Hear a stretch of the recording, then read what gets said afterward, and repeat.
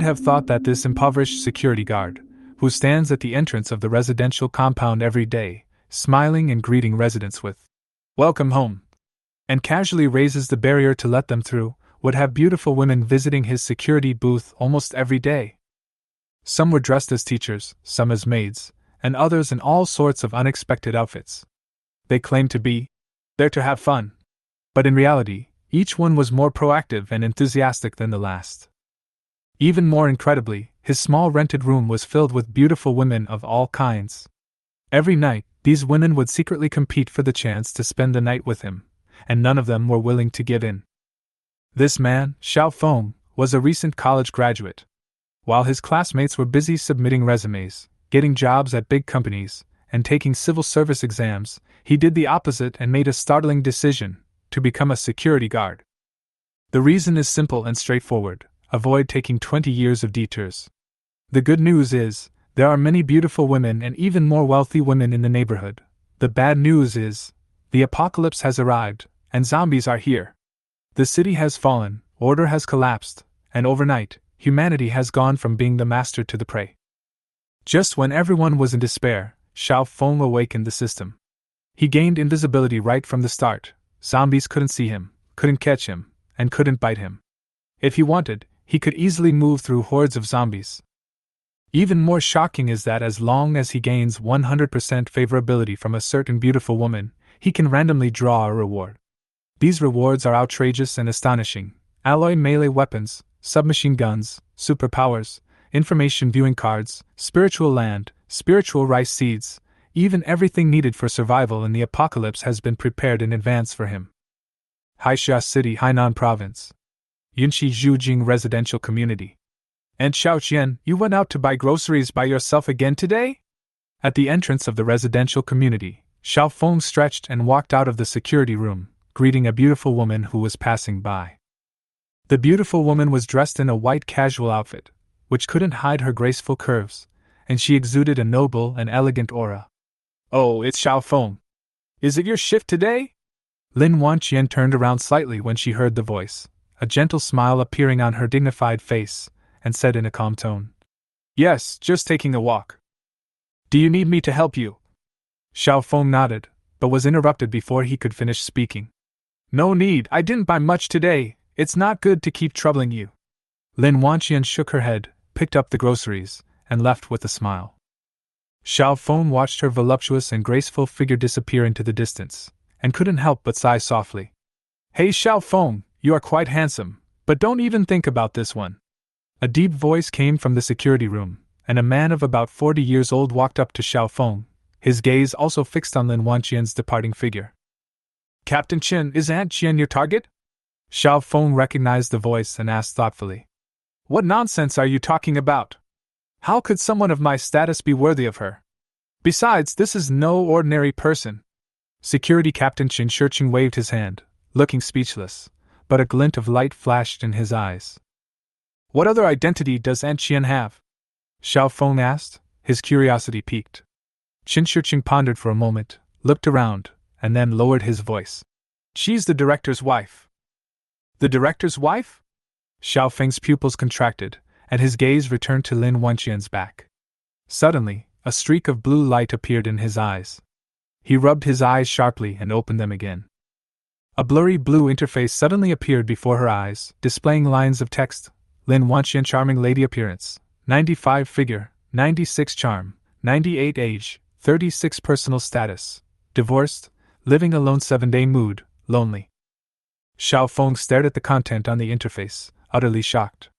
Just as he was about to continue studying it, a voice rang in his ears again. "Xiao Feng, listen to your uncle. This one is a dangerous rose. Being in the court circle, she could easily get into trouble if she's not careful. Let's find another target. There are plenty of beautiful women and rich ladies in this neighborhood. I want to challenge myself." Upon hearing this, Xiao Feng's lips curled into a wicked smile. "Sigh, young people always have to hit a wall before they turn back. There was someone even more handsome than you back then, but—" Chen Shurqing stopped halfway through his sentence, sighed, and shook his head, saying, "I'm off work. You figure it out yourself." Watching Captain Chen leave, Xiao Feng immediately turned and went back to the security room. Sitting back in his chair, he excitedly closed and opened his eyes, but after a while, there was nothing in front of him. "Brother Tongzi, stop messing with me!" he cried out in his heart in frustration. This feeling of being given hope only to have it suddenly vanish was just too torturous. He almost wanted to cry. Ding! Due to this being the first time the system has been deployed, the system content is enormous and is currently loading. It is expected to be completed by early morning. Please wait patiently.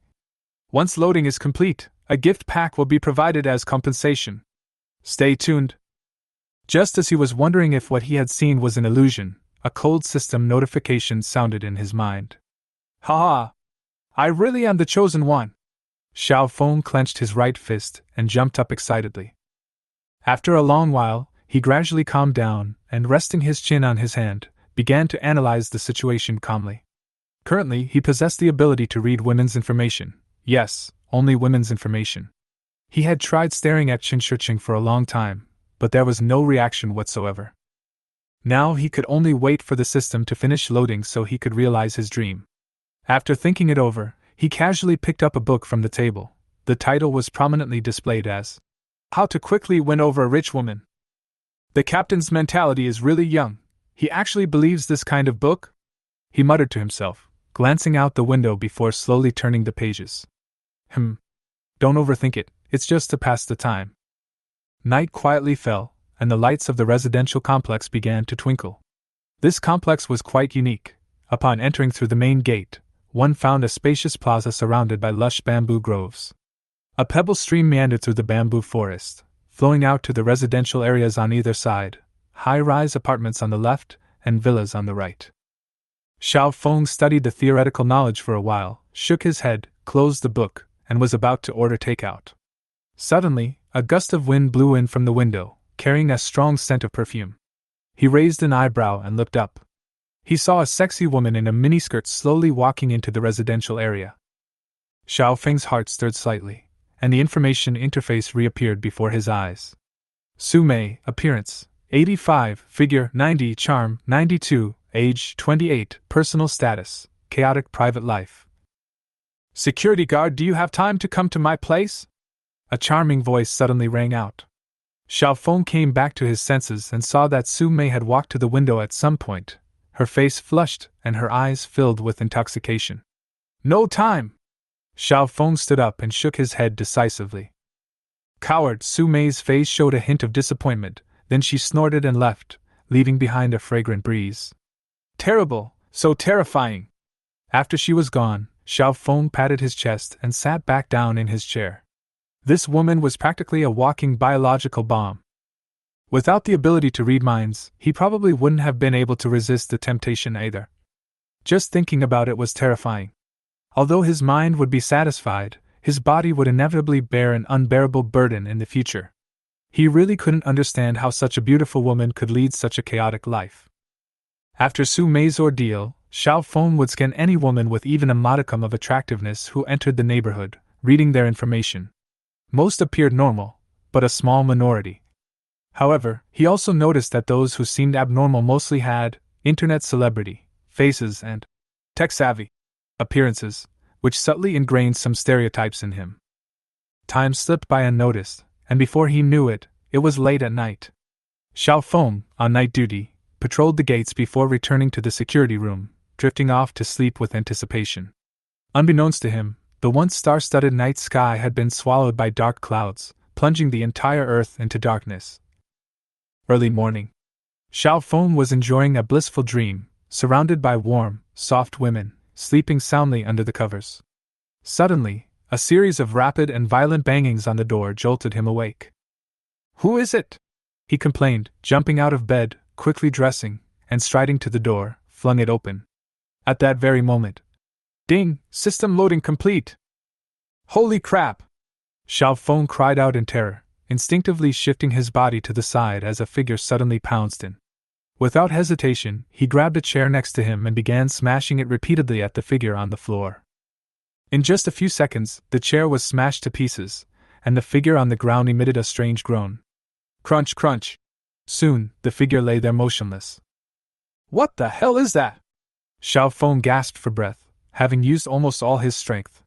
He took a deep breath, picked up a metal staff from the corner, and carefully flipped the figure on the ground over. A pale, festering face was suddenly exposed to the air, and the corpse began to emit a putrid stench. Ugh, this is a zombie? Xiao Feng gagged, his eyes widening in shock and disbelief. Before he could react, a strange noise came from behind him. He turned around abruptly and saw two pale, jingling, meaning ferocious or hideous, faces. He froze, and two words flashed through his mind. It's over. Just when Xiao Feng thought he was doomed, the two zombies simply tilted their heads and swayed from side to side, without attacking him. Instead, they stood there blankly, as if they couldn't see him. A moment later, the two zombies turned and left the security room. Seeing this, Xiao Feng was puzzled, but mostly relieved to have escaped unscathed. Crunch, crunch. The strange sound rang out again. Xiao Feng turned his head and his breath caught in his throat. The zombie that had been lying on the ground was now swaying as it got up, looking around as if searching for its attacker. Its gaze was unfocused as it staggered out of the security room. The zombies can't see me? A thought suddenly popped into Xiao Feng's mind, who had been hesitant to make any rash moves. Then he remembered the prompt from earlier. The system seemed to have finished loading? He quickly focused his mind, and a system panel instantly appeared before his eyes. Dream System, Host, Xiao Feng, Charm, Handsome, Age, 23, Special Ability, Information Reading, currently only effective against women, Limited Time Special Ability, Invisibility, Duration, 1 month, only effective against zombies, Number of users, 0. Permanent Quest, achieve 100% favorability with your female confidant to receive a random reward. Note, each female confidant you gain grants 1 confidant point. Collect 3 points to participate in a prize draw. Looking at the contents of the system panel, Xiao Feng couldn't help but laugh out loud. Ha! However, as soon as he laughed, the 3 zombies that had left earlier were immediately drawn back. They tilted their heads, their murky eyes looking in Xiao Feng's direction, but they still looked confused. From their perspective, there was no one in front of them, which seemed extremely eerie. What the hell are you looking at? Xiao Feng was in a great mood and swung his metal club at the zombie that had been knocked unconscious earlier. Bang! A crisp sound of bone cracking rang out as the zombie was slammed onto the floor, completely stunned.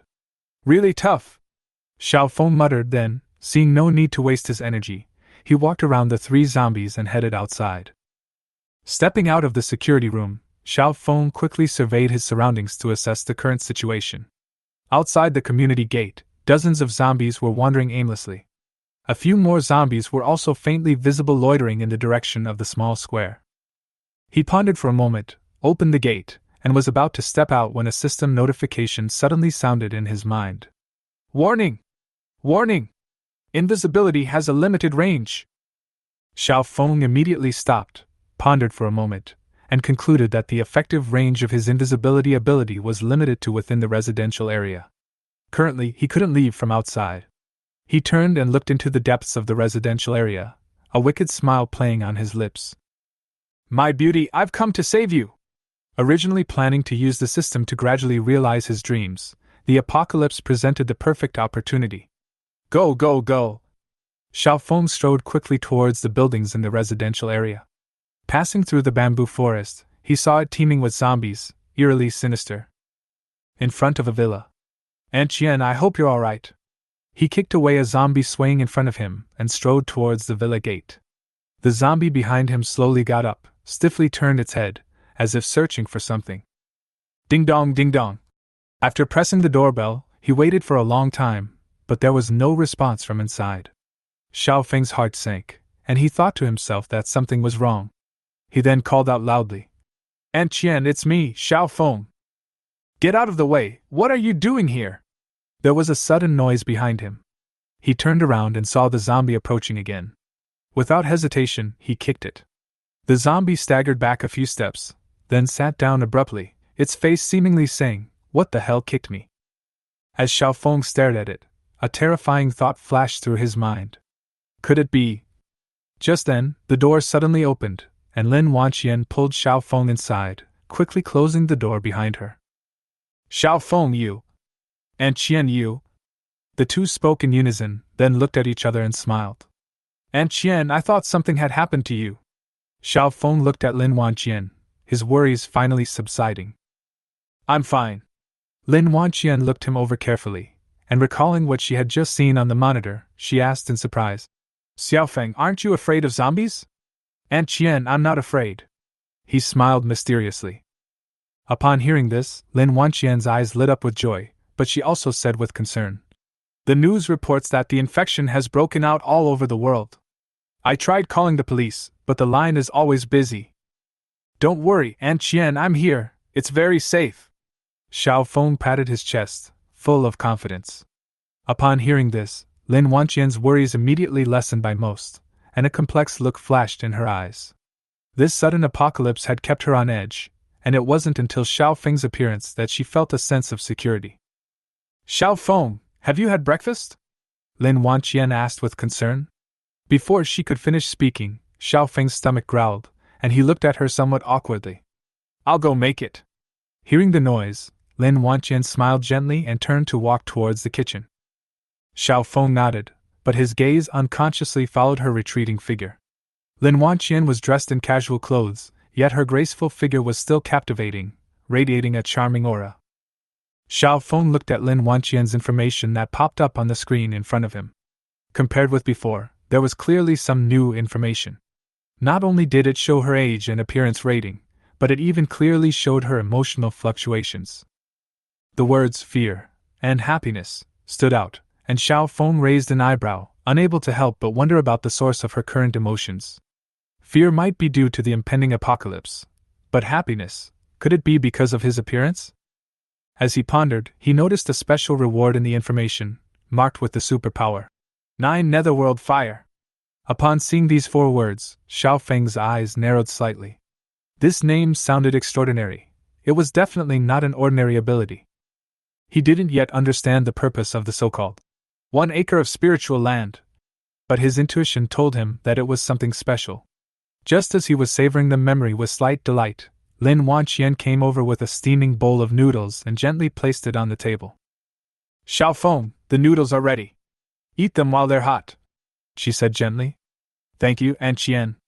Xiao Feng took the bowl of noodles, blew on it lightly, took a bite, and nodded in praise. They taste good, very fragrant. Lin Wanqian watched him eat with a smile, her eyes revealing a long-lost sense of peace and contentment. In this chaotic world, having someone to rely on by her side didn't seem so bad.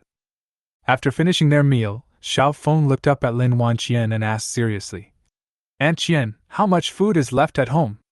Lin Wanqian was taken aback, clearly realizing the importance of the question. After a moment of thought, she replied softly, If we eat sparingly, it should last about a week.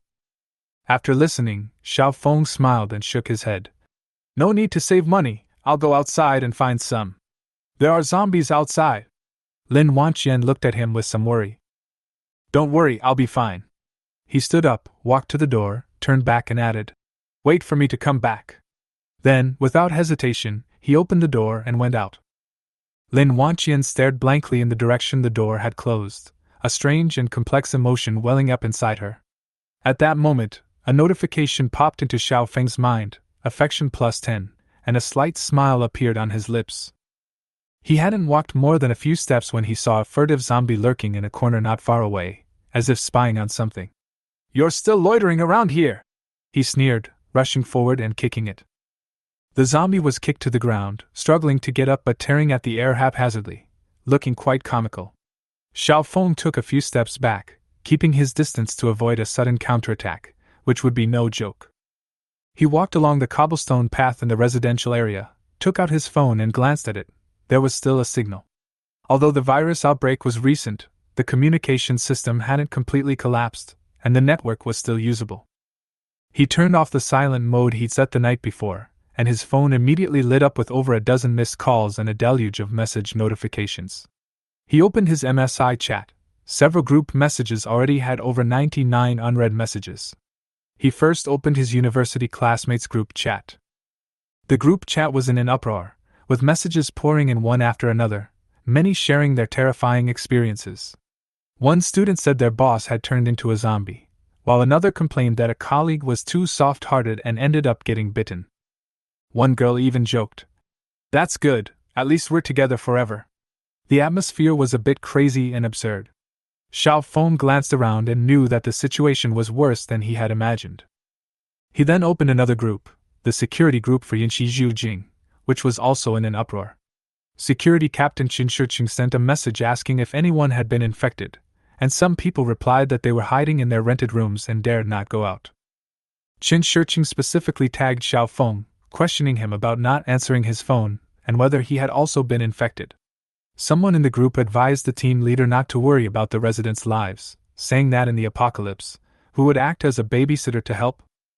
Seeing the chaos in the group chat, Xiao Feng remained silent, casually typing out a string of seemingly random characters. That strange string of characters immediately caused a sensation, with everyone wondering if he had transformed into a smart zombie, capable of using a mobile phone. Are you a spirit? Zombies use phones too? The group chat exploded. Seeing this, Xiao Feng couldn't help but laugh, and then sent a new message. Ha ha ha, just kidding, I'm fine. Everyone fell silent, responding with a chorus of ellipses.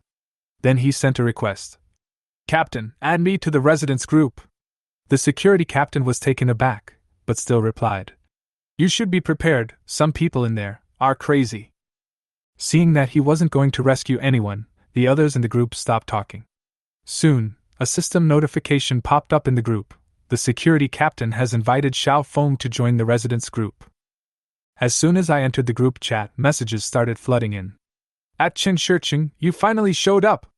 Get back here and deal with the zombies. What kind of security guards are you? A bunch of useless trash. Some people even cursed.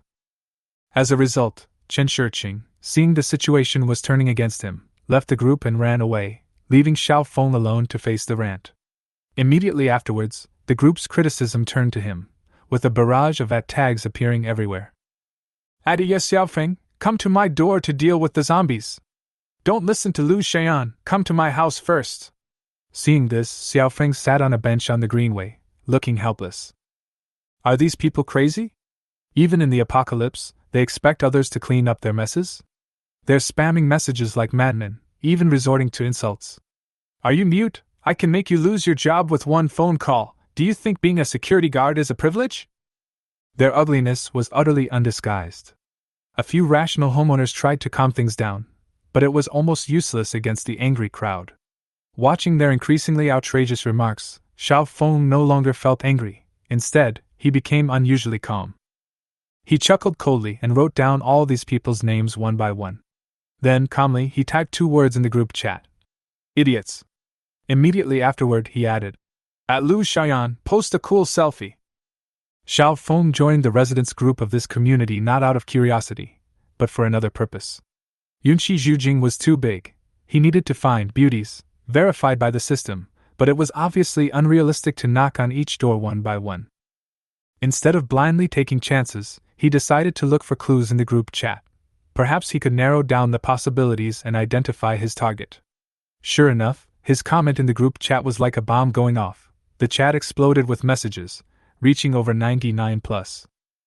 Inside, a chorus of curses erupted, with many saying he was a toad lusting after a swan, utterly ignorant and arrogant, and dared to harass the female homeowner. Meanwhile, in room 101, Lu Xiaoyan sat on the sofa, staring blankly at her phone. She was absolutely furious. How dare a security guard from the neighborhood publicly tag her in the group chat and say such things?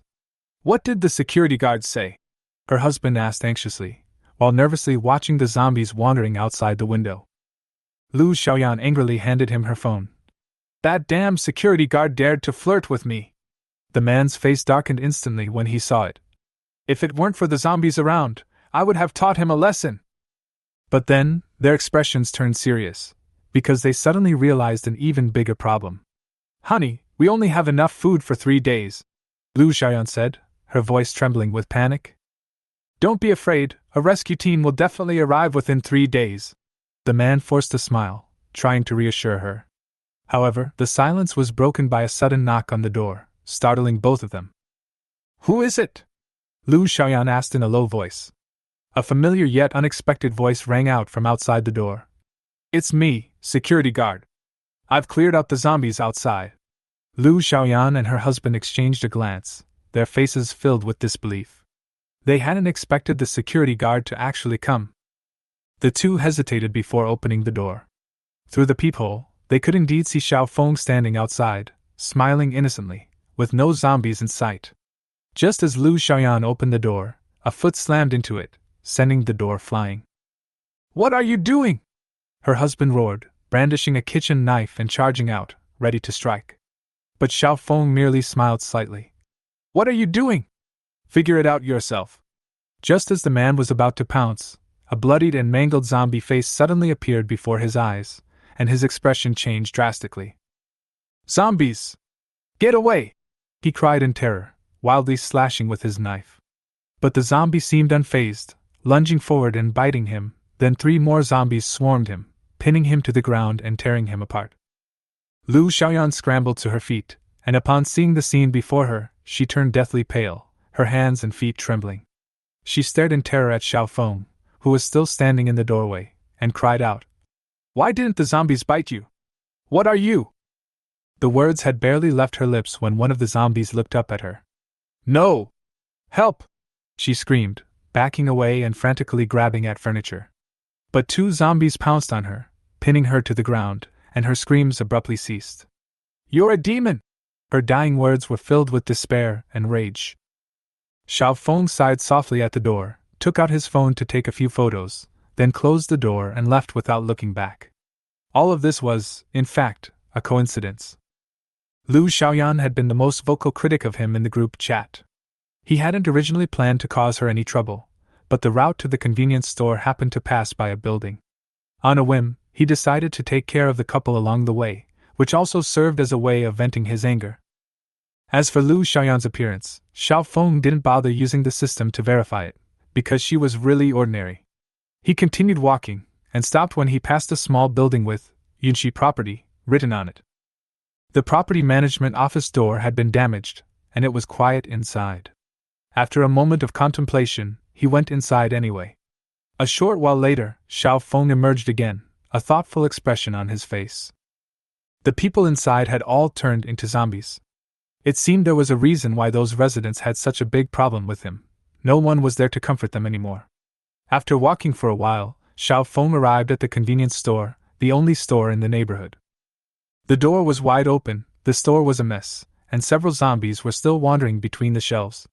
He ignored the emptied snacks and drinks on the shelves and went straight to find the storage room.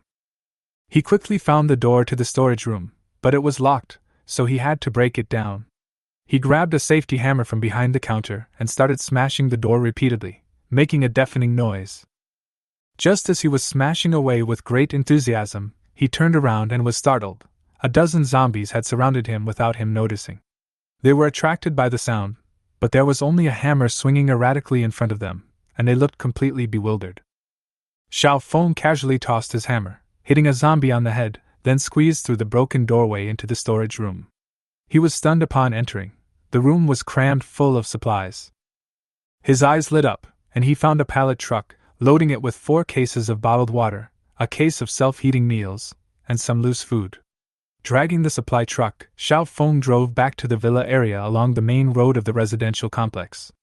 The sound of the wheels screeching on the ground attracted many zombies along the way. The zombies followed him slowly, as if on a pilgrimage. Coincidentally, this scene was witnessed by several survivors in a high-rise building, who took photos in shock and posted them in their group chat. "Holy crap! Who is that? The Zombie King? Did you guys see him clearly? He's wearing a security guard uniform. Could it be that One Night Xiao Feng? At One Night Xiao Feng, are you on the main road? Wow bro, he's still alive. Don't even think about it, he's definitely been infected and turned into a zombie. Serves him right, look how arrogant he was before." Some people remained silent, just watching the group chat with a meaningful look in their eyes. Right in front of the floor-to-ceiling window on the 9th floor of Building 10, a woman in a blue lace nightgown stood gazing down at the view below. Her name was Mo Chuyue. She was fair-skinned and beautiful, with a graceful figure, her brows slightly furrowed, and a complex expression in her eyes. Meanwhile, Xiao Feng had already pushed a truck full of supplies back to Lin Wanqian's villa. "Aunt Qian, I'm back," he called softly from the doorway. A moment later, Lin Wanqian opened the door, her eyes widening at the sight of the supply truck behind him. Xiao Feng, you're amazing! I told you, there won't be any problems as long as I'm here, Xiao Feng replied with a smile. The two quickly carried the supplies into the house, because the steps at the entrance were too high for the trailer to fit, so they had to carry them box by box. After the move was complete, the living room was piled high with food and water. Lin Wanqian was surprised and also found it unbelievable. Xiao Feng, you just swaggered back like that. Of course. Xiao Feng grinned, giving a vague answer. Lin Wanqian didn't ask any further questions, but looked at him with concern. You're sweating, go take a shower. Xiao Feng paused for a moment, then subconsciously sniffed his clothes. They did indeed smell a bit of sweat. He didn't say much, casually replying. Then I'll go take a shower. Lin Wanqian nodded. The showers are on the second floor. Upon hearing this, Xiao Feng quickly went upstairs. Lin Wanqian, who was on the sofa downstairs, was resting her chin on her hands, biting her lip, and following his retreating figure with her eyes. In the first few days after the apocalypse, she truly felt she couldn't hold on any longer. A deathly silence surrounded her, as if the entire city had come to a standstill. But now, Xiao Feng's appearance was like a pebble thrown into still water, stirring up hope. Aunt Qian, do you have any clothes to wear? Xiao Feng's voice came from upstairs. Lin Wanqian snapped back to reality and quickly stood up. Wait a minute, let me see. She hurriedly ran into her bedroom, searched for a while, but couldn't find any men's clothing. Left with no other choice, she grabbed a neutral-colored gray women's dress and walked to the bathroom door. She hesitated for a moment, looking at the frosted glass door, and said softly, Sir Feng, this is all the clothes I have. Please make do with this for now. It's okay, I have a change. The next second, the door opened. Xiao Feng was wrapped in a white towel, revealing his muscular upper body. Lin Wanqian was stunned, her face flushed red. She quickly handed him the clothes and turned to run away. The door closed slowly, and Xiao Feng's lips curled into a mischievous smile. He knew very well that what had just happened had left a mark on Lin Wanqian's heart. While showering, the system even reminded him that Lin Wanqian's favorability rating had increased by another 10%.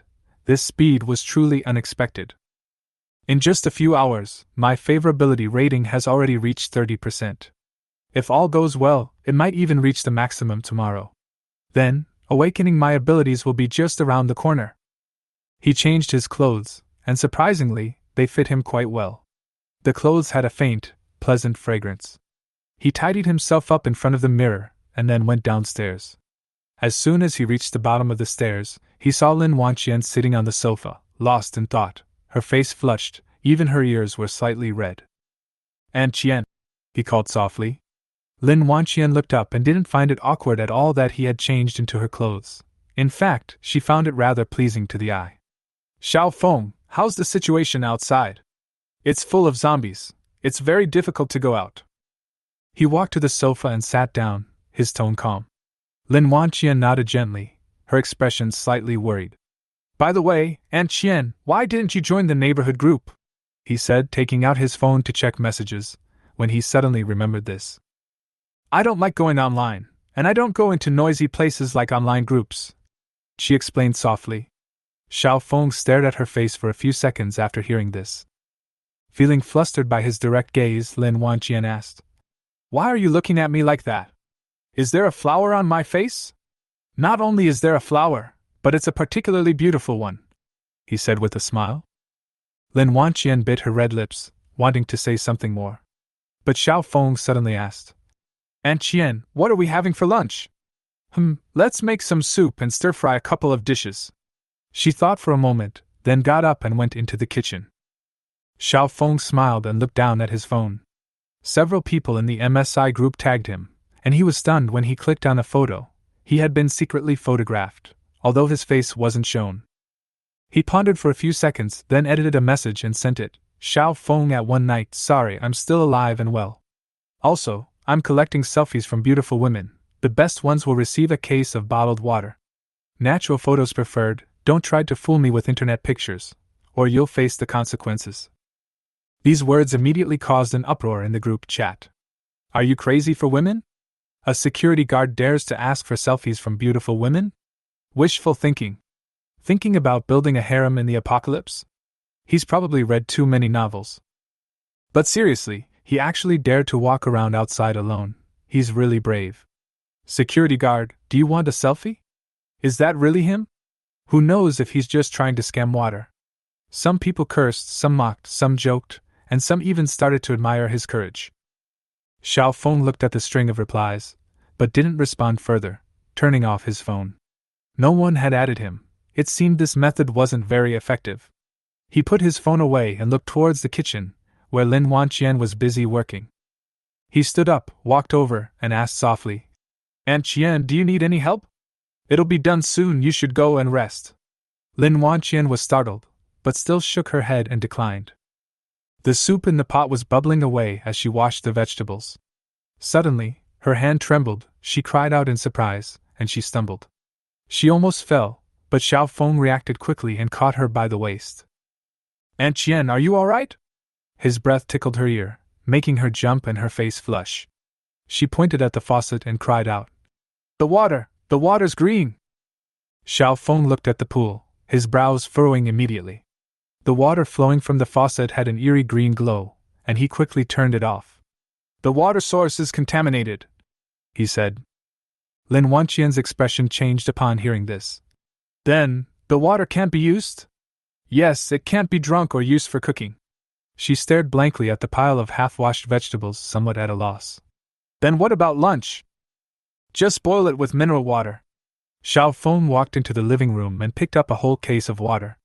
"This is drinking water." Lin Wanqian looked at him with some heartache. "I'll go out and get some water after I finish eating, Aunt Qian, don't worry," he said with a smile, reassuring her. Hearing this, she felt inexplicably at ease and went back to the kitchen to cook. Soon, the food was served, 1 meat dish, 2 vegetable dishes, and a pot of soup, all steaming hot. "Xiao Feng, eat more." She personally placed a piece of pork rib into his bowl. Xiao Feng didn't stand on ceremony and ate heartily. He still had work to do later. After dinner, at Lin Wanqian's repeated reminders, he shouldered his backpack, pushed his trolley, and went out. He walked along the main road of the residential area, taking out his phone to check the group messages as he went. Sure enough, everyone was in an uproar over the water outage, the group chat filled with anxiety and unease. He didn't look at it anymore, put his phone away, and stared at the swarm of zombies wandering ahead. These things, if they could be used, would be a real resource. Before Xiao Feng even reached the convenience store, a piercing scream suddenly rang in his ears. His heart tightened, and he quickened his pace. Just as he rounded the corner, the scene before him sent chills down his spine. A middle-aged man lay in a pool of blood in front of the convenience store. Several bottles of mineral water rolled to the ground, while 3 zombies were baring their teeth and claws, tearing and biting him madly, leaving him a bloody mess. Help me!" The man struggled to raise one hand, spitting blood from his mouth, and when he saw Xiao Feng, he grasped at a straw. But Xiao Feng didn't even glance at him, his mind only thinking, "He's been bitten like this and he's still alive! Don't even dream about it." He knew that the reason the zombies were spreading so quickly was probably because the tap water was contaminated. Some people couldn't wait any longer and risked coming out to grab water. The man in front of him was probably one of them.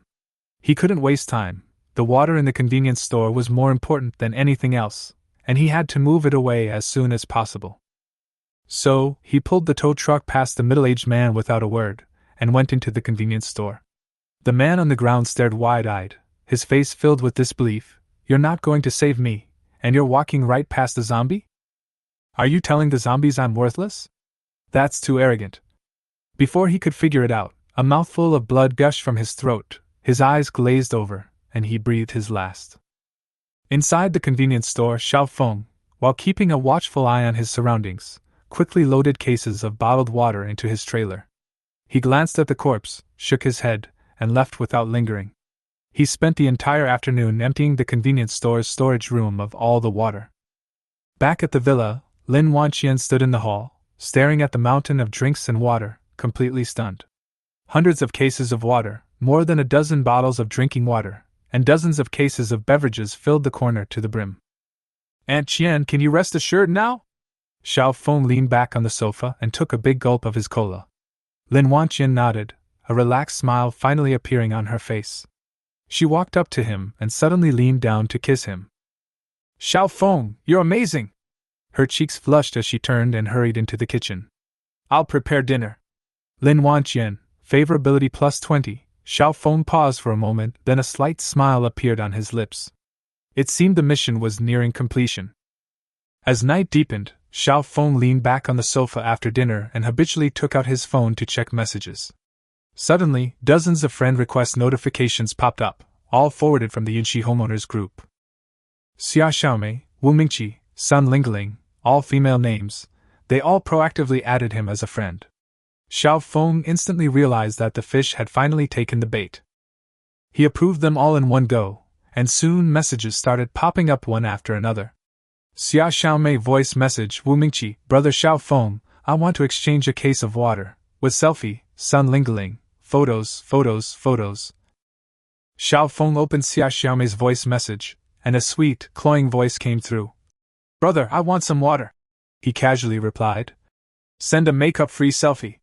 Then he opened Wu Mingqi's photo, only to find her in a red dress and heavy makeup, and his interest vanished instantly. Unacceptable. Clicking on Sun Lingling's photos again, my eyes lit up. A bunny girl outfit. One from the front, one from the back, and one in bed. This woman really has some nerve. However, her face looks a bit unnatural. It's clearly not all natural. Still, not good enough. Xiao Feng browsed through them one by one, becoming increasingly disappointed. These women were either filtered or had undergone plastic surgery, offering no appeal whatsoever. On the second-floor corridor, Lin Wanqian had just finished showering, wearing a white silk slip dress, her long hair flowing over her shoulders, her skin as white as jade. She gently gripped the railing, quietly watching Xiao Feng on the sofa downstairs, her gaze somewhat complicated. Just then, Xiao Feng's phone rang again. It was a video call request from Wu Mingqi. He casually clicked on it, glanced at it, and immediately widened his eyes. Holy crap!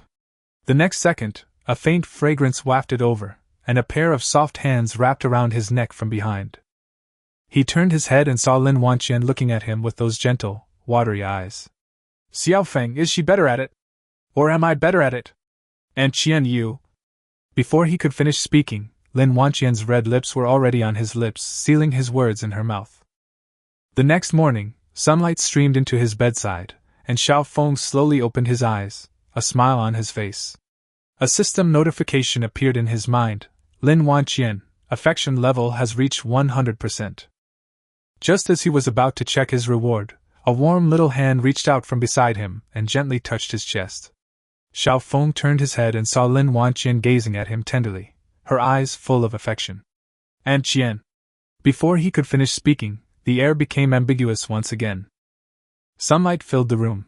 The sun was high in the sky. Xiao Feng woke up again, glanced at Lin Wanqian sleeping soundly beside him, and gently covered her with the blanket.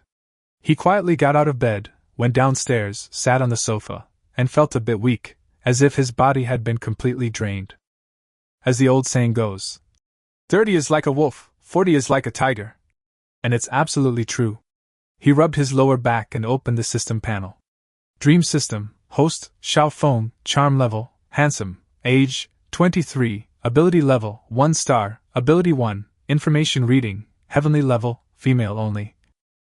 Superpower 2, netherworld fire, heavenly level, limited time superpower, invisibility, effective against zombies, duration 30 days, spirit world, 1 acre of spirit land, permanent quest, incomplete. The information on the panel was much richer than before. Xiao Feng shook off his fatigue and gently stirred his mind. A wisp of black flame instantly rose from his palm, distorting the surrounding air. Go! He shouted, and the flame roared out of the living room, drawing a scorching trail in the air. In the center of the hall, a black flame suddenly leaped up from the table, instantly engulfing a bottle of cola and burning it to ashes in just a few seconds. Xiao Feng was dumbfounded, frozen in place. He had only intended to test the power of the flame, but he had been startled instead.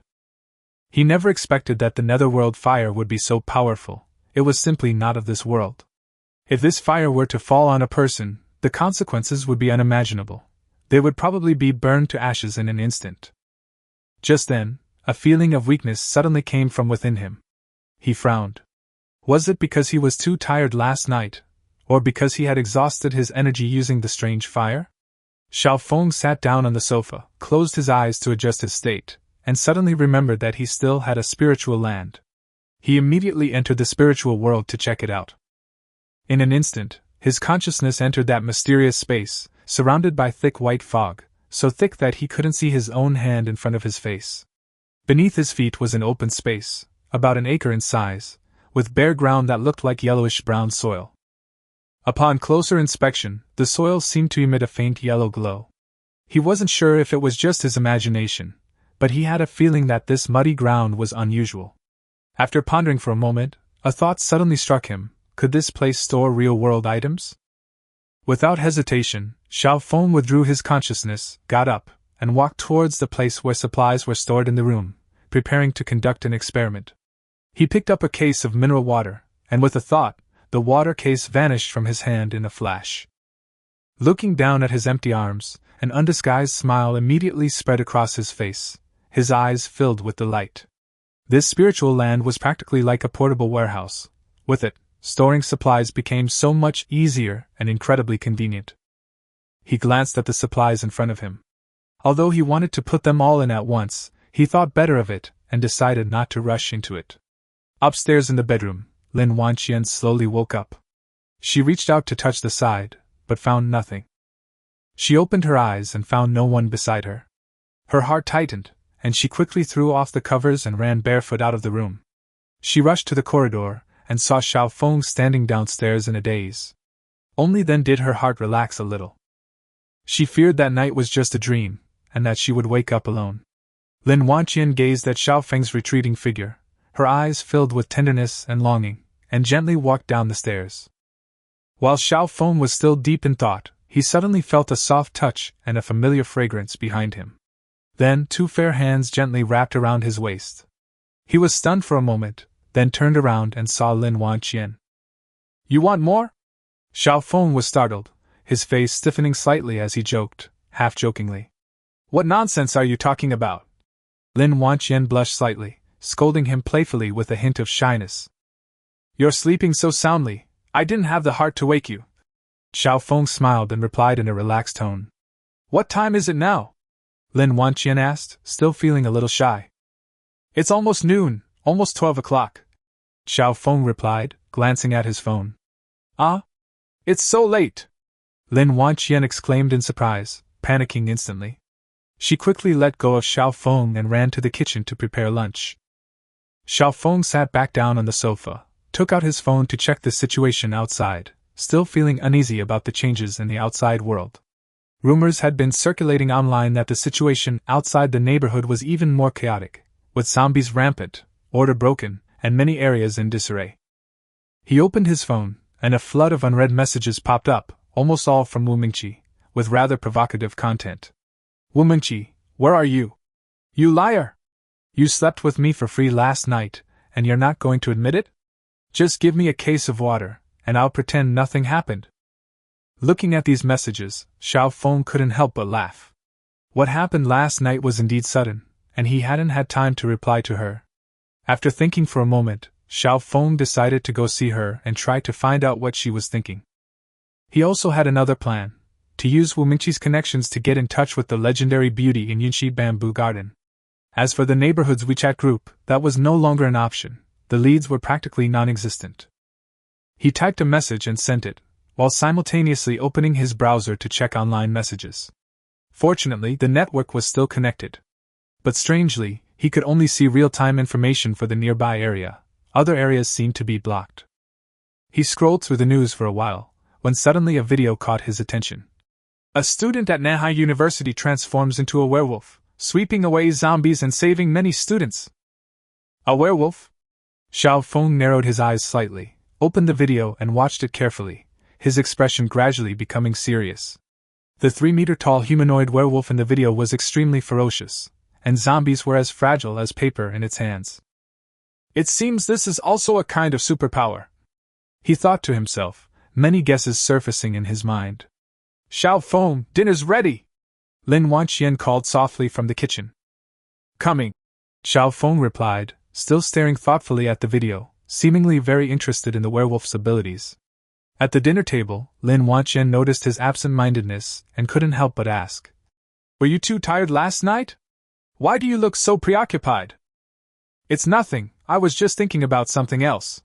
Xiao Feng smiled, not wanting her to worry. "Oh, that's good." Lin Wanqian nodded, feeling a little relieved. "Aunt Qian, I have to go out after dinner," Xiao Feng suddenly said, his tone resolute. This trip wasn't just to see Wu Mingqi. There were other things to take care of, and he needed to make some plans in advance. For example, temporarily avoiding Lin Wanqian, this fatal, gentle trap, and dealing with some gossipy guys. Lin Wanqian bit her lip, asking with some worry, "Where are you going?" "We have enough supplies at home.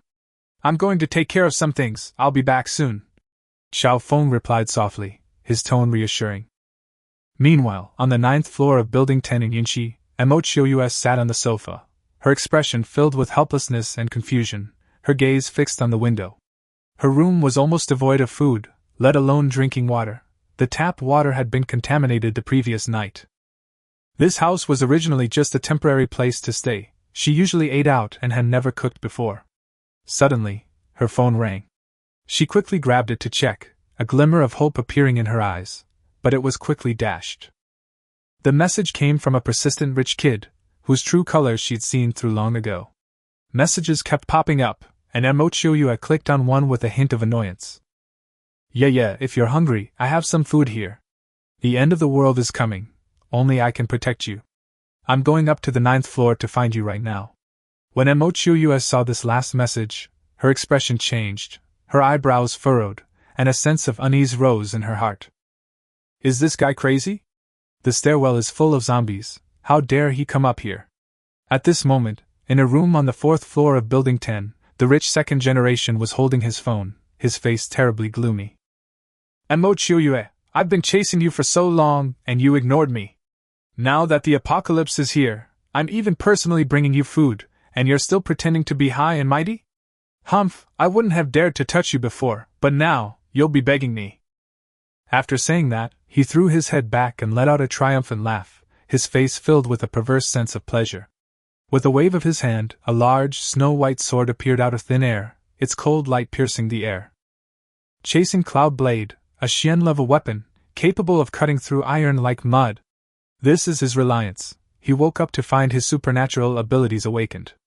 In this apocalyptic world, without laws or morality, he can finally do whatever he wants and roam the world freely. Ling Yunshuai's eyes were filled with fervor, and with the blade in hand, it seemed as if the entire world would submit to him. The main road in the residential area was deserted, and an apocalyptic atmosphere permeated the air. Xiao Feng walked to Building 10, looked up at the ceiling, and then pushed open the door and went inside. The elevator was indeed broken, the buttons wouldn't light up, and the entire hallway was unusually quiet. Having no other option, he had to walk up to Wu Mingqi's apartment on the 7th floor. A few zombies wandered around the stairwell, posing no threat to him. One even blocked the stairwell entrance, only to be kicked away without mercy. The zombie was practically dying of grievance. Before it could even see who kicked it, it collapsed in a corner, wailing. As it climbed to the 4th floor, a fierce fight suddenly erupted from one of the rooms, causing it to instinctively stop. Xiao Feng cautiously peeked out and saw a tall young man wielding a large knife, fighting zombies. The blade sliced through them, cutting them in half like paper, a bloody and shocking scene. Xiao Feng frowned slightly. Although the man's knife was sharp, his movements were chaotic, like a novice slashing around randomly. If it weren't for the knife's exceptional quality, this guy would probably have become a zombie's meal long ago. He didn't intend to meddle, and after a quick glance, he continued walking up to the 7th floor. A few minutes later, Xiao Feng knocked on a door, and a faint aroma of instant noodles wafted out. Wu Mingqi, who was squatting in the corner of the room making the only cup of instant noodles, was overjoyed when she heard the knock on the door. She rushed to the door and saw a familiar face through the peephole, along with a case of bottled water in the other person's arms. "Is that Xiao Feng?" she asked in a low voice. "It's me." Although she had doubts, she still gently opened the door, leaving only a small crack. Xiao Feng stepped inside, and Wu Mingqi quickly closed the door. Her eyes fell on the case of water in his hand, her cheeks flushing. After all, the photo she had sent Xiao Feng yesterday was still vivid in her mind.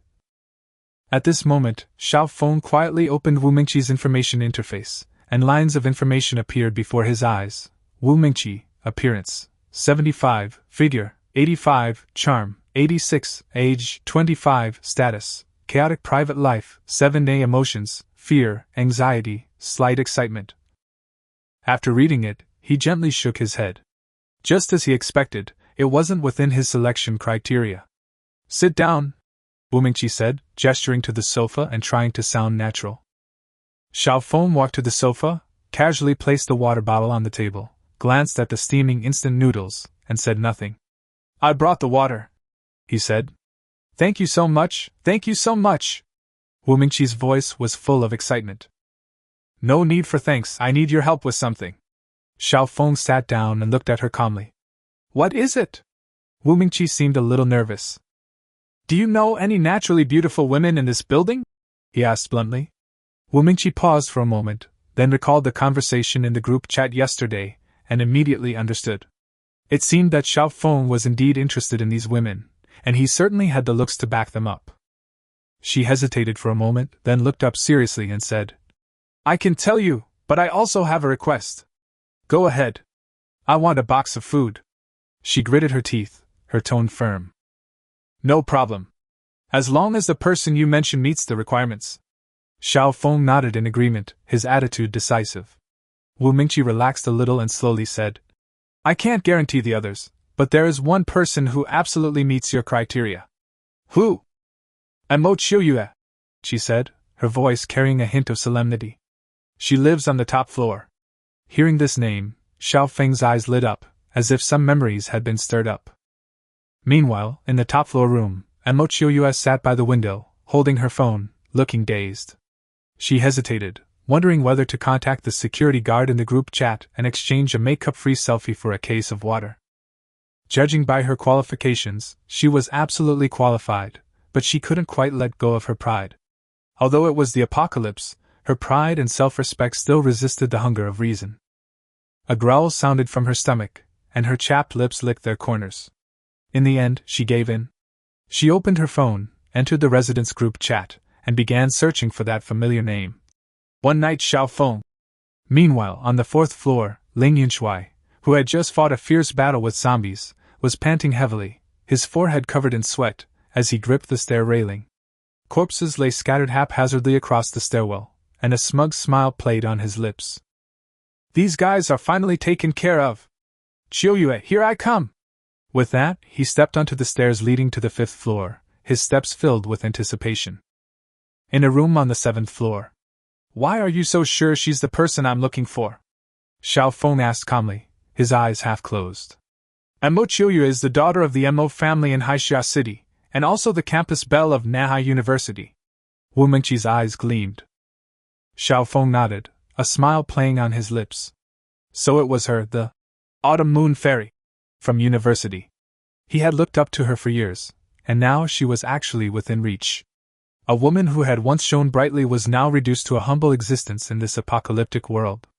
Thinking back to how glamorous she was, while he was just a security guard, the contrast was like heaven and earth. Seeing his reaction, Wu Mingqi was secretly pleased, feeling that the box of food was secured. She pressed her advantage and added, Also, Qi Mingzhu from Building 1, Mu Qianxue from Building 3, Su Mei from Building 5, and Jiang Xuanji from Building 8. As she spoke, she recalled. Over in the villa area, there are also Lin Wanqian and Yining Xiang. When he heard the name Su Mei, Xiao Feng's expression changed slightly, but when he heard the name An Qian, his emotions eased somewhat. These names might indeed contain the targets he's looking for. He'll have to confirm them one by one later. All right, I'll have someone bring the food later. With that, Xiao Feng got up to leave. As he reached the door, he suddenly remembered something and turned back to ask. By the way, do you know that young man with the big knife on the fourth floor? He briefly described the man's appearance. Ling Yunshui? Wu Mingqi nodded with a complicated expression. He's a rich second-generation heir who has been pestering Mo Qiuyue for a long time. Oh no! Xiao Feng's expression changed, and he turned around, opened the door, and rushed out. What's wrong with you? Wu Mingqi asked, bewildered and still not understanding. Xiao Feng had already vanished, and she dared not go out to check. She knew perfectly well that she was no match for zombies. Sitting down by the door, Wu Mingqi touched her flushed cheeks, a faint sense of disappointment rising in her heart. She had thought Xiao Feng's visit this time had some purpose, but it turned out to be just a transaction from beginning to end. She knew very well that in this apocalyptic world, without resources, the only way out was to rely on the strong. And Xiao Feng was clearly the one most worthy of his reliance. However, she wasn't the kind of woman he wanted. Inside a luxurious penthouse on the top floor of Building 10, Mo Chiu sat on the living room sofa, intently staring at her phone screen. She had just found Xiao Feng's name on MSI and sent him a friend request. After a while, she still hadn't received a reply from the other party, but some other netizens sent her private messages. Just as she was getting impatient, a strange noise suddenly came from outside the building, mixed with the howls of several zombies. Mo Chiu frowned slightly. She remembered a few zombies wandering the hallway, but this sound was too unusual. It sounded like something was amiss. She suddenly recalled the message Ling Yunshui had sent a while ago, saying he wanted to come find her. Could it really be him? Filled with doubt, she cautiously approached the door and peered through the peephole, but there was no one outside, not even a trace of zombies. Just as she was about to turn and leave, a blood-stained smiling face suddenly flashed before her eyes. Ah! She was so frightened that she took several steps back, her face even paler than before, and her whole body trembling. Ling Yunshui's voice came from outside the door. "Chiu, it's me, Yunshui." He now wielded a large knife, his face covered in blood, looking even more terrifying than a zombie. A strange smile played on his lips, while the zombies behind him were already hacked to pieces. But Mo Chiu inside the room felt no relief. Instead, she was even more terrified. She dared not utter a sound, only nervously backing away, her palms sweating. Bang, bang, bang! A violent knocking sounded at the door, followed by Ling Yunshui's voice. Yeah, don't be afraid. I've taken care of all the zombies outside. I'm super powerful. He said it casually, glancing at the body parts on the ground with a hint of disdain. In his eyes, these low-level zombies were utterly insignificant. But Mo Chiu inside the house didn't respond at all. Instead, she quietly went to find something to defend herself. Ling Yunshui waited a few seconds, his eyes turned cold, and his voice deepened. Fine, Mo Chiu, the apocalypse is here and you're still pretending to be high and mighty? I originally wanted to spend a nice night with you, but since you don't know what's good for you. His expression changed, filled with rage, and he swung his broadsword fiercely at the door.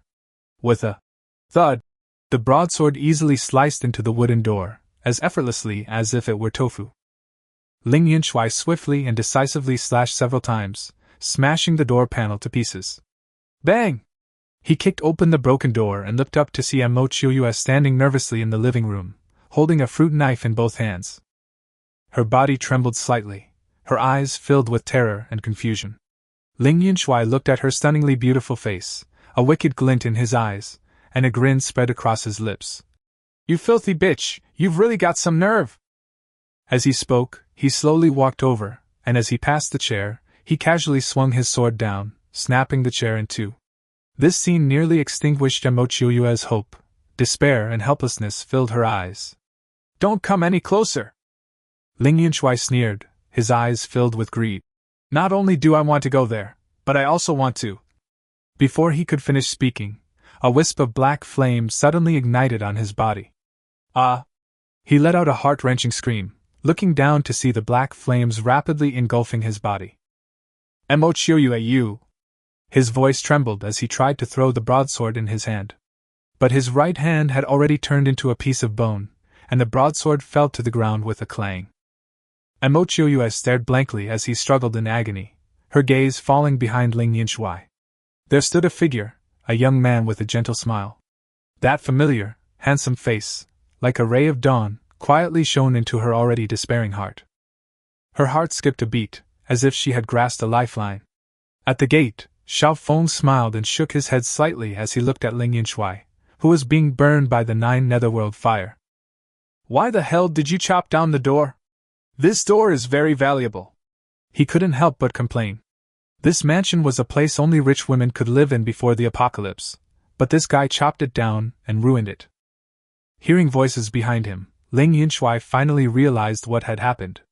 He forced himself to turn around to see who it was, but before he could even turn, he was completely reduced to a pile of bones, his joints clattering to the ground. He died in despair without even seeing the killer's face. This was the most desperate way to die. Xiao Feng frowned slightly, somewhat surprised. He had expected the fire to burn a person to ashes, but only bones remained. It seems he's too weak, he murmured, sighing. Clang! The fruit knife in Mo Chiuyue's hand fell to the ground, and she collapsed onto the floor. The shock of being pulled back from the abyss was so overwhelming that she couldn't hold on any longer. Are you all right? Xiao Feng immediately came over, squatted down, and asked with concern. Thank you for saving me. Mo Chiuyue raised her head slightly, her voice weak, her eyes full of gratitude. Have some water first. Xiao Feng took out a bottle of mineral water from his backpack and handed her a box of biscuits. Mo Chiuyue took it and wolfed down the water and biscuits, as if she hadn't eaten for days. Slow down, no rush.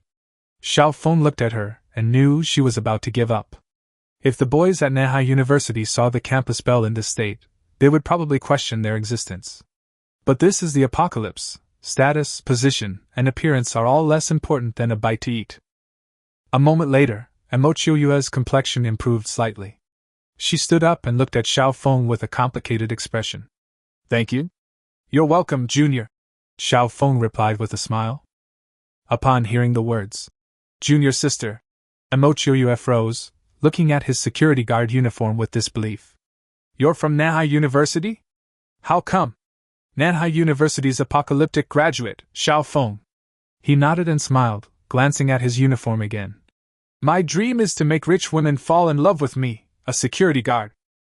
Mo Chiuyue was speechless, unsure what to say. She silently looked at the man before her, her feelings growing increasingly complex. Xiao Feng, meanwhile, seized the opportunity to open her information panel. Mo Chiuyue, identity, heiress of Manhwa University, appearance, 97, figure, 93, charm, 95, age, 21, status, pure, 7-day mood, terrible, fearful, desperate, hopeful, complex, doubting, affection, 35%, special ability, none, inheritance, Lei Xiao Xian tree, with special ability, teleportation. The spirit tree's ability is actually teleportation. Upon hearing this, Xiao Feng's breathing involuntarily quickened. This is no ordinary skill, it's incredibly powerful. At this moment, Mo Chiuyue noticed that Xiao Feng's gaze was fixed on her, and her heart was filled with mixed feelings. Various complex emotions churned in her mind, and scene after scene flashed through her mind. She understood that Xiao Feng knew who she was and that she was hiding here, most likely to find her. She recalled the mysterious black flames and the mountain of supplies. This man was too mysterious. Adding to the fact that he had saved her a few days ago, a touch of girlish affection began to quietly sprout in Mo Chiuyue's heart. Just as she was lost in thought, Xiao Feng suddenly spoke, interrupting her reverie. Chiuyue, what are you planning to do next? Mo Chiuyue snapped out of her daze, glanced at the dilapidated gate and the skeleton on the ground, and her expression turned grave. She knew she could no longer stay in this place. Senior Xiao Feng, can I go with you? She lowered her head, biting her lip, her voice tinged with timidity. Sure, but you need to think it over carefully. Xiao Feng nodded with a smile, his tone carrying a deeper meaning. Mo Chiuyue understood what he meant, but she had no choice at the moment. Staying here meant certain death, and going out meant almost certain death as well. Only by following Xiao Feng was she her only hope of survival. She gently tugged at the hem of her dress and whispered, I've thought it through. Okay, then go and pack your clothes. Xiao Feng smiled even more easily, then suddenly teased. A little sexy will do. Upon hearing this, Mo Chiuyue's face flushed crimson, her delicate body trembled, and she shyly turned and ran into the bedroom. Xiao Feng's lips curled slightly. He walked to the skeleton, bent down to pick up the large sword from the ground, and a line of information immediately popped into his mind. He was stunned. He could actually see attributes? Chasing cloud blade, mysterious rank cuts through iron like mud, incomparably sharp. What an unexpected delight! I thought this weapon would be burned by the netherworld fire, or vanish with the death of that Ling Yunshui. Unexpectedly, the knife was still there, a definite trophy. He brandished the cloud-chasing blade and casually chopped the dilapidated sofa next to him into a makeshift sofa grave. Ah! A scream suddenly came from outside the bedroom, and Xiao Feng quickly turned around. Senior, zombies have broken in! And Mo Chiu stood at the door, looking panicked, pointing at the rickety door. Crunch, crunch! The zombie roared as it charged in, its rotten face looking utterly repulsive, baring its fangs and claws as it pounced. Xiao Feng's eyes turned cold, and with a flick of his cloud-chasing blade, a flash of light appeared. The zombie was instantly cleaved in two and lay motionless on the ground. This knife is not bad. Xiao Feng nodded in satisfaction. The blade was clean and sharp, without even a trace of blood. Looking at Xiao Feng's composed figure, Mo Chiuyue's unease quietly dissipated, replaced by a touch of admiration. Mo Chiuyue, favorability plus 20. Let's go. Following me is the smartest decision you've ever made. Xiao Feng chuckled. Mo Chiuyue approached him, still somewhat shy, carrying her suitcase. Give it to me, Xiao Feng said, taking the suitcase. The next second, the suitcase vanished into thin air. Mo Chiuyue's mouth gaped open in surprise, a look of disbelief in her eyes. At this moment, Xiao Feng seemed even more mysterious and imposing in her eyes. Don't stand there. Xiao Feng reached out and gently lifted her chin, pinching it lightly, then walked towards the door without looking back. Mo Chiuyue's cheeks flushed slightly, and she immediately followed.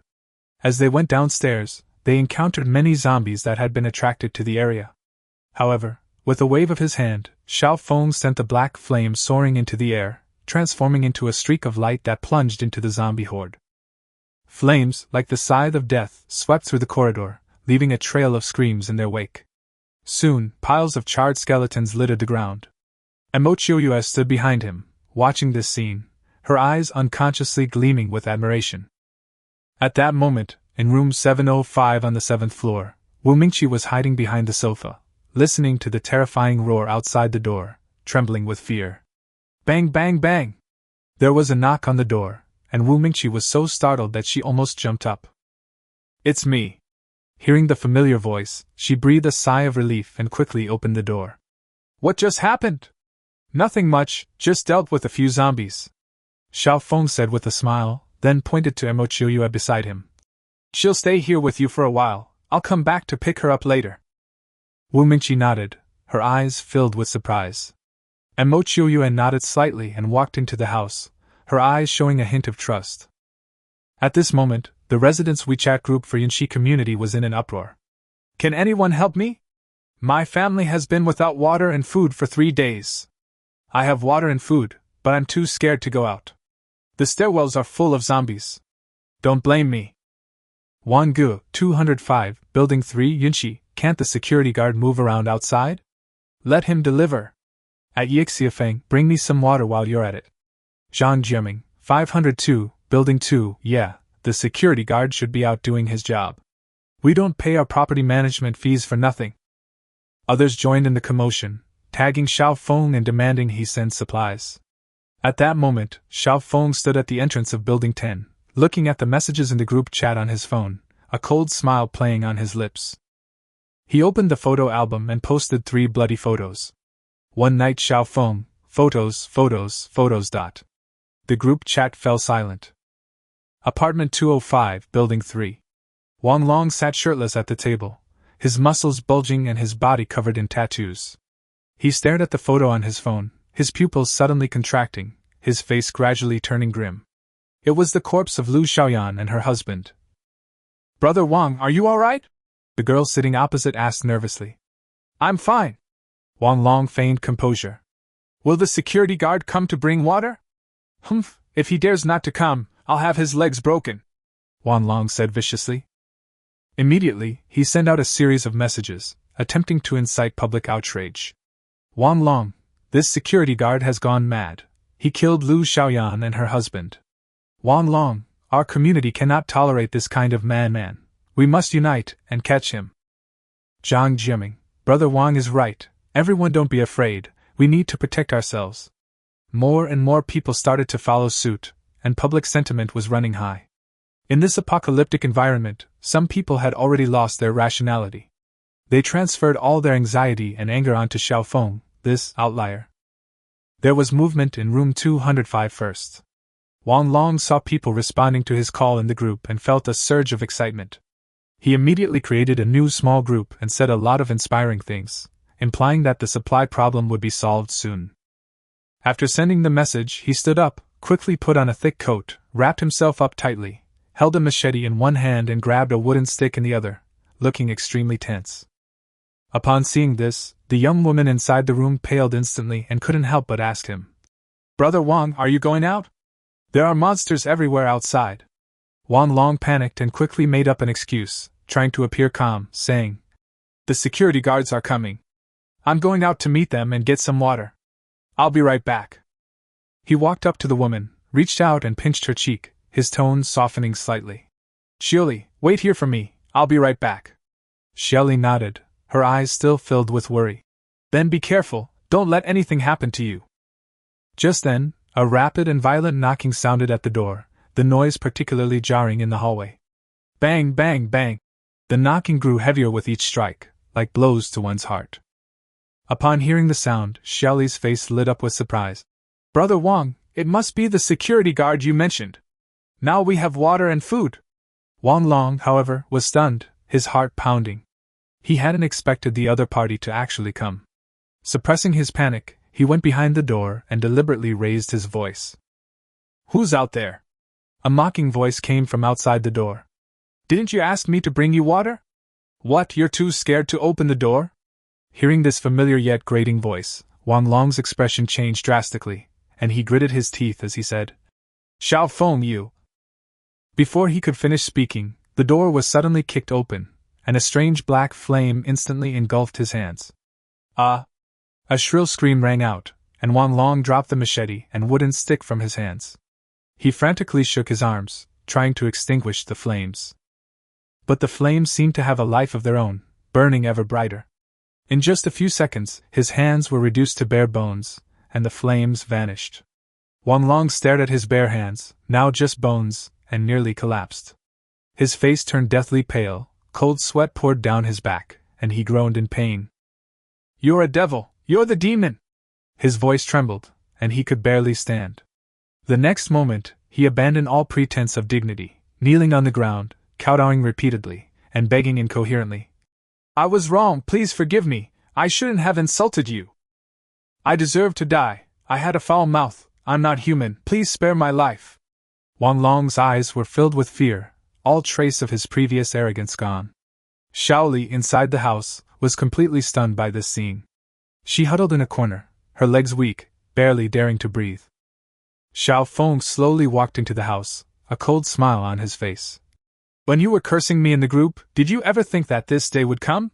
He deliberately did not kill Wang Long directly, but crippled his hands, just to let the other party slowly experience fear and despair. "I can give you money!" Wang Long shouted as if grasping at a straw. 100,000, no, 1,000,000, just let me go!" Xiao Feng sneered, his tone full of mockery. "Money? In this kind of world, do you think it still has any use?" No sooner had he finished speaking than he stomped on Wang Long's head, slamming it hard into the ground with a dull thud. The intense pain caused Wang Long to scream again, his consciousness becoming somewhat blurred. At this moment, Xiao Feng noticed movement behind him and kicked Wang Long again, sending him flying to the side. The next second, several zombies rushed in, their gaping maws aimed directly at Wang Long. Before Wang Long could react, he was pinned down by the zombie and torn apart by it, his shrill screams echoing through the room. Xiaoli was terrified, her face turning deathly pale. Finally, she couldn't help but beg Xiao Feng for mercy. "Big brother, please save me. I'll do anything." Xiao Feng glanced at her, his expression cold. "You're not worthy." These words seemed to shatter Xiaoli's hopes completely. She gritted her teeth, got up, and desperately fled towards the door. But she hadn't run more than a few steps when she was pounced on by a zombie and knocked to the ground. In despair, she glanced back at Xiao Feng. Until her death, she couldn't understand why these monsters never dared to approach him.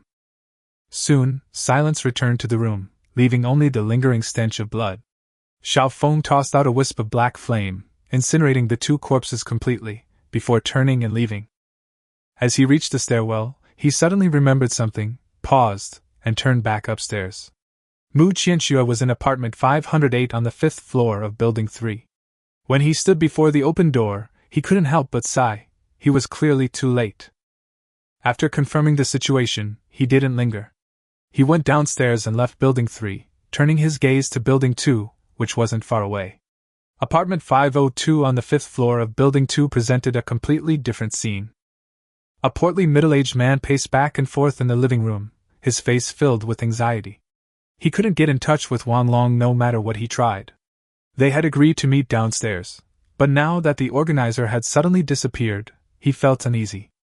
On the sofa, a woman wearing glasses impatiently shouted, "Stop spinning me! It's making me dizzy!" The man, already irritated, instantly snapped, yelling at her, "Shut up!" The argument escalated rapidly, emotions spiraling out of control, until the man stormed into the kitchen and grabbed a cleaver. A few minutes later, the door slowly opened, and Xiao Feng stood in the doorway, looking at the bloodstains inside, and gently clapped his hands. "It's you!" The middle-aged man gripped the kitchen knife tightly, his voice low. Xiao Feng smiled. "In this apocalypse, people's hearts change so quickly," he slowly said. "I've come to find you." Xiao Feng stood at the doorway, a meaningful smile playing on his lips, and stepped aside to let him pass. The atmosphere in the room froze, and Zhang Jiaming's expression changed slightly, but he hadn't had time to react yet. He pounced like a wild beast poised to strike, brandishing a kitchen knife, heading straight for Xiao Feng. "Die, you dog security guard!" Zhang Jiaming roared, his anger blazing, the blades slashing coldly at Xiao Feng. But to his utter surprise, several zombies rushed in from outside at the same time, their footsteps chaotic and their movements ferocious. Just as he raised his knife, a zombie charged straight at him. Zhang Jiaming had no time to dodge, and his knife struck the zombie's head first. The zombie roared, its rotting hand gripping his shoulder tightly, its mouth pressing against his neck. "Get away!" Zhang Jiaming cried out in terror, wildly slashing with his cleaver, but he couldn't stop the ever-growing number of monsters attacking. Besides the first one, 2 more zombies rushed in, and Zhang Jiaming was instantly tackled to the ground. The 3 monsters began to tear at him frantically, and he screamed repeatedly as blood quickly stained the floor, almost swallowing him whole. He stared helplessly at the ceiling, struggling to keep his eyes open, when suddenly, a familiar figure came into his view. He discovered that Xiao Feng was actually standing there, unharmed, and even smiling. "This food tastes pretty good, doesn't it?" Xiao Feng strolled over leisurely, a relaxed smile on his face. Zhang Jiaming struggled to open his mouth, blood trickling from the corner of his lips, his words broken and fragmented. "You, these zombies, it's you!" He stared at Xiao Feng in horror, as if he had discovered some unbelievable truth, struggling to speak while being bitten. But just then, a zombie suddenly lowered its head and bit down on his mouth. "Wha?" Heart-wrenching screams echoed in the room, the scene more disgusting than a horror movie. Xiao Feng narrowed his eyes, stunned for a second. "Holy crap, this scene is too gruesome." After a while, only Zhang Jiaming's corpse remained in the room. His face was twisted and stiff, his eyes wide open, as if he hadn't even understood the truth before he died. Xiao Feng raised his hand and waved, sending down a ball of black flame. Zhang Jiaming's body instantly burst into blue-purple ghostly flames. Not far away, 3 zombies approached, their movements a beat slower, as if wondering if they had just helped. "What are you looking at? Want to taste the flames too?" Xiao Feng glanced at them sideways and snorted coldly. The 3 zombies seemed to understand, exchanging glances before turning and wandering away, roaming around the house. Xiao Feng ignored them. Killing zombies was pointless, as they didn't drop any loot. After dealing with Zhang Jiaming, he walked out of the building with light steps towards another building. It was time to settle accounts with those guys in Yinshi community who had been the most vocal critics of him in the residents' group chat. He had no intention of letting any of them go, and he remembered every single one of those who had followed suit. Just as he reached Building 3, Xiao Feng caught a glimpse of a group of people hiding in the first-floor corridor, looking rather furtive.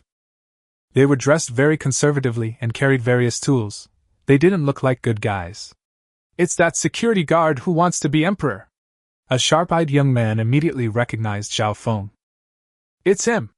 The middle-aged man stared at the photo on his phone and nodded with certainty.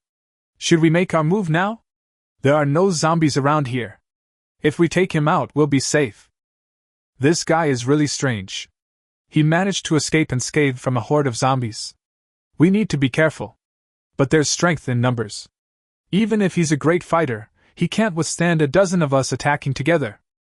The group quickly reached a consensus, grabbed their tools, and rushed out, ready to take down Xiao Feng in one fell swoop.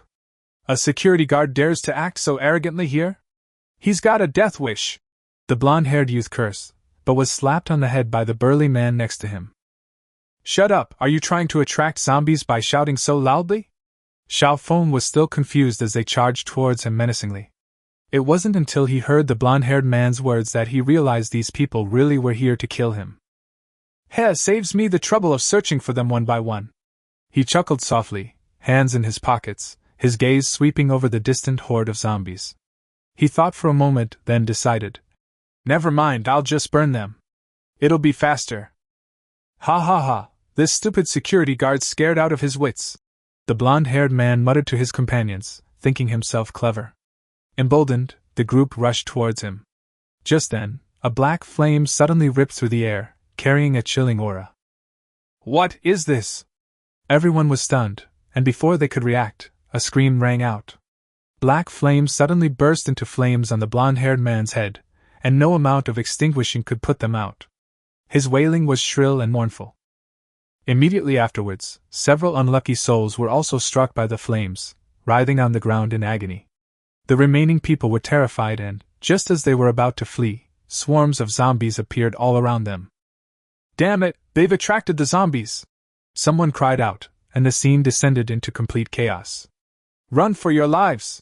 The burly man roared, turning and charging towards a building, with dozens of zombies hot on his heels. Some were tackled to the ground, struggling and wildly swinging their weapons, but ultimately no match for the sheer number of monsters. Taking advantage of the chaos, a burly man shoved an unfortunate soul aside, and the zombie horde swarmed forward, tearing the man to pieces.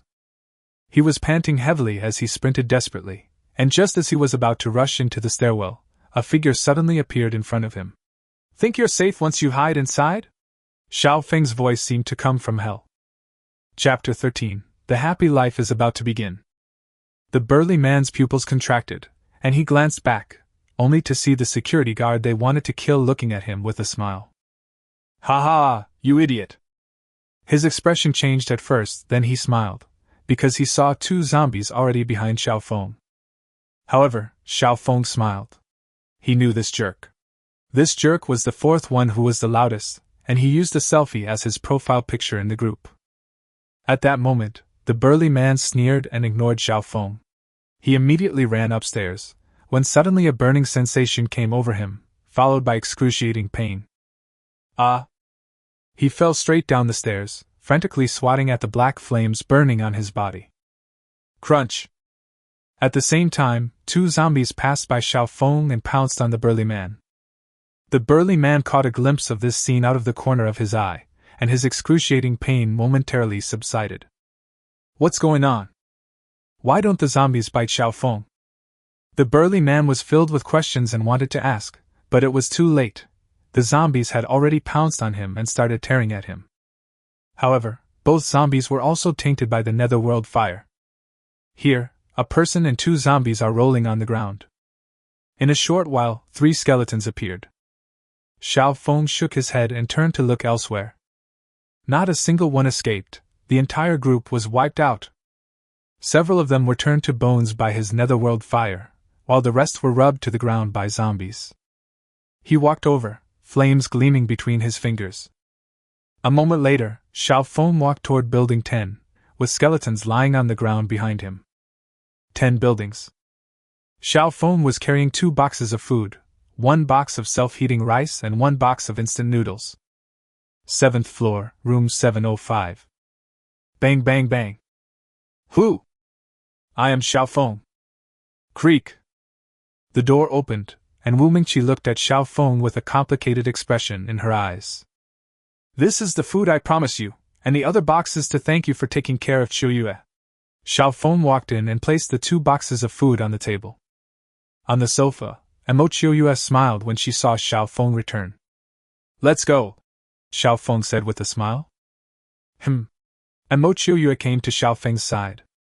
Without lingering, the two walked to the door, and then, Xiao Feng, wait a moment.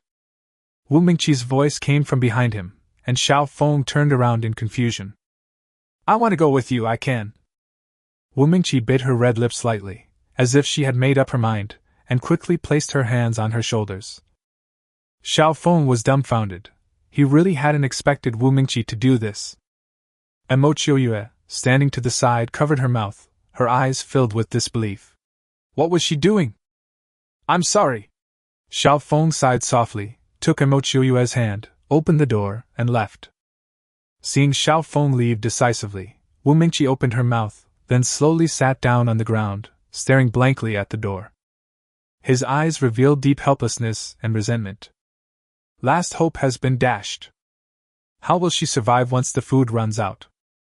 On the other side, downstairs from 10 buildings, Xiao Feng killed a zombie with a single slash, then led Mo Chiuyue into a secluded alley to hide from the zombies. Senior Xiao Feng, why didn't you take Sister Mingqi with you just now? Thinking of what had just happened, Mo Chiuyue's face flushed slightly as she asked curiously. Xiao Feng had asked for selfies from beautiful women in the group chat, clearly indicating he had ulterior motives. Wu Mingqi offered herself, but Xiao Feng refused. Upon hearing Mo Chiuyue's words, Xiao Feng stopped and looked at her. He raised his right hand, gently pinched her chin, and said calmly, Not every woman is worth my care. Mo Chiuyue blinked, and suddenly felt a jolt of electricity in her heart. So that means she's very important to Xiao Feng. Having experienced what happened to Wu Mingqi, she now fully understands what the end of the world is like. Especially when you see zombies roaming outside, survival is everything. And Xiao Feng is mysterious, powerful, and good-looking. After Xiao Feng finished speaking, he led Mo Chiuyue along the path and carefully made their way towards the villa area. He can ignore zombies, but Mo Chiuyue can't. Mo Chiuyue, favorability +1. Mo Chiuyue, favorability +1. Mo Chiuyue, favorability +1. As he walked, information surfaced in Xiao Feng's mind. A smile appeared on his lips, followed by a hint of helplessness. Wu Mingqi has a great figure and is quite good-looking, but unfortunately, the system hasn't verified her. Besides, Wu Mingqi probably has a boyfriend, and she's also flirting with someone else. Before the apocalypse, he wouldn't be picky. But now that he has better options, he certainly won't mess around. Mo Chiuyue, favorability +1. Before they even reached the villa, Mo Chiuyue's favorability rating had already risen to 70%. Xiao Feng looked surprised and suddenly stopped in his tracks, unaware that Mo Chiuyue was behind him. Why aren't you leaving? What have you been thinking about all this way? Xiao Feng turned around and looked at Mo Chiuyue, whose face was slightly flushed. Huh! I wasn't thinking about anything. Mo Chiuyue's ears turned red at this moment, and she shook her head. Seeing this, Xiao Feng didn't press further and walked ahead. This is a good thing. Mo Chiuyue stared at Xiao Feng's back, her eyes initially filled with complex emotions, but now filled with admiration and infatuation. Along the way, they killed many zombies and dodged many more. Xiao Feng arrived at Villa number 10 without any major incidents. He simply opened the door. Brother Feng, do you own a villa in Yishi Bamboo Realm? Mo Chiuyue asked in shock as she entered the villa. It's not mine, it belongs to Aunt Qian. Xiao Feng smiled slightly, at the same time somewhat surprised that Mo Chiuyue had changed her form of address. Aunt Qian? Mo Chiuyue raised an eyebrow, about to ask something, when a voice came from the second floor. Xiao Feng is back? Lin Wanqian came down from the second floor wearing a light blue gauze nightgown. Who is this? She saw Mo Chiuyue and was slightly taken aback. When Mo Chiuyue saw Lin Wanqian's clothes and figure, she looked both envious and puzzled. The relationship between Aunt Qian and Xiao Feng seems unusual. Mo Chiuyue is a junior of mine. She also lives in the same neighborhood. I rescued her when she was in danger, Xiao Feng said, sitting on the sofa. Oh, Xiaoye, welcome. Lin Wanqian understood, and she smiled gently and generously. Thank you, Aunt Qian. Mo Chiuyue thought Lin Wanqian would embarrass her, but she didn't expect Lin Wanqian to be so gentle and kind. "Have you eaten?" Lin Wanqian asked with concern. Upon hearing the word dinner, Mochiyue's stomach immediately rumbled. She quickly touched her stomach, looking embarrassed. "You must be starving.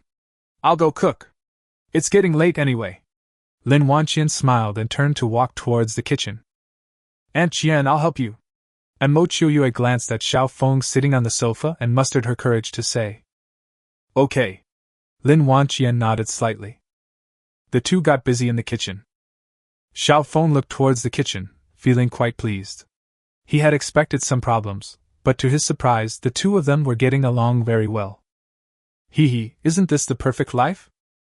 Chapter 14 Undercurrents. In high spirits, Xiao Feng took out his phone and began browsing information online. The Yunxi homeowners group has become much more harmonious since those aggressive individuals were removed. After all, it's quite common for a dozen or so people with mental issues to appear in a group of several thousand. Ever since Xiao Feng posted those 3 photos, no one in the group has dared to tag him. One night Xiao Feng, who is the group owner, transferred the group owner information to me. "Lu Jiming, brother Xiao Feng, the group admin hasn't spoken in a long time, I think he's gone." Zhao Xiaojun of Yunxi Bamboo Realm has transferred the group owner status to Xiao Feng of One Night. The fate of the road. Villa area. Villa number 99. A middle-aged man sat on the sofa, looking at his phone with a helpless expression on his face. He is Zhao Xiaojun. There's no way around it, Xiao Feng is practically a bully in the neighborhood now. We mustn't offend him. After waiting a while, Xiao Feng saw that he had become the group owner. He smiled and started typing. One night Xiao Feng, group owner, just wondering, are Qin Mingzhu, Jiang Xuanji, and Yining Xiang still here? Pin. At everyone. Lu Jiming, brother Xiao Feng, what do you want with these people? Xiao Feng, group owner, selecting concubines. Lu Jiming, brother Xiao Feng, you're awesome. Gu Xiaosai, I concede defeat. The group leader is even taking in followers? Lu Jiming, group owner, look at me. I'm very strong, I have a natural-born underling physique. Gu Xiaosai, get lost. Don't you know about first come, first served? Group owner, please accept my utmost respect. Road's fate, you don't have my potential.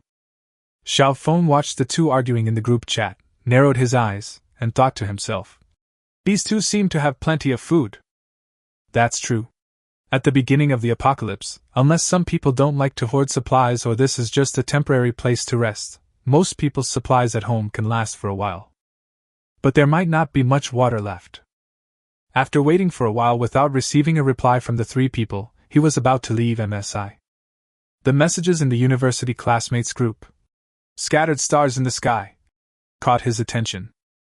Wan Yangming, have you heard? The Wolf King has established a sanctuary in the auditorium of South China Sea University, inviting awakened superpowered individuals to join. Emotionally, I've joined the Wolf King's palace. The Wolf King is a very nice person. Lu Wei, wow, you've awakened superpowers? Emotionally, no, the Wolf King is kind-hearted and willing to accept anyone. Wan Yangming, really? I'll go and join them then. Class monitor Lei Xiaoguang at everyone, fellow students, I hereby officially announce the establishment of the Thunder God sect. Location, Garden Community. Welcome everyone to join. Lu Wei, holy crap, squad leader, what power have you awakened?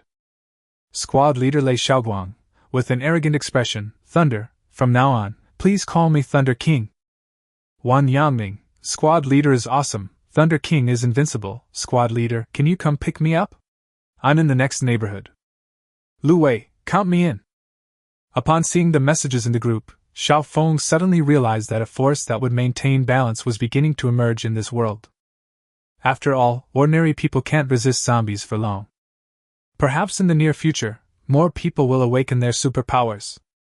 At the same time, he wondered if, with the increasing number of awakened beings, the zombies might also be born stronger under the invisible intervention of the world to fight against the awakened beings. This is something worth pondering. Xiao Feng narrowed his eyes, a sense of crisis rising in his heart, and then he checked various information online. Villa area. Villa number 66. Bedroom. A beautiful woman lay on the warm yellow bed, wearing a butterfly trim top and a butterfly skirt. Her shapely, snow-white legs were exposed to the air, and her proudly erect cleavage was layered and prominent. Yi Ningxiang faced the ceiling, with a pair of slightly foxy eyes, a high and straight nose, and a slightly upturned cat-like mouth. She held her phone in both hands, staring blankly at the Yinshi homeowners group chat. She saw Xiaofeng's message, but she didn't reply. There was still enough food at home. Previously, she had dismissed Xiaofeng's actions, believing that he must have accidentally gained some ability, and was simply taking advantage of someone's misfortune. Thinking of her abilities, she put down her phone and extended her snow-white palm.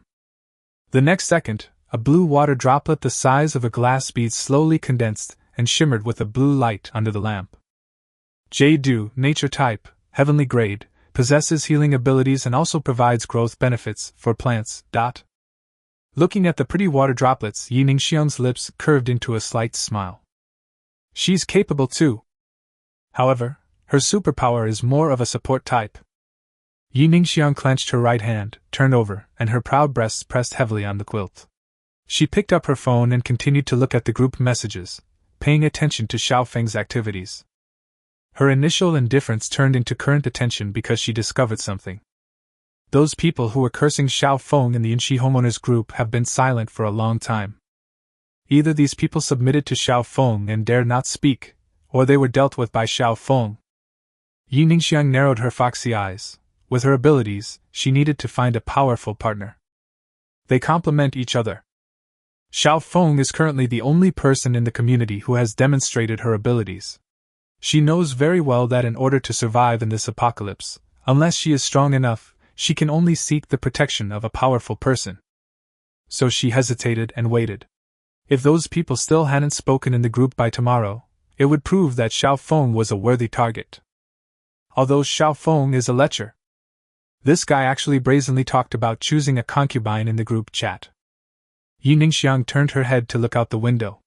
The silent land shrouded in night revealed a sense of danger. As the apocalypse arrives and world order collapses, there is no sign of any activity from the government online. Instead, it is all the activity of grassroots organizations. It's strange. It makes you feel desperate and helpless, yet it also inspires your will to survive. Yunshi Building 5. Top floor. A seductive figure appeared, and all the zombies on the floor rushed towards her in a frenzy. Crunch. Hee hee. Little corpse, come dance! The alluring woman suddenly began to dance gracefully, spinning in place, and a pink light spread out from her center. The moment the zombies that pounced on them came into contact with the pink light, they suddenly froze in place. Let's do it! Upon seeing this, the alluring woman let out a cold snort. Suddenly, more than a dozen men rushed out of the stairwell, wielding knives, and easily dealt with the zombies. Sister Sue, with you here, these zombies are just too stupid. Beside the alluring woman, a young man bowed respectfully and spoke. Sue turned her head and reached out to stroke the young man's handsome face, a bewitching smile on her face. Have Lingling and the others move all the food from Building 5 to the top floor. This will be our base camp. Yes. The young man nodded and immediately led the group downstairs. You guys clean up these zombies. Sue ordered the remaining men. She arrived at an open mansion, a house that had been renovated. It's huge and luxurious. This place is mine from this day forward. No, I want everything outside too. Sue stood in front of the floor-to-ceiling window, looking down at the avenue below. She licked her sexy, red lips, and a strange red light appeared in her eyes. Chapter 15 Conquest, 99% Dependence. Enchanting Dance of Light, Heavenly Level, Evil Type, Enchantment, Enchanting Seed, Reciprocal Support. This is the superpower that Sue awakened. After being overjoyed at the awakening of her superpower, she calmed down. The first thing he did was to go find the handsome young man across the hall, Qian Jingjiang. Then gradually grow his own private boy band. Handsome men become her devoted followers, while ordinary men are controlled to deal with zombies. She has gradually come under control of the 5 buildings. One day, all the men in the world will fall at my feet. Ha! Sue narrowed her eyes and burst into laughter. for a long time. There was a commotion coming from inside the building. Sister Sue, everything has been brought up. Sun Lingling went into the room and directed people to arrange the supplies. Well done, here's a man for you as a reward. Su Mei leaned back on the sofa, crossing her legs. Thank you, Sister Sue.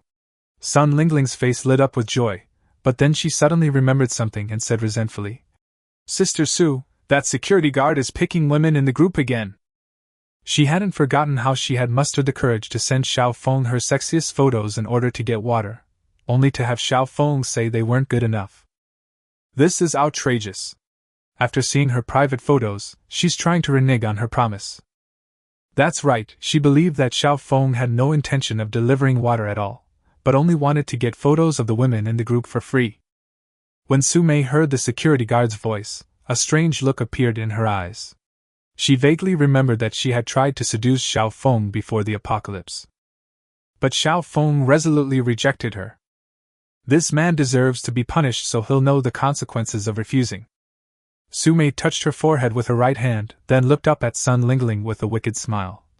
Message him privately and trick him into coming to Building 5. Good. Upon hearing this, Sun Lingling took out her phone with a big smile on her face. Villa number 10. The three sat together at the dining table. Eat more, you're too thin. Lin Wanqian picked up a piece of meat bone and put it into Mo Chuyue's bowl. Mo Chuyue nodded obediently. Although she was very hungry, she still ate slowly and carefully. With the help of the kitchen staff, the two gradually became acquainted. Xiao Feng, we're almost out of meat and vegetables at home. Lin Wanqian also picked up a piece of meat for Xiao Feng, then remembered something and said to him, Once the meat and vegetables are used up, all that's left is self-heating rice and the like. Okay, I'll go out of the neighborhood tomorrow, Xiao Feng said after thinking for a moment, sipping his pork rib soup. Isn't it too dangerous outside the community? Lin Wanqian asked with concern when she heard that Xiao Feng was going to leave the community. Mo Chuyue looked at Xiao Feng, her eyes also showing worry. It's all right, it's the same inside and outside the community, Xiao Feng reassured her with a smile. There's a big difference between inside and outside the residential area. Once he leaves the area, his invisibility ability will be lost, and he'll have to face countless zombies. However, he had another purpose in leaving the residential area, to find out about the situation at Nanhai University. Nanhai University is very close to Yinshi Zhujing residential area, just a 10-minute walk away.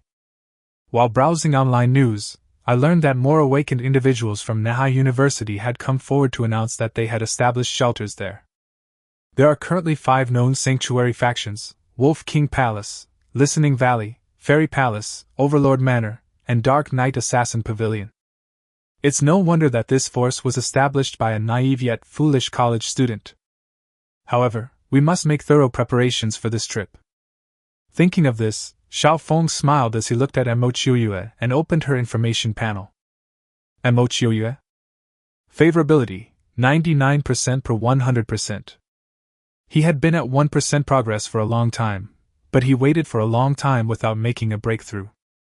Then we'll have to play search games. Is there food on my face? Mo Chuyue blushed as Xiao Feng stared at her, and touched her face in confusion. No, your face is clean. Lin Wanqian smiled and got up to clear the dishes. The three of them had almost finished eating. Aunt Qian, let me do it. Seeing this, Mo Chuyue tried to snatch the bowl and chopsticks from Lin Wanqian's hands. Lin Wanqian stopped her, shaking her head and smiling. Xiaoye, go take a shower. Chuyue, let Aunt Qian clean up. You go take a shower, you smell, Xiao Feng said at this moment. Upon hearing this, Mo Chuyue quickly sniffed the clothes and indeed found they had a certain odor. She blinked. Then I'm going to take a shower. Go ahead, the bathroom is on the 2nd floor. Xiao Feng chuckled. Mo Chuyue nodded and quickly walked up to the 2nd floor. Xiao Feng rested his hands behind his head, watching the plump figure busy in the kitchen, and a smile curved his lips. He then got up and walked over. Stop fooling around, I'm washing the dishes. I'll help you wash. On the sofa in the hall, Xiao Feng sat with a smile on his face, opened his microstar device, and checked if the three women had replied. Sun Lingling, brother Xiaofeng, I miss you. Can you come over for a bit? Their house not only has bunny girls, but also maids in black stockings, pink nurses, blue flight attendants, and white-collar workers in suits. I really want to wear it for you to see it's free. You don't need to do anything, brother. He raised an eyebrow at the blatantly tempting message. What is Sun Lingling trying to do? Does this mean he has a fever? Unable to understand, he ignored the woman, exited the chat interface, and opened the Yunxi homeowners group. He saw that someone had tagged him, so he quickly clicked on it.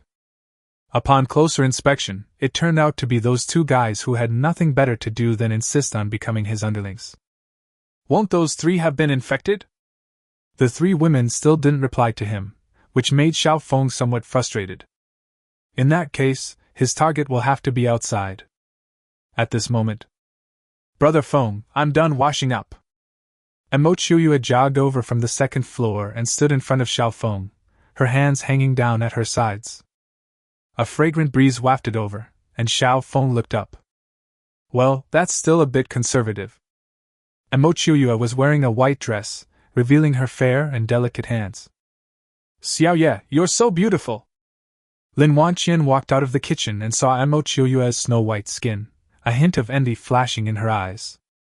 Aunt Qian, you're beautiful too! Xiaoyue walked over and tried to hug Lin Wanqian's arm. Oh dear, I'm dirty, you just took a shower. Lin Wanqian stopped her and said with a smile. You chat with Xiaofeng for a while, I'll go take a shower too. Xiaoyue nodded, walked up to Xiaofeng, and looked at the hem of her clothes with both hands. Sit down, why are you standing? Xiaofeng patted the side of the sofa.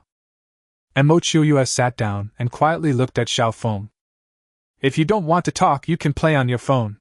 Xiaofeng browsed the group messages, turned his head to look, and suddenly thought of something. He asked curiously, Xiaoyue, has anyone from Manhwa University contacted you? Xiaoyue was taken aback, then took out her phone and handed it to Xiaofeng. Xiaofeng smiled and didn't take the phone. What are you doing? Take a look for yourself. Oh, Xiaoyue blinked her crescent-shaped eyes and opened her phone to check. Brother Feng, the president of the judo club, the president of the chess club, the president of the dance club, all sent me messages. You won't believe it until you check, and what you find will shock you. It wasn't just students, even professors were there. Chapter 16 Happy Times, Unlock Rewards. Xiaofeng was dumbfounded as he listened to the string of names. There are definitely malicious people involved. Brother Feng, should we reply to them? Xiaoyue herself was also surprised. Although people usually contacted her, there were never so many as tonight. Don't worry about it. Xiaofeng shook his head decisively, then asked curiously. What did they say?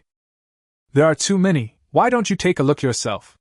Xiaoyue swiped through the MSI interface, her delicate brows furrowing. Xiaofeng thought for a moment, then took the phone and started reading through the messages one by one. Some were concerned about whether Xiaoyue was alright, while others asked where she lived. Finally, a message from one person caught his attention. It was the invitation and message of protection sent by the head of the judo club, saying that he could come to pick up Xiaoyue and ensure her safety. Looking at the name on the MSI logo, Xiaofeng felt it looked somewhat familiar. It's him. Xiaofeng suddenly remembered that this was Jiao Liao, the Wolf King, from the school forum. This guy doesn't look like a good person at all. He stroked his chin and squinted his eyes. Xiaoye, come choose your bedroom. At that moment, Lin Wanqian, who had just finished showering, waved from the second-floor corridor. Okay. Upon hearing the sound, Xiaoyue turned around, quickly stood up, and looked at Xiaofeng again. Go ahead. Xiaofeng nodded slightly, then browsed the messages in the group chat. Lu Jiming, strange, why are those foul-mouthed guys quiet today? Yeah, the group chat is very harmonious without them. These people are the scum of society. They have no real skills, all they can do is boast online. Agreed, I completely agree. I've tolerated them for a long time, this time I'll speak the truth. Some people in the Yunxi homeowners group noticed something was wrong. The usually arrogant and domineering homeowners suddenly fell silent. As some people began to criticize, no one spoke up, and eventually, a public outcry ensued, listing one egregious act after another by the homeowners. Xiao Feng watched for a while, then exited and clicked into his university classmates group chat. Then he saw class monitor Lei Xiaoguang dominating the group chat and launching a strong offensive against the class beauty. In the end, the class beauty fell for him and agreed to become his woman. Heh! The Thunder King is terrifying indeed! Xiao Feng, it's getting late, it's time to go to sleep. Lin Wanqian's voice came from the second floor. Upon hearing this, Xiao Feng turned around abruptly. On the second floor corridor, Lin Wanqian stood with a smile on her face, arms crossed, wearing a light purple lace nightgown. What an enchanting fairy! Xiao Feng thought to himself, then got up and quickly went to the second floor corridor. What are you doing? Lin Wanqian stood inside the door, blinking as she looked at Xiao Feng outside. Go to sleep! Xiao Feng was taken aback. Your room is over there. Lin Wanqian pointed to the innermost bedroom. That's not my room is here. Xiao Feng smiled and suddenly picked up Lin Wanqian. The door slammed shut as she gasped in surprise. The bedroom next door. Amo Chiuyue was tidying her clothes when she heard the sound, and her delicate body trembled slightly. She slowly sat up on the bed and began to stare blankly. Time flies by, and the night is getting deeper. Creak! A soft sound of a door opening rang out, and Xiao Feng quietly stepped out of the bedroom, tiptoeing to Amo Chiuyue's door. He slowly opened the door. The room was pitch black, but he could see Amo Chiuyue sleeping in the dim moonlight. Nothing was said that night. Xiao Feng opened his eyes, and the white ceiling came into view. He instinctively reached out his hand. They ended up empty-handed. He turned his head and looked, but the beauty beside him was gone, though the intoxicating fragrance remained. This can't go on.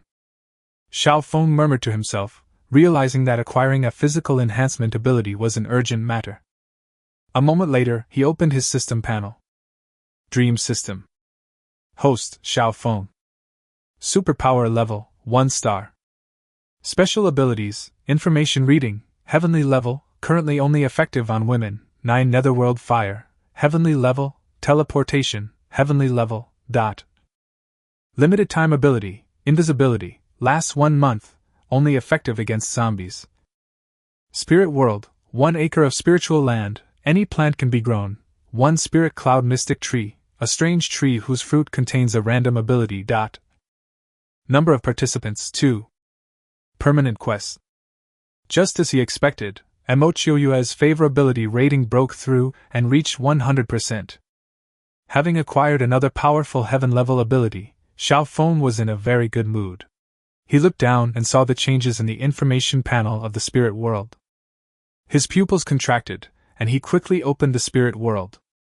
Xiao Feng, in his conscious form, landed on the sacred ground, where he saw an ancient tree standing tall with silver-green leaves covered in irregular patterns. He arrived in front of the Lingxiao mystic tree, reached out and touched it, and a message appeared in his mind. 3 years of effort, yielding only 1 result. Xiao Feng's face showed a hint of helplessness. The Lingxiao mystic tree was very powerful, but it had been around for too long. 3 years have passed, and he has no idea what will happen in the future. Perhaps by then, the Lingxiao mystic tree will be of no use. Looks like it'll just be gathering dust. He sighed with regret and left the spirit world.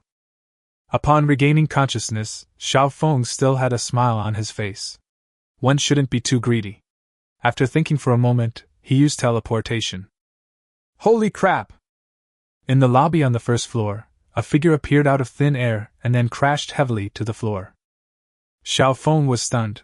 He hadn't expected to pass right through the wall. Xiao Feng, what are you doing? Lin Wanqian was organizing supplies when she heard the voice and turned around. Then they saw Xiao Feng lying naked on the ground. Brother Feng, why aren't you dressed? Hearing the voice, Amo Chiuyue rushed out of the kitchen and blushed when she saw this scene. I'm exercising. Xiao Feng calmly got up and ran upstairs. TSK, she's quite fair-skinned. Lin Wanqian's eyes were filled with laughter. She is quite fair-skinned. Upon hearing this, Amo Chiuyue glanced at him shyly and agreed. Lin Wanqian changed the subject, smiling broadly. How did you sleep last night? It's alright, Mochuyua said softly, her ears turning red. Second floor. Xiaofeng returned to his bedroom, put on his clothes, and rubbed his body. He estimated that the teleportation distance was within 10 meters, ignoring obstacles. Absolutely invincible. Confident and full of energy, Xiaofeng went downstairs and checked the time. It was already high in the sky. Let's have lunch before we go out, Lin Wanqian said gently to Xiaofeng. Xiaofeng pondered for a moment, then nodded. As Xiaofeng walked down the main road in the residential area after lunch, he suddenly noticed that there seemed to be more zombies. Is this an illusion? He looked around but found nothing unusual, then walked towards the gate of the residential area. As he passed by the dense bamboo forest, he frowned and felt a chill creep over him. Xiaofeng stopped, the cloud-chasing blade appearing in his hand. After waiting for a moment, nothing unexpected happened. He left directly. Chapter 17: Kidnapping? Deep in the bamboo forest. There is an ancient tree that is over 100 years old standing there. Hundreds of zombies gathered around the ancient tree, forming layers around it. Amidst the horde of zombies, one stood out from the rest, its skeleton exposed and its pupils a pale green, gazing intently at the dense bamboo forest. It sensed Xiaofeng's presence, but instead of attacking, it turned to look at the roots of the ancient tree. There, an oval-shaped plant, resembling a lingzhi mushroom, was emitting a hazy glow. Crunch, crunch! A glint of intelligence flashed in the skeletal zombie's eyes. It seemed quite excited at that moment. A moment later, the mysterious plant suddenly shone brightly, and a strange fragrance wafted out. The ordinary zombie surrounding the plant immediately became agitated, instinctively wanting to eat it. Crunch! Upon seeing this, the skeletal zombie scanned the ordinary zombies with its white-green pupils and growled in a low voice. Upon hearing the roar, hundreds of ordinary zombies' cloudy eyes widened in fear, their bodies trembled slightly, and they lowered their heads. This signifies submission. The skeletal zombie was very satisfied with what it saw. It walked up to the mysterious plant, and reached out its bone hand to pluck it up. Then it opened its festering mouth and took a bite. A surge of energy exploded within his body, and the skeletal zombie roared excitedly. Zombie levels are divided into soldier level, ordinary zombies, general level, corresponding to 1 to 3 stars, king level, 4 stars and above. The main gate of the residential compound. Xiaofeng looked at the wide-open gate. The iron bars that used to block the door were gone, and there were some dried bloodstains on the ground. Did someone go out, or did someone come in? He looked around but found nothing suspicious. Never mind. Xiaofeng shook his head, too lazy to think about it anymore. He went to the exit and took a step out. A warning sound instantly rang in my mind. He didn't stop and walked straight out of the residential area. Xiaofeng immediately felt as if a thin layer of skin had been peeled off his body. Like a gentle stream, it carries a hint of coolness. Crunch! The 3 zombies roaming outside the residential area spotted Xiaofeng in an instant and attacked him with bared teeth and claws. Xiaofeng raised an eyebrow, but remained calm and charged forward as well. His right hand wielded the cloud-chasing blade, slashing the head of the foremost zombie in 2. He then waved his left hand, and the netherworld fire streaked across the void, striking another zombie and slowly turning it into a pile of bones. Looking at the last remaining zombie, Xiaofeng was about to cut it down when suddenly a flash of inspiration struck him. He ignited the netherworld fire in his left hand, raised the cloud-chasing blade in his right hand, and then wiped the cloud-chasing blade with his left hand. In an instant, black flames enveloped the blade, and it burst into flames as if enchanted. It works! A look of joy appeared in Xiaofeng's eyes, and then he raised his hand and slashed. Buzz! A massive, ethereal black blade materialized in the void and instantly slashed towards the zombie, which stared blankly as the blade hurtled towards it. If it could talk, it would definitely yell that this person is cheating. The black broadsword struck the zombie with a loud bang, and the zombie instantly vanished into nothingness, leaving not even a trace of bone. Cool! Xiaofeng's face was beaming with joy. He hadn't expected it to be so powerful. But something's strange. Why are there so few zombies outside? Never mind, let's get things done first. After a moment's hesitation, he walked across the street to a supermarket. On the street at this moment, abandoned cars lay haphazardly, some with bloody handprints on them, and shoes, clothes, backpacks, and all sorts of other things were scattered on the ground. The shops around the area had broken doors, with shards of glass scattered everywhere, and zombies roamed inside. A gentle breeze blew by, carrying the smell of burning and decay. "That's the taste!" Xiao Feng covered his mouth and nose, and the scene that looked like a weekend was reflected in his eyes. Then he looked up at the surrounding high-rise buildings and could vaguely see some survivors standing by the windows. Some people even wrote on doors and windows, "Help me!"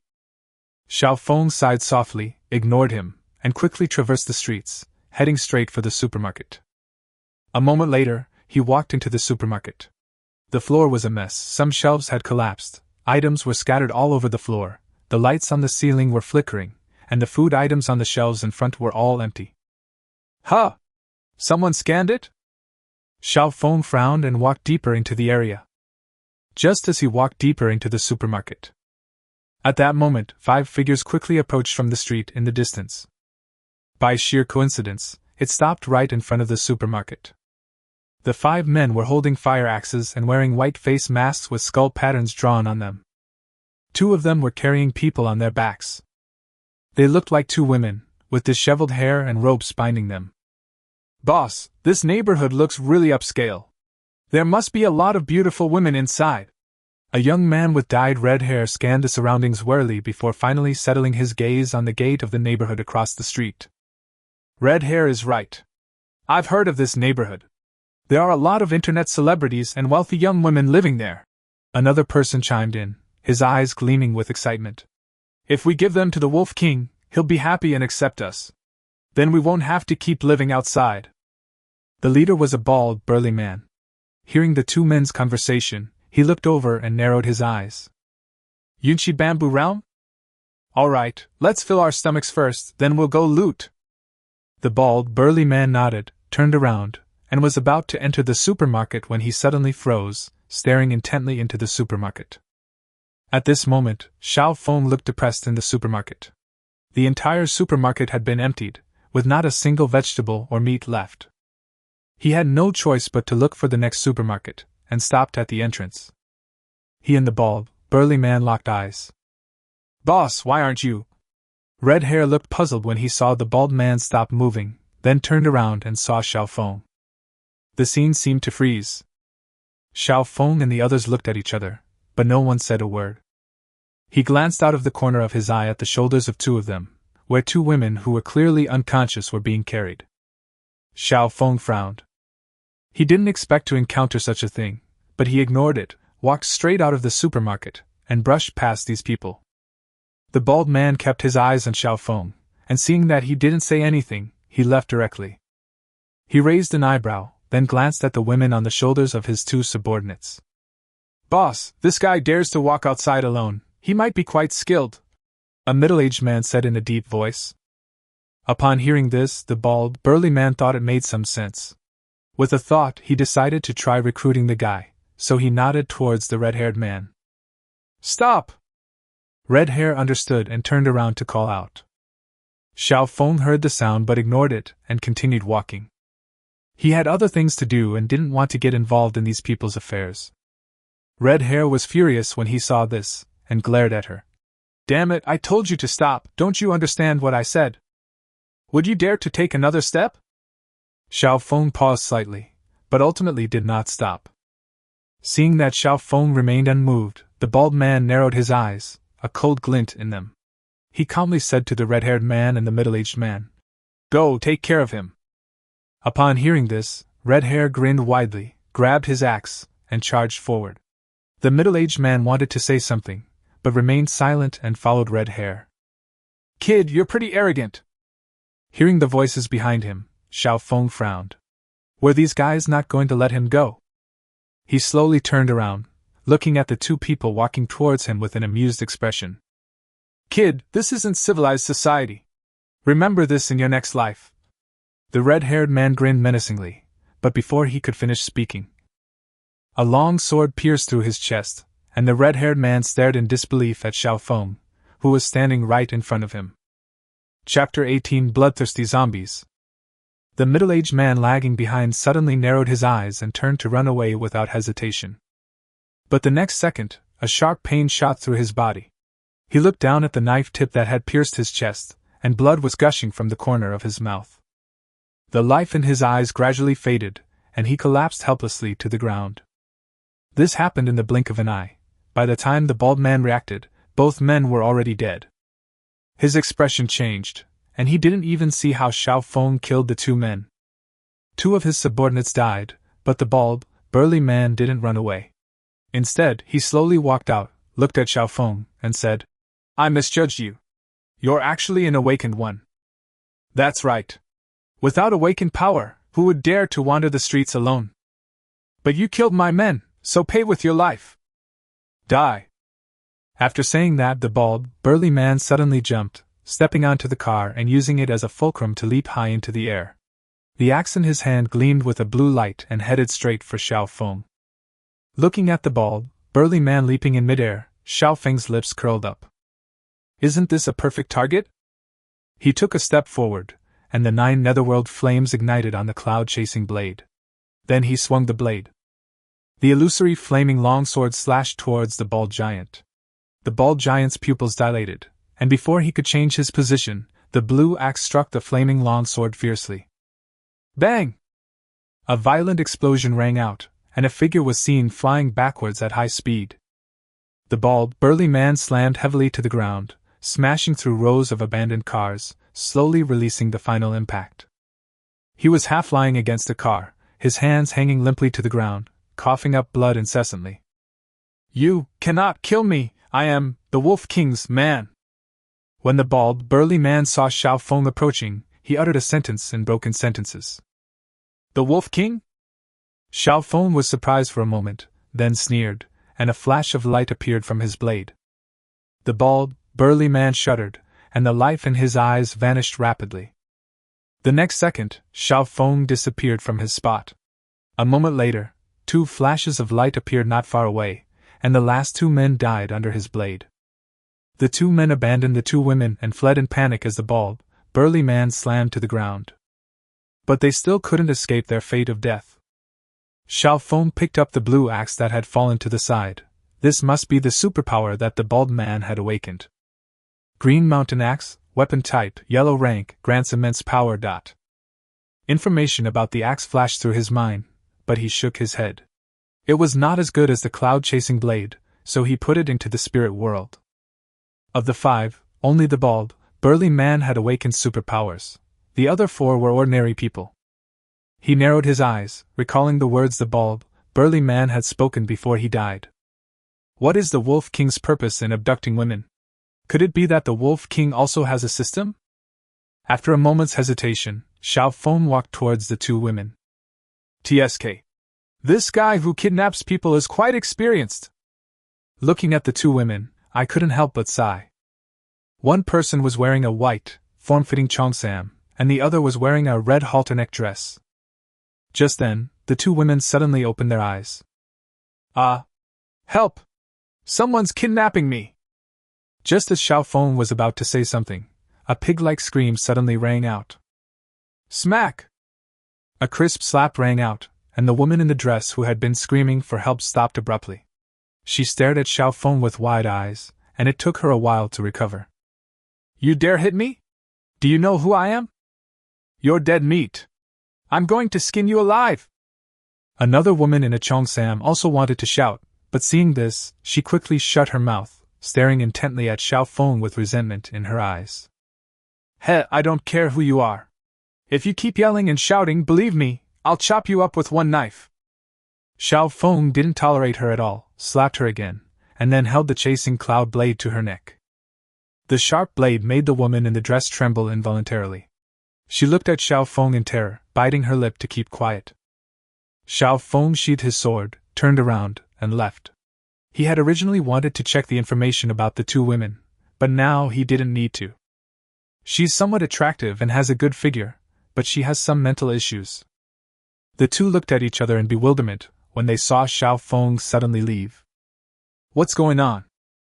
They tied them up and now they're just leaving them to their own devices? Looking at the eerie surroundings, the woman in the cheongsam cried out in fear. Hey, are you even human? How can you just leave two beautiful women like this here?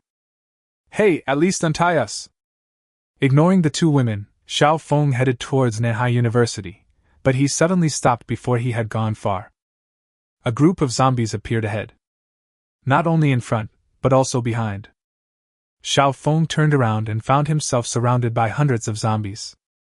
The commotion from the previous battle must have attracted the zombies. Xiao Feng frowned. Unlike the zombies he had encountered before, these zombies did not rush up and bite people on sight. Instead, they surrounded him in an orderly fashion. Zombies! Help! Save us, and we'll give you money, lots of money! We can give you anything you want. The two women also saw the zombies surrounding them. Their faces turned pale, and their eyes showed great fear. They shouted at Xiao Feng. Heh. Suddenly a strange sound rang out, and a ghostly figure darted out from a building, came to the two women, and took a bite. Pft! Pft! Blood splattered and splashed into the air. The two women trembled violently, their pupils widened rapidly, and their white necks were covered with bloody holes. Xiao Feng squinted at the sudden figure, a bizarre zombie covered in blood with blood-red pupils, like a vampire, which was sucking the blood of the two women. In an instant, the two women turned pale and died from blood loss.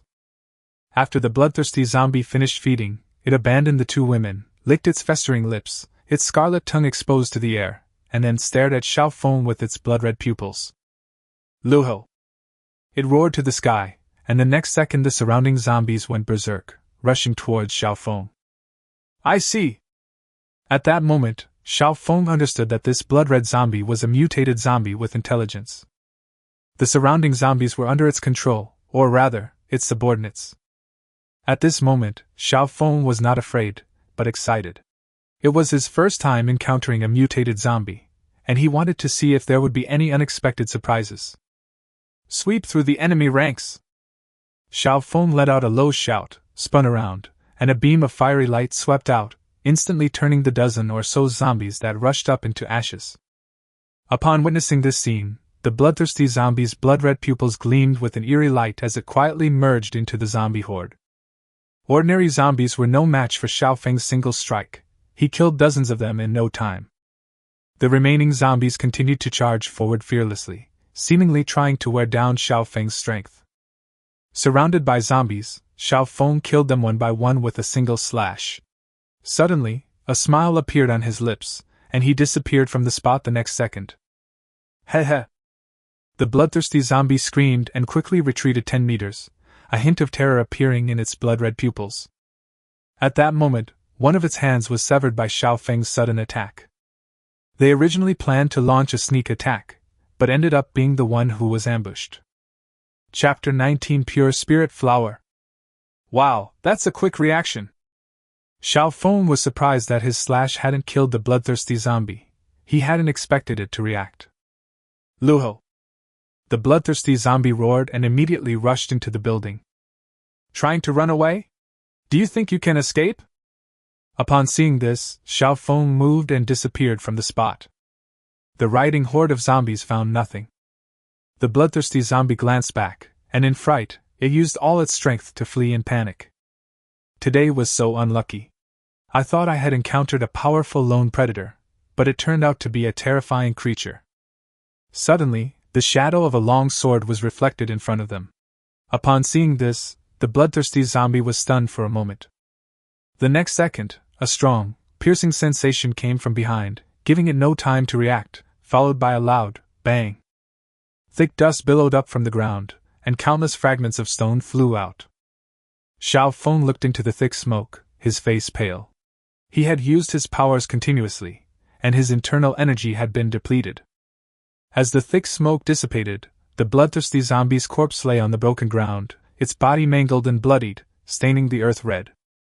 It didn't turn to ashes? No wonder it's a mutated zombie. Xiao Feng raised an eyebrow, then smiled and waited quietly. 1 second, 2 seconds, 3 seconds. Nothing? Somewhat disappointed, just as he was about to turn and leave, a phantom flower rose from the bloodthirsty zombie's body, slowly coalescing in midair and radiating rings of light. Xiao Feng immediately stopped and came to Xiao Hua. After a moment of hesitation, he took Xiao Hua. Pure spirit flower, a flower formed from the essence of a mutated zombie after its death, containing pure power. Information about Xiao Hua immediately came to mind. Xiao Feng was overjoyed. As expected, he had an unexpected gain. After thinking for a moment, he swallowed the pure spirit flower. In an instant, a surge of power erupted, flowing through my limbs and veins. Oh! Xiao Feng groaned comfortably, his originally pale face gradually regaining its color, and his strength was much greater than before. Crunch! At that moment, the horde of zombies arrived and pounced on Xiao Feng. Xiao Feng's lips curled up, and the chasing cloud blade in his hand ignited with black flames as he charged into the horde of zombies. A moment later, he stood atop a car, with no zombies around him. Happy! Xiao Feng gave a soft shout, then opened his system panel to take a look. Dream System. Host, Xiao Feng. Superpower level, 1 star, 50% per 100%. Seeing the progress displayed after the realm, he narrowed his eyes. In that case, to break through to the 2nd star level, all you need to do is kill one more mutated zombie. I didn't know how to increase my strength before, but now I suddenly have a direction. This trip was very rewarding. At that moment, he had a thrilling urge to search the world for mutated zombies, but that urge vanished in an instant. The appearance of mutated zombies indicates that zombies are also evolving rapidly. If you encounter a super-evolved mutated zombie, you're really doomed. The world has become more dangerous. Xiao Feng exhaled and glanced at the bloodthirsty zombie, but unfortunately, he couldn't obtain any information about it. Just as he killed the bloodthirsty zombie. Yunshi Zhujing residential area. Deep in the bamboo forest, the skeletal zombie seemed to sense something, its gaze turning towards the direction outside the residential area, its eyes suddenly twitching. Horo! It let out a low growl at the soldier-level zombies surrounding the ancient tree, and immediately a dense swarm of soldier-level zombies rushed out of the bamboo forest. Villa area. Villa number 66. On the warm yellow bed, Yi Ningxiang woke up from her sleep. She picked up her phone, glanced at the time, and suddenly sat up in fright. I slept for so long? She got up, dressed, quickly washed up, and made a simple breakfast. At the dining table, Yi Ningxiang ate breakfast while scrolling through group messages. Those people have really disappeared. Her small mouth opened slightly, and a look of surprise appeared in her eyes. It's now 99% certain that Xiao Feng has dealt with that group of people. Yi Ningxiang took a deep breath, opened the group members, found Xiao Feng's name, and sent a friend request. I am Yi Ningxiang.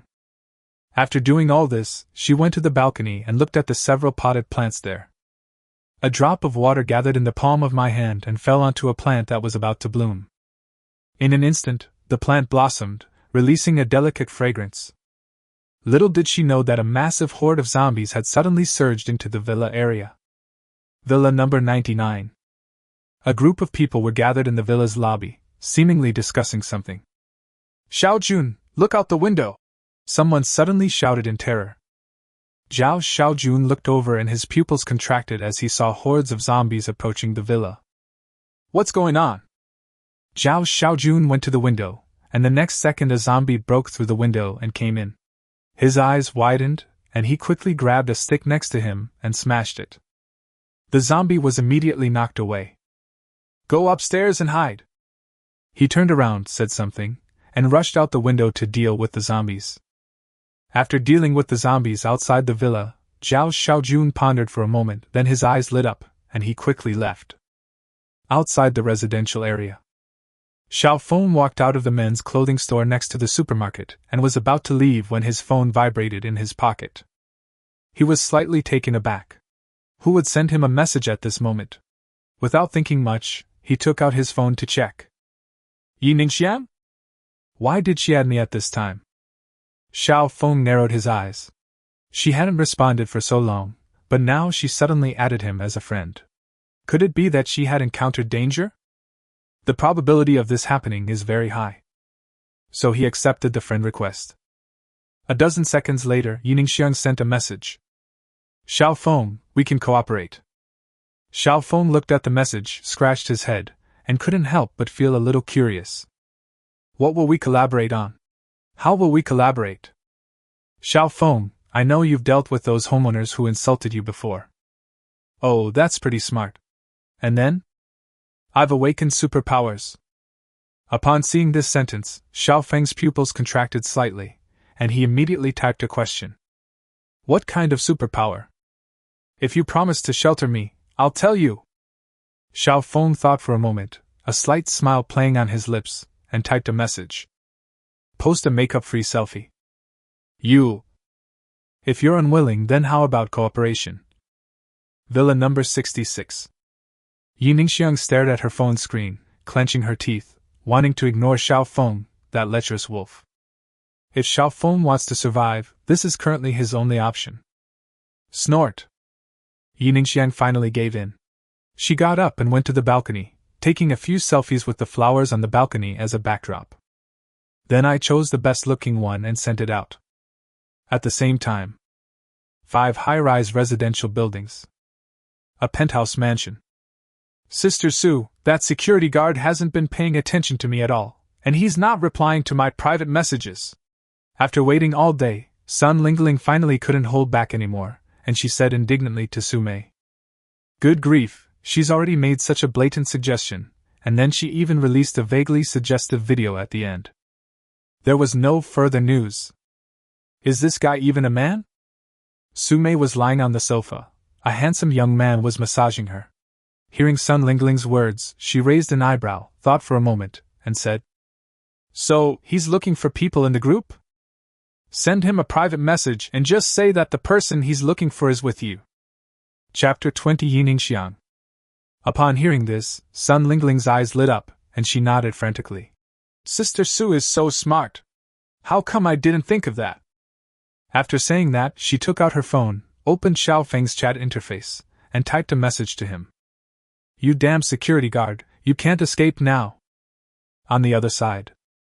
Xiao Feng waited for a while, but Yi Ningxiang didn't send a selfie. He smiled and prepared to put his phone away. Just then, 2 messages popped up one after the other. Yi Ningxiang, photos.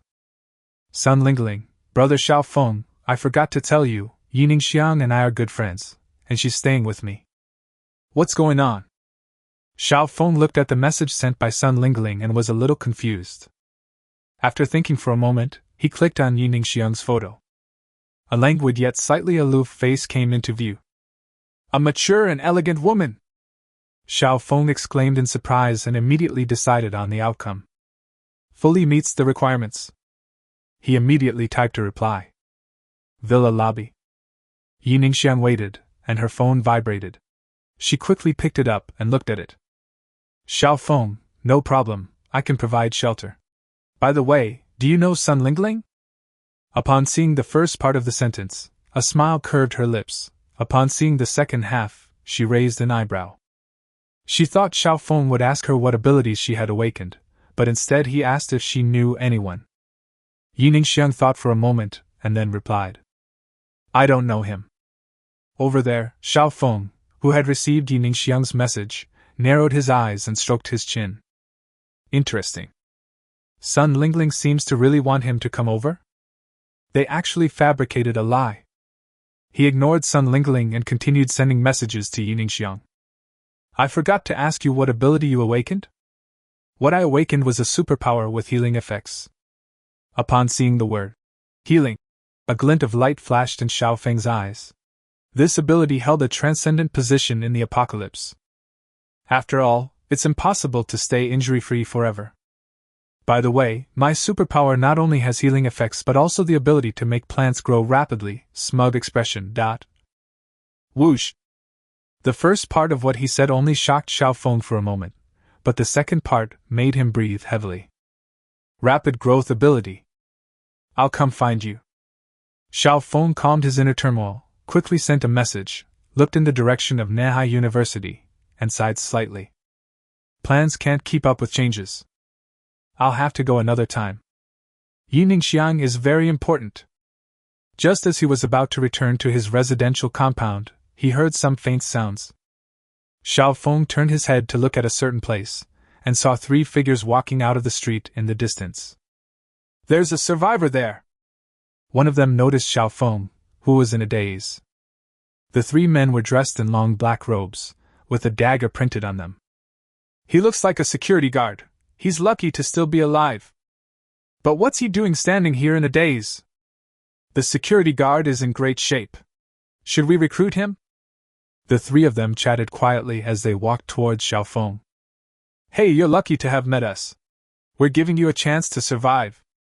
The 3 approached Xiao Feng. The one in the lead was a young man with dyed white hair, who looked at Xiao Feng arrogantly and said, "What opportunity?" Xiao Feng blinked and asked curiously.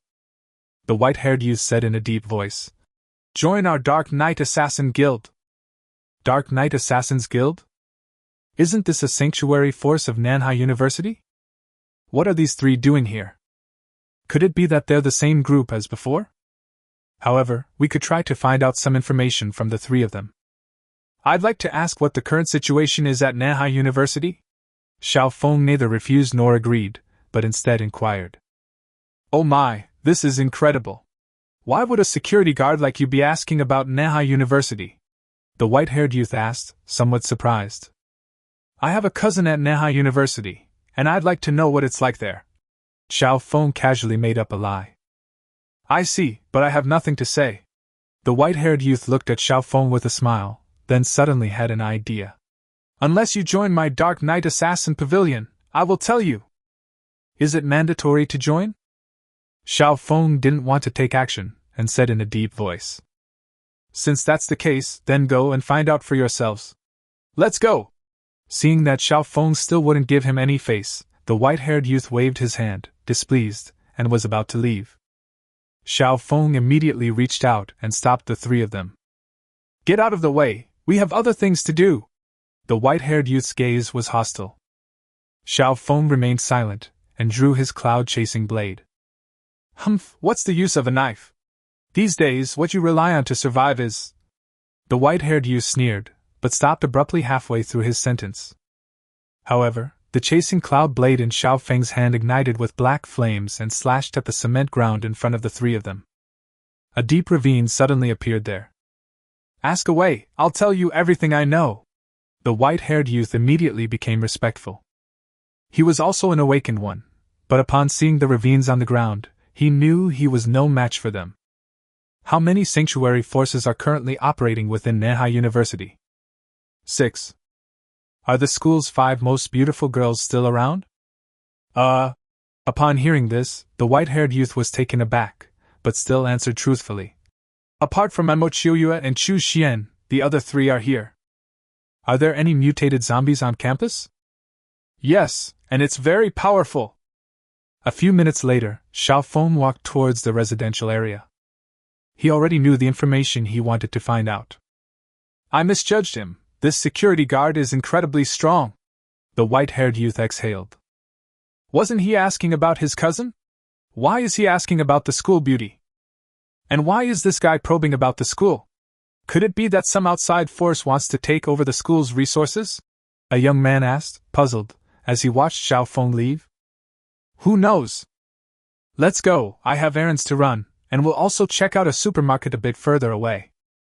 I didn't expect the supermarket here to be emptied out. It seems there are quite a few awakened individuals hiding here. Holy crap, how come there are so many skeletons lying here? Could it have been that security guard?" Xiao Feng arrived at the entrance of the residential area and was about to go in. Beep beep beep. His phone vibrated in his pocket, and he took it out to look at it. "Xiao Feng, why haven't you arrived yet?" "I'm at the entrance of my residential compound. I've noticed something unusual." "What's wrong?" "The zombies in the villa area are gathering, and it's unclear what they're up to. Stay in the bedroom and don't move around. I'll be there soon." Xiao Feng frowned and sent messages to Lin Wanqian and Mo Chiuyue, telling them to stay in their bedroom and not come out. The 2 women also sent messages asking what happened, and he gave them a reassuring explanation. He then started running. At that moment, he realized that there must be mutated zombies in the neighborhood as well. Previously, as long as the doors and windows were closed, ordinary zombies could not get in, and it was safe to stay in the house. But when he learned that he had fought against mutated zombies, Xiao Feng knew very well how terrifying they were. With their intelligence, doors and windows were just decorations to them. I suddenly remembered the chill that had risen in my heart when I passed by the bamboo forest before. Could there be a mutated zombie hiding there? As Xiao Feng ran quickly, he pondered the situation while simultaneously feeling a surge of excitement. He only needs one more mutated zombie to break through to the second star level. Villa area. Following Xiao Feng's instructions, Yi Ningxiang hid in the bedroom, but the commotion outside grew louder and louder. That was the sound of a horde of zombies roaring. A moment later, she heard terrified cries for help. Unable to contain her curiosity, Yi Ningxiang went to the window and quietly pulled back the curtains, revealing a small gap. Through the gap, she could see what was happening at the villa across the street. In front of the villa, a group of zombies were frantically ramming against the gate. From the second-floor window, the villa owner was frantically shouting for help. They had also noticed the zombie horde's movements. Once the gate is breached, death will ensue. Chapter 21 Hero Saves the Beauty. Not only this villa, Yi Ningxiang also saw a horde of zombies attacking the gate of a villa in the distance. What happened? The zombie horde seems to have received a command and moved at the same time? She frowned, and suddenly, a crashing sound came from downstairs. Oops! Yi Ningxiang's expression changed, and she quickly took out her phone and started a video call. Beep beep beep, hello? A handsome face came into Yi Ningxiang's view. She was slightly taken aback, and then said anxiously, Xiao Feng, the zombies have gone mad and are ramming the gates of every villa in the villa area. In the video, Xiao Feng's expression suddenly changed upon hearing these words, and he casually slashed the attacking zombie with a single stroke. Indiscriminately attacking every villa? I don't know. The villas near me have all been attacked by zombies, and even the front door of my villa is being attacked. Don't panic, stay calm, I'm on my way. Okay, come quickly. Yi Ningxiang hung up the video call and glanced out the window. At that moment, the gate of the villa across the street had been smashed open, and a group of zombies swarmed in. A moment later, screams came from inside the villa. She trembled, went to bed, wrapped herself in the blanket, touched her cheeks with both hands, and prayed that Xiao Feng would come quickly. Beauty is meaningless in the apocalypse. She was annoyed that she had awakened a healing superpower. If she had awakened an offensive superpower, she wouldn't be so helpless. Bang! A loud crash came from downstairs, and Yi Ningxiang's body trembled, her face turning pale. Crunch, crunch! The howls of zombies rose and fell, growing ever closer. Just then. Ningxiang, are you there? A powerful voice suddenly rang out. Upon hearing the voice, Yi Ningxiang frowned. It wasn't Xiao Feng, it sounded like. Knock, knock, knock! Footsteps approached, followed by the bedroom door being flung open, startling Yi Ningxiang. Phew, Ningxiang, I thought something had happened to you. Zhao Xiaojun, what brings you here? Yi Ningxiang breathed a sigh of relief upon seeing the person's face, but at the same time remained somewhat wary. Zhao Xiaojun, 45 years old, is a company boss who secretly keeps several mistresses and lives a life of revelry every night. I'm here to save you. The entire villa area has fallen to zombies. Zhao Xiaojun glanced at Yi Ningxiang's alluring body, a barely perceptible glint in his eyes. How did you get here from being surrounded by that horde of zombies? Yi Ningxiang asked in confusion. I've awakened a superpower. Zhao Xiaojun's lips curled up as he slammed the fire axe in his hand into the wall, instantly creating a large hole. Those zombies are no match for me, but there's something wrong with them. There might be a powerful zombie controlling them. Seeing this, Yi Ningxiang fell silent. Ningxiang, don't worry. Follow me, and I can guarantee your safety. I've built a shelter in the community. Zhao Xiaojun put away his fire axe, looking confident. He originally thought he would just wait to die, but then he was blessed by heaven and suddenly awakened his superpower. He was excited and his mind became active instantly. His ambitions grew, and the things he had wanted to do but couldn't before were now beckoning to him. Ningxiang, I've cleared out the zombies below. Let's leave here and go to my shelter without delay. If that mutated zombie realizes what's happening, things will get complicated. Zhao Xiaojun went to the window and looked out. Zombie hordes were still attacking the villa from other places. I can't go with you, I'm waiting for someone. Hearing Zhao Xiaojun's words, Yi Ningxiang bit her red lips and shook her head. Waiting for someone? Waiting for whom? Zhao Xiaojun was taken aback, quite surprised. Yi Ningxiang hesitated for a moment before saying, Xiao Feng. Who is Xiao Feng? Zhao Xiaojun didn't react for a moment. A few seconds later, his eyes widened. You mean that security guard? Yi Ningxiang gently touched her chin. When Zhao Xiaojun saw Yi Ningxiang nod, a shadow of malice flashed in his eyes. He had no prior conflict with Xiao Feng. At most, Xiao Feng had taken him to be the leader of the Yunxi group. Giving it to the group owner wouldn't have been a problem, but Xiao Feng actually managed to contact Yi Ningxiang. It seems Yi Ningxiang has already decided to be with Xiao Feng. This crossed his bottom line. If he hadn't awakened his superpowers, he wouldn't have said anything. But now that he has awakened his superpowers, Yi Ningxiang is his prize. Anyone who dares to take her from him will be killed. As he thought about it, a ferocious look appeared on Zhao Xiaojun's face. If Xiao Feng were here, he would definitely chop him to death with an axe. What's wrong with you? Yi Ningxiang noticed Zhao Xiaojun's unusual behavior, and slowly took a few steps back. Little did she know that this retreat completely enraged Zhao Xiaojun, who glared fiercely at Yi Ningxiang with a fire axe in his hand. Very well, I originally intended to treat you with courtesy and let you live safely and comfortably, but you actually wanted to go with that security guard. With each word he spoke, he took a step forward. Don't blame me for that. Zhao Xiaojun slammed his axe down on the bed, his eyes brazenly scanning Yi Ningxiang's perfect body, especially her round, snow-white legs, and he swallowed hard a few times. Yi Ningxiang was someone he had always coveted, but he hadn't succeeded in getting her before the apocalypse, nor did he dare to use force. Now he can not only feast his eyes but also enjoy the ultimate pleasure. What do you want to do? Xiao Feng will be here soon. Yi Ningxiang trembled, crossed her arms, and leaned against the wall, trying to scare Zhao Xiaojun. She knew Zhao Xiaojun wouldn't let her go, so she didn't beg for mercy. What do you want to do? Hee hee. Zhao Xiaojun walked over step by step with a lewd look on his face. Xiao Feng? Humph. If he dares to come, this will be his death ground.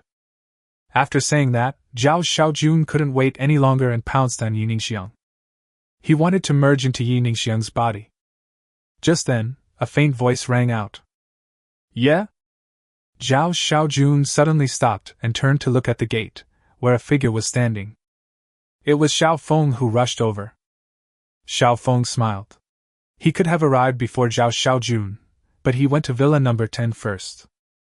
After dealing with the zombies there and calming Lin Wanqian and Mo Qiuyue, they finally arrived at Villa number 66. Seeing the gate broken down, they thought they were too late, but when they came in, they found a group of zombies lying in the hall, hacked to death. Excited yet puzzled, he quietly went to the bedroom on the 3rd floor, where he saw a middle-aged man trying to attack Yi Ningxiang. Xiao Feng? Zhao Xiaojun turned around, took a step, picked up the fire axe, and said with a sinister smile, You choose the path to hell when there's no way to go to heaven. You know me? Xiao Feng raised an eyebrow. The famous Emperor of Security, who doesn't know him? Zhao Xiaojun said with amusement.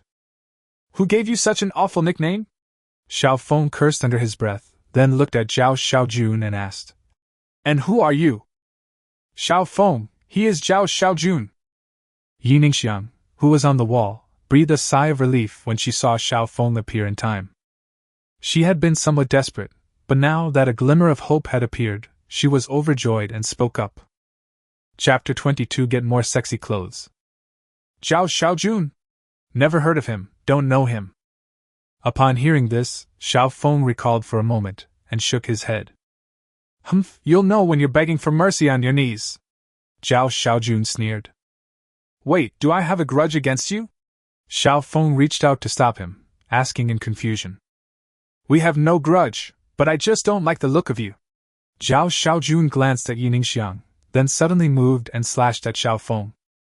That's exactly what we're looking for. However, Xiao Feng remained calm and composed as the cloud-chasing blade appeared out of thin air and struck the fire axe.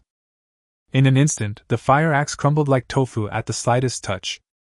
Zhao Xiaojun's pupils suddenly contracted. Just as the chasing cloud blade was about to strike him, his body swelled up, his reaction and speed increased dramatically, and he dove to the side. But I still managed to get a light scratch on my arm, and it immediately started bleeding profusely. Xiao Feng, you're courting death! Zhao Xiaojun roared upon seeing the injury on his arm, and the next second his clothes ripped apart. He transformed into a small giant. This is his awakened superpower, full body enhancement. Yellow rank. Speed, strength, and reaction time have been greatly improved. A blur flashed through the air as Zhao Xiaojun swiftly appeared before Xiao Feng, unleashing a powerful punch. A whooshing sound rang out. Xiao Feng's lips curled up. He hadn't expected Zhao Xiaojun to be so fast. He didn't have time to sever the hand with his sword. He vanished from the spot in an instant. At this moment, Zhao Xiaojun revealed a ferocious smile. If he punched Xiao Feng's head would shatter like a watermelon, and his brains would splatter everywhere. However, his smile vanished the next moment. What did he see? Xiao Feng vanished in an instant? Bang! His fist slammed into the wall, creating a large hole. Zhao Xiaojun then pulled his fist out and threw a punch back. It hit the air and made a loud bang. Why are you hitting the air? Xiao Feng stood in front of Yiningxiang, stunned for a moment. Damn it! You dare to play tricks on me? Zhao Xiaojun was furious. He had thought that Xiao Feng would appear behind him after disappearing, but he didn't. This is different from what's said online. Shouldn't such a bizarre disappearance be a sneak attack from behind? You think you can just tease me like that? Xiao Feng spread his hands and shrugged. I'll kill you! Zhao Xiaojun's eyes flashed with bloodlust, his power gathering in his fists. He took a step forward, preparing to leap.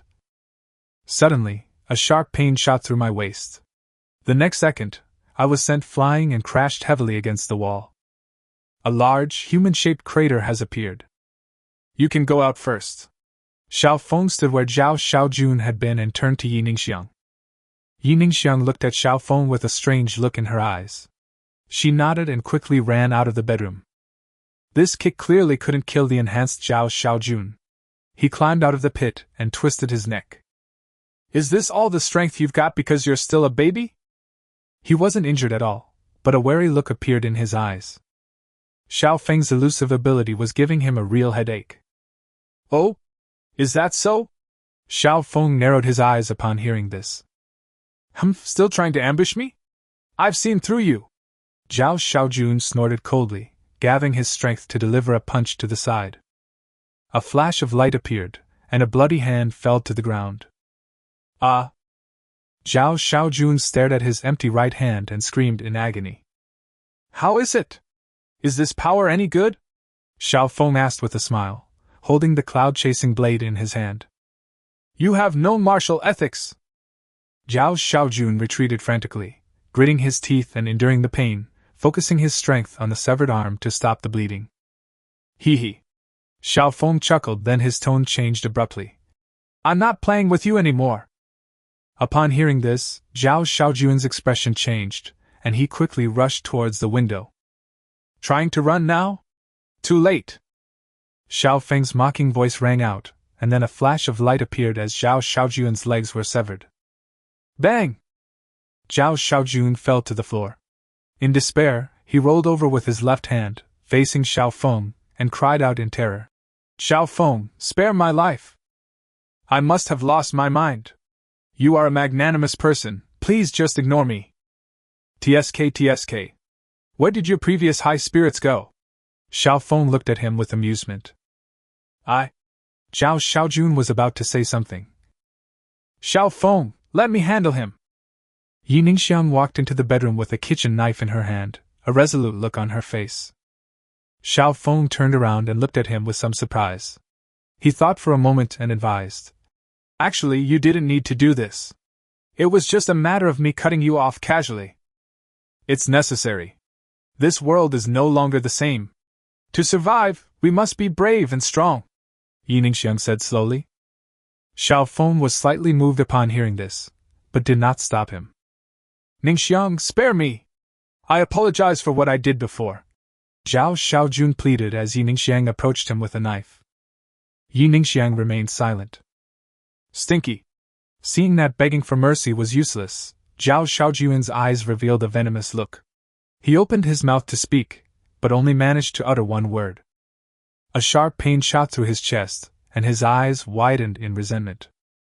Want to die? Yi Ningxiang pulled out the kitchen knife, and a drop of water condensed in her palm, which she then dripped onto Zhao Xiaojun's chest. In an instant, a cyan light bloomed on his chest. Zhao Xiaojun's body trembled, and a glint of light suddenly appeared in his eyes. Am I in heaven? However, when he saw Yi Ningxiang raise the kitchen knife, something occurred to him, and he exclaimed in horror. You're a devil! Another wave of excruciating pain shot through Zhao Xiaojun, who stared intently at Yi Ningxiang. Your special ability is the power to bring the dead back to life. Xiao Feng was shocked to see this and quickly asked. No, it's just a brief moment of lucidity before death, Yi Ningxiang explained, standing up and looking at Xiao Feng. While she wanted to deal with Zhao Xiaojun, she was also testing her supernatural abilities. The results were pretty good. That's still very strong, Xiao Feng suddenly realized. Is it that strong? I can't even handle a single zombie. Yi Ningxiang's face showed helplessness. Hee, it's alright, leave the zombies to me. Xiao Feng chuckled. By the way, Zhao Xiaojun said before that this zombie riot was caused by a powerful zombie controlling it. Yi Ningxiang rolled her eyes at him, then quickly added, as if she had just remembered something. I already guessed it. Xiao Feng nodded, glanced at Zhao Xiaojun who was lying dead with his eyes wide open, and asked, What do you plan to do next? Didn't you promise to protect me? Yi Ningxiang was taken aback. Xiao Feng smiled and said, Of course, shall we go now? Let me pack some clothes. Upon hearing this, Yi Ningxiang went to the wardrobe and, without hiding it from Xiao Feng, took out a change of clothes. Take a few more sexy clothes, Xiao Feng said after glancing at them. Yi Ningxiang paused, putting away the dress she was holding and changing into a purple halter-neck tulle dress. A little while later, Yi Ningxiang finished packing her clothes and pulled her suitcase. All right, let's go. Xiao Feng nodded slightly and walked out of the bedroom with Yi Ningxiang. Before leaving, he waved his hand. A wisp of netherworld fire landed on Zhao Xiaojun. Zhao Xiaojun left nothing behind after his death, such as supernatural abilities. Perhaps only weapons could be left behind. Chapter 23 Top-tier mature woman. In front of the villa, Xiao Feng and Yi Ningxiang came out. Where are we going? Yi Ningxiang looked ahead, remembering that Zhao Xiaojun had built a shelter, and asked, Xiao Feng, have you built a shelter? A shelter? Xiao Feng was taken aback. Yi Ningxiang. Zhao Xiaojun seems to have said that he built a shelter in the community. After thinking about it for a moment, Xiao Feng realized that he really needed to consider this issue after this incident. We'll discuss this later. Let's go to our temporary accommodation first. Yi Ningxiang nodded and didn't ask any more questions. Give me your suitcase. Xiao Feng held out his hand. Yi Ningxiang paused for a moment, then handed over the suitcase. Xiao Feng took it, and the suitcase vanished instantly. Yi Ningxiang's mouth dropped open in shock at the sight. Xiao Feng smiled, enjoying seeing the beautiful woman's dazed expression. He then led Yi Ningxiang around the zombie horde and back to Villa number 10. We entered the villa. I'm back, Xiao Feng called out. Two figures suddenly appeared in the second-floor corridor. They were Lin Wanqian and Mo Chuyue. When the two women saw Yi Ningxiang next to Xiao Feng, they exchanged a glance. Mo Chuyue pouted, while Lin Wanqian looked gentle. Yi Ningxiang also saw the two of them, raised her eyebrows, and then turned to look at Xiao Feng. She knew the two women, but she didn't expect that Xiao Feng had already secretly taken them both under his wing. He really is a pervert. She's walked right into a wolf's den. But why doesn't she want to leave this den of wolves? They are. Xiao Feng saw Yi Ningxiang's gaze, scratched his head, and was about to introduce them. I know him. Yi Ningxiang interrupted him. Xiao Feng smiled and said, "It's good that we know each other. It's good that we know each other." "Welcome." Lin Wanqian stepped down, her face dignified and elegant, then looked at Xiao Feng. "Xiao Feng, what's going on outside?" "Aunt Qian, it's all right now." Xiao Feng comforted her. "Then I'll go prepare dinner." Lin Wanqian breathed a sigh of relief upon hearing this. "Aunt Qian, let me help you." Amo Chiuyue came downstairs at this moment, greeted Yi Ningxiang in a friendly manner, and then followed her into the kitchen. "Xiao Feng, it seems your life is perfect," Yi Ningxiang said with a meaningful smile. "It's not quite perfect yet." Xiao Feng suddenly stared at Yi Ningxiang, a smile playing on his lips. Yi Ningxiang met Xiao Feng's gaze, her heart skipped a beat, but she remained calm on the surface and changed the subject. "Xiao Feng, that mutated zombie is still a threat." "Don't worry, I'll handle it." Xiao Feng sat down on the sofa and patted the empty seat next to him. "Let's talk about your business." "What do you mean? What's wrong with me?" Yi Ningxiang asked, sitting next to Xiao Feng. "Of course it's about your special ability." Xiao Feng smiled slightly. "My awakened superpower has two abilities. One is healing, which you saw before, and the other is growth," Yi Ningxiang said, looking around before getting up and standing on a rose pot. "The roses have withered somewhat because they haven't been watered for a long time. Watch closely." She picked up the flower pot, placed it on the table in front of the sofa, stretched out her palm, and a drop of blue water condensed a few seconds later. Tick-tock! Blue water droplets fell on the roses, and in an instant, the withered roses blossomed with brilliance, and one by one, the roses bloomed. The air was filled with the fragrance of flowers. Xiao Feng swallowed hard, utterly shocked. It really could make plants grow rapidly. Xiao Feng sat on the sofa, watching quietly. Thinking of something, he took advantage of the moment to read Yi Ningxiang's information. Yi Ningxiang. A stunningly beautiful mature woman. Appearance 96. Body 98. Charm 96. Age 26. Personal status pure. 7 days of feelings: excitement, anxiety, despair, hope, a glimmer of hope. Favorability 18%/100%. Special ability J-Do, nature type, celestial level, healing, growth. Inheritance: the heart of life, a sniper rifle. It did not disappoint him, it perfectly met the requirements. The heart of life? Upon seeing the inheritance, Xiao Feng raised an eyebrow, and couldn't help but feel a sense of anticipation. Yi Ningxiang's favorability rating is pretty good, so there's a good chance of winning her over quickly. Thinking of Yi Ningxiang's hot figure, his heart burned with desire. Forcing himself to calm down, Xiao Feng put away the information panel. "Xiao Feng, I can't go on." Yi Ningxiang's face was pale, her body trembled slightly, and she fell backward the next second. Just as she was about to fall to the floor, Xiao Feng appeared behind Yi Ningxiang in an instant, and caught her in his arms. He held her soft, fragrant body in his arms and said helplessly, When you reach your limit, can't you stop on your own? Didn't you ask me to try and see how many drops I could condense?" Yi Ningxiang felt the warm embrace, a blush rising on her face, and she whispered softly. Upon hearing this, Xiao Feng placed Yi Ningxiang on the sofa. He turned to look at the glass on the table, its surface rippling with blue water. "There are 10 drops of green dew inside," Yi Ningxiang said, having regained some strength. 10 drops?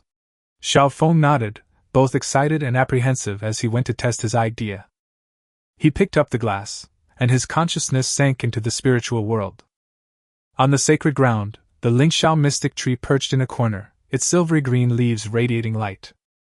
Xiao Feng, in his conscious form, took a glass and came to the Lingxiao mystic tree, slowly pouring out the green dew. 10 drops of dew fell onto the tree roots and were immediately absorbed. He looked up and saw that the silvery green leaves on the tree seemed to shine brighter after absorbing the dew. After waiting for a moment, he reached out and touched the Lingxiao mystic tree. The spirit tree bears fruit only once every 3 years, 150 days per 1095 days. Information about the Lingxiao mystic tree appeared before his eyes, and he was slightly taken aback when he saw the numbers displayed behind it. Within seconds, Xiao Feng realized what was happening, and his face lit up with ecstasy. "It works!" The result shows a growth period of 150 days, meaning that 10 drops of dew provide 150 days of growth time, and 1 drop of dew can replace 15 days of growth time. Xiaofeng? Xiaofeng? On the sofa, Yi Ningxiang saw that Xiaofeng was in a daze and called out to him softly twice. Xiaofeng regained his senses, looked at Yi Ningxiang, and smiled. Ningxiang, after a while, say a few hours later, will you still be able to condense the azure dew? He wanted to determine whether Yi Ningxiang could only condense 10 drops of green dew per day, or whether she could condense more after a period of time. No, the power within my body has dried up and is slowly being generated. It will probably take until tomorrow to condense it again, Yi Ningxiang said slowly after sensing the situation. Upon hearing this, Xiaofeng raised an eyebrow. That means it can only condense 10 drops of green dew per day, and it would take at least a week for the Lingxiao mystic tree to bear fruit. Chapter 24. Their room is Xiaofeng's room. A week? It's unbelievable that 3 years can be shrunk to just 1 week. Dinner's ready! And Mo Chuyue carried a plate of food out of the kitchen and happened to see this scene. Upon hearing the sound, Yi Ningxiang suddenly opened her eyes, quickly pushed Xiaofeng away, stood up, and twisted her small hands behind her back.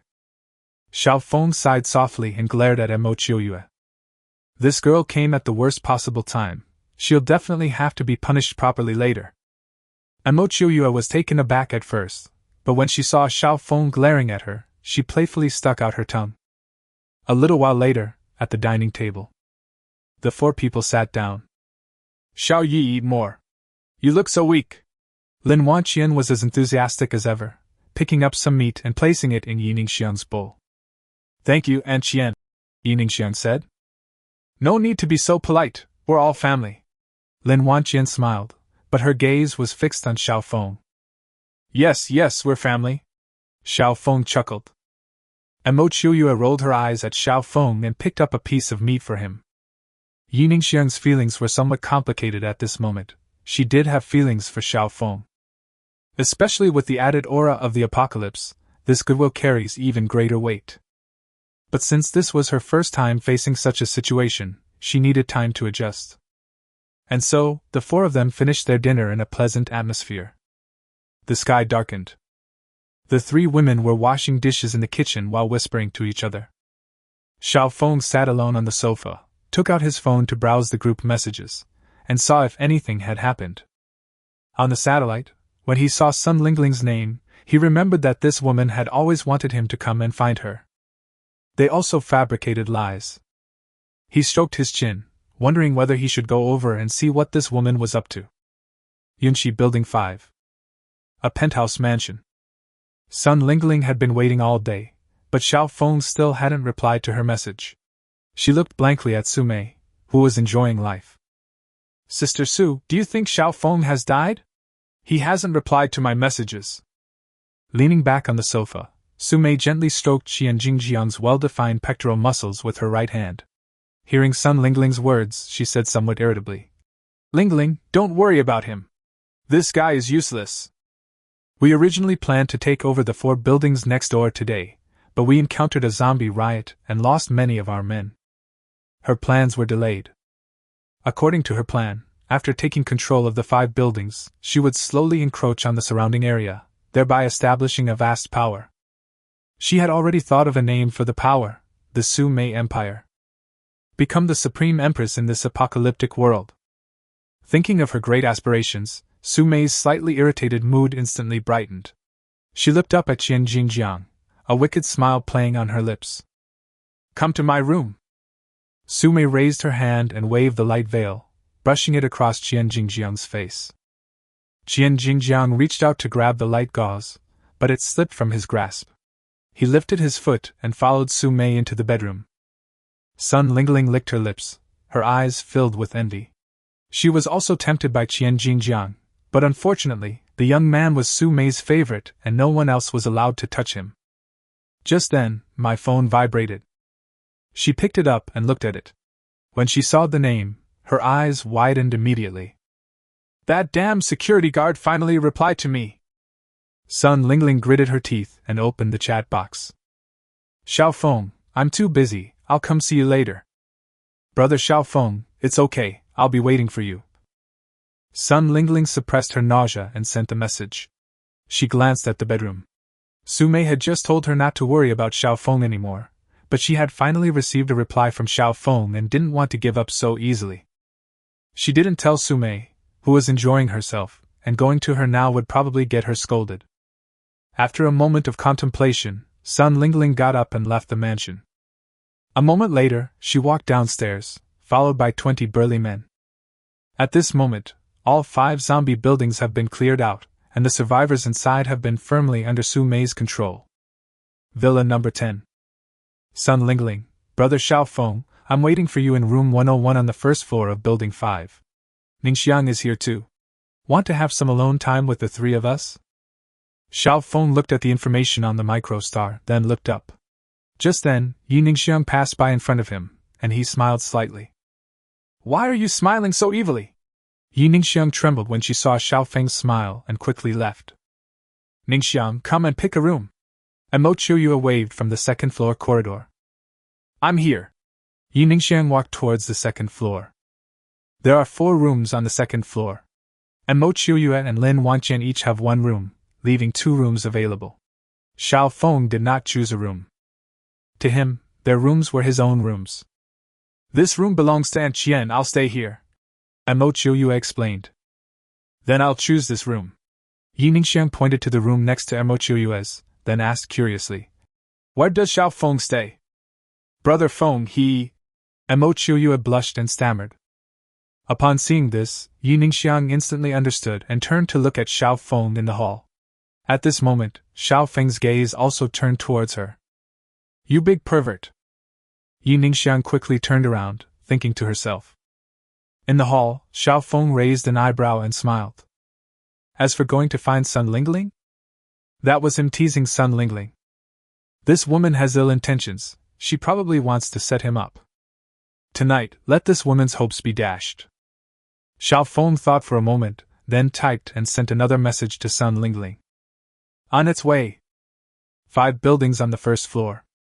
Sun Lingling, who had already arranged for 20 burly men to lie in ambush, received a message from Xiao Feng. She opened it and couldn't help but smile. You damn security guard, still dreaming of the future?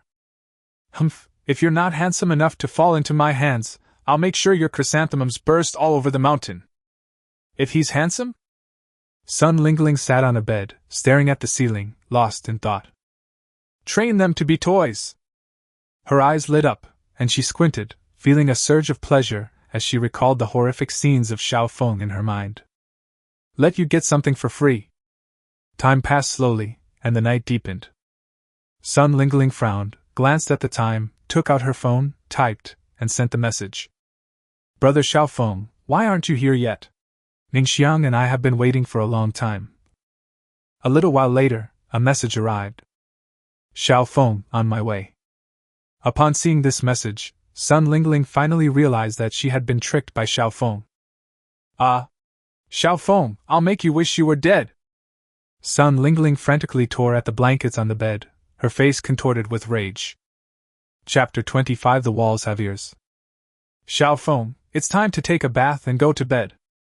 This time, Lin Wanqian didn't wear her tight-fitting blue pajamas, but instead wore a casual nightgown.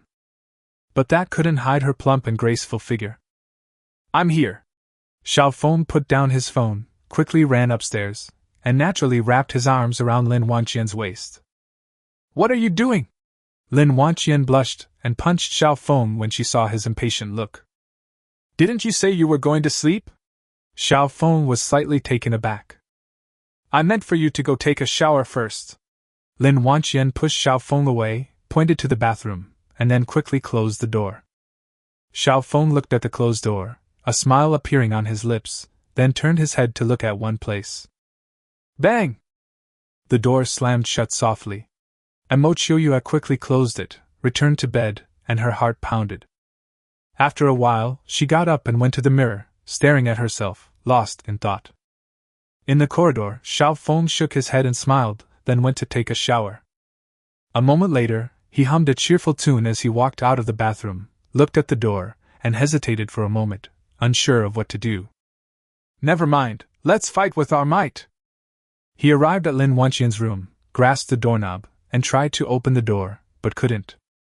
Xiao Feng was dumbfounded. He hesitated for a moment, then came to Mo Chiuyue's room and gently pushed it.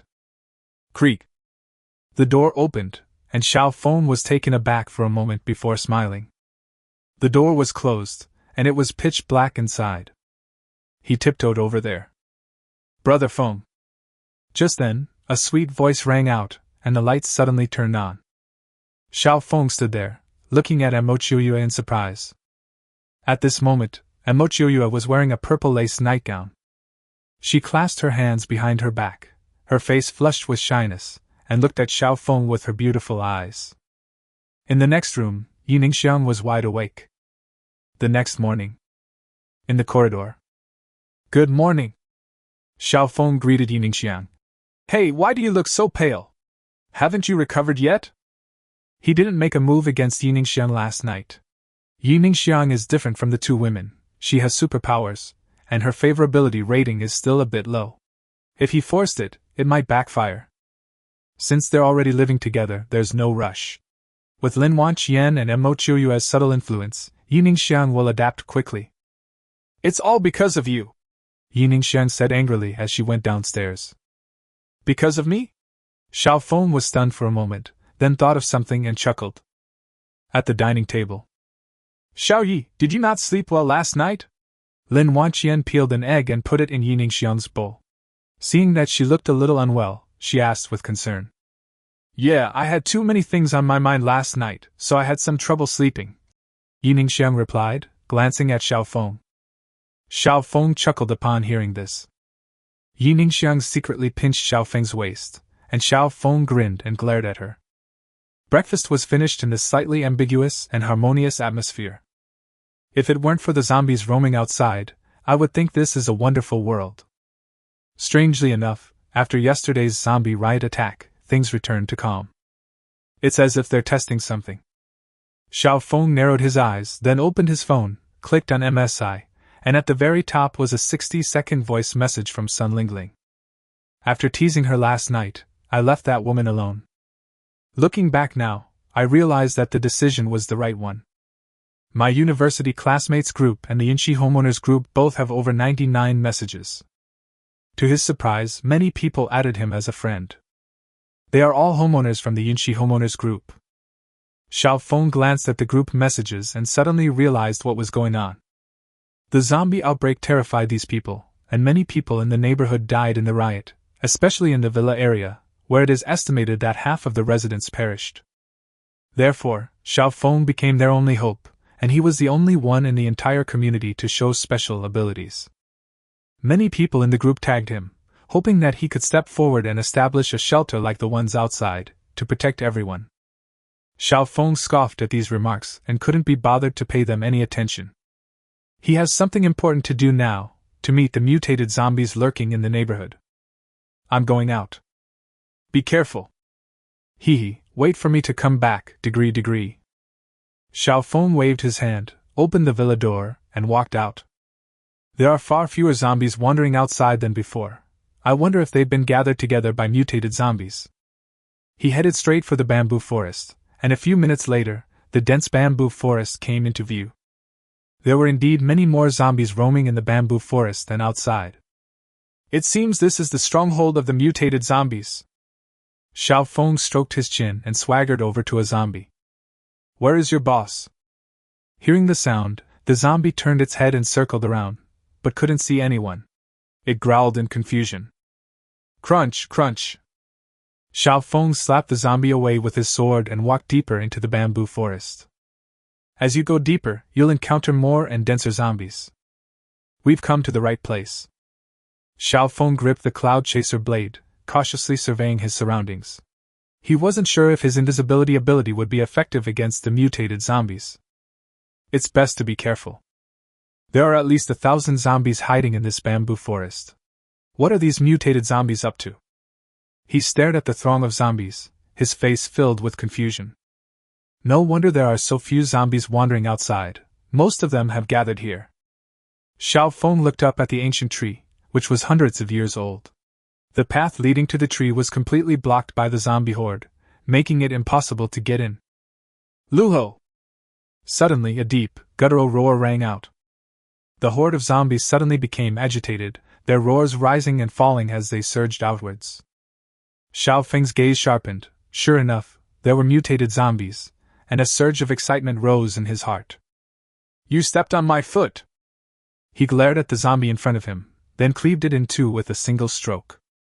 The surrounding zombies were stunned when they saw their companions split open, and were knocked to the ground by the other zombies. As the zombie horde's agitation spread, the previously impassable area suddenly opened up. Xiao Feng ignored the ordinary zombies and quickly moved forward, dodging them as he went. Chapter 26: Skeleton Zombies. A little while. Xiao Feng arrived in front of the ancient tree, his pupils suddenly contracting. What did he see? At this moment, under the ancient tree, a zombie covered in bones stood with its back to the tree, its white-green pupils staring intently at Xiao Feng. Behind them stood a small mountain of white bones, like an altar. Blood stained the roots of the ancient tree. Can you see me? Xiao Feng's expression turned serious. The scene here was beyond his expectations. The mutated zombie in front of him was extraordinary. Luho! The skeletal zombie let out a low growl. It couldn't see Xiao Feng, only hear his voice, but it could pinpoint Xiao Feng's location by his aura. That's why the skeletal zombie kept staring at Xiao Feng. The zombie horde rioted once again, swarming around the ancient tree, looking at each other helplessly. From their perspective, there were no outsiders at all, yet the leader ordered them to kill the outsiders. This isn't purely innocent. Luho! Seeing that the horde of corpses remained unmoved, the skeletal zombie let out another low growl to urge them on. Driven by the oppression and fear emanating from their souls, the zombie horde began to move, but their movements were chaotic and disorderly. It was as if they were putting on a show for the leaders. This scene infuriated the skeletal zombie. It saw more than a dozen zombies pass by Xiao Feng, but did not make a move. Looking at the horde of zombies wandering around, Xiao Feng frowned, then, as if remembering something, a smile appeared on his lips. Hey, your men can't see me. Surprised? Unexpected? The skeletal zombie seemed to understand Xiao Feng's words. It roared angrily and charged towards Xiao Feng with its 2-meter-tall body. It took action itself. Sizzle! A pair of silver-white claws sliced through the air with a piercing tearing sound. Seeing the claws coming at him, Xiao Feng took a step and instantly disappeared from his original spot, appearing behind the skeletal zombie, his chasing cloud blades slashing at its head. Clang! A clanging sound rang out, and Xiao Feng's hand trembled, his eyes widening in shock. This strike didn't cause any damage, even though the cloud-chasing blade is known for its ability to cut through iron like mud. The skeletal zombie's claws missed their mark, and it was stunned. Suddenly, Xiao Feng's aura vanished. Just then, I felt a thud on my head. Its pupils shifted, and it turned around, brandishing its sharp claws. Xiao Feng had already retreated several meters away.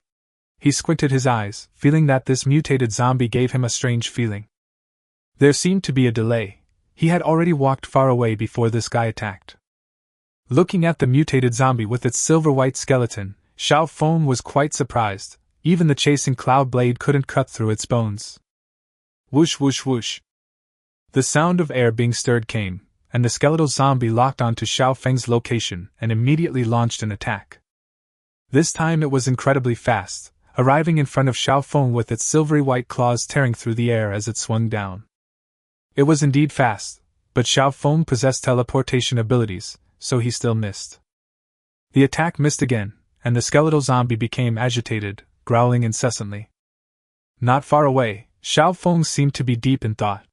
He instantly appeared behind the skeletal zombie, lingered for a moment, and then disappeared again. A few seconds later, a pair of sharp claws swept across the spot where he had been standing. At this moment, Xiao Feng finally understood that the skeletal zombie could not see him either. It seems that his presence is perceived through something else, so there is a certain delay, especially after he uses teleportation. This delay is even longer. Having figured all this out, Xiao Feng smiled. Although he couldn't break through the bones of this guy, he was no longer afraid of him. Play with them as you please. No! The cloud-chasing blade can't cut through it, but what if we add the 9 netherworld fire? Black flames erupted from the cloud-chasing blade in his hand, and the next second, Xiao Feng appeared behind the skeletal zombie. He slashed out with a single stroke. The sound of clashing swords continued to ring out, and a smile appeared in Xiao Feng's eyes. A black crack appeared on the skeletal zombie's head. Although it wasn't deep, it was enough to show that this guy wasn't indestructible. Just as it was about to unleash a second strike, the skeletal zombie suddenly turned around, its white-green pupils shooting out two beams of white-green light. Fortunately, Xiao Feng reacted quickly and disappeared instantly. A beam of white and green light pierced through the void and struck a zombie. The zombie shuddered and slowly began to rot. Moments later, it turned into a pool of corpse water. Xiao Feng's pupils contracted when he saw this. Corrosion rays? Whoosh! As Xiao Feng pondered, the skeletal zombie launched another attack, with two corrosive rays flying rapidly towards him. He teleported away instantly, and the beam struck the horde of zombies behind him, leaving two pools of corpse water. Zombie brothers, help me hold them off! The skeletal zombie went berserk, unleashing corrosive rays relentlessly. Xiao Feng, holding one of the zombies, stood in front of it as a shield. Every time the skeletal zombie launched an attack, he would use one of the zombies to block it. In an instant, more than a dozen pools of corpse water appeared on the ground. After a while, seemingly exhausted, the skeletal zombie stopped attacking, roared to the sky, and then turned and ran out of the bamboo forest. Xiao Feng was stunned and didn't react. At this moment, the zombies around him went berserk, running around in all directions, which blocked his vision and hindered his movements. Holy crap, that's some serious intelligence! He exclaimed in surprise and quickly chased after it, finally managing to catch a mutated zombie. Moreover, this mutated zombie is very strong. It's uncertain who will emerge victorious if we fight outside the residential area. At this moment, the benefits of his earlier decision to conserve his strength came in, allowing him to teleport past the raging horde of zombies. Moments later, he caught up with the skeletal zombie. The cloud-chasing blade, burning with netherworld flames, struck the back of the skeletal zombie, sending it flying and crashing to the ground, instantly clearing a patch of bamboo forest. Luho! The skeletal zombie roared angrily. Not only could it not see the enemy, but its strongest attacks were also ineffective, which drove it to despair. If it weren't for its formidable defense, it would have been killed by that guy. The skeletal zombie quickly got up and fled in panic. How could we let you get away? Xiao Feng took a step forward and rushed forward. It seemed that because he had used up a lot of strength earlier, the skeletal zombie was much slower. He slashed at the head of the skeletal zombie with his knife, and the skeletal zombie swung its claws backward. Unfortunately, he missed again. And so Xiao Feng began hacking away at the skeletal zombie's head. A few minutes later, a black, cold light flashed in the void. Bang! The skeletal zombie slowly collapsed to the ground, its head split in two, its white-green pupils filled with resentment. It had a miraculous encounter, and could have roamed freely throughout this world. Phew! Finally killed him! Xiao Feng shook his slightly numb hand. The bones here were ridiculously hard. After a while, a pure spirit flower condensed. He reached out, grabbed the pure spirit flower, and swallowed it directly. A burst of pure energy exploded out, flowing through the limbs and meridians, strengthening the body's power. The energy that had been depleted was instantly replenished. Drink! Xiao Feng swung his sword, causing the void to subtly distort. Chapter 27 Breakthrough to 2 stars. Their power has increased considerably. Xiao Feng sheathed his chasing cloud blade, his face beaming with joy. Now, dealing with the skeletal zombies would be much easier for him. It only takes 3 cuts to break its head. He then opened his system panel. Host, Xiao Feng. Superpower level, 2 stars, 0/100%. I don't know if it's a mutated zombie that increases the progress by 50%. Xiao Feng glanced at the skeletal zombie on the ground. This guy should be at the peak of the 1st star level. Navigating the Yunxi residential area was no problem, but unfortunately, I ran into him. It cannot be seen or touched. Suddenly remembering something, he left, and came to the ancient tree. Many of the zombies around us have fled, and they are no longer as densely packed as before. Xiao Feng looked at the mountain of white bones and couldn't understand it. Is that guy performing a ritual? Could he have been a wizard in his previous life? He stepped forward, observed for a while, but found nothing unusual. Suddenly, out of the corner of his eye, he saw a blood-red bud growing in front of the ancient tree roots. Only then did he notice that the roots were stained with blood. Xiao Feng stared at the blood-red plant, stroking his chin in thought. After a moment, his eyes lit up. I see. He understood somewhat. No wonder there was a zombie riot yesterday. It must have been this guy who directed it, with the aim of plundering survivors to nourish the plant. This pile of bones should be. Xiao Feng sighed softly, walked up to the plant, squatted down, and reached out to touch it. Blood bone flower, young plant contains malevolent power, use with caution. Upon seeing the plant's information, he frowned, thought for a moment, and then a wisp of netherworld fire appeared in his palm, landing on the blood bone flower. The blood bone flower burst into flames instantly, releasing a burnt smell. In a short while, the blood bone flower turned to ashes under the netherworld fire. Xiao Feng narrowed his eyes as he watched this scene. The birth of the blood bone flower signifies that this world not only has naturally awakened superpowered individuals, but also those who acquire superpowers through external means. In other words, there will be more and more people with superpowers on this land in the future. At the same time, all sorts of strange zombies will be born. That's what makes it fun!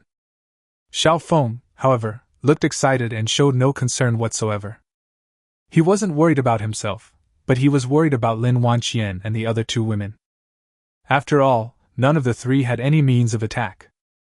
He glanced at the centuries-old tree, then got up and left. Just then, my phone rang in my pocket. Xiao Feng took out his phone and saw that it was a message from Yi Ningxiang. Strangely enough, several days have passed, and communications and power have not yet been paralyzed. The Imperial Court's infrastructure is indeed quite robust. Yi Ningxiang, Xiao Feng, quickly checked the Yinshi homeowners group chat. He opened the chat window, and a sentence caught his eye. He raised an eyebrow and then curiously opened the Yinshi homeowners group. Lu Wenxiang from Building 7, ha ha ha.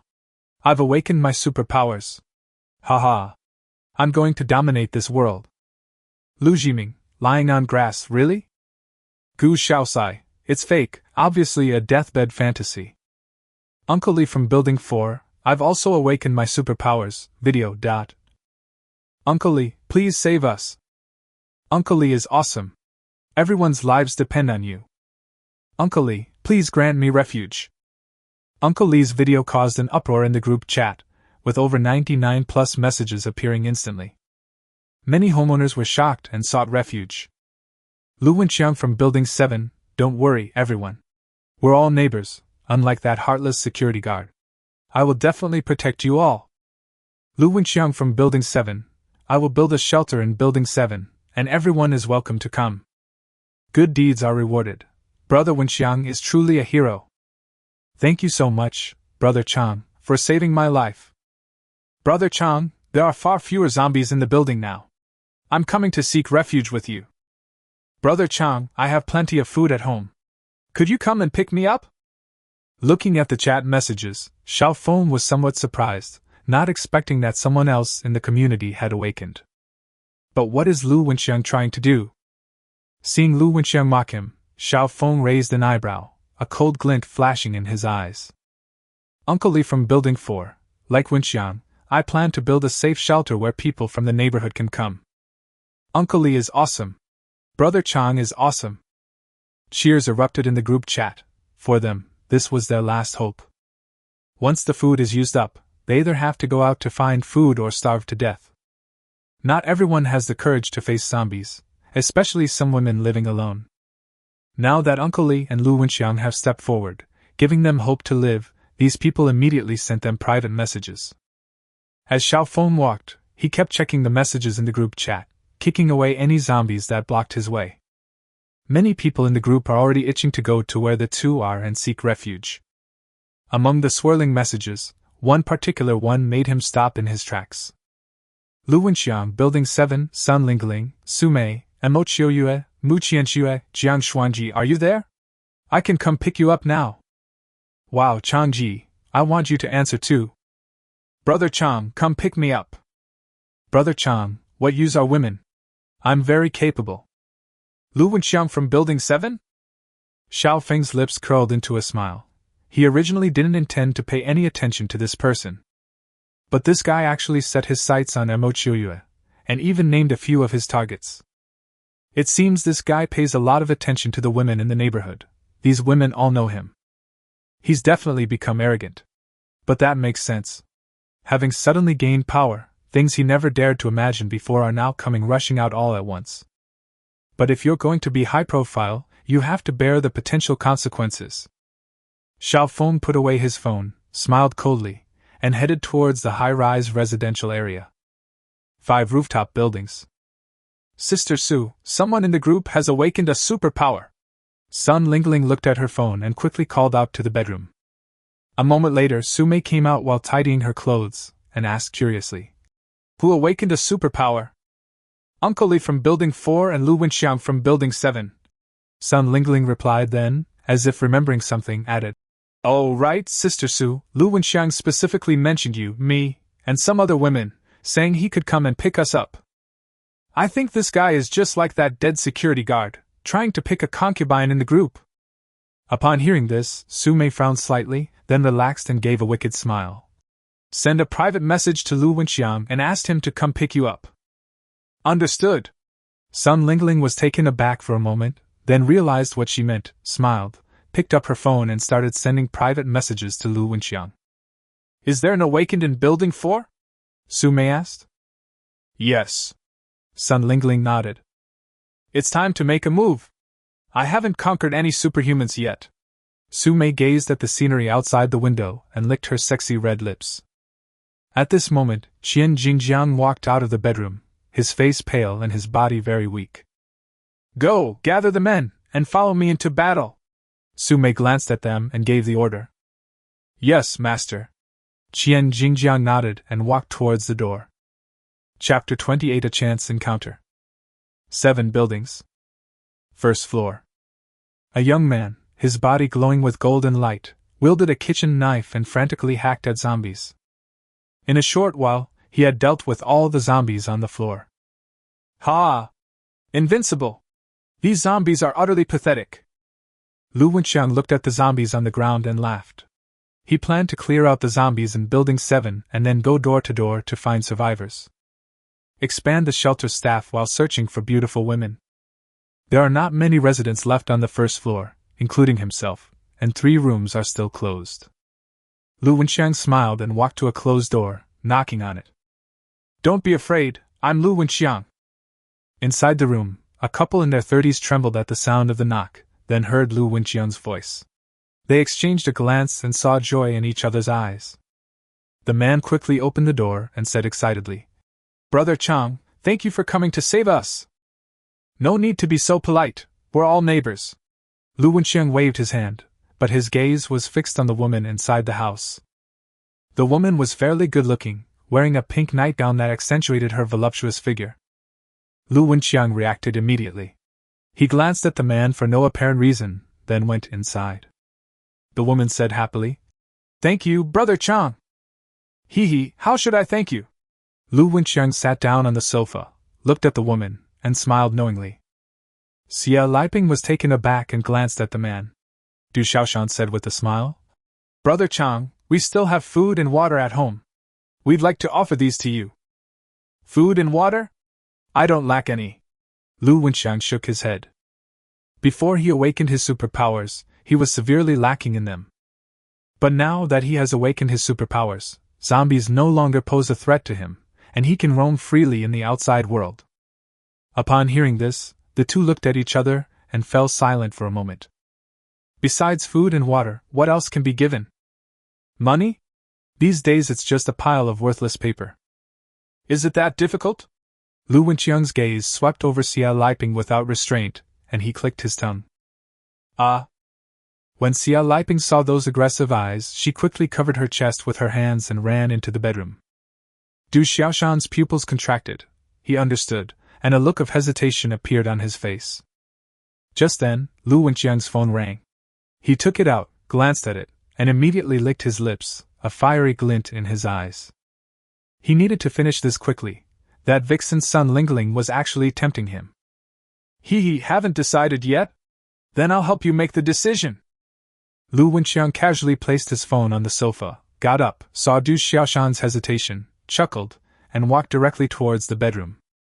Du Xiaoshan opened his mouth, then stood there stunned, without stopping Lu Wenxiang. As Lu Wenxiang approached the bedroom, he noticed out of the corner of his eye that Du Xiaoshan hadn't made a move. A smile played on his lips as he opened the bedroom door. What are you doing in here? What do you think? Get out, Little Hill. Stop yelling, it's useless, he's just a piece of trash. Xia Liping's scream rang out instantly in the bedroom. Hearing the desperate cries, Du Xiaoshan's numb expression finally showed some reaction. He clenched his fists, gritted his teeth, ran into the kitchen, grabbed a cleaver, and rushed into the bedroom. In the corridor on the first floor. As soon as Xiaofeng stepped inside, he heard shouts and followed the sound. Looking at the scattered zombies on the floor, he came to a room. Damn it, you useless piece of trash, how dare you sneak up on me? Now I'll show you how An angry shout came from inside the house. Xiaofeng was quite surprised and went inside. The sound was coming from the bedroom, so he quickly went to the bedroom to take a look. In the bedroom, a man lay on the floor, his blood staining the floor red. On the bed, a woman lay with torn clothes, her face covered in tears, her eyes glazed and filled with despair. In front of her stood a young man with a bloody wound on his back. Just as Lu Wenxiang was about to make his move, he suddenly sensed movement behind him. He turned around and shouted angrily. Who the hell are you? I am your father! Xiaofeng didn't tolerate him at all and glared at him. Court death! Enraged, Lu Wenxiang charged towards Xiaofeng, his body radiating golden light, raising his golden fist. Pfft. The next second, his pupils contracted sharply as he looked down at his chest, where a knife was stuck. A look of disbelief crossed his eyes. When did this guy get in front of him? Lu Wenxiang slowly raised his head to look at Xiaofeng in front of him, opened his mouth, and blood gushed out. You! Endless resentment, but a bright future awaits him. Little did he know that his life would come to an abrupt end just as he was enjoying a little bit of it. He hated it. What do you mean, you? Xiaofeng was too lazy to waste words with this kind of person, so he simply drew his chasing cloud blade and kicked him away. Lu Wenxiang was kicked onto the bed, which startled Xia Liping. She grabbed the blanket and huddled in the corner. When she saw Lu Wenxiang's face, a glimmer of clarity appeared in her dazed eyes. She laughed maniacally. Ha ha! Lu Wenxiang, you finally met your match! Bah! You deserve it! Ha! Lu Wenxiang? Xiaofeng was slightly taken aback upon hearing the woman's words. Is this guy Lu Wenxiang? Wasn't this just a lucky accident? This was a really unexpected bonus. Thank you. Xia Liping stopped laughing maniacally and said earnestly to Xiaofeng. Xiaofeng shook his head, walked out of the bedroom, and gave the woman some space. The situation here is self-evident without even asking. It is clear that Lu Wenxiang killed the man and forced the woman. He entered the hall, and suddenly a bell rang. Xiaofeng walked to the sofa, looked at the phone on it, thought for a moment, picked it up and saw that it wasn't locked. He clicked on it, and his gaze sharpened when he saw the information inside. It turned out to be a message from Sun Lingling, telling Lu Wenxiang to hurry over to Building 5 to pick her up. Interesting. Sun Lingling is a real evil spirit, so eager to be thoroughly investigated. Just then, a slight noise came from the bedroom. Xiaofeng's expression changed, and he instantly went into the bedroom. A moment later, he walked out helplessly. The woman committed suicide. Ruthless, decisive, and utterly desperate. Xiaofeng sighed softly. The tragedy here made him feel a sense of crisis, so he did not linger. He went straight to the villa area. 4 buildings. 8th floor. Honey, don't worry, I will never be like Lu Wenxiang, who only loves one person in his life. In the lobby, a middle-aged couple sat on the sofa, the man gazing affectionately at the woman. I believe you. Huang Qin smiled with relief. Upon hearing this, Li Changgong raised his hand, and strands of frost gathered together, condensing into an irregular ice crystal rose. Wife, this is for you. Really, how old are you? Still doing this kind of thing? Huang Qin said shyly, but honestly accepted the crystal rose with both hands. Li Changgong scratched his head, about to say something, when a knock sounded on the door. They must be neighbors who came to seek refuge with them. I'm going to change my clothes. Huang Qin nodded, glanced at herself, and walked towards the bedroom. Li Changlong got up, went to the door, and looked through the peephole. He saw a beautiful woman looking pitiful and nervously looking around. Chapter 29. I also want to help Brother Feng take a bath. Li Changgong swallowed hard, glanced back at the bedroom, and then opened the door. Girl, come in quickly. You're really brave to come all by yourself. Thank you, brotherly. Sume quickly walked into the house. Her voice was soft and weak, and she was wearing a strapless dress. Whether intentionally or unintentionally, she bent down to thank him. Li Changgong's eyes widened instantly, the deep white of the snow reflected in his eyelids, and he quickly turned away to look away. Don't mention it, we're neighbors. Brotherly, you're such a good man, it's a pity good people don't live long. The first half of the sentence was gentle and weak, but the second half carried a chilling aura. Upon hearing the second half of the sentence, Li Changgong was taken aback and turned around in confusion, only to see the woman suddenly begin to dance gracefully, and a pink light quickly enveloped him. A pink tinge instantly appeared in Li Changgong's eyes, his expression became somewhat numb, and his body trembled violently, as if in resistance. Strands of frost slowly seeped out from his body. As expected of someone who has awakened superpowers, their resistance is indeed strong. Seeing this, Sume remained calm. She leaned closer, her hands roaming over Li Changgong's body, her sexy red lips close to his ear, exhaling a delicate fragrance. Brother, don't resist, just play with me. Li Changgong's body trembled suddenly, and the frost that had surged around him vanished in an instant, revealing an eerie pink color in his pupils. Men? A piece of cake! Sume licked her red lips. Just then, an angry shout rang out. What are you doing? Stay away from my farmhand! Huang Qin walked out of the bedroom and saw the scene at the door, and was immediately shocked and furious. Hee, what are you doing? Of course, I'm going to play with your man. Sume was a little surprised by Huang Qin's appearance. She thought Li Changgong was the only one there. You shameless woman, get out of here! You're not welcome in my house! Huang Qin's face changed drastically, and she pointed angrily. You're home? Sume asked with amusement as she walked to the sofa and sat down. Huang Qin looked at the stunned Li Changgong with a furious expression. Li Changgong, what are you standing there for? Get this woman out of here right now! Li Changgong, however, ignored him and stood there blankly. What did you do to my family's maid? Huang Qin gritted her teeth and lunged at Sume with bared teeth and claws. Grand hand? Sume called out with a cold smile. As Huang Qin lunged forward, a figure suddenly appeared before her eyes. She recognized the person's face and a smile appeared on her face, but the next second her pupils suddenly contracted. Her eyes widened in disbelief as she stared intently at Li Changgong in front of her. Confusion, doubt, shock, despair. Bang! Huang Qin's body fell to the floor, with an ice crystal resembling a sword but not quite embedded in her chest. Li Changgong stood there like a machine, his face devoid of any emotion, as if he were doing something insignificant. Not bad, not bad. Sume stood up and clapped her hands, looking satisfied.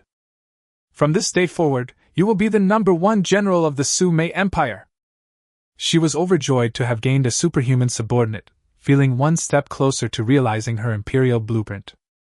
At this moment, Sun Lingling walked in and saw the corpse on the ground. She was not surprised, she was used to it. Sister Su, as you instructed, we have taken control of this floor. There are 10 survivors left. Very good, you and the Imperial generals have taken control of all the survivors in the 4 buildings. Sume came to the window, a gentle breeze ruffling her hair. An Imperial general? Sun Lingling was taken aback, then glanced at Li Changgong, who stood motionless. It's right here. Sume turned around and pointed at Li Changgong. Received. Sun Lingling was about to turn and leave when she remembered something. Sister Su, Lu Wenxiang hasn't replied to me. What's going on? I don't know. Everything was fine before. They said they would come over after handling something, but they haven't come for half a day and haven't replied. Understood, deal with the 4 buildings first. Villa area, Villa number 10. As Xiao Feng stepped into the villa, 3 pairs of white legs came into view, dazzling him. The 3 women, dressed in short tops and skirts, lay on the sofa, their eyes closed and face masks on. Xiao Feng, you're back. Lin Wanqian noticed the movement, opened her eyes, looked over, and immediately smiled. Xiao Feng nodded, walked up to Lin Wanqian, and picked her up in his arms. Xiao Feng, what are you doing? Lin Wanqian was caught off guard and was suddenly picked up. Her beautiful face instantly turned red, and a hint of panic appeared in her eyes. And Mo Qiuyue and Yi Ningxiang are also there. Hee, Aunt Qian, I'm a little dirty and tired. Help me wash up. Xiao Feng chuckled and carried Lin Wanqian upstairs. Lin Wanqian was startled. She sniffed and smelled a bloody odor. She took a deep breath and whispered, Good. The 2 women on the sofa were completely stunned. Xiao Feng has always been like this, Yi Ningxiang exclaimed, her eyes wide with shock. And Mo Qiuyue blinked and whispered, Aren't we going to take a shower? Take a bath? Yi Ningxiang smiled wryly, then said with a hint of helplessness, Yes, we're going to take a bath. Brother Feng has worked very hard, I want to help him take a bath too. And Mo Qiuyue turned over, rested her chin on the sofa, and looked up at the 2nd floor. Upon hearing this, Yi Ningxiang slapped her forehead. This girl is deeply in love. But isn't she the same? In this apocalyptic world, people's evil thoughts and desires will be amplified infinitely. This is especially true when one possesses great power. She had already prepared herself mentally for the decision to follow Xiao Feng and receive his protection. But Xiao Feng respected her very much. Time passed slowly. 2nd floor. Xiao Feng walked out of the bathroom refreshed and with a smile on his face, a scarf draped over his shoulders, revealing his wheat-colored skin. Healthy and strong. While taking a bath, Yi Ningxiang's favorability suddenly increased by 20%, which surprised and delighted him. This shows that Yi Ningxiang has been subtly influenced. A moment later, Lin Wanqian jogged out, glanced at the lobby on the 1st floor, and quickly ran back to her bedroom. Seeing her cautious manner, Xiao Feng chuckled and went downstairs. At this time, neither of the 2 women were in the living room, and a clanging sound came from the direction of the kitchen. Looks like they're making lunch. If only things could stay like this forever. Xiao Feng thoroughly enjoyed this kind of life, but unfortunately this was the apocalypse. If his strength didn't improve, how would he protect the 3 women? A few minutes later, Lin Wanqian took a quick shower, changed her clothes, and went to the kitchen to help. Noon. The 4 sat at the dining table, enjoying lunch, chatting and laughing, in a harmonious and pleasant atmosphere. During this time, Yi Ningxiang took out 10 drops of jade and gave them to Xiao Feng. There were only 5 days left before the Lixiao mystic tree would bear fruit. At this time, however, the Yunxi Zhujing high-rise residential area was undergoing a dramatic transformation. However, Xiao Feng was unaware that he had already become immersed in happiness. Chapter 30 Foreign Forces. The next morning. On the soft bed, Xiao Feng opened his eyes and turned to look at the side. And Mo Qiuyue was sleeping soundly, her head resting on his arm. He gently withdrew his right hand, carefully covered himself with the blanket, and left the bedroom. He still didn't make a move on Yi Ningxiang last night. Although Yi Ningxiang's dependence on him had reached 50%, he decided to wait. Stepping out of the bedroom, Lin Wanqian and Yi Ningxiang were sitting in the lobby on the 1st floor, chatting. Hearing the noise upstairs, the 2 looked up. Xiao Feng, you're awake? I'll go prepare breakfast. Lin Wanqian smiled and got up to walk towards the kitchen. Upon seeing Xiao Feng, Yi Ningxiang felt a slight pang of resentment, her lips pursed. She had prepared everything last night, but after waiting for a long time, she still hadn't seen Xiao Feng, which made her somewhat disappointed. Is it because I'm not charming enough? Soon after, a familiar voice reached my ears. Why are you looking so sullen so early in the morning? Did someone in the group chat upset you? Xiao Feng found her appearance somewhat amusing. Just as Yi Ningxiang was about to ignore Xiao Feng, she heard the second half of his sentence, and remembered something. She asked with great confusion. Xiao Feng, it's strange in the group. Very few people have been talking in the group since last night. Yeah? Xiao Feng was very busy yesterday and didn't check his phone. He took out his phone and opened MSI. Really? The Yunqi group, which usually receives 99 plus messages, now has fewer than 90. Has the zombie aggression rioted again? He opened the chat window and browsed through the message content. No one said there was a zombie riot. 2 guys in the group were very active, Nalu Jiming and Gu Xiaosai. The 2 kept tagging Lu Wenxiang and Uncle Li, asking them about the shelter. But Lu Wenxiang and Uncle Li remained silent and did not respond. Lu Wenxiang was definitely unable to speak, but it was a bit strange that Uncle Li was not speaking. The 2 who were usually quite active stopped talking after midnight last night. That's really unusual. Xiao Feng narrowed his eyes. Could it be that the zombies have rioted again? Yi Ningxiang said, recalling the previous situation. It shouldn't be. There was no mention of zombies in the group chat. Xiao Feng shook his head. Yi Ningxiang frowned. Then what's going on? I don't know, I'll go out and take a look later. Xiao Feng looked out the window, intending to go and find out what was going on. Xiao Feng, it's too dangerous, Yi Ningxiang said with a worried expression. Don't worry, you've seen my skills before. Xiao Feng's lips curled up. Yi Ningxiang immediately recalled Xiao Feng's strange movement technique, which lessened her worries considerably, but she was still a little concerned. At this moment, Lin Wanqian came out carrying a steaming bowl of noodles. Xiao Feng, breakfast is ready. Aunt Qian, you're so kind.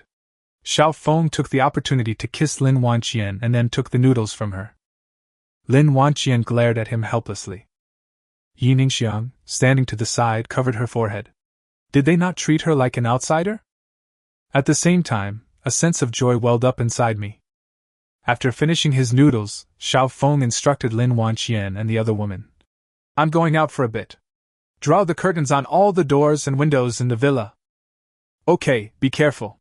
Lin Wanqian wanted to ask something, but in the end she just nodded gently.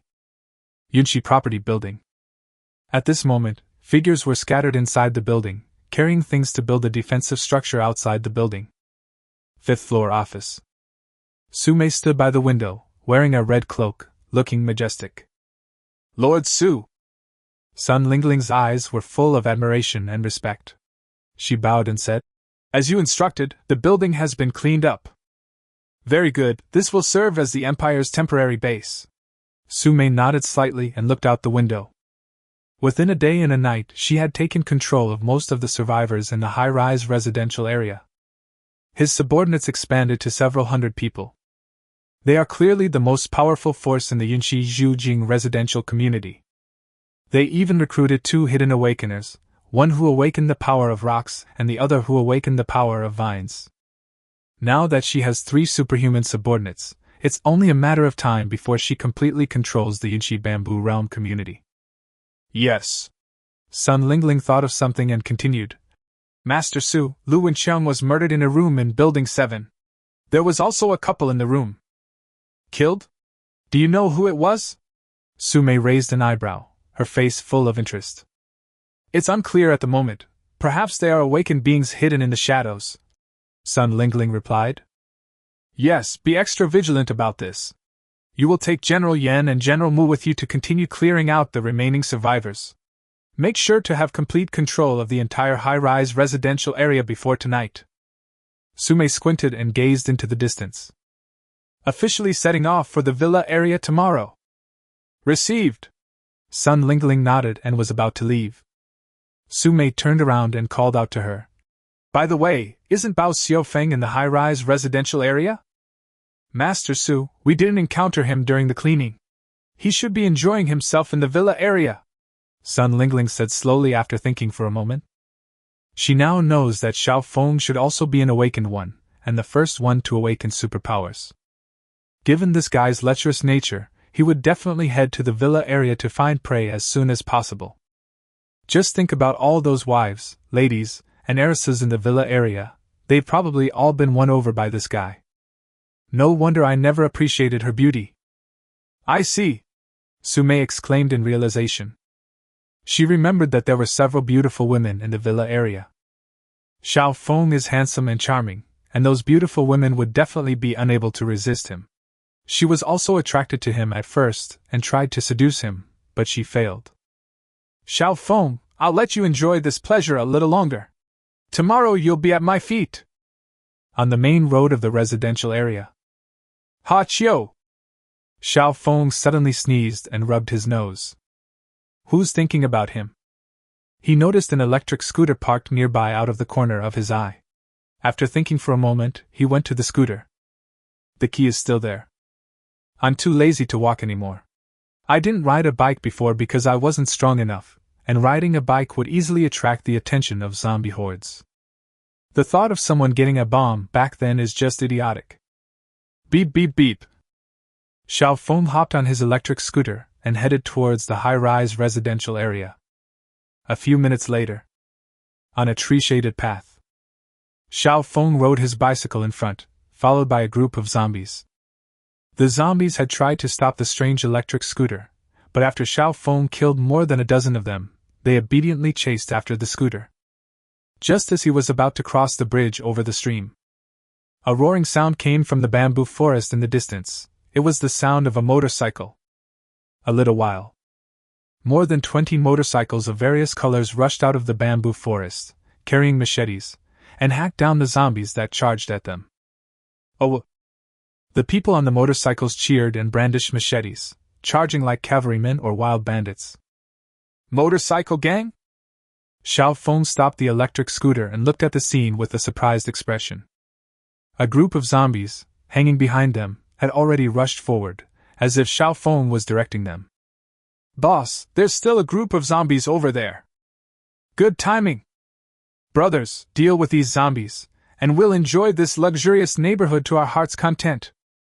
I can't wait. Charge! Let's kill them all. The motorcycle swarm immediately came into direct contact with the zombie horde. Chapter 31 Brother Xiao Feng, you smell so good. A dozen minutes later, the zombie horde was hacked down to the ground. These people were experienced, well-coordinated, and had sharp swordsmanship, clearly having dealt with zombies many times before. Boss, there's someone over there. Buzz buzz buzz. More than 30 motorcycles drove up and stopped in front of Xiao Feng. Kid, you've got guts, riding your bike out all by yourself? A young man with dyed yellow hair took off his helmet and said with a playful tone. More than 30 people stared at Xiao Feng menacingly, especially since each of them wore a black helmet, which created a sense of oppression. Beep beep beep. However, Xiao Feng remained calm and collected, honked his horn, and asked curiously, Are you guys from a biker gang? Where are you from? The motorcycle team leader is named Ma Tianai. He has loved motorcycles since he was a child and is very passionate about them. He is the one who founded this motorcycle team. He was riding a cool yellow motorcycle with a tiger painted on it, which was lifelike and exuded a domineering aura. Upon hearing Xiao Feng's words, he raised an eyebrow. Before he could speak, the blonde-haired man next to him spoke up. Kid, we're not a biker gang. Remember, we're the Tiger Knights, the blonde-haired guy said with a disdainful look, then spoke with an air of dominance. After saying that, he suddenly stepped on the gas, and a powerful roar rang out. Buzz buzz buzz. The ferocious Tiger Knights? Xiao Feng narrowed his eyes. This was a good name, better than the biker gang. Boss, this person should be an awakened one. Seeing Xiao Feng's composure, a middle-aged man whispered to Ma Tianai. Ma Tianai seemed to be deep in thought. He nodded slightly and looked at Xiao Feng. Brother, are you interested in joining our ferocious Tiger Knights? Huang Mao was surprised to hear his boss's words and turned to ask what was going on, but Ma Tianai stopped him by raising his hand. What are the benefits of joining you? Xiao Feng asked after a moment's thought. Holy crap, kid, it's your good fortune to join us, and you actually. The blonde-haired guy's eyes widened in disbelief, but he was scolded before he could finish speaking. Yellow hair! Ma Tianai shouted in a low voice. Brother, there are many benefits to joining us. First, you'll be completely unrestrained. Second, in this apocalyptic world, we can guarantee your safety. Third, you can have any kind of woman you want, such as flight attendants, young married women, even female celebrities. The middle-aged man, with a smile on his face, slowly listed them one by one. In the post-apocalyptic world where order has collapsed, they are practically unrestrained, doing whatever they want except. Oh? I'll think about it. Xiao Feng thought for a moment, neither agreeing nor refusing. He already understood what this group of people did. It seems this group has already looted many residential areas, and now their target is Yinshi Zhujing. However, he did not choose to kill the group, firstly because he was unsure of their strength, and secondly because he wanted to use them to investigate the anomalies in the high-rise residential area. Ma Tianai and the middle-aged man exchanged a glance. The former smiled and said, "Brother, no rush, take your time to think it over. But could you tell me about the situation in this neighborhood?" "Brother, once we take over this neighborhood, you'll see how strong we are. You can do whatever you want here, and we won't even fear awakened ones." The middle-aged man, Wu Hao, continued. The implication is that they are very strong, unafraid of awakened beings, and willing to share the benefits. Upon hearing their words, Xiao Feng immediately beamed with joy. He was still figuring out how to get the Tiger Knights to the high-rise residential area. What a coincidence! The high-rise residential area is very unusual. It seems that a powerful awakened individual has taken control of it, and is enjoying all the resources. Xiao Feng quickly made up a lie and pointed to the high-rise buildings in the distance. "Brother, I understand." Ma Tianai chuckled upon hearing this. They encountered similar situations when conquering various neighborhoods along the way. "No problem. What is the strength of that awakener? What power has he awakened?" Wu Hao asked cautiously. "I don't know. I just awakened recently and was just about to go and find out," Xiao Feng said half-jokingly. "Oh, what power did you awaken, brother? It's okay if you don't want to say." Wu Hao thought to himself that he was indeed an awakener, and he secretly exchanged a glance with Ma Tianai. "Axe?" Xiao Feng thought for a moment, and a cyan axe appeared in his right hand. "Weapon-based superpower, very strong!" A hint of surprise flashed in Wu Hao's eyes. Ma Tianai smiled and gave a thumbs up. He and Wu Hao exchanged glances. If Xiao Feng can join, the ferocious Tiger Knights will gain another fierce general. The strategy was primarily to win him over, but since Xiao Feng ultimately didn't intend to join, the only option left was. "What's your name, brother?" Ma Tianai chuckled. "His surname is Xiao and his given name is Feng. Xiao means playing the flute, and Feng means handsome and elegant, plus the character for wood." The lips of the Tiger Knights twitched. "Is this name description appropriate?" "I am Ma Tianai, the leader of the ferocious Tiger Knights army. This is strategist Wu Hao, and this is Huang Mao. Brother Xiao Feng, could you lead the way?" "No problem." That's all. Xiao Feng rode his electric scooter, leading the fierce Tiger Knights in a grand procession towards the high-rise residential area. "Boss, there are villas over there." The blonde-haired guy spotted the villa area faintly visible in the distance. "Brother Yellowhair, there's nothing left in the villa area. I came from there. There was a zombie riot that swept through the villa area and killed many people." "Oh, I see. Brother Xiao Feng, you smell so good." A breeze blew by, carrying a light fragrance. Yellowhair sniffed and said instinctively, "It really smells delicious." Ma Tianai was taken aback, but he nodded in agreement, as did the others. They haven't bathed in a long time since the water was contaminated, and their bodies are somewhat. But Xiao Feng is different. He takes a bath every day, especially after Lin Wanqian helped him wash last night, when he was bathed with a refreshing minty scent. Upon hearing this, Xiao Feng felt a chill run down his spine, and he wanted to turn around and run away immediately. "Brother Xiao Feng, don't misunderstand, it's just that you smell really good. We haven't showered in a long time," Wu Hao quickly explained, seemingly noticing Xiao Feng's unusual behavior. Right, isn't the water in this community polluted?" Ma Tianai realized, then asked in surprise. "It's contaminated. I'm a bit of a germaphobe. I feel uncomfortable if I don't shower, so I go to great lengths to collect clean water for bathing." Xiao Feng breathed a sigh of relief. He wasn't afraid of these people being powerful. He was just afraid of their quirks. Luxury! Ma Tianai suddenly realized, slashed down the attacking zombie with a single blow, and looked at Xiao Feng in front of him, asking in confusion. Brother Xiao Feng, why aren't these zombies attacking you? Maybe it's because I smell good, Xiao Feng casually remarked. Is that so?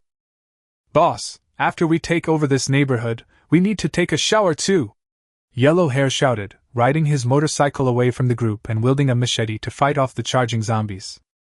Brother Huang Mao has always been this brave. Xiao Feng couldn't help but admire. These zombies pose no threat to him. Ma Tianai smiled slightly, showing no concern whatsoever. Xiao Feng glanced at it, and realized that ordinary zombies posed almost no threat to awakened individuals unless they were overwhelmed by sheer numbers, their strength depleted, and eventually worn down to death. Chapter 32, Battle Imminent. Xiao Feng and the evil Tiger Knights marched towards the high-rise residential area, with Huang Mao escorting them. During this time, he also gathered some information. These Tiger Knights came from the West District. Haixia City is divided into 4 districts, East, South, West, and North, each with a vast area. The most important, and only major city in Nainan Province. The East District is flat and the most prosperous, while the West District is much more desolate, as it is close to forests and mountains. The Northern District is bordered by the Tongtian River, which runs east to west, while the Southern District is adjacent to Natian Lake, the largest lake in the southern province. However, Ma Tianai remained somewhat wary of him and did not fully disclose the situation to the outside world. He only vaguely knew one extremely important point, and it was through his subtle probing that Ma Tianai let slip the secret. There is a massive base in Xiqing District. Xiao Feng didn't know what the base was used for, and he wanted to find out more, but Ma Tianai changed the subject and stopped talking about it. High-rise residential area. At this point, the number of zombies around the high-rise residential area had dwindled considerably, indicating that it had been cleared out. Soon after, a loud roar rang out, immediately attracting the attention of people in the high-rise residential area, and figures appeared in front of the windows of the high-rise buildings. So high profile? Xiao Feng frowned. Honestly, apart from the West District, our fierce Tiger Knights army can sweep through any other place. Ma Tianai's lips curled up, his face full of arrogance and confidence. 20 buildings. Sun Lingling was wearing a black cloak, followed by 2 middle-aged men also wearing cloaks, and dozens of young men, holding various weapons, some of which were stained with dried blood. A group of people walked out of Building 20 with an air of authority. Just as Sun Lingling was about to lead her people to Building 21, she suddenly heard a roar coming from afar. She squinted, looked into the distance, thought for a moment, and then led her people toward the direction of the sound. Come with me! Boss, should we go straight for it? Yellow Hair took out a cigarette, lit it, and exhaled a puff. Ma Tianai gazed at the figures on the high-rise building, stroked his chin, and then looked at Wu Hao. Ah Hao, what do you say? Wu Hao thought for a moment, and was about to speak when he caught a glimpse of a group of people walking towards him from the distant main road. Boss, someone's here! Is it the power of the awakened ones? Ma Tianai looked over upon hearing this. It looks like it. Wu Hao nodded when he saw that the group of people were holding weapons. At this moment, Xiao Feng also looked at the group of people who had suddenly appeared. When he saw the leader, his eyes widened slightly. Sun Lingling? Has this woman awakened supernatural abilities? Outsiders? Sun Lingling led her people closer, glanced at the group of motorcycle men, and asked in a cold voice. Boss, this woman has a fantastic figure. The blonde-haired guy stared at Sun Lingling, licking his lips. Upon hearing this, a cold, murderous glint appeared in Sun Lingling's eyes. However, she did not act rashly. Before she came, she had informed Master Su that no matter what the purpose of this group of people was, they would all have to kneel down. Are you the boss of this neighborhood? Ma Tianai ignored the blonde-haired man and looked at Sun Lingling. Sun Lingling said calmly, Why should I tell you if you haven't answered my question? Ma Tianai raised an eyebrow. This woman was wild enough. He chuckled lightly, then his expression darkened. You think you can get away with this? Kill them! These sudden words left Xiao Feng and Sun Lingling and their group somewhat bewildered. But the Tiger Knights made their move the moment Ma Tianai finished speaking. They were clearly used to it, and worked together seamlessly. Buzz, buzz, buzz! The roar of engines rose and fell as more than 30 motorcycles rushed forward. Leave that woman to me, you guys deal with the others. Yellow Hair took the lead, riding his motorcycle straight towards Sun Lingling. Sun Lingling realized what was happening and quickly retreated to the back of the crowd. All of you, charge! Upon hearing Sun Lingling's order, the eyes of the two cloaked middle-aged men sharpened. One of them, General Mu, quickly squatted down and slammed his large hand on the ground. The next second, dozens of vines burst from the ground, crisscrossing in the air as they attacked the oncoming group of motorcycles. An awakened one? A hint of surprise crossed the blonde-haired man's face, but he showed no fear whatsoever. He uttered a soft shout. Coincidentally, me too! He stood up, stepped onto the motorcycle, and leaped away, a burst of blood-red light emanating from his body. My blood is boiling! Yellow Hair gripped a machete, waving it in midair and cutting down more than a dozen vines before landing on the ground and engaging General Mu in combat. Upon seeing this, another middle-aged man, General Yen, stomped his right foot heavily, causing the ground to tremble and dozens of earth spikes to stand horizontally in front of him. The first few motorcycles crashed into the spikes, and the motorcycles were destroyed on the spot.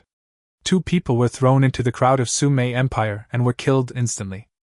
The remaining 30 locomotives quickly changed direction and launched a surprise attack from the side. 2 awakened ones?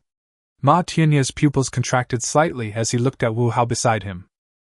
Wu Hao understood, and with a roar of the accelerator, the motorcycle shot off, blocking General Yan's attempt to intercept the group of motorcycles. Sun Lingling turned pale upon seeing this scene. She hadn't expected that the other side also had 2 awakened ones. Wrong. Those 2 were also awakened ones, but when she saw one of their faces, her pupils suddenly contracted. Xiao Feng? How did he end up with this group of outsiders? Could it be that he hired these outsiders to deal with Master Su? At that moment, thoughts flashed through Sun Lingling's mind, and she began to understand. That damned security guard actually colluded with outside forces. He's utterly despicable. At this moment, no one stopped the Tiger Knights, who rode their motorcycles into the crowd of the Sumei Empire. The situation instantly turned one-sided. The people of the Sumei Empire were no match for them, and blood splattered and heads rolled in an instant. Ha ha ha, utterly pathetic. Grab this woman and hand her over to Brother Huang. The Tiger Knights slaughtered everyone, leaving only a trembling Sun Lingling standing at the back. Don't try to take the credit from me, let me do it. One of the fierce Tiger Knights shouted and rushed forward, holding a rope noose in his hand, which he swung and threw at Sun Lingling. Just as the noose was about to be put over Sun Lingling's head, a throwing knife suddenly came whistling through the air and cut the noose in 2. But that wasn't all. Immediately afterward, another throwing knife flew past Sun Lingling and pierced the chest of the vicious Tiger Knight. Who's there? Show yourself! Upon seeing this, Ma Tianai turned to look at a green belt and shouted angrily. A figure slowly walked out of the green belt, his expression indifferent, saying nothing, with the throwing knife in each hand. The throwing knife gleamed with a blue light under the illumination. It was clearly formed from condensed ice. Another awakened one? Ma Tianai frowned. There were quite a few awakened ones in this community. Sun Lingling, who had thought she was about to be captured, was overjoyed when she saw who had come. The ice war is coming, which means Lord Su is also arriving soon. They dared to kill my men! Kill them all! A golden sedan chair appeared in the distance, and a cold voice came from inside. Chapter 33 Motorcycle Armor. The appearance of this golden sedan chair truly shocked Xiao Feng. Looking at the sedan chair carried by 4 strong men, he thought to himself, is this some kind of ancient Chinese adventure? Moreover, the sedan chair was painted with fiery red phoenixes, seemingly indicating that the person inside was extremely noble. What do you mean? Ma Tianai was also a little confused. Just as the 2 were surprised and confused, the person holding the throwing knives moved. 2 ice crystal throwing knives pierced the air and pierced through the 2 equally bewildered Tiger Knights. Court death! Ma Tianai snapped out of his daze, started his cool motorcycle, and like a streak of light, crashed into Ice Warrior. Ice Warrior stopped in his tracks, swung his hands, and two throwing knives whistled out, while at the same time a long sword of ice crystals materialized in his hands. Ma Tianai snorted coldly, his machete precisely shattering two ice crystal throwing knives, and his tiger-shaped motorcycle crashed heavily into the Ice Warrior. On the other side, Sun Lingling had already run to the golden sedan chair. Master Su, these people are foreign forces who want to annex us. By the way, these people were brought by that damn security guard, Xiao Feng. Sun Lingling said in one breath. Xiao Feng? The golden sedan chair was gently placed on the ground, and Sun Lingling quickly lifted the curtain. Su Mei slowly walked out, dressed in a red robe and wearing a jeweled crown, exuding an air of nobility. A pair of alluring eyes swept around the surroundings, finally settling on Xiao Feng, who was watching the show from his electric scooter. Xiao Feng also noticed the gaze and looked over. A hint of doubt flashed in his eyes. This woman looks familiar, he murmured. At this moment, the Tiger Knights saw that their leader was already engaged in battle and no awakened ones were coming to stop them, so they launched an attack. Take down those two women! The remaining Tiger Knights charged forward on motorcycles. But after rushing halfway, they slowed down and looked at each other. Hundreds of people appeared around them, armed with various weapons, and surrounded them. Damn it, how did this woman manage to subdue so many people? While fighting the Ice Warrior, Ma Tianai glanced at his surroundings and was shocked. There were also awakened factions in the communities they raided, but those factions usually consisted of a dozen or several dozen people. At most, 100 people. But this community has several hundred residents. Moreover, not only are there many people, but there are also many awakened ones, and they seem to be a unified force. Without a doubt, the woman who appeared last was also an awakened one, and an incredibly powerful one at that. Brother Xiao Feng, we need your help. Left with no other choice, he could only ask Xiao Feng for help. He originally planned to show Xiao Feng how their fierce Tiger Knights army would conquer the community with their strength, so that Xiao Feng would be convinced. The result was unexpected. They encountered a powerful and troublesome force. Just as Xiao Feng was about to reply, Su Mei spoke up. Xiao Feng, do you still remember me? Xiao Feng was slightly taken aback when he heard this. He looked Su Mei up and down carefully, but he couldn't remember who this woman was. Nighttime, in front of the security room. Su Mei smiled and gave a hint. It's you! Xiao Feng's pupils contracted. He remembered, this woman was Su Mei, who had seduced him the night before the apocalypse. I never expected this. This woman is really good at hiding her true intentions. She doesn't say a word in the Yinshi homeowners group, but is secretly building up her influence. Looking at the hundreds of people around him, he finally understood. No wonder the homeowners in Yunshi's group are all silent. She has controlled and subdued most of them. However, Su Mei's attire and travel. Hee, Xiao Feng is giving you a chance to submit to me, Su Mei said calmly. Think about it. Answer me one question first. Xiao Feng chuckled. Su Mei asked curiously. What's the problem? Do you have Mu Qianxue and Jiang Xuanji? Xiao Feng asked expectantly. Upon hearing this, Su Mei turned to look at Sun Lingling, who was standing to the side. Sun Lingling understood and stepped forward, sneering repeatedly. Xiao Feng, the two people you want are already corpses. Want to be chosen as a concubine? Keep dreaming! She hated Xiao Feng intensely. He not only took advantage of her but also toyed with her. Upon hearing Sun Lingling's words, Xiao Feng frowned and thought to himself. What a pity! In that case, there are no targets for him in the neighborhood. Just then, an angry shout suddenly rang out. Xiao Feng, so you know these people? How dare you lie to us? Out of the corner of his eye, Ma Tianai saw that Xiao Feng and the woman seemed to be having a pleasant conversation, but he couldn't hear what they were saying. At this moment, he was filled with rage. It's not at all what Xiao Feng said before, that he had just awakened and didn't know the situation here. It's all a lie. Xiao Feng wants to use his ferocious Tiger Knights to fight against the forces here. Then they can sit back and reap the benefits. What a treacherous and cunning person! At this moment, although the Tiger Knights had the advantage of motorcycles, the enemy had a large number of men, and in a short time, 10 of them died. If this continues, the Tiger Knights will be wiped out. Retreat! Ma Tianai acted decisively, forcing the Ice Warrior back with a single strike, and shouted loudly. You think you can just run away after coming all this way? Upon hearing the shout, Su Mei's lips curled up, and with a flick of her red robe, she rushed towards Ma Tianai.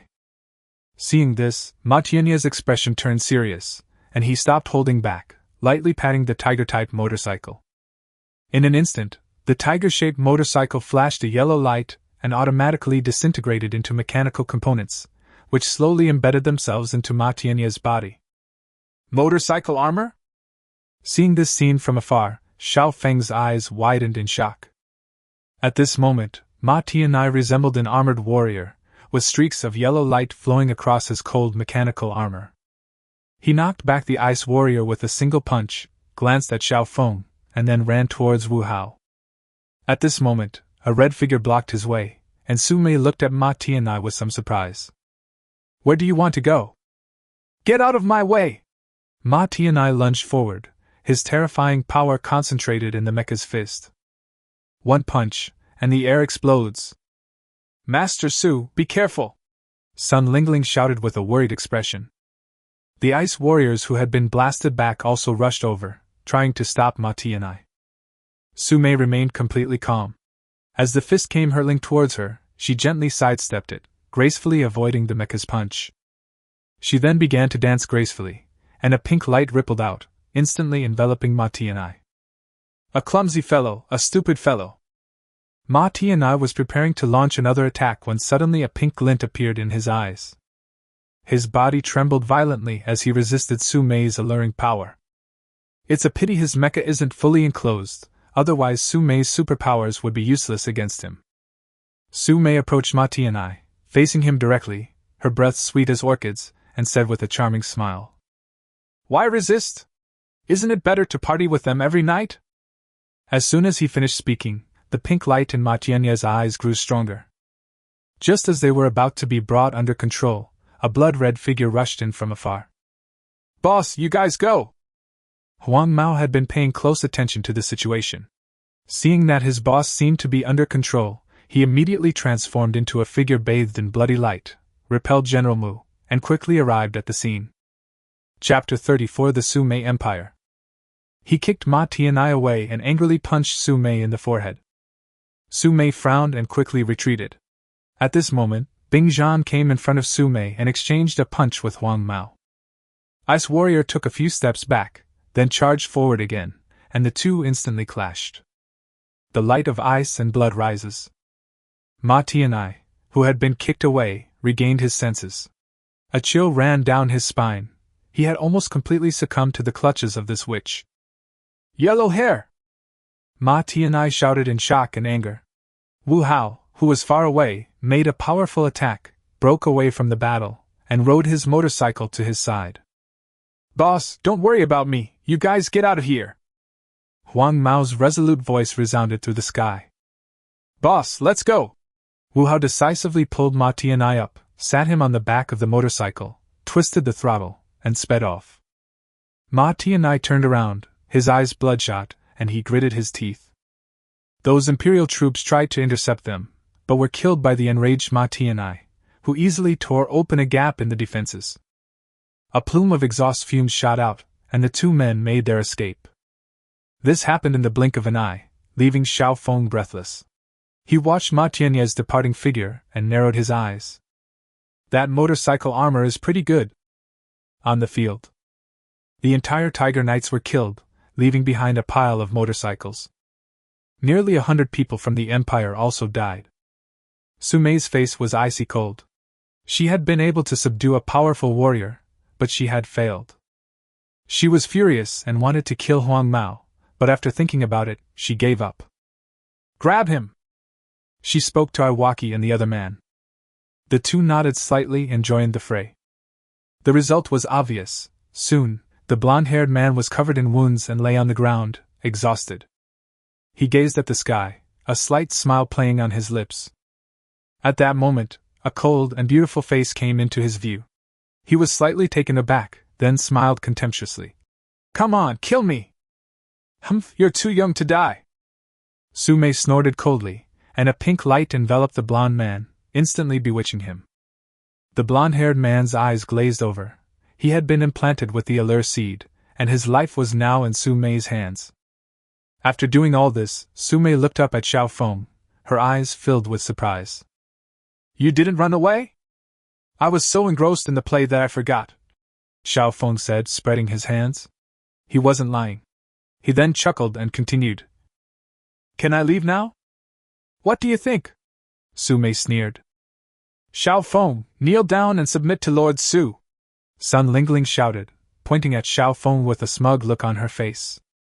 She was already thinking about how to get Lord Su to bestow Xiao Feng upon her. She had 100 ways to torture Xiao Feng. Upon hearing this, Xiao Feng, recalling Su-mei's attire and manner of travel, became thoughtful. Does this woman want to be an empress? Interesting. He looked at Su-mei and opened her information panel. Su-mei. Appearance, 85. Body, 90. Charm, 92. Age, 28 years old. Personal state, lustful, decadent. 7 days of mood, excitement, thrill, obsession. The ruler of the Su-mei Empire. Superpower level, 1 star, 99% per 100%. Special ability, Enchanting Dance of Light, heavenly level, effective range, 5 meters charm, enchanting seed, reciprocal support. Superpowered subordinates, 4. Su-mei's information really surprised Xiao Feng. The Su-mei Empire? It seems this woman really wants to be empress. He even awakened a heaven-level superpower, and his strength was just a little short of reaching the 2nd star. Is this woman really that powerful? However, when he saw the words, giving back, he thought of those awakened individuals and felt a slight sense of realization. Although Su-mei was very strong, Xiao Feng laughed. He saw right through Su-mei's tricks. There were no secrets in front of him. It has to be said that this ability is incredibly powerful, far exceeding the heavenly level. However, considering that it only works on women, it made sense. Xiao Feng, what are you laughing at? Sun Lingling shouted fiercely. I laugh at you for being a big-breasted, brainless idiot.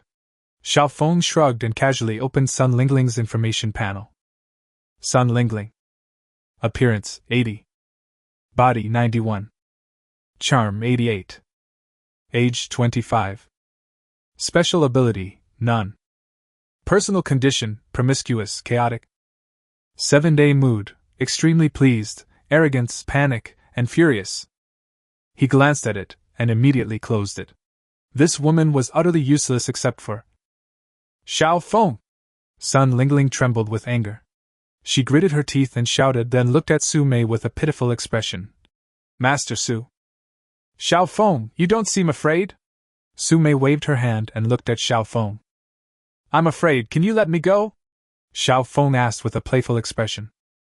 It seems you have no intention of submitting to me. Su-mei's face darkened, and she waved her right hand.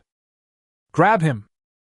3 awakened ones headed straight for Xiao Feng, and hundreds of imperial soldiers surrounded them as well. Beep beep beep!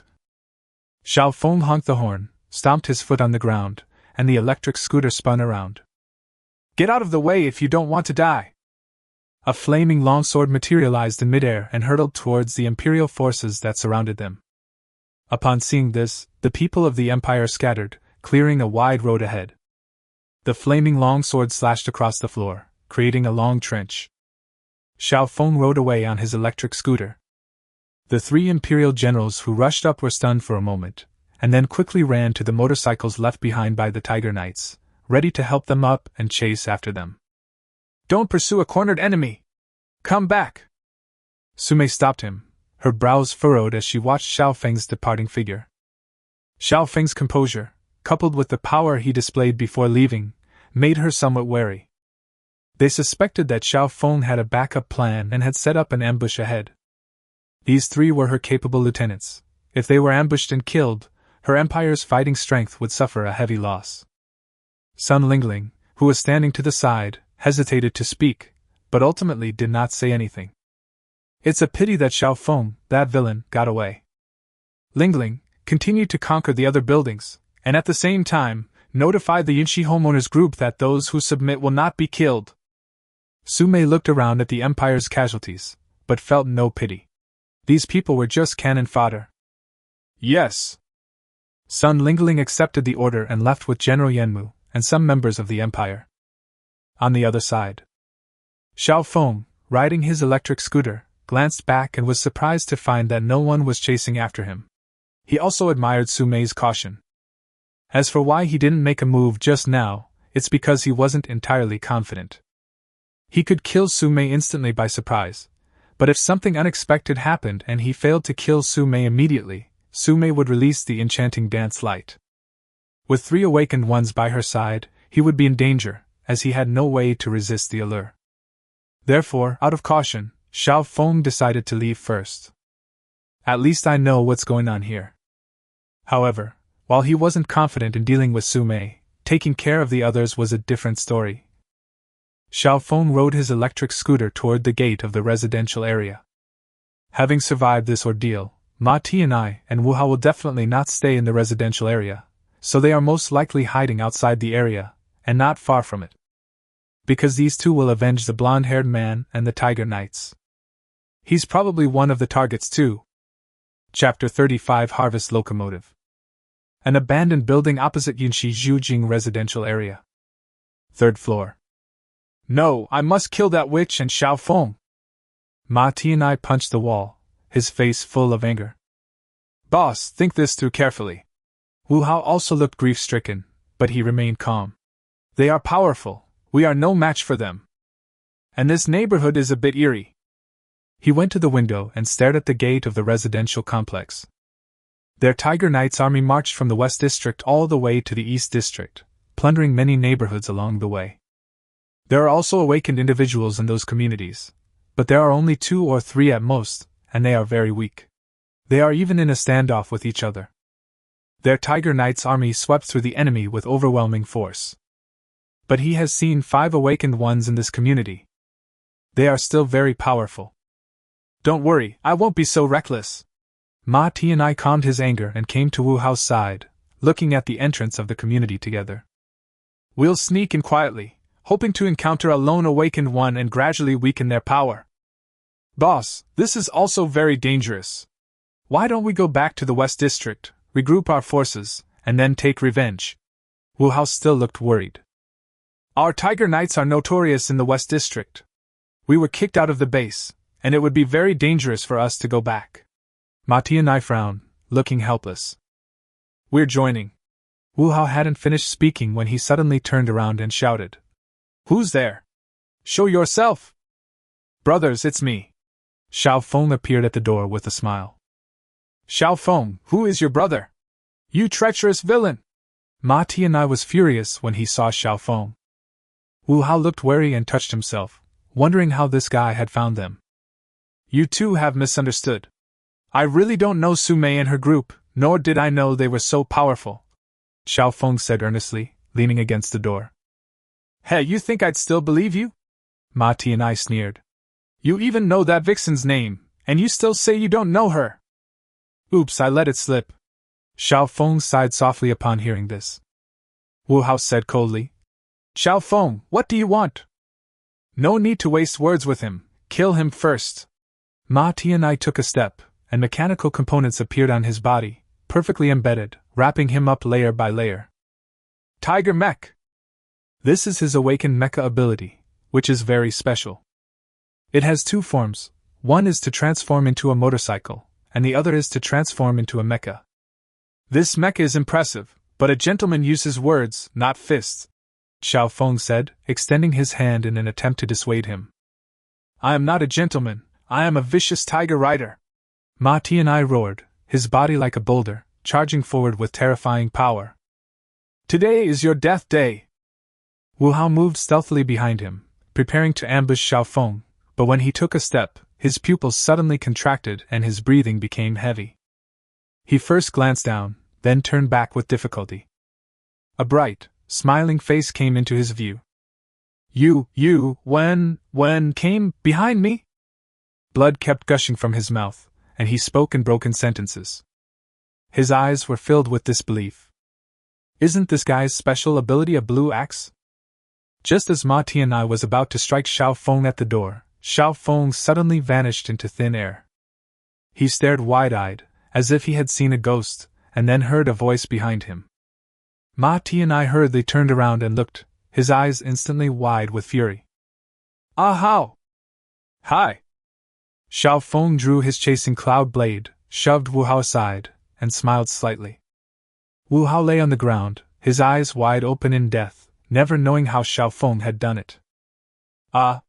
Xiao Feng, I'll kill you! Seeing this, Ma Tianai's eyes turned bloodshot. He leaped up, and yellow light flowed across the tiger mech. Xiao Feng's lips curled up, he waved his hand, and disappeared in the next second. Bang!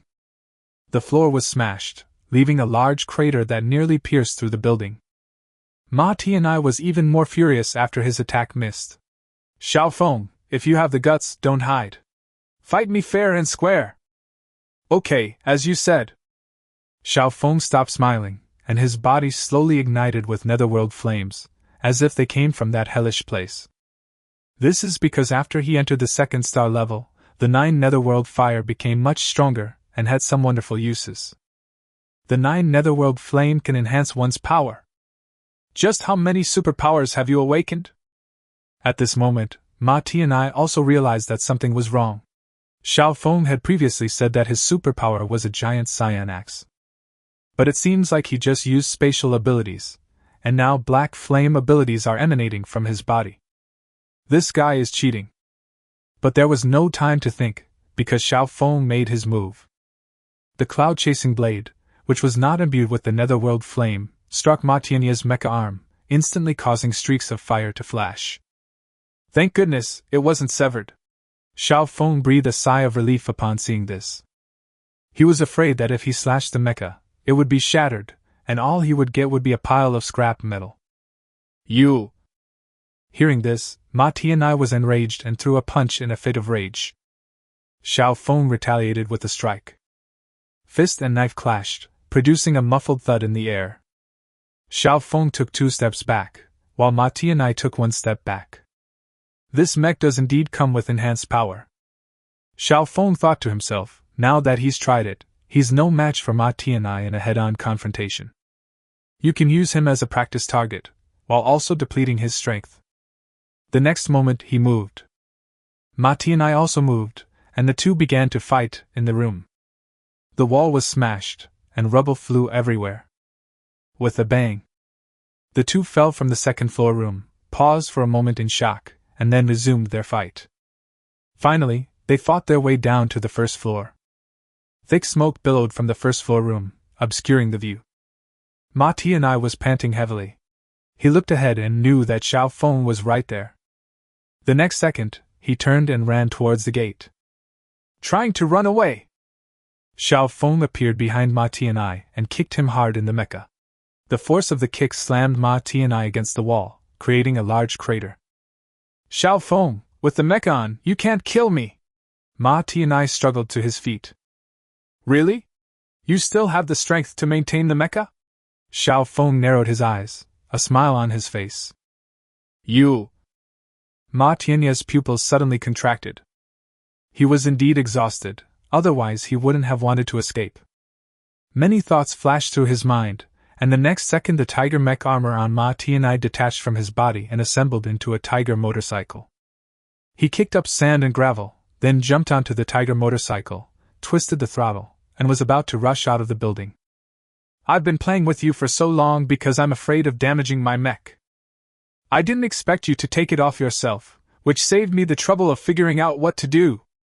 Xiao Feng instantly appeared beside Ma Tianai, his chasing cloud blade igniting with netherworld flame, leaving a trail of ghostly light in the air. Pfft. Blood splattered, and a human head fell to the ground, rolling a few times. Xiao Feng sheathed his chasing cloud blade, pulled out Ma Tianai's corpse, and looked at the cool tiger motorcycle in front of him.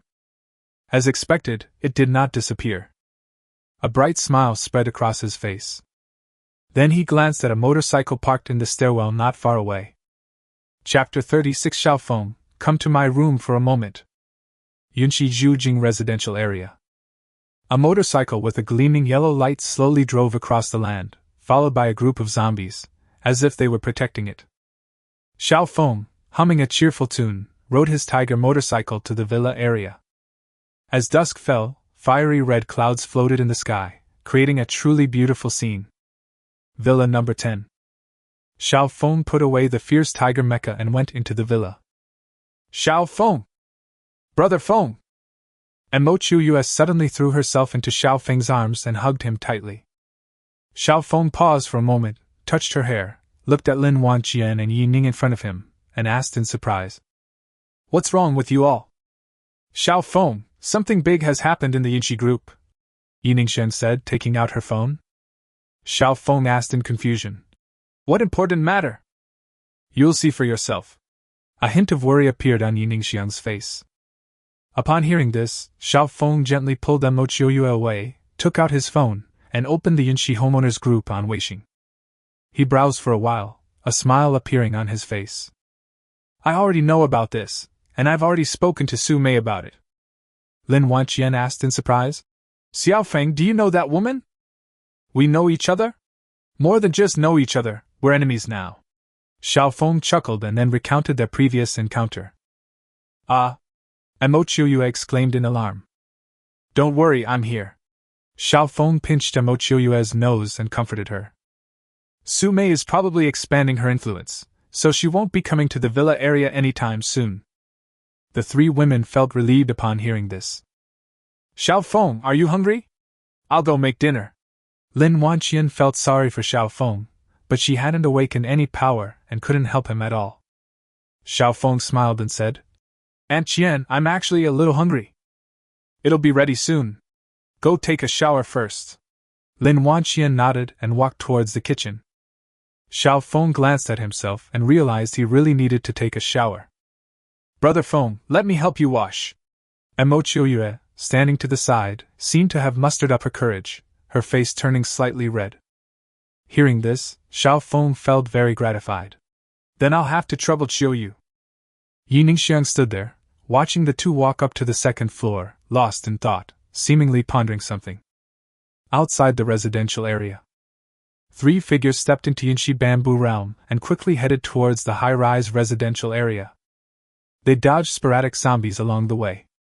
"Huh! There are so few zombies in this neighborhood," one of them exclaimed in surprise. Another person nodded. "Could it be that there are very few infected people in this community?" "The mission is important, we don't need to worry about these things," the leader said in a deep voice. "Yes, Fifth Elder." After a long while, the three arrived at the high-rise residential area and headed straight for Building 10. The three remained silent the whole way, and soon they arrived at the top floor. "Oh no, something seems to have happened." The Fifth Elder's expression changed when he saw the zombie corpses on the floor and the broken door. The three of them entered the room. "Fifth Elder, there's a pile of bones on the ground!" Lu Jia exclaimed in surprise. The Fifth Elder looked over, his pupils contracted, and after a careful examination, he breathed a sigh of relief. "This is not the person the Lord is looking for. But she's not here. How do we find her?" Louis searched the area but found no useful clues. He looked around, a hint of envy flashing across his face. "But the life of a school beauty is just so good." The Fifth Elder glared at him. "Watch your words." Louis quickly shut his mouth. The Fifth Elder stroked his chin, lost in thought. "There's a way!" Lu Jia's eyes lit up. The Fifth Elder asked expectantly, "Tell me about it." "There must be an awakened force in this community. If we find the awakened force, we should be able to find Mo Chiu. After all, Mo Chiu is a beauty," Lu Jia explained in detail. Upon hearing this, the Fifth Elder nodded thoughtfully. Louis hesitated and asked, "Do we think we can defeat the awakened ones here?" "Trust the Fifth Elder," Lu Jia shouted. The Fifth Elder's lips twitched. He didn't believe a ghost. As the saying goes, even a powerful dragon can't suppress a local snake. This matter still needs some planning. The three of them came from the Wolf King Hall of Manhwa University, and the hall master, Jialiao, assigned them a task. That is to find Mochiyue, the campus belle of Manhwa University, and bring her back to the Wolf King's palace. Let's go and talk to the leader of this power. The fifth elder stood there, pondering for a long time, and then came up with an idea, waving his hand. The three of them left. Villa. After a comfortable bath, Xiao Feng went to the hall, with Mochiyue following behind him, her face flushed. Dinner was just ready by then. The four of them sat down together and ate dinner. "Aunt Qian, do you want to leave here?" Xiao Feng suddenly asked. The three women were taken aback by Xiao Feng's words. Lin Wanqian frowned. "Xiao Feng, why are you leaving? Is it because of Sumei?" Yi Ningxian wondered. "No, aren't you bored staying in this villa every day and not being able to go out?" Xiao Feng shook his head with a smile. "It's not boring at all." Mochiyue blinked. Xiao Feng looked at her in surprise, while Mochiyue's lips curled up slightly. "But if we leave here, where can we go? There are zombies everywhere outside, so we'll just have to stay inside the house anyway." Yi Ningxian thought for a moment, and then said, "Not necessarily," Xiao Feng said with a mysterious smile. The news brought by the Tiger Knights, and the mysterious base in the West District, aroused his great curiosity. Strangely enough, there is no news about the Xiqing District base online these days. There was no news from outside the city, not only in Xiqing District. He felt that communication was restricted to the local area network. Yi Ningxiang's eyes widened. "Could there be a Pure Land?" "Maybe so," Xiao Feng said uncertainly. Lin Wanqian asked thoughtfully, "Xiao Feng, are we going out to find this so-called Pure Land?"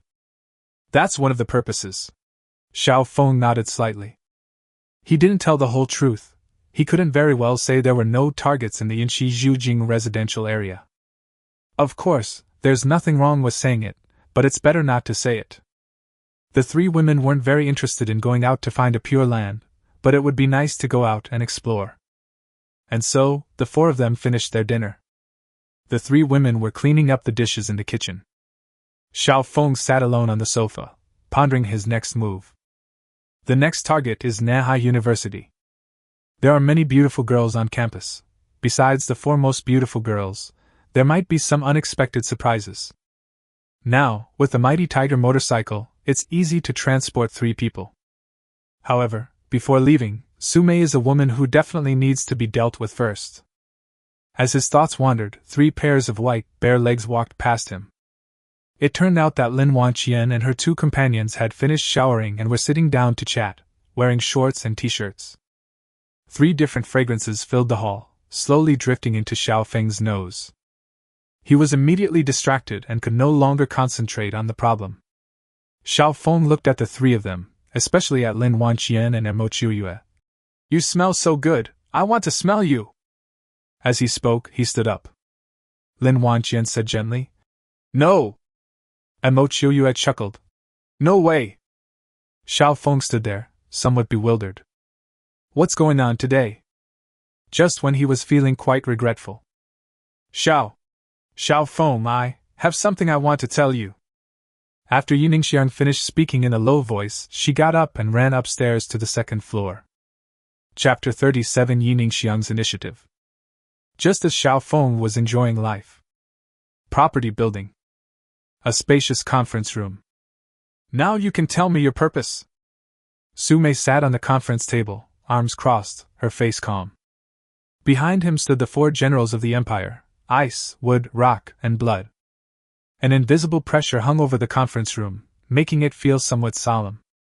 Sitting opposite them were three people, namely the fifth elder and his two companions. Louis looked at Sumei's alluring face and secretly swallowed. This woman is truly a beauty, with her face and figure. However, he could only fantasize about it in his heart, and dared not show it on the surface. Lu Jiao was shocked, never expecting the sanctuary here to be so powerful. Before they arrived, they thought it was just an ordinary shelter force, and that once they announced their name, the other party would definitely obey them. The fifth elder remained calm and cleared his throat. "Empress Su, we want to inquire about someone." "Who?" Sumei raised an eyebrow. The three men approached her subordinates and introduced themselves. Considering the future, she agreed to meet them. The Wolf King's Palace is renowned in the East District. According to online information, the Wolf King's Palace has many awakened ones. It is not only the #1 sanctuary of South China Sea University, but also a dominant force in the East District. The fifth elder pondered for a moment, and slowly said, Mo Chiuyue is the campus belle of Manhwa University. She lives on the top floor of Building 10. Now she has disappeared. I wonder if she is with you? Mo Chiuyue? Su Mei narrowed her eyes, then clapped her hands. Sun Lingling immediately walked in, came to Su Mei's side, and bowed respectfully. Lord Su! Do you know someone named Mo Chiuyue? Su Mei asked. I know, she's the campus belle of Manhwa University. Sun Lingling nodded. Sun Lingling is the head of logistics for the Su Mei Empire, managing everything for the Empire's people. All the information about the members of the Empire is with her. These three want to know Mo Chiuyue's current whereabouts. Is she with us? Su Mei pointed to the opposite side and asked. Sun Lingling glanced at the three of them, thought carefully, and after a moment she shook her head.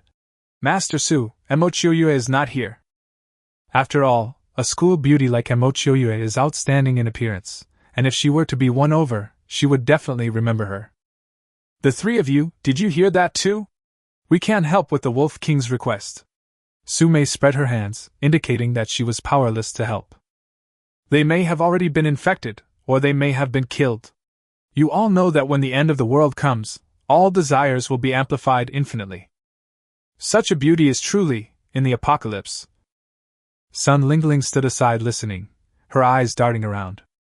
Empress Su, I apologize for disturbing you. The fifth elder sighed softly upon hearing this. The three of them then got up and prepared to leave. Etc. Sun Lingling suddenly called out to the three of them. Is there anything else, girl? The fifth elder stopped and turned around in confusion. If Mo Chiuyue hadn't died or been infected, she might have appeared in a certain place, Sun Lingling said in a deep voice. Where? The fifth elder's gaze sharpened, and he asked impatiently. He would search for any glimmer of hope. This was a task personally assigned by the Wolf King. Villa area! Sun Lingling said through gritted teeth. Upon hearing this, Su Mei glanced at Sun Lingling in surprise, but she did not stop her and listened quietly. Villa district? The fifth elder was taken aback, not understanding the meaning. Yes, it's possible that it's in Xiao Feng's hands in the villa area, Sun Lingling said slowly. Su Mei spoke up at the opportune moment. In this community, it's not just my Su Mei Empire that's all-powerful. There's another force that exists, namely Xiao Feng from the villa area. After what happened before, she subconsciously believed that Xiao Feng had taken control of the villa area and secretly established a sanctuary there. Hearing their words, the fifth elder and Lu Jia and Lu Yi exchanged a glance. They thought there was only one shelter in the community. Thank you for letting me know. The fifth elder bowed slightly and led the two away. After the three left, Su Mei raised an eyebrow. Lingling, are you trying to get them to deal with Xiao Feng? Master Su, this is beneficial to us no matter what. Sun Lingling nodded and began to analyze. If they deal with Xiao Feng, we will have one less enemy. If they are killed by Xiao Feng, then Xiao Feng and the Wolf King Palace will also become enemies. Not bad, not bad. Hearing Sun Lingling's analysis, Su Mei smiled and clapped her hands. On the other side, the three elders walked out of the building and looked at the neighborhood shrouded in the night. Fifth elder, I have a feeling that woman has an ulterior motive, Lu Jia asked hesitantly. The fifth elder glanced back at the property building and said softly, whatever her purpose is, we must go and investigate. Let's go. Villa area. Fifth elder, there are far more zombies here than in those tall buildings over there. Louis frowned. It looks like all the zombies are gathered here. The fifth elder nodded slightly. Lu Jiao glanced at the vast villa area. With so many villas, how are we supposed to find one? Just like before, as long as a force is rooted here, it's easy to find them. The fifth elder followed the same routine, first finding the leader of the force. Much later, a villa balcony. Three figures leaned against the railing, their bodies somewhat numb, gazing at the rows of villas. Fifth Elder, this place is like a ghost town. We haven't found a single person in all this time. How could there be a sanctuary force here? Lu Jia said, frustrated. Louis said in a deep voice. Could it be that woman is playing a trick on us? No, there's no benefit for her in lying to us, and she has no reason to lie to us. The fifth elder pondered for a moment, then shook his head. Keep searching patiently. The three of them then began to take action. Chapter 38, Star Slayer, Sniper Rifle. Nothing was said that night. Xiao Feng woke up, a slight smile playing on his lips, and then opened his system panel. Dream System. Host, Xiao Feng. Warehouse, Green Mountain Axe, Cloud Chasing Blade, Fierce Tiger Motorcycle. Superpower level, 2 stars, 0/100%. Special abilities, Information Reading, Heavenly level, currently only effective on women, 9 Netherworld Fire, Heavenly level, Teleportation, Heavenly level, dot. Spirit Weapon, Star-Slaying Sniper Rifle, contains 2 forms. First form, Breaking Weapon, its bullets are special armor-piercing bullets. Second form, Beast Weapon, its bullets randomly generate a beast form, granting it beastly talents. Limited time ability, Invisibility, lasts 1 month, only effective against zombies. Spirit World, name flashes 1 acre of spiritual land, any plant can be grown. 1 Spirit Cloud Mystic Tree, a strange tree whose fruit contains a random ability. Dot. Number of participants, 3, winners will be entered into a prize draw. Permanent quests. Examples of special rewards, an alloy weapon, a submachine gun, a superpower, an information viewing card, an acre of spiritual land, a bag of spiritual rice seeds. Star-Slaying Sniper Rifle? Xiao Feng murmured something, exited the system interface, raised his hands, and with a thought he left. A silver sniper rifle slowly materialized in his hands, its body covered with mysterious star patterns that formed a lifelike pattern, shimmering with starlight, resembling a starry world. Cool! Xiao Feng looked pleased, gently rubbing the gun barrel with both hands before gripping the handle and aiming at the doorway. Broken Weapon Bullets, 10 rounds, 1 hour charging time. Beast Weapon Bullets, 3 rounds, 24-hour charging time. Dot. Guns are the dream weapons of every man, especially sniper rifles, which are like a dream lover. He stroked it lovingly, and finally put it away reluctantly.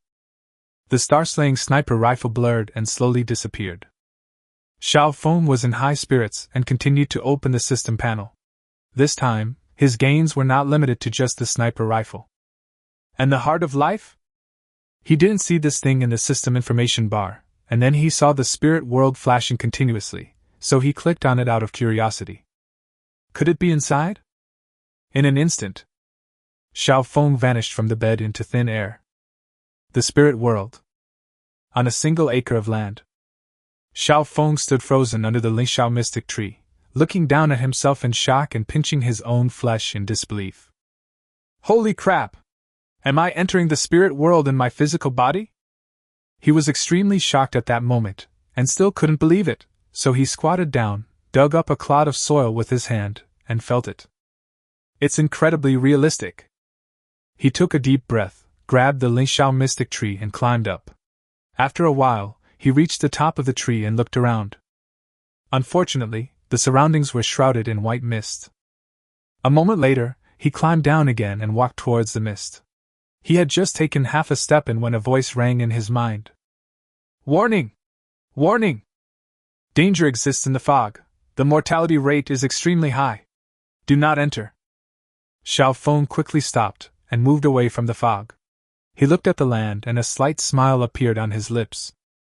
Just then, a gentle breeze blew by, and he let out a comfortable groan. Is it windy? Xiao Feng's pupils contracted, but then he thought that since he could enter with his physical body, it wasn't surprising that there was wind. Can I bring people in? The moment the idea popped into his head, he immediately had a sudden thought. Bedroom. Bedroom. Xiao Feng appeared out of thin air on the warm yellow bed. You're pressing down on my hand. Yi Ningxiang, who was fast asleep, felt a little uncomfortable and opened her eyes. She saw Xiao Feng pressing his entire body against her arm and quickly pulled her arm away. Ningxiang, wake up. Xiao Feng looked at her expectantly. Yi Ningxiang, still half asleep, rubbed her eyes with both hands. What's wrong? Put on some clothes first. Xiao Feng glanced at the ground and then randomly grabbed a piece of clothing from the wardrobe. Although Yi Ningxiang was puzzled, she still got dressed and stood in front of Xiao Feng. Give me your hand. Xiao Feng took a deep breath, took Yi Ningxiang's hand, and then a thought struck him. Xiao Feng appeared out of thin air. In an instant, the two disappeared from the spot. The spirit world. Where is this? Yi Ningxiang looked around blankly. Hee, this is our secret base. Xiao Feng was incredibly excited. They really can bring people in. Doesn't that mean he carries a small world with him? Awesome. So awesome. It seems that the heart of life is the key to unlocking the changes in this spiritual world. A secret base? Yi Ningxiang looked at the magical tree in front of her, her heart filled with doubt. How did she get here from the bedroom? And what is that swirling white mist all around? That's exactly what I'm wondering about. Xiao Feng smiled, offering no explanation, and his mind raced once more. The two disappeared again and returned to the bedroom. Was that a dream? Am I still asleep? Yi Ningxiang's vision blurred as she looked at her familiar bedroom and murmured to herself. It's not a dream. Xiao Feng cupped her face in his hands and pinched it. Go, get out. The two walked out of the bedroom and into the living room, where Lin Wanqian and Mo Chuyue were chatting. Seeing the two of them come downstairs together, a mocking look appeared in his eyes. The sun's already high in the sky, and you're only just waking up, Mo Chuyue joked. Aunt Qian, Chuyue, come here. Xiao Feng waved with a smile. What's wrong? Lin Wanqian got up and came to Xiao Feng. Mo Chuyue followed closely behind, her little face full of curiosity. Let's hold hands together. Xiao Feng reached out and took Lin Wanqian's and Yi Ningxiang's hands in his own. Although they didn't understand, they did as instructed. The four of them held hands, and Xiao Feng had a sudden thought. 10 seconds later, the four people stood still, and the surrounding scenery remained unchanged. Xiao Feng was quite puzzled, and then tried the two more people. Not yet. Finally, he took Yi Ningxiang's hand one last time, and the two disappeared in an instant. Xiao Feng? Brother Feng, Sister Xiang, where are you? In the hall, Lin Wanqian and Mo Chuyue were immediately alarmed when they saw this scene. 10 seconds later, Xiao Feng and his companion reappeared. Wow! What's going on? Seeing Xiao Feng and the other person appear out of nowhere, Mo Chuyue's unease disappeared, and she became very curious. Xiao Feng didn't explain, but instead let go of Yi Ningxiang's hand and took Lin Wanqian's hand. The two disappeared, only to reappear in the lobby a few seconds later. At that moment, Xiao Feng understood that he could only bring one person in at a time. Having figured it out, he led Lin Wanqian and the other two into the spirit world one by one. The spirit world. Lin Wanqian and Mo Chuyue looked at Xiao Feng, waiting for his explanation. This situation was beyond their imagination. They were utterly shocked. Seeing this, Xiao Feng chuckled and began to explain. After listening to Xiao Feng's explanation, Lin Wanqian and the other two understood, but were still shocked. Chapter 39. The visitor is not friendly. Brother Feng, you're amazing! Mo Chuyue's eyes were filled with starlight, and her face was full of admiration. Lin Wanqian arrived in front of the Lingxiao mystic tree, lifted up and examined it. This tree is amazing. The fruit of this tree can awaken supernatural abilities in people. Xiao Feng smiled slightly. What? The three of them were startled. Yi Ningxiang suddenly remembered something and asked, Xiao Feng, was the dew you took earlier used to water this ancient tree? Yes, that's right. Xiao Feng nodded slightly. The Lingxiao mystic tree is 4 days away from bearing fruit. If we water it again today, there will be 3 days left. Mo Chuyue asked excitedly, Brother Feng, can the fruit of this tree really awaken superpowers? Lin Wanqian also looked excited. If she could awaken her superpower, she could help Xiao Feng. Of course. Xiao Feng gently stroked her nose with his hand. Brother Feng, can you help me awaken my powers? Mo Chuyue asked expectantly. Xiao Feng was taken aback. Why? I've awakened my special ability, which will help you share the burden and deal with Su Mei. And Mo Chiuyue's eyes were filled with determination. Chiuyue, I can handle Su Mei. Xiao Feng shook his head upon hearing this, but a sense of happiness welled up inside him. He had no intention of giving the fruit to the three of them, because he never intended for them to face any danger. Now that they can enter the spirit world, the three of them no longer need to face any danger. Xiao Feng, I know you're worried about our safety, but we can't always survive under your protection in this apocalypse. We want to protect you too. Lin Wanqian looked at Xiao Feng and spoke slowly. Aunt Qian, I understand. Xiao Feng's face showed a hint of emotion, and he said helplessly. This tree takes 3 years to bear fruit. Ah. It's been so long. And Mo Chiuyue's face fell. Lin Wanqian sighed softly. She hadn't expected things to turn out this way. Yi Ningxiang raised an eyebrow, about to say something. However, with the fragrant jade dew, the time has been greatly shortened. It will bear fruit in just 7 days. Xiao Feng's lips curled up. My jade dew is that powerful? Yi Ningxiang was surprised. She knew that the jade dew could make plants grow quickly, but she didn't know exactly how much time it could accelerate. Hearing Xiao Feng say this, she did some mental calculations. She gave Xiao Feng a total of 30 drops of dew over 3 days.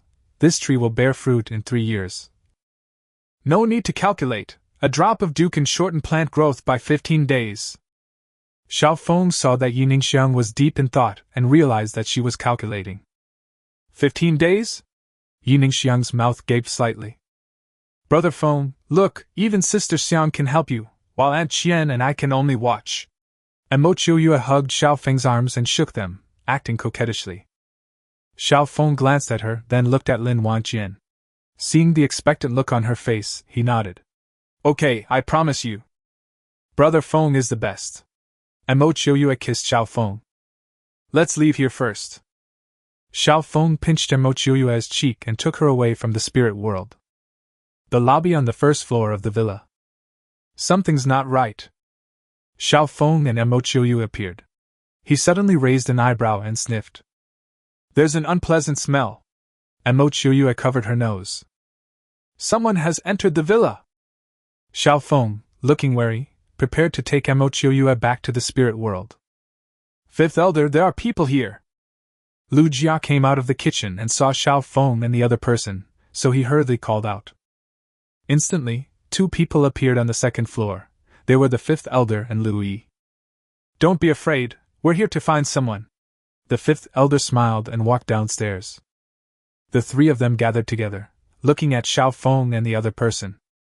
Where is the shelter located in this villa area? The 3 of them searched all night, and found more than a dozen survivors.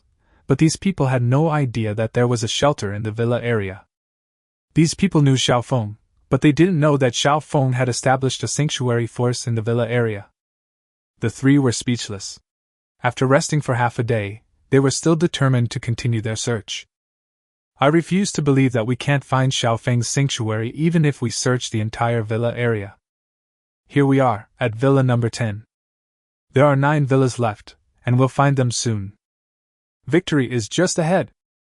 The 3 broke through the window and entered Villa number 10 to begin their search. Before long, they spotted Xiao Feng and his companion. The location of the shelter? Xiao Feng was taken aback and was about to ask. Mo Chiuyue? The 5th Elder's pupils shrank as he looked at Mo Chiuyue behind Xiao Feng, somewhat uncertain. 5th Elder, it's Mo Chiuyue. Lu Jia and Lui confirmed. You must be Xiao Feng, right? The 5th Elder's face immediately broke into a smile. Persistence pays off, and Mo Chiuyue either contracted the virus nor died. Just as that woman said. She really is in this villa area. You don't recognize me? Xiao Feng narrowed his eyes. He noticed something important. These 3 people didn't know him, but they did know Mo Chiuyue. They are definitely outsiders, and from Manhwa University at that. Although the leader was called the 5th Elder, he looked incredibly young, like a college student. The 2 people next to them were the same. Therefore, Xiao Feng quickly made a judgment. Now that we've met, let me introduce myself.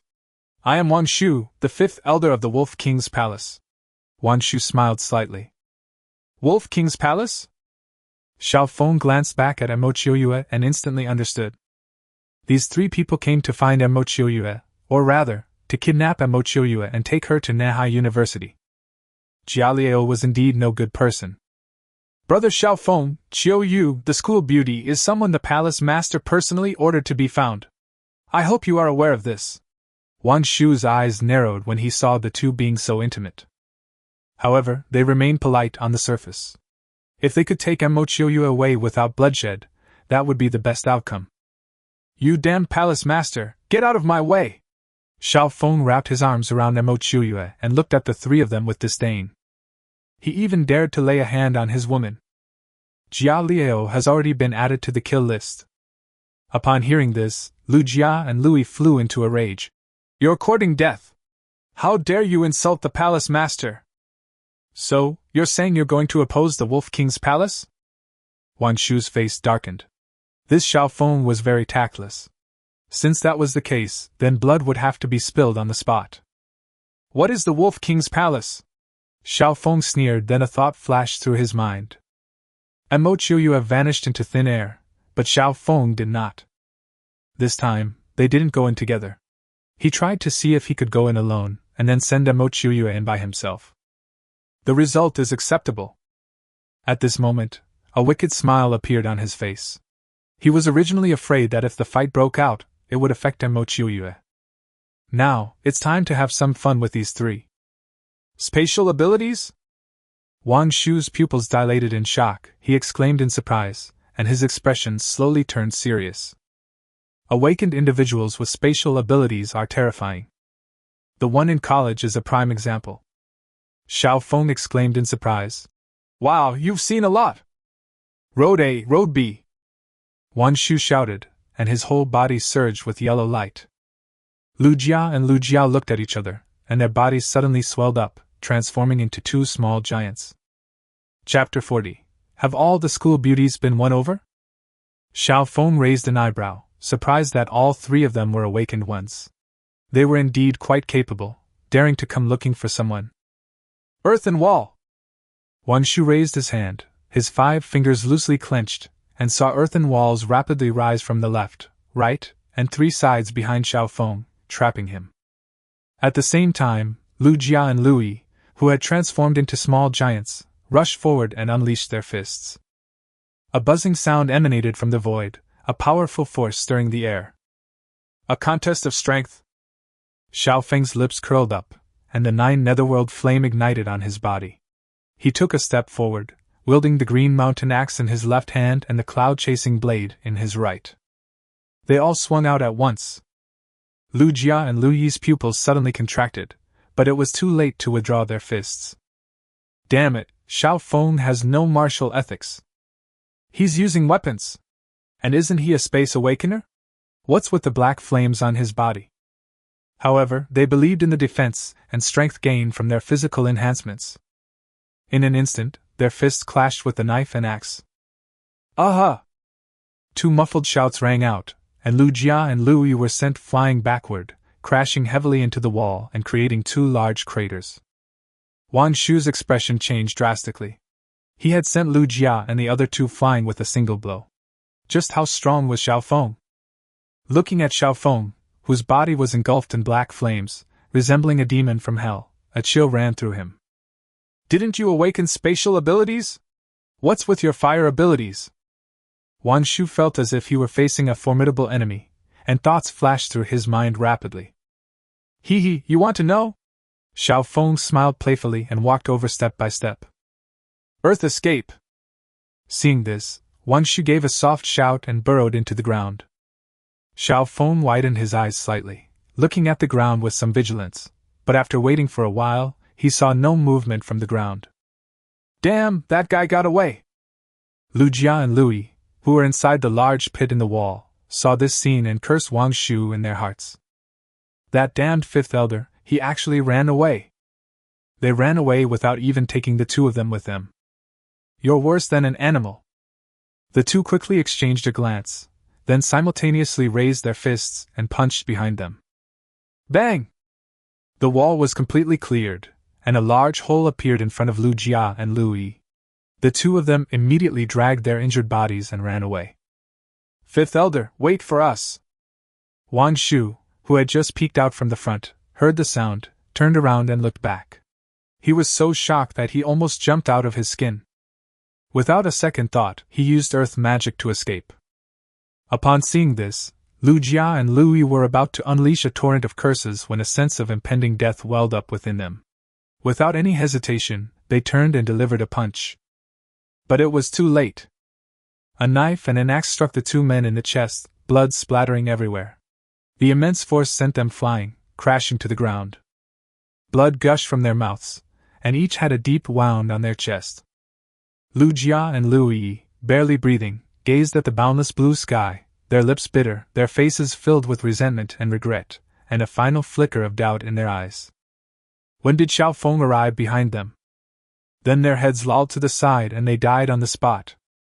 Watching Wang Shu frantically fleeing for his life on the ground in the distance, Xiao Feng put away his green mountain axe and cloud-chasing blade, and conjured a star-slaying sniper rifle in his hand. I'll just use you as a practice subject.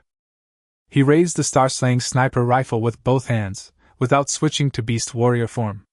Wang Shu's clear silhouette appeared in the scope, and then he pulled the trigger. Bang! A bullet pierced the sky and shot towards Wang Shu. Wang Shu, who was running 100 meters away, suddenly felt a chilling light behind him and immediately used earth. Earth is a technique in Chinese fantasy novels, to sink into the ground. Call out! A bullet whizzed past. Xiao Feng was not surprised and continued to aim ahead. He believed that with Wang Shu's current strength, it was impossible for him to travel through the earth indefinitely. A moment later, Wang Shu indeed appeared. He quickly looked back and finally understood what had caused him to feel a sense of impending death. Damn, a sniper rifle! Damn it, who the hell is this guy? It has spatial abilities, fire abilities, and damn it, a sniper rifle. Could he be a special forces king? He originally thought it would be an easy task, but Lu Jia and Lu Yi died, and he also faced danger. Their fate is unknown. Call out! With a whooshing sound, Wang Shu didn't have time to think and used his supernatural ability to dodge the bullet. Quickly! There's an obstacle ahead! At this moment, Wang Shu's face was pale, and he gritted his teeth. He had already dodged 5 bullets, and his strength was almost completely exhausted. Phew! We're saved! Wang Shu was hiding behind a large tree when a bullet grazed the bark and struck the tree in front of him, leaving a round hole. He was panting heavily and hadn't even had time to calm himself down when he heard a roaring sound. He couldn't help but cautiously peek out a little, and immediately burst into a tirade. Fuck you! Xiao Feng, I surrender! I submit! Wang Shu gritted his teeth, raised his hands, and slowly walked out of the big tree. Xiao Feng rode his tiger motorcycle and carried the star-slaying sniper rifle, arriving in front of Wang Shu. Why did you stop running? I'm not running anymore, Lord Xiao Feng, spare my life! Wang Shu pleaded frantically. He cursed inwardly. What a load of crap! Look at what's on you, do you think I can run away? Bang! A gunshot rang out, and Wang Shu's face contorted in horror. He screamed and fell to the ground, a bloody hole appearing in his right leg, surrounded by mangled flesh. Seeing the writhing Wang Shu in agony, Xiao Feng remained calm and slowly said, I'll ask, you answer or you die. He didn't kill Wang Shu immediately because he wanted to find out about the Wolf King's palace. As an elder, Wang Shu must know more. Wang Shu endured the pain and looked at the devilish Xiao Feng. He could only nod. How many awakened ones are there in the Wolf King's palace? 10, 18 people. Xiao Feng's pupils contracted slightly. So many? Is Manhwa University a treasure trove? It's one of the major powers here, and although it's the number 1 power, the total number of awakened individuals from all the powers combined is terrifying. What is the strength of the Wolf King Jialiao? I don't know, the palace master's strength, I only know he's terrifying. Why were you sent here to take Mochuyu away? Maybe it's because you liked him before? Have the mutated zombies inside Manhwa University been dealt with? Upon hearing this, a hint of surprise flashed in Wang Shu's eyes. He answered truthfully, No, the mutated zombies are very strong. They are very united and are currently in a stalemate. Where are the 4 most beautiful girls in the school now? Xiao Feng squinted and continued to ask. Wan Shu was taken aback, then understood what Xiao Feng was asking. He gritted his teeth and said, Chu Xian, the school beauty, and Xu Ting, the school beauty, have been taken into the palace by the palace master. When Xiaowan, the school beauty, is at Bawang Manor, Nangong Xingya, the school beauty, is at Fairy Palace. No way. They've all been taken down. And that son of a bitch Jia Liao actually managed to snag 2 of them. Does he remember Chu Xian not being at school? Could it be that this guy also sent someone to kidnap him? Xiao Feng opened his eyes wide, sighing repeatedly in his heart. Indeed, in a post-apocalyptic world, beauties of school beauty caliber are an important resource. Chapter 41 3 stars. However, we still have to go to Nanhai University, and we absolutely must go.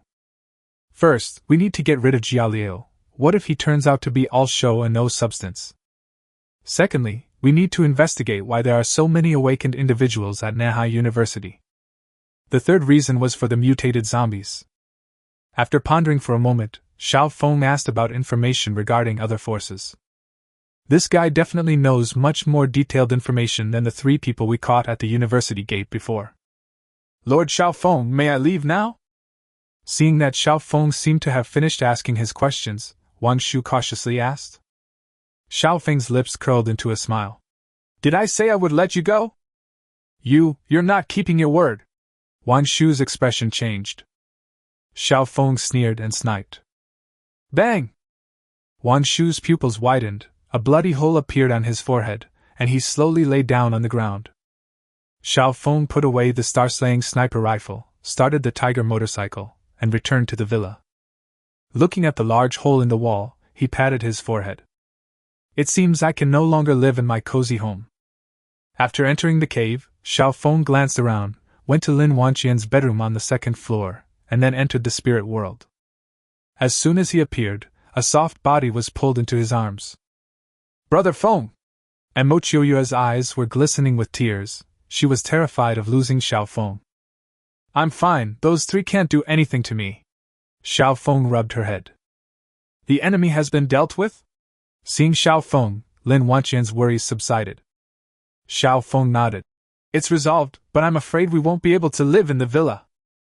Why? Yi Ningxiang asked, puzzled. Let's go out first. Xiao Feng led the 3 of them away from the spirit world. After leaving the bedroom, the 3 of them finally understood why they couldn't live in the villa. The hall was in chaos, the windows were broken, and most importantly, there was a large hole in the wall. Brother Feng, where will we live from now on? Mo Chiuyue asked softly. Yi Ningxiang suddenly remembered something. Are we going to find a pure land? Yes, that's right, it's time to leave. Xiao Feng gripped the railing with both hands, looked around, and sighed softly. However, there's one important thing to do before leaving. Pack your clothes first and stay in the spirit world for now. You can come out after I've finished dealing with my business. Xiao Feng's face was full of tenderness. Lin Wanqian turned and went into the bedroom to pack her things. She knew she couldn't persuade Xiao Feng. All I could do was support him without hesitation and silently pray in my heart. Yi Ningxiang and Mo Chiuyue also returned to their bedroom to tidy up. While the 3 of them were packing their things, Xiao Feng went down to the sofa on the 1st floor. He remembered that he had another item he had acquired.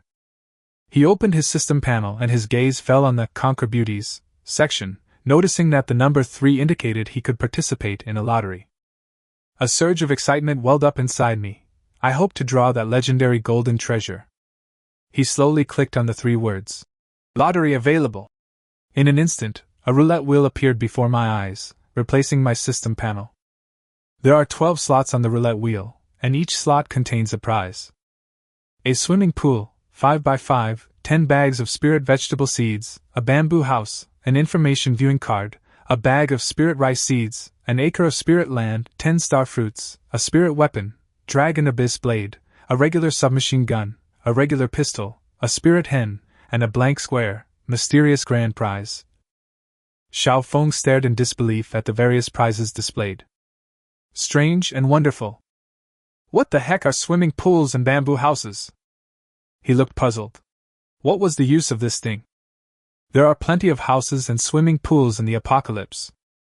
Unable to figure it out, he pondered for a moment and then started the lottery, which allowed him to draw 3 times in total. The pointer began to slowly rotate. Lin Wu! Lin Wu! Xiao Feng shouted in his heart. Aside from the mysterious grand prize, the most useful prize here should be this Dragon Abyss blade. If Shuxing is so powerful, Long Yuan shouldn't be much worse. A moment later, the pointer slowed down in the blank cell. Holy crap! Xiao Feng held his breath and clenched his fists. Could it be that one shot would kill him? A few seconds later, the pointer slowly moved out of the blank square, then slowly passed over the swimming pool and the 10 bags of spirit vegetable seeds, and stopped in the bamboo house square. Depend on! Xiao Feng was immediately deflated, having drawn the most useless card. He couldn't believe his luck was so bad, so he kept drawing lots, and the pointer started spinning again. A sacred place! A sacred place! The pointer slowed down on the 1 acre of spiritual land square, and then, amidst Xiao Feng's expectant shouts, moved out of the 1 acre of spiritual land square and stopped in the 10 star fruits square. He's numb. This pointer is working against him. Xiao Feng took a deep breath. This was his last chance to win the lottery. He hoped he could pull it off. Let's go. The pointer started spinning rapidly for a few rounds before slowing down. Damn, why are there duplicates? Seeing the pointer stop at the 10 star fruits square, Xiao Feng was extremely frustrated. I've used up all 3 chances to win the prize, and I haven't won anything good. Ding! The prize has been sent to the system warehouse. The system's cold voice echoed in his mind, and the roulette wheel in front of him disappeared. He then opened his own system panel and went to the warehouse section. Sure enough, there was now a bamboo house and 20 star fruits. What's the use of this bamboo house? Xiao Feng sighed, swept past it, and took out a star fruit. Star fruit contains pure power, which can enhance one's cultivation level. What? Xiao Feng's pupils dilated in shock, and he uttered a sound of disbelief. Ha! Feelings are the real good thing. Pointer bro, I misunderstood you. Xiao Feng was so excited, as if he had found a new path after a long period of uncertainty. He had originally thought they were just ordinary fruits. Since there were so many of them, they couldn't possibly be high-quality ones. The star fruit was about the size of a walnut. He quickly swallowed it in one gulp. A surge of energy exploded within his body and gently flowed into his limbs and meridians. Superpower level, 2 stars, 10% per 100%. 1 star fruit increases the yield by 10%. Xiao Feng's breathing quickened. This was simply too exhilarating. Gurgle, gurgle. After swallowing 9 star fruits in a row, a powerful force surged through his body, making him feel like he was about to explode. Finally, the power gradually dissipated, strengthening his bloodline and meridians. Samsung. Xiao Feng's eyes flashed with a light. He stood up and threw a punch, which made the air hum. The power of this punch is equivalent to the power of a slash he unleashed when he was imbued with the 9 netherworld fire. Powerful! If we were to face those 2 groups with our current strength, we wouldn't need to use the 9 netherworld flames at all. Simple and unadorned techniques can kill 2 people. Chapter 42 The Beginning of the Peach Blossom Garden. Xiao Feng took out 10 more star fruits and swallowed them. The surging energy rolled around, slowly strengthening his own power. Superpower level, 3 stars, 50% per 100%. This time, I didn't break through to 4 stars. The effect of star fruit was reduced by half, but the effect of 10 star fruits increased by 50%. Obviously, as strength increases, the effect of star fruits will decrease, but this is within acceptable limits. Xiao Feng felt that his body was much stronger than before, and a smile appeared on his face. At this moment, Xiao Feng, we're all packed. On the second-floor corridor, Lin Wanqian and her 2 companions, each dragging a suitcase, looked at him. Xiao Feng looked up and walked upstairs. What? You're reluctant to leave this place? Upon arriving upstairs, Xiao Feng saw Lin Wanqian looking around with a complex expression on her face. Yes, after living here for so many years, Leaving here feels like a sudden emptiness in my heart.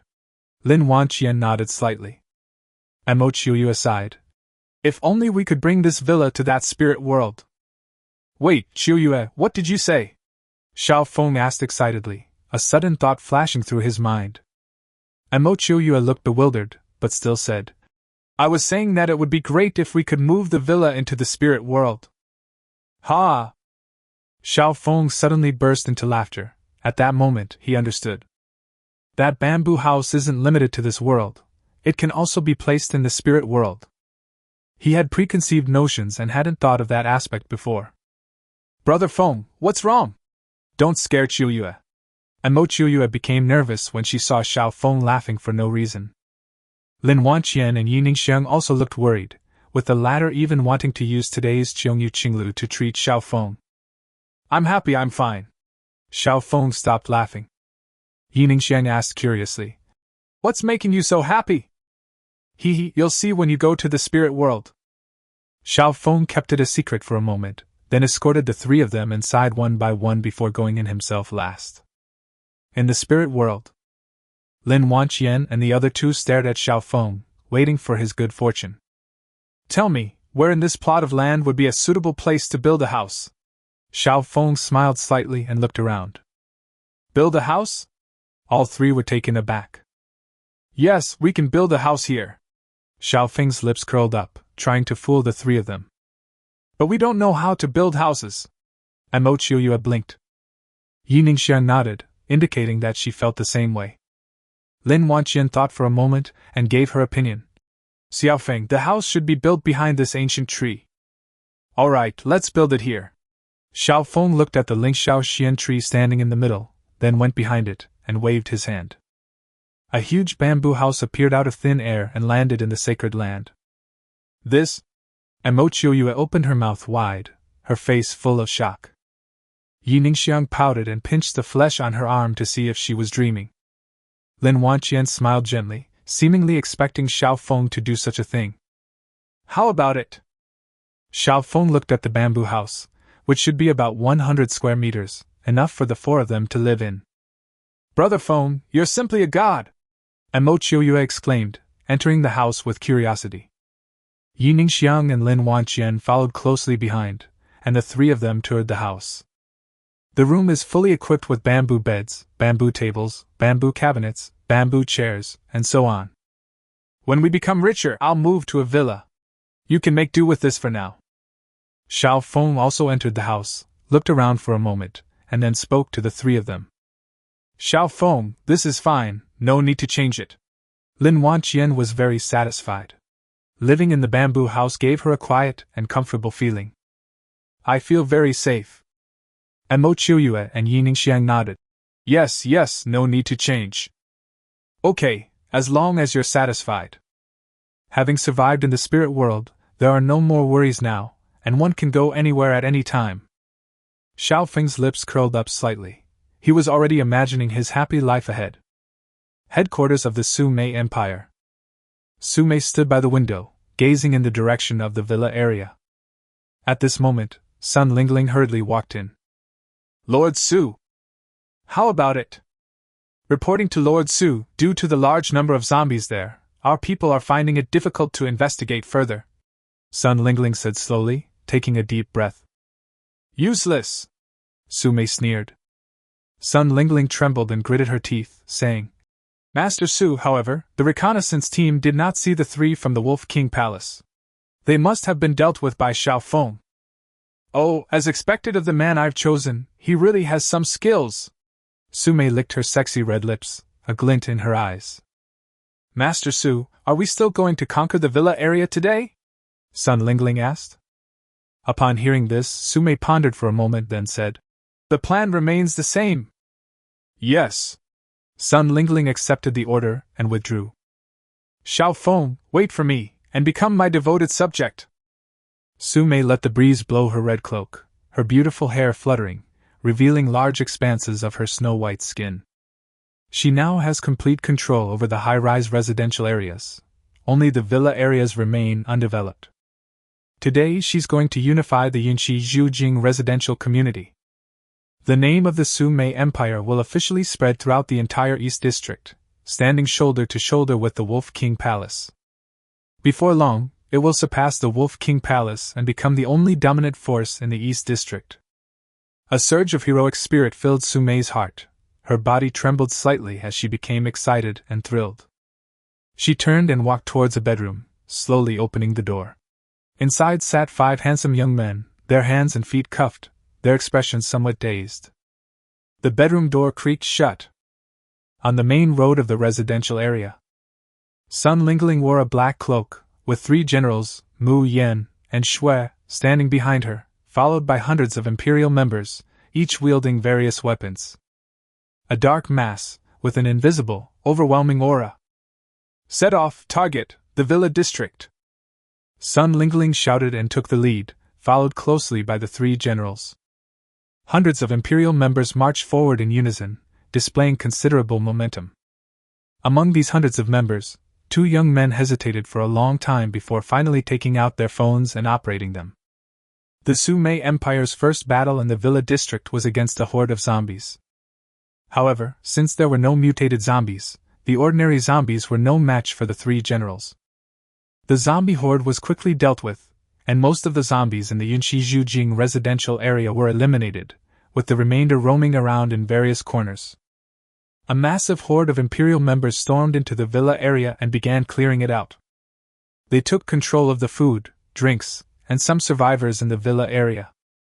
At the entrance to the villa area, there is a high platform with a statue standing on it. The words, "Villa Area," are written in large characters next to the platform. Sun Lingling stood on top, looking at the villa area, a hint of vigilance in her eyes. She was somewhat afraid that Xiao Feng would ambush her. She specifically left 2 generals to guard her, while the remaining general accompanied the Imperial members to clean up the villa area. Imperial Headquarters. 4 burly men carried a golden sedan chair slowly away, heading towards the villa area. A middle-aged man stood in front of them, exuding a cold aura. He was none other than the Empire's #1 general, Li Changgong. Su-Mei lay languidly in the sedan chair, eating grapes, a wicked glint in her eyes. Chapter 43 Sniping. Villa number 10. On the balcony, Xiao Feng looked at the friend request notifications on his phone. 2 people had requested to add him as a friend, and the verification messages contained something that surprised him quite a bit. These 2 were Lu Jiming and Gu Xiaosai, who were quite active in the group before. "Su-Mei, are you really that addicted to your queen dream?" A slight smile played on his lips as he looked up at the direction of the villa complex gate, where he could vaguely see some figures. "Let me have some fun with you!" Xiao Feng conjured the star-slaying technique in his hand, then flipped himself off the balcony with a smooth and nimble movement. This is why, after breaking through to the Samsung level, there has been a certain improvement in all aspects of the body. Flying across rooftops and scaling walls is no longer a dream. Xiao Feng bypassed the ordinary people along the way. He had no interest in them and no need to waste bullets on them. The previously used weapon-breaking bullets have been fully charged. A few hundred meters away from the gate of the villa area, Xiao Feng stood on a thick branch of a large tree, leaning against the trunk, his star-slaying sniper rifle aimed at the high platform. On the high platform at this moment, Sun Lingling felt a chill creep up her spine for no apparent reason. She glanced around but didn't notice anything unusual. "Xiao Feng is hiding in the shadows?" She frowned, thought for a moment, and said to General Blood, also known as Yellow Hair, "General Blood, go and check the surrounding area to prevent anyone from lying in ambush." Without saying a word, the blonde-haired man jumped off the platform and began to survey his surroundings. A little while later, the blonde-haired man returned, indicating that no one was lying in wait. "Why do I still feel uneasy? Am I just being paranoid?" The chill in Sun Lingling's heart had not yet disappeared. Just then, she heard a noise behind her, turned around, and smiled. "Welcome, Lord Su!" Sun Lingling led the 2 people off the platform and knelt down on one knee in front of the sedan chair. "How's it going?" Su-Mei came out and asked calmly. "Reporting to Lord Su, there are very few survivors in the villa area. It won't be long before we can conquer the entire villa area." Sun Lingling raised her head. "No resistance from Xiao Feng's forces?" Su Mei raised an eyebrow. Sun Lingling shook her head. No, it seems there's no powerful force in the villa area. No shelter forces? Su Mei was somewhat surprised, since she had always believed that the villa area was under Xiao Feng's control. With Xiao Feng's strength, it's impossible for him not to build his own faction, right? No, our people didn't encounter any significant resistance, Sun Lingling replied. Su Mei fell silent for a moment. Master Su, is it possible that Xiao Feng is a lone wolf who just lives in the villa area? Sun Lingling said quickly, as if she had just thought of something. Upon hearing this, Su Mei's eyes lit up. If that's the case, then everything makes sense. Since that's the case, let's just lay our cards on the table. Call Xiao Feng out and give him a chance. Sun Lingling was stunned for a moment, then realized what was happening and took out her phone to contact Xiao Feng. A red exclamation mark appeared on her phone. Master Su. Xiao Feng, he blocked me. She looked a little embarrassed and hesitated for a moment before speaking. Su Mei frowned upon hearing this. She knew how terrifying the lone wolf was. If she couldn't kill it in one go, she would suffer endless retribution. Just as she was about to say something, she suddenly felt a tightness in her chest and moved quickly. Li Changgong and Huang Mao followed closely behind. Sun Lingling and the 4 burly men stood there blankly, not knowing what had happened. The remaining General Yan felt a sense of impending doom, but he did not run. Instead, he conjured a rock shield in front of him. Call out! Just as he was conjuring a rock shield, a bullet pierced the sky and struck the rock shield. The next second, it pierced through the rock shield and shot into his forehead, leaving a hole.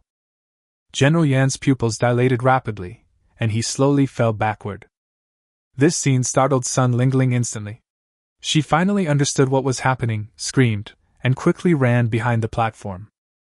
Behind the platform were Su Mei, Li Changgong, and Huang Mao. Su Mei's expression was solemn, and her brows were furrowed. How come there's a sniper rifle? Has another outside force invaded? Master Su, it can't be officials, can it?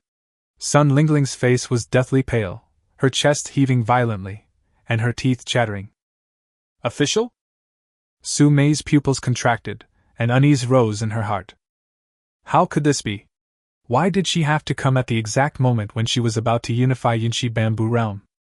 Moreover, there is absolutely no official information about it online. On the big tree on the other side.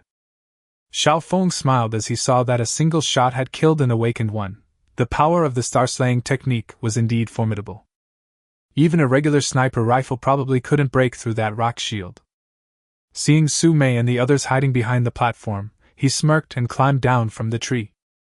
Even a sniper who isn't even an amateur knows to fire one shot and then move to another location. He quickly circled around, preparing to sneak a peek from behind. Under the high platform. Where did that bullet come from? Su Mei was furious. It was so easy to take down one of her generals. She didn't care about anything else anymore. Even if it was someone from the government, she had to deal with them. It seems to be around 2 o'clock, Sun Lingling recalled. Su Mei calmed down and said, Notify the Empire members to return immediately. Sun Lingling immediately understood and took out her phone to notify them. On Xiao Feng's side. He had already moved to one side and hidden behind an obstacle, from which he could see clearly what was happening behind the platform. He raised the star-slaying sniper rifle with both hands, and the figures of Su Mei and the others appeared in the scope. The crosshair was not aimed at Su Mei, but at the blonde-haired man. He slowly pressed the trigger. Call out! A bullet whistled through the air, leaving a faint white trail in the sky. Over there, Su Mei felt a surge of crisis. She kicked Sun Lingling away and lunged to the side. Li Changgong conjured a suit of ice crystal armor, which he used to block Su Mei's path. The blonde-haired man reacted a step too slow. The aura of death enveloped his heart. He roared, his body erupted with bloody light, and his head instantly tilted to one side. A bullet grazed his ear and struck the platform, leaving a deep, bottomless hole. Before he could even recover from the ordeal, blood exploded on his forehead in an instant as another bullet pierced his forehead. The blonde-haired man's eyes widened, the life force in them rapidly vanished, and he collapsed to the ground. Who is it? Show yourself! Upon seeing this, Su Mei angrily shouted, and in the blink of an eye, 2 of her capable henchmen died without even seeing the enemy. I was terrified and furious at the same time. Her response was a whistling sound. Li Changong stood in front of Su Mei, his ice crystal armor flying off and forming a thick ice wall around his body. Bang! Bang! Bang! 3 bullets struck the ice wall in a row, but this time they failed to penetrate it, instead embedding themselves deeply within it. Seeing this, Su Mei breathed a sigh of relief and stood up to look in the direction from which the bullets had come. Xiao Feng, it's you! At that moment, she saw the enemy's face clearly, her expression changed, and disbelief appeared in her eyes. Chapter 44, Conquer the World Together? Without continuing to hide, Xiao Feng stepped out of the obstacle and looked at Li Changgong with some surprise. This person's strength has probably reached the 2-star level. The 2 blonde-haired men who were killed by Zhixing's spear should have been at the level of 1 star. Xiao Feng, are you an official? Sun Lingling exclaimed in terror. Official? Xiao Feng glanced at the Zhixing sword in his hand, understood, and chuckled. That's right, I am the Special Forces King of Haixia City. What a load of bull! Do you think I'm stupid? Su Mei sneered, looking at Xiao Feng a few hundred meters away with a thoughtful expression in her eyes. With Li Changgong around, Xiao Feng's sniper rifle was no longer such a powerful threat. But Xiao Feng not only possesses a gun, but also has the ability to generate fire. She remembered the ability Xiao Feng used when he escaped that day. Now that she has lost 2 awakened subordinates, things are getting tricky. Xiao Feng, perhaps we can cooperate. As Su Mei's thoughts raced, she spoke slowly. Cooperate? How do we cooperate? Xiao Feng smiled knowingly upon hearing this. Su Mei took a deep breath and parted her red lips slightly. The throne of the Su Mei Empire is yours to sit on, and together we will conquer this world. Emperor? I don't care. Xiao Feng chuckled. A flash of anger crossed Su Mei's face. Do you intend to fight to the death? Fight to the death? You don't deserve that, Xiao Feng said contemptuously. Just as Su Mei was about to say something, she caught a glimpse of hundreds of Empire members surging into the villa area, and her heart settled. Xiao Feng, no matter how strong you are, can you take down hundreds of people at once? Xiao Feng also saw the scene, and his brows furrowed slightly. These ordinary people are indeed a considerable problem, so we need to resolve this quickly. He raised the star-slaying sniper rifle and decisively fired a shot. Su Mei's expression changed, and she hid behind Li Changgong, who then conjured an ice wall. But this shot wasn't aimed at either of them. Ah! A painful scream echoed in all directions, and Sun Lingling's running body suddenly collapsed to the ground, her thigh a bloody mess. Sun Lingling clutched her legs tightly with both hands, rolling on the ground and screaming in agony. Help Lingling stop the bleeding, Su Mei said to Li Changgong, her gaze sharpening. While protecting Su Mei, Li Changgong came to Sun Lingling's side and raised his hand to conjure a frost to freeze the bloody wound. This caused Sun Lingling to scream in pain again. At this moment, General Mu, who was in front of hundreds of people, charged towards Xiao Feng with unparalleled bravery. Dozens of vines emerged from the void and fiercely stabbed at Xiao Feng. Idiot, come back here! Upon seeing this, Su Mei immediately shouted. General Mu was taken aback and looked back in confusion, but without hesitation, he quickly rushed towards Su Mei. But it was too late. Xiao Feng had already aimed his star-slaying sword at General Mu, pulled the trigger, and a bullet whistled out.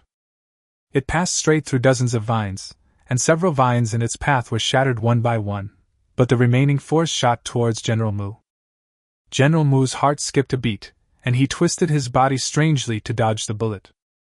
But the next second, another bullet followed closely behind, and this time he couldn't dodge it. Blood splattered everywhere. General Mu fell to the ground. These 2 shots killed General Mu and also deterred hundreds of restless Imperial members. They looked at each other, their bodies trembling slightly, unsure whether they should go up. Seeing General Mu die by gunshot, Su Mei's chest heaved violently, anger filled her face, and her cold eyes stared at Xiao Feng. Her dream of becoming empress is being shattered little by Xiao Feng. Never mind me, kill him! Li Changgong was taken aback. With the ice crystal armor on his body, he took a big step and quickly approached Xiaofeng. At the same time, Su Mei did not sit idly by and wait for her fate. She quietly followed behind Li Changgong. If she gets within 10 meters of Xiaofeng will surely die. Unexpectedly, a tiger's roar rang out the next moment, and then Li Changgong in front of him flew up, his ice crystal armor turning into countless fragments that flew in all directions. This situation caused Su Mei's expression to change drastically. At this moment, she was completely exposed. A dozen seconds ago. Seeing Li Changgong approach alone, Xiaofeng immediately switched his Yuxing sniper rifle to beast form and fired a shot at him. Roar! A tiger's roar suddenly rang out, and a phantom tiger appeared in the air, roaring to the sky. Then, the phantom tiger stepped into the void and crashed into Li Changgong, exploding with a bang. The terrifying force instantly blasted Li Changgong away. Xiaofeng looked surprised, then satisfied with the scene. Without hesitation, another shot was fired, this time accompanied by a wolf howl. A woo! A black wolf phantom appeared and ran through the air at lightning speed, instantly arriving at Li Changgong, who was still flying in midair. Bang! Li Changgong's upper body exploded, blood and flesh flying everywhere. Su Mei's expression froze, and her breathing became heavy. Xiaofeng's 2 shots shattered her dream of becoming an empress. She roared at the imperial members. What are you all standing there for? Charge! Su Mei wanted to use the members of the empire to create trouble for Xiaofeng with their numerical advantage, and take the opportunity to escape or find a chance to kill Xiaofeng. Upon hearing the roar, hundreds of imperial members exchanged bewildered glances, and then dozens of them rushed out without hesitation. They were fanatical members of the Su Mei Empire. Seeing these dozens of people rush out immediately inspired others, and eventually hundreds of people rushed out as well. They could not forget the fear of being dominated by Su Mei before. The shadow of fear had been branded in their hearts by Su Mei. Although they feared Xiaofeng's sniper rifle, they feared Su Mei's methods even more. Just then, 2 loud shouts rang out. Everyone wake up! Don't risk your life for this vixen!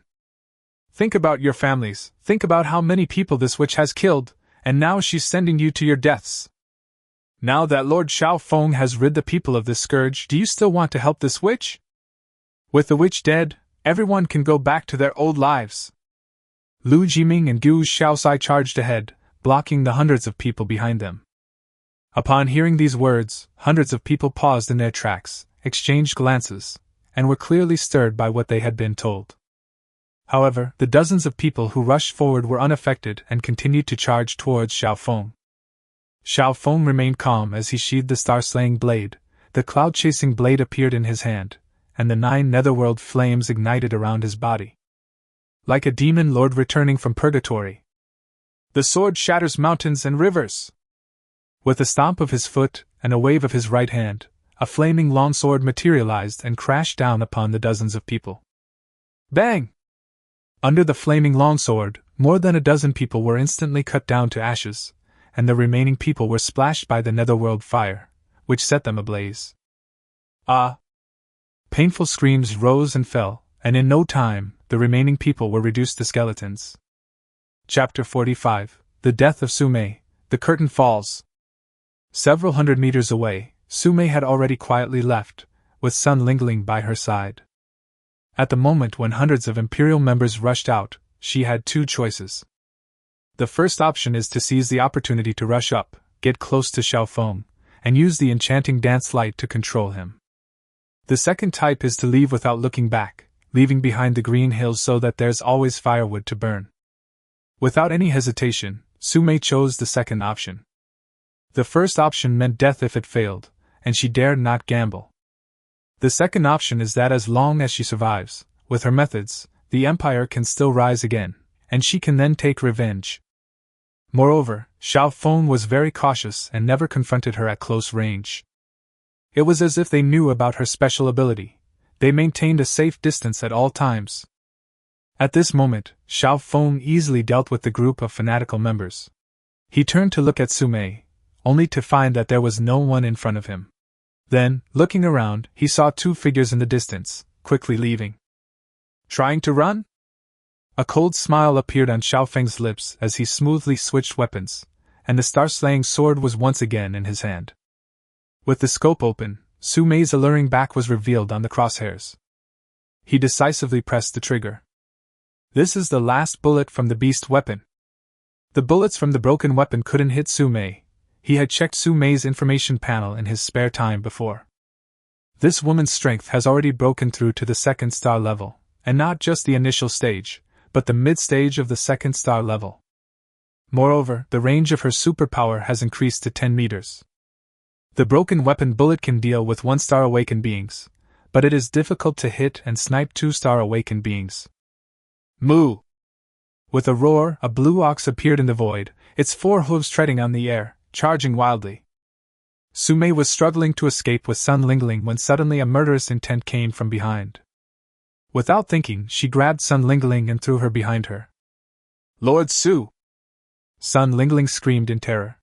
She never expected that Su Zhu, whom she had always admired, would use her as a shield without hesitation. Not only was Sun Lingling surprised, but Xiao Feng was also taken aback, staring dumbfounded at the scene. Sun Lingling, who was flying in midair, was smashed to pieces by the green ox, and blood and flesh flew into the sky. Su Mei glanced back at Xiao Feng, her face cold and ruthless, then her eyes filled with endless resentment. In the apocalypse, to survive, you have to be ruthless. Call out! A bullet came flying in. Su Mei's expression changed, and she quickly dodged, the bullet grazing past her. Just as I thought! Xiao Feng sighed softly. At this point, Zhu Xing's bullets were all used up. In the distance, Su Mei, who was fleeing for her life, was unaware of the danger. When she looked back, a look of joy appeared on her face. He probably doesn't have any bullets. Humph, Xiao Feng, a gentleman takes his revenge even after 10 years. Just you wait, I'll skin you alive, eat your flesh, and boil your bones alive, or I'm not Su Mei. But the next second, her expression changed drastically. She recognized the loud noise coming from behind her. Locomotive. Damn it! At that moment, she regretted it. Why did she have to come in a sedan chair? It would have been so much better to drive a car. Where did Xiao Feng get the motorcycle? She remembered there were no motorcycles around, not even a single shared bicycle, so where did the motorcycle come from? Boom, boom! The sound of the motorcycle grew closer, Su Mei's face grew paler, and the despair in her eyes deepened. Xiao Feng, I can submit to you! Su Mei's expression changed rapidly, and finally she stopped abruptly and turned around. I'm scared of a woman like you! Xiao Feng stopped his tiger motorcycle about 10 meters away from Su Mei. Xiao Feng, don't you like beautiful women? I'm no less beautiful than those women! Su Mei licked her sexy red lips. She wanted to seduce Xiao Feng and seek a chance. You're too dirty, you must have some kind of disease! Xiao Feng looked Su Mei up and down. While speaking blatantly, Su Mei unconsciously twisted her body and moved subtly. 13 meters. 12 meters. 11 meters. 10 meters. Buzz! A dazzling pink light flashed, and Su Mei twirled around, dancing gracefully. Xiao Feng, you're dead! Ha! Su Mei burst into wild laughter, but the laughter stopped abruptly the next second, and she stared blankly at Xiao Feng in front of her. Smile! Why aren't you smiling anymore? 30 meters away, Xiao Feng stood on the ground with his arms crossed, a playful look on his face. He won't fall for these tricks. If it were someone else, they probably would have succeeded. They might not have been so picky. You know about my special ability? And you even know its range? Su Mei was utterly desperate. This guy was her nemesis. At the same time, endless doubts arose in his heart. Why did he suddenly distance himself from her? Wait, there's still a glimmer of hope. The motorcycle that was 10 meters away from her. Since Xiao Feng left in an instant, the tiger motorcycle remained in the same spot. Xiao Feng, please spare my life, for the sake of me being a woman? I promise to leave this place and go far away from here in the future. Or you can tie me up and keep me like a dog. Besides, tears welled up in Su Mei's eyes as she pitifully pleaded, her body slowly gathering strength. Xiao Feng, I like you. Su Mei shouted and flung out her red cloak, her figure quickly rushing towards the tiger motorcycle. In a short while, as she was about to get on the tiger motorcycle, a glimmer of hope appeared in her eyes. Pfft! A piercing sound suddenly rang out, and Su Mei's vision blurred. She slowly looked down at her chest, where a knife hilt was stuck. A gleaming knife tip was visible behind her. Gurgle, gurgle. Her throat moved, and blood gushed uncontrollably from her mouth. Su Mei struggled to lift her head, looked at Xiao Feng 20 meters away, and gave a bitter smile. This guy was incredibly cautious. After stabbing her, he ran 20 meters away. They really didn't give her a single chance.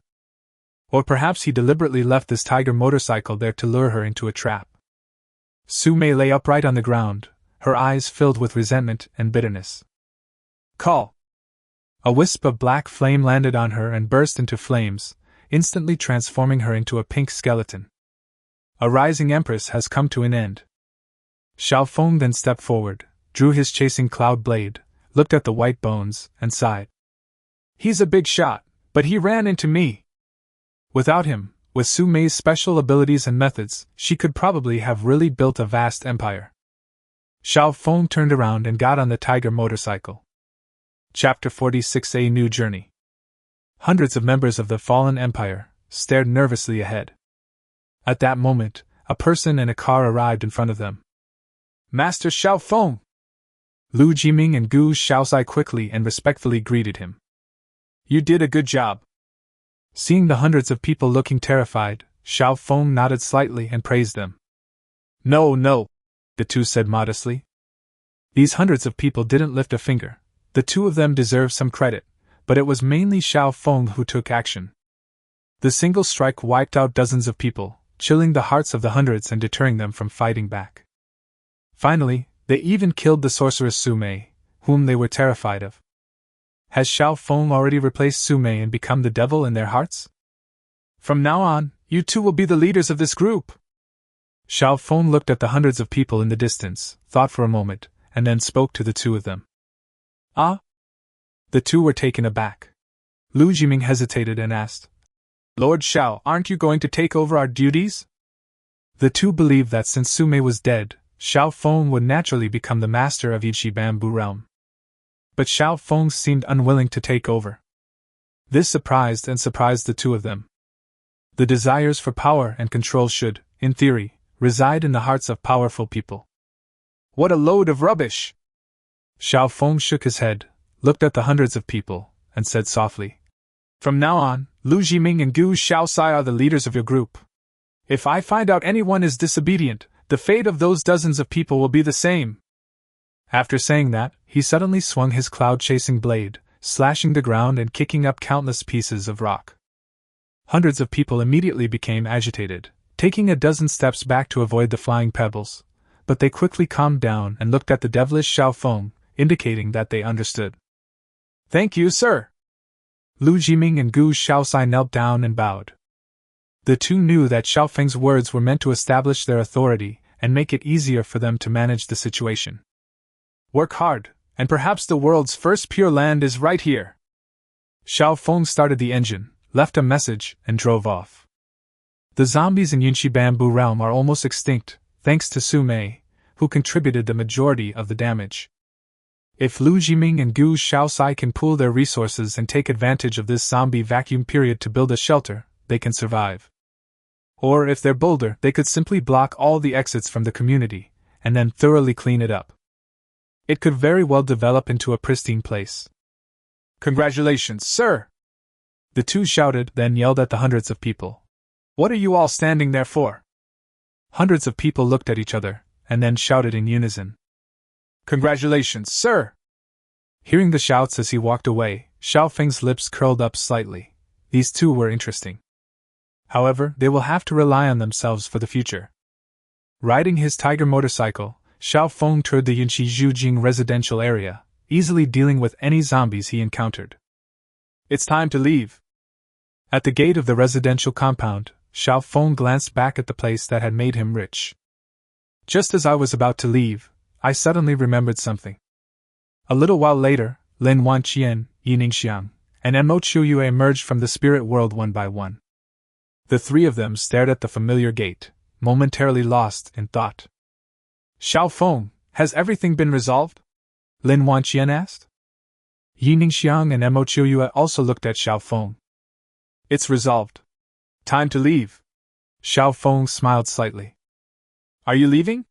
Upon hearing this, Lin Wanqian turned around and looked into the residential area, opening her arms to give a hug. Seeing this, Mo Qiuyue and Yi Ningxiang followed suit. Seeing this, Xiao Feng shook his head helplessly and said nothing.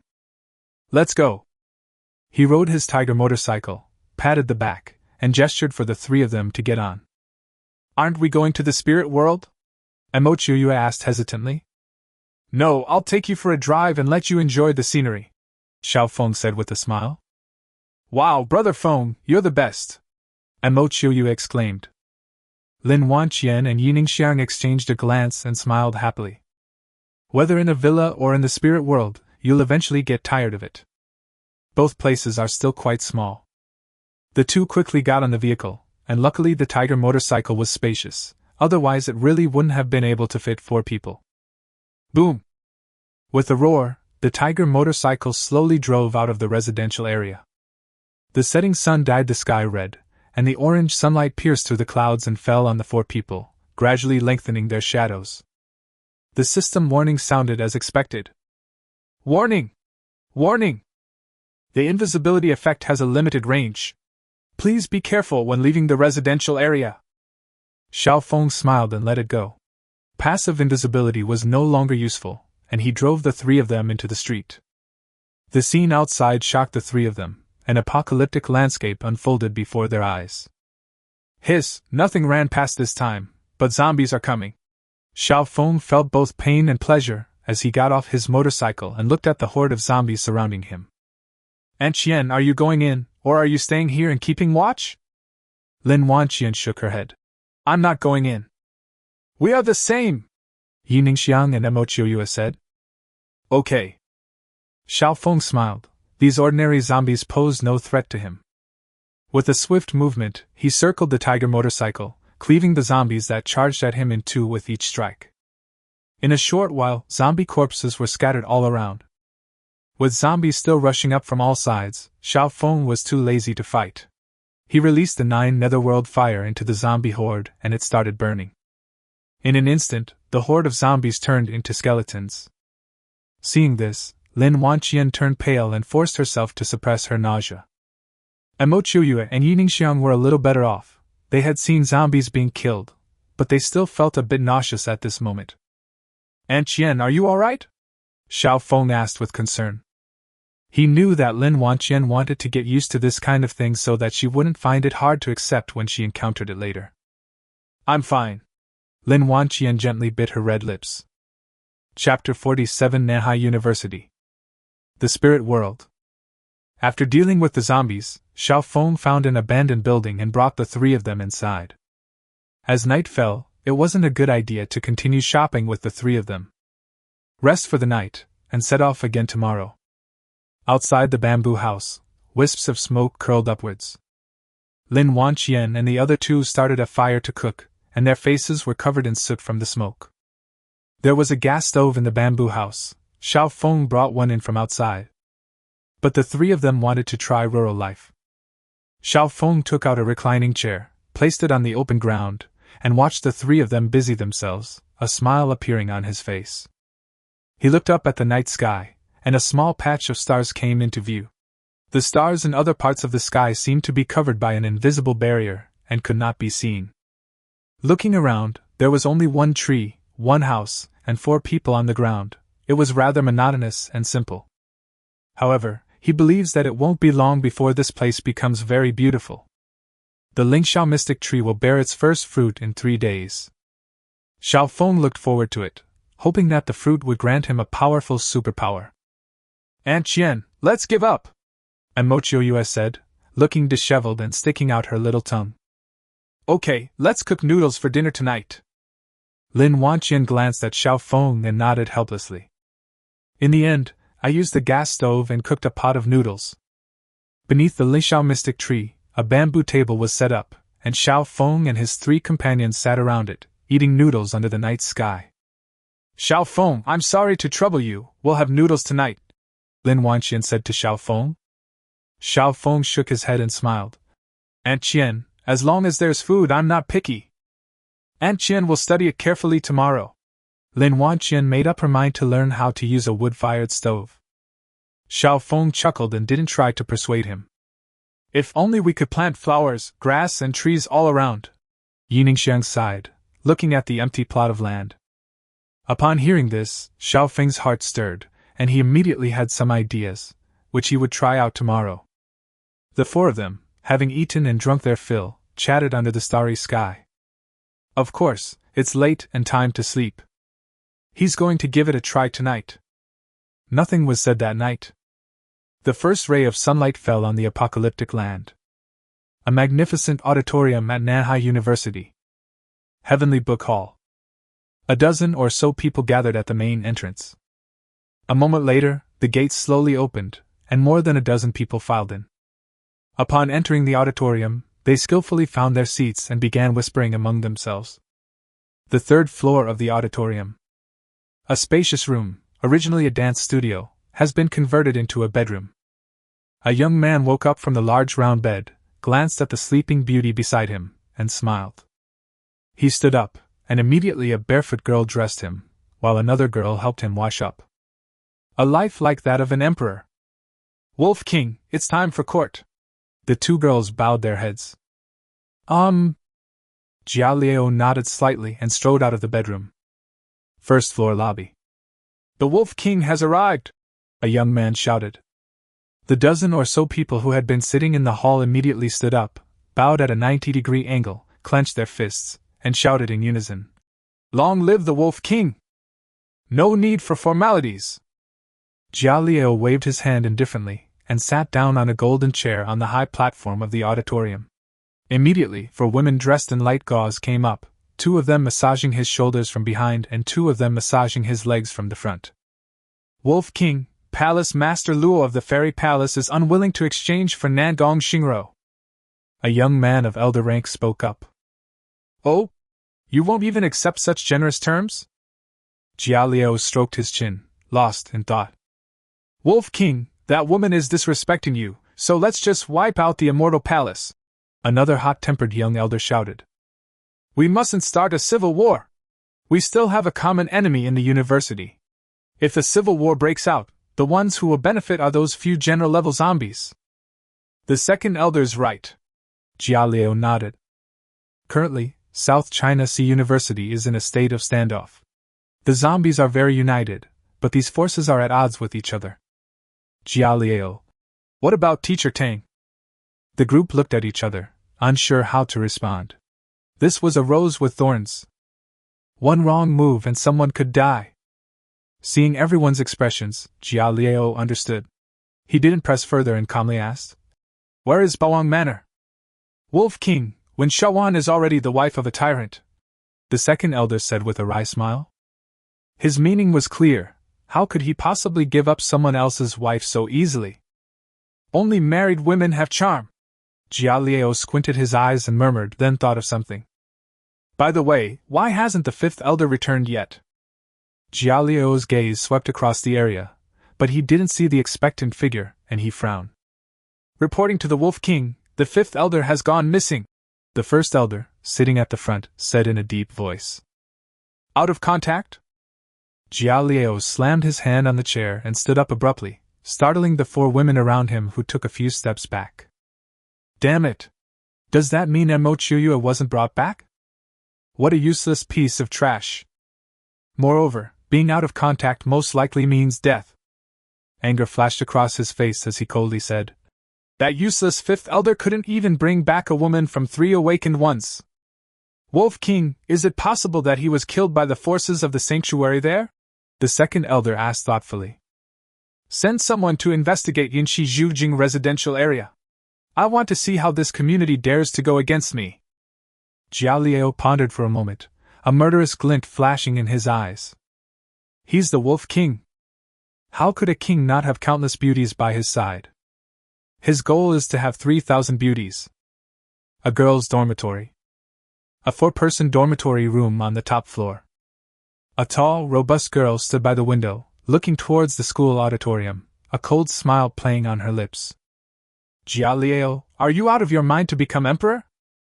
You think you can trade my woman for those meager resources?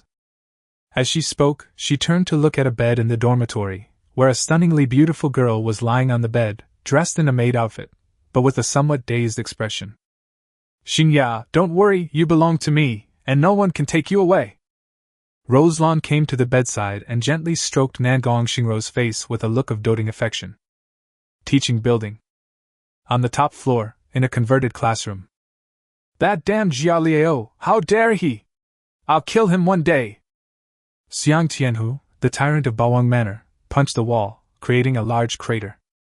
Brother Tiger, calm down. The Wolf King's palace is powerful. We can't fight them head-on. When Shaowan came to his side and gently took his arm. Wanner, I'm sorry you had to suffer like this. Xiang Tianhu touched her face. When Shaowan leaned against his chest and said gently, No. Wanner, once I break through, I will definitely kill that Jia Liao.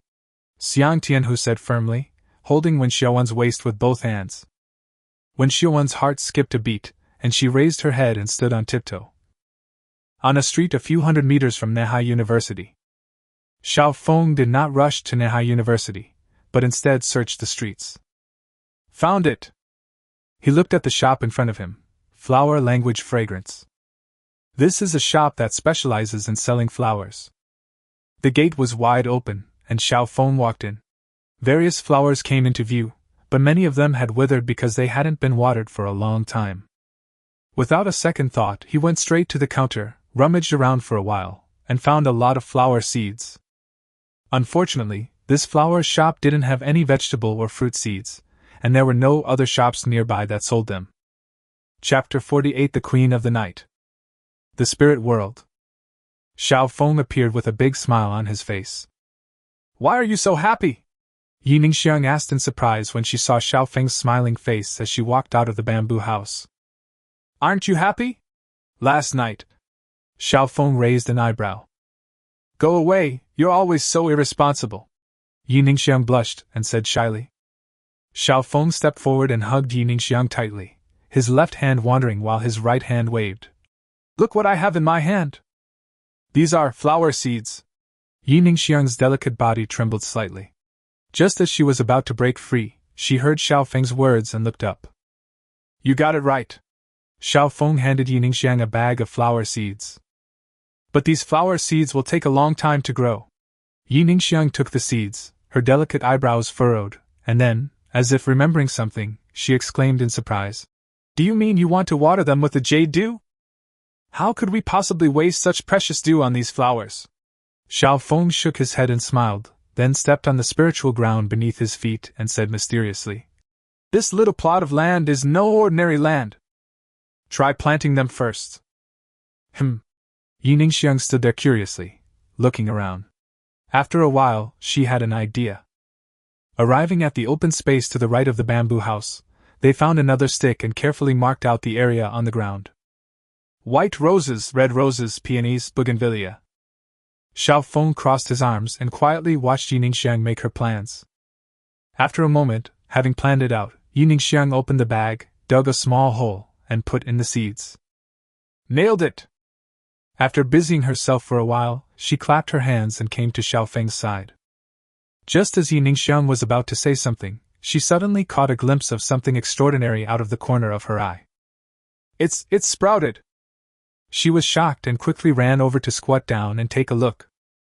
All the flower seeds I planted have sprouted, with tender green shoots breaking through the soil and enjoying the sunshine. Xiao Feng's lips curled up. It really worked wonders. No wonder it's a spiritual land. He had wondered last night if planting ordinary seeds in the sacred land would have a magical effect, and today he tried it, and found that it really did have a powerful effect. Xiao Feng, at this rate, it won't be long before this place becomes a garden. Yi Ningxiang jumped up excitedly. No girl dislikes flowers, especially flowers that she planted herself and turned into a garden. Because Yi Ningxiang was wearing a light blue strapless dress, her exquisite figure was perfectly displayed as she jumped around happily. Upon seeing this scene, Xiao Feng's breathing quickened instantly. Amidst Yi Ningxiang's exclamation, he picked her up and turned to walk into the bamboo house. Manhwa University. Returning to campus, Xiao Feng looked around and felt a strange feeling in his heart. It's rare to see zombies on campus unless you go to a zombie-infested area, or the main camp. This is, undeniably, a unique haven of tranquility. So he swaggered down the school path and began to think. The auditorium is the Wolf King's headquarters, the canteen is Listening Valley, the girls' dormitory is Fairy Palace, the teaching building is Overlord Manor, and Green Mountain Lake is Dark Knight Assassin Pavilion. And the zombie stronghold is in the school's Sunset Park. Xiao Feng analyzed as he walked. All of this information came from Wang Shu. Logically, the first target should have been the Wolf King Jialiao, but although he was powerful, he wouldn't have directly attacked the Wolf King's palace. So after analyzing the pros and cons, he decided to go and explore Sunset Park first. Having made his decision, Xiao Feng didn't linger and headed straight for Sunset Park. A moment later, a dense forest came into view. The trees in Sunset Park are all old, tall and sturdy, with lush foliage. Upon seeing these trees, Xiao Feng suddenly recalled the skeletal zombie in Yunxi Bamboo Realm, which also used the bamboo forest as its base. Do zombies prefer scenic spots? Or is there another reason? He leaped up and landed on a tree trunk, gazing into the distance, stroking his chin in thought.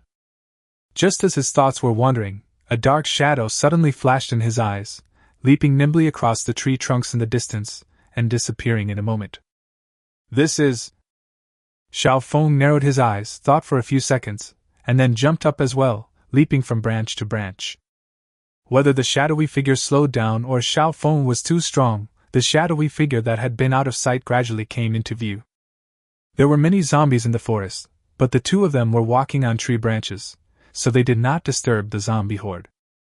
Xiao Feng did not approach, but kept at a distance where he would not lose track of him or be discovered. A few minutes later, the dark figure stopped and hid among the tree trunks, seemingly observing something. Xiao Feng also stopped and carefully examined the dark figure. Wearing black clothes in broad daylight, there's definitely something fishy going on. And judging from her figure, she seems to be a woman? He murmured to himself, the shadowy figure having piqued his curiosity. Etc.? Woman. Xiao Feng's eyes lit up, then he slapped his forehead, realizing he had almost forgotten.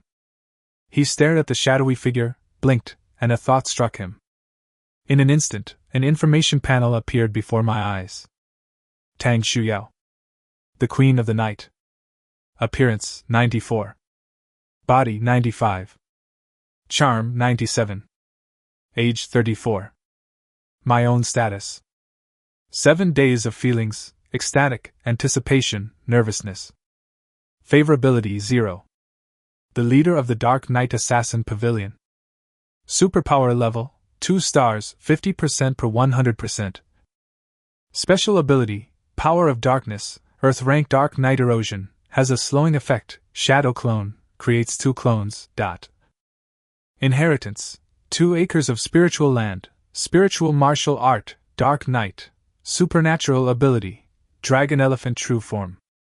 Xiao Feng spent several minutes carefully browsing through the information panel this time, and he was truly surprised by what he saw. Putting aside the identity of the shadowy figure and the special reward, the woman's name alone surprised him greatly. He recognized the name. Tang Shuyao is a teacher at Manhwa University and a prominent figure, known as the most beautiful teacher. Her classes were always packed, especially her general education classes. In addition to students from her own major, people from other majors would also come to audit her classes. It's incredibly popular. You can't get a seat if you don't go early. Xiao Feng was fortunate enough to be one of them. How could I have forgotten this one? Hee hee. But it's not his fault. Teachers usually don't live at school, so it's normal that he didn't remember. Unexpectedly, this person not only went to school but also became the leader of the Dark Knight Assassin Pavilion, which is a huge contrast to his previous life. Can you imagine a teacher who is both dashing and gentle becoming a ruthless killer? But how do we handle this? Suppress them with force? Or... Xiao Feng stroked his chin, lost in thought. Suddenly, he snapped out of it and looked around. Tang Shuyao was nowhere to be seen among the tree trunks ahead. Chapter 49 Tang Shuyao Under Siege. Where did you go? He was so engrossed in his own world that he didn't notice Tang Shuyao had left. Xiao Feng looked around. Although there were many zombies wandering and patrolling, it was clearly not a zombie lair. Tang Xuyao's cautious approach to Sunset Park at this time was clearly purposeful. Did they leave or go to the zombie lair? There is a small artificial lake in Sunset Park called Sunset Lake. It's not far ahead. That's the real zombie stronghold. He pondered for a moment, and decided to go and take a look, hoping to stumble upon something by sheer luck. Xiao Feng leaped towards Sunset Lake. As they went deeper, the density of zombies increased, surrounding them layer upon layer. Luckily there was a forest, otherwise, if we wanted to get in, we would have to face this army of zombies. Before he could even get close to Sunset Lake, the zombies on the ground suddenly went berserk and surged wildly into it. The roars and screams rose and fell. Seeing this, Xiao Feng was not flustered but delighted, which meant that something big had happened at Sunset Lake, so he quickened his pace. In a short while, the obstacle in front of us disappeared, and a small lake came into view. Before he could even observe what was happening around him, a ripple spread across the lake, and then a figure broke through the water, creating a huge splash, and landed on the shore. It was Tang Shuyao, dressed in a night outfit. She was soaking wet, and her exquisite figure was on full display. Her face was solemn, and a black bag was tied around her waist, which seemed to contain something. Without any hesitation, Tang Shuyao quickly darted into the woods. Unfortunately, this was a zombie stronghold. Before she could even get close to the woods, the riotous horde of zombies had already rushed out of the woods, roaring as they charged toward her. Tang Shuyao suddenly stopped in her tracks, calmly glanced around, and did not panic despite the zombie horde's rampage. She clearly anticipated this situation and had a corresponding solution. She came here well prepared. Dark night erosion! A clear, cold voice rang out, and a wisp of nightlight emanated from Tang Shuyao, spreading outwards from her. In a matter of seconds, the night enveloped the charging zombie horde, their menacing postures momentarily stiffening, and their movements slowing down. Tang Shuyao saw this scene and the corners of her mouth turned up slightly. Just as she was about to leave, eerie red vines flew out of the water behind them and plunged into the night. Although their speed was much slower, they still charged forward with great force. Tang Xuyao's expression changed. The bloodthorn zombie had caught up. She glanced at the bag at her waist, but instead of smashing the blood vines, she decisively ran towards the zombie horde. By using the slow-moving horde of zombies to get back up to the tree, you can leave this place. Suddenly, a fireball of magma flew out from the horde of zombies in front, knocking away a group of zombies blocking its way, and heading straight for Tang Shuyao. Oh no! How did the lava zombies get here? Tang Shuyao was shocked. She had already investigated the area and found that only a mutated zombie was guarding this spiritual plant. The lava zombies on patrol shouldn't be here at this time. There was no time to think about why. She bit her red lips and dodged to the right, avoiding the lava fireball. The magma fireball crashed to the ground, blasting up countless fragments of rock. Before she could catch her breath, 3 more magma fireballs came hurtling towards her. And that wasn't all. Blood vines pierced the night from behind, heading straight for her. Caught in a pincer movement, a sense of crisis is emerging. Tang Shuyao rolled over, creating 2 identical clones that ran off in different directions. One ran towards the lake, the other towards the forest. Using the increased speed she gained during the shadow clone technique, she easily dodged the attack. The 3 magma fireballs and dozens of blood vines collided instantly, creating a deafening roar. The burly lava zombie and the bloodthorn zombie that landed on the shore stared at the 3 Tang Shuyos for a moment, then each stopped the one who was trying to escape. Seeing her 2 clones blocked, Tang Xuyao's lips curled up, and she increased her speed, arriving at the other side of the woods. A touch of night unfolds. He then leaped up, stepping on the zombie's head to propel himself into the air. Just as she was about to land on the branch, a large hand made of fine sand burst forth from the ground, instantly grabbing her feet and pulling her back. It slammed hard onto the ground. Tang Shuyao suddenly made intimate contact with the ground, letting out a muffled groan. She felt pain all over her body, blood trickling from the corner of her mouth. She struggled to her feet, her eyes filled with despair. Sand-buried zombies! Why is it here too? Tang Shuyao looked around, wiped the blood from the corner of her mouth, and her breathing became rapid. The other two mutated zombies had already dealt with her clones and were approaching. A vortex of quicksand slowly emerged from the sand in front of them, and a zombie condensed within the vortex. Squeak! The bloodthorn zombie let out a strange cry and pounced on Tang Shuyao, while the lava zombie on the other side did not fire a fireball, but instead charged forward with its massive body. The sand burial zombie simply turns into a pile of sand and rolls away. Seeing this, Tang Shuyao gritted her teeth, her inner power surged, and a wisp of night covered the area. But before it could cover the three mutated zombies, it was torn apart by a powerful force. Tang Xuyao's body swayed violently, her face turned pale, and she looked at the three mutated zombies rushing towards her with despair in her eyes. She never imagined that things would turn out this way when everything was going so smoothly. Originally, she only needed to deal with the bloodthorn zombie, but then two more mutated zombies appeared. Plans can't keep up with changes. Just as she was facing death, she heard a whooshing sound. Whoosh whoosh whoosh. 3 bullets pierced the air, each aimed at one of the 3 mutated zombies. The mutated zombies were slightly taken aback, not knowing what these things were, but their instinctive reaction made them fight back. A sand wall, a wooden shield, and a magma fireball instantly appeared. On the branches of trees in the distance, Xiao Feng saw the 3 mutated zombies easily block 3 bullets from the weapon-breaking machine. Just as he was about to continue firing, he suddenly saw a pair of eerie green eyes emerge from the lake and stare at him. Another mutated zombie? Its aura is very strong! His expression shifted slightly, but without hesitation, the star-slaying sniper rifle instantly switched modes, the muzzle shifted, and he fired a shot. Roar! A phantom, striped tiger materialized and charged through the air toward the mutated zombie in the lake. After firing one shot, he fired another shot each at the lava zombie and the sand zombie. A wolf howled, a deer cried. The beast weapon bullets arrived instantly, and the 2 mutated zombies decisively blocked them, but this time it was different. 3 explosions suddenly rang out, and 2 mutated zombies were blasted away. At the same time, after firing all 3 beast weapon bullets, Xiao Feng put away the star-slaying sniper rifle, the cloud-chasing blade appeared in his hand, and he leaped into the air. Stepping on the dense horde of zombies below, he used the momentum to teleport to Tang Xiao's side and slashed at the bloodthorn zombie. Sensing the powerful force, the bloodthorn zombie screamed in terror, its blood vines flying out recklessly to block the flaming longsword. In the end, it was blasted away by the flaming longsword, but it was not killed.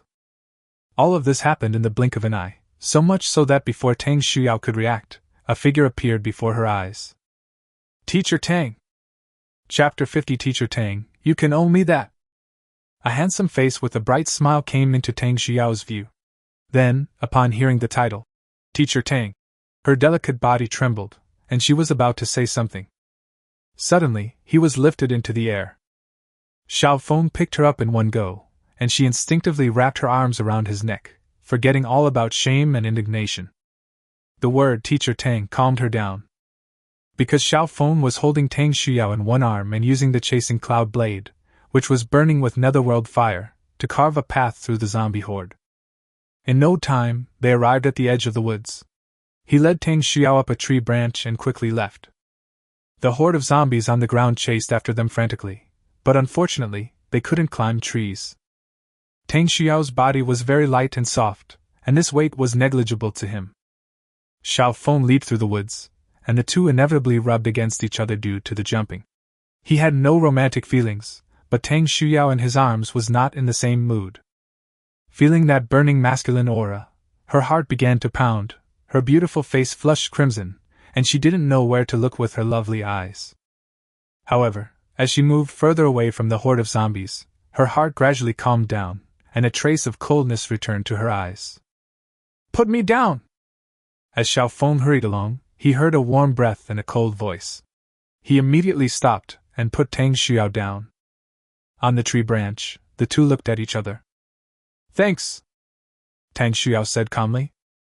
Teacher Tang, There were rumors on campus that you are outwardly charming but inwardly aloof, but I didn't believe it. Now that I see it, the rumors are actually true. Sensing the coldness in Tang Xuyao's tone, Xiao Feng's lips curled up as he looked her up and down, making no attempt to conceal his gaze.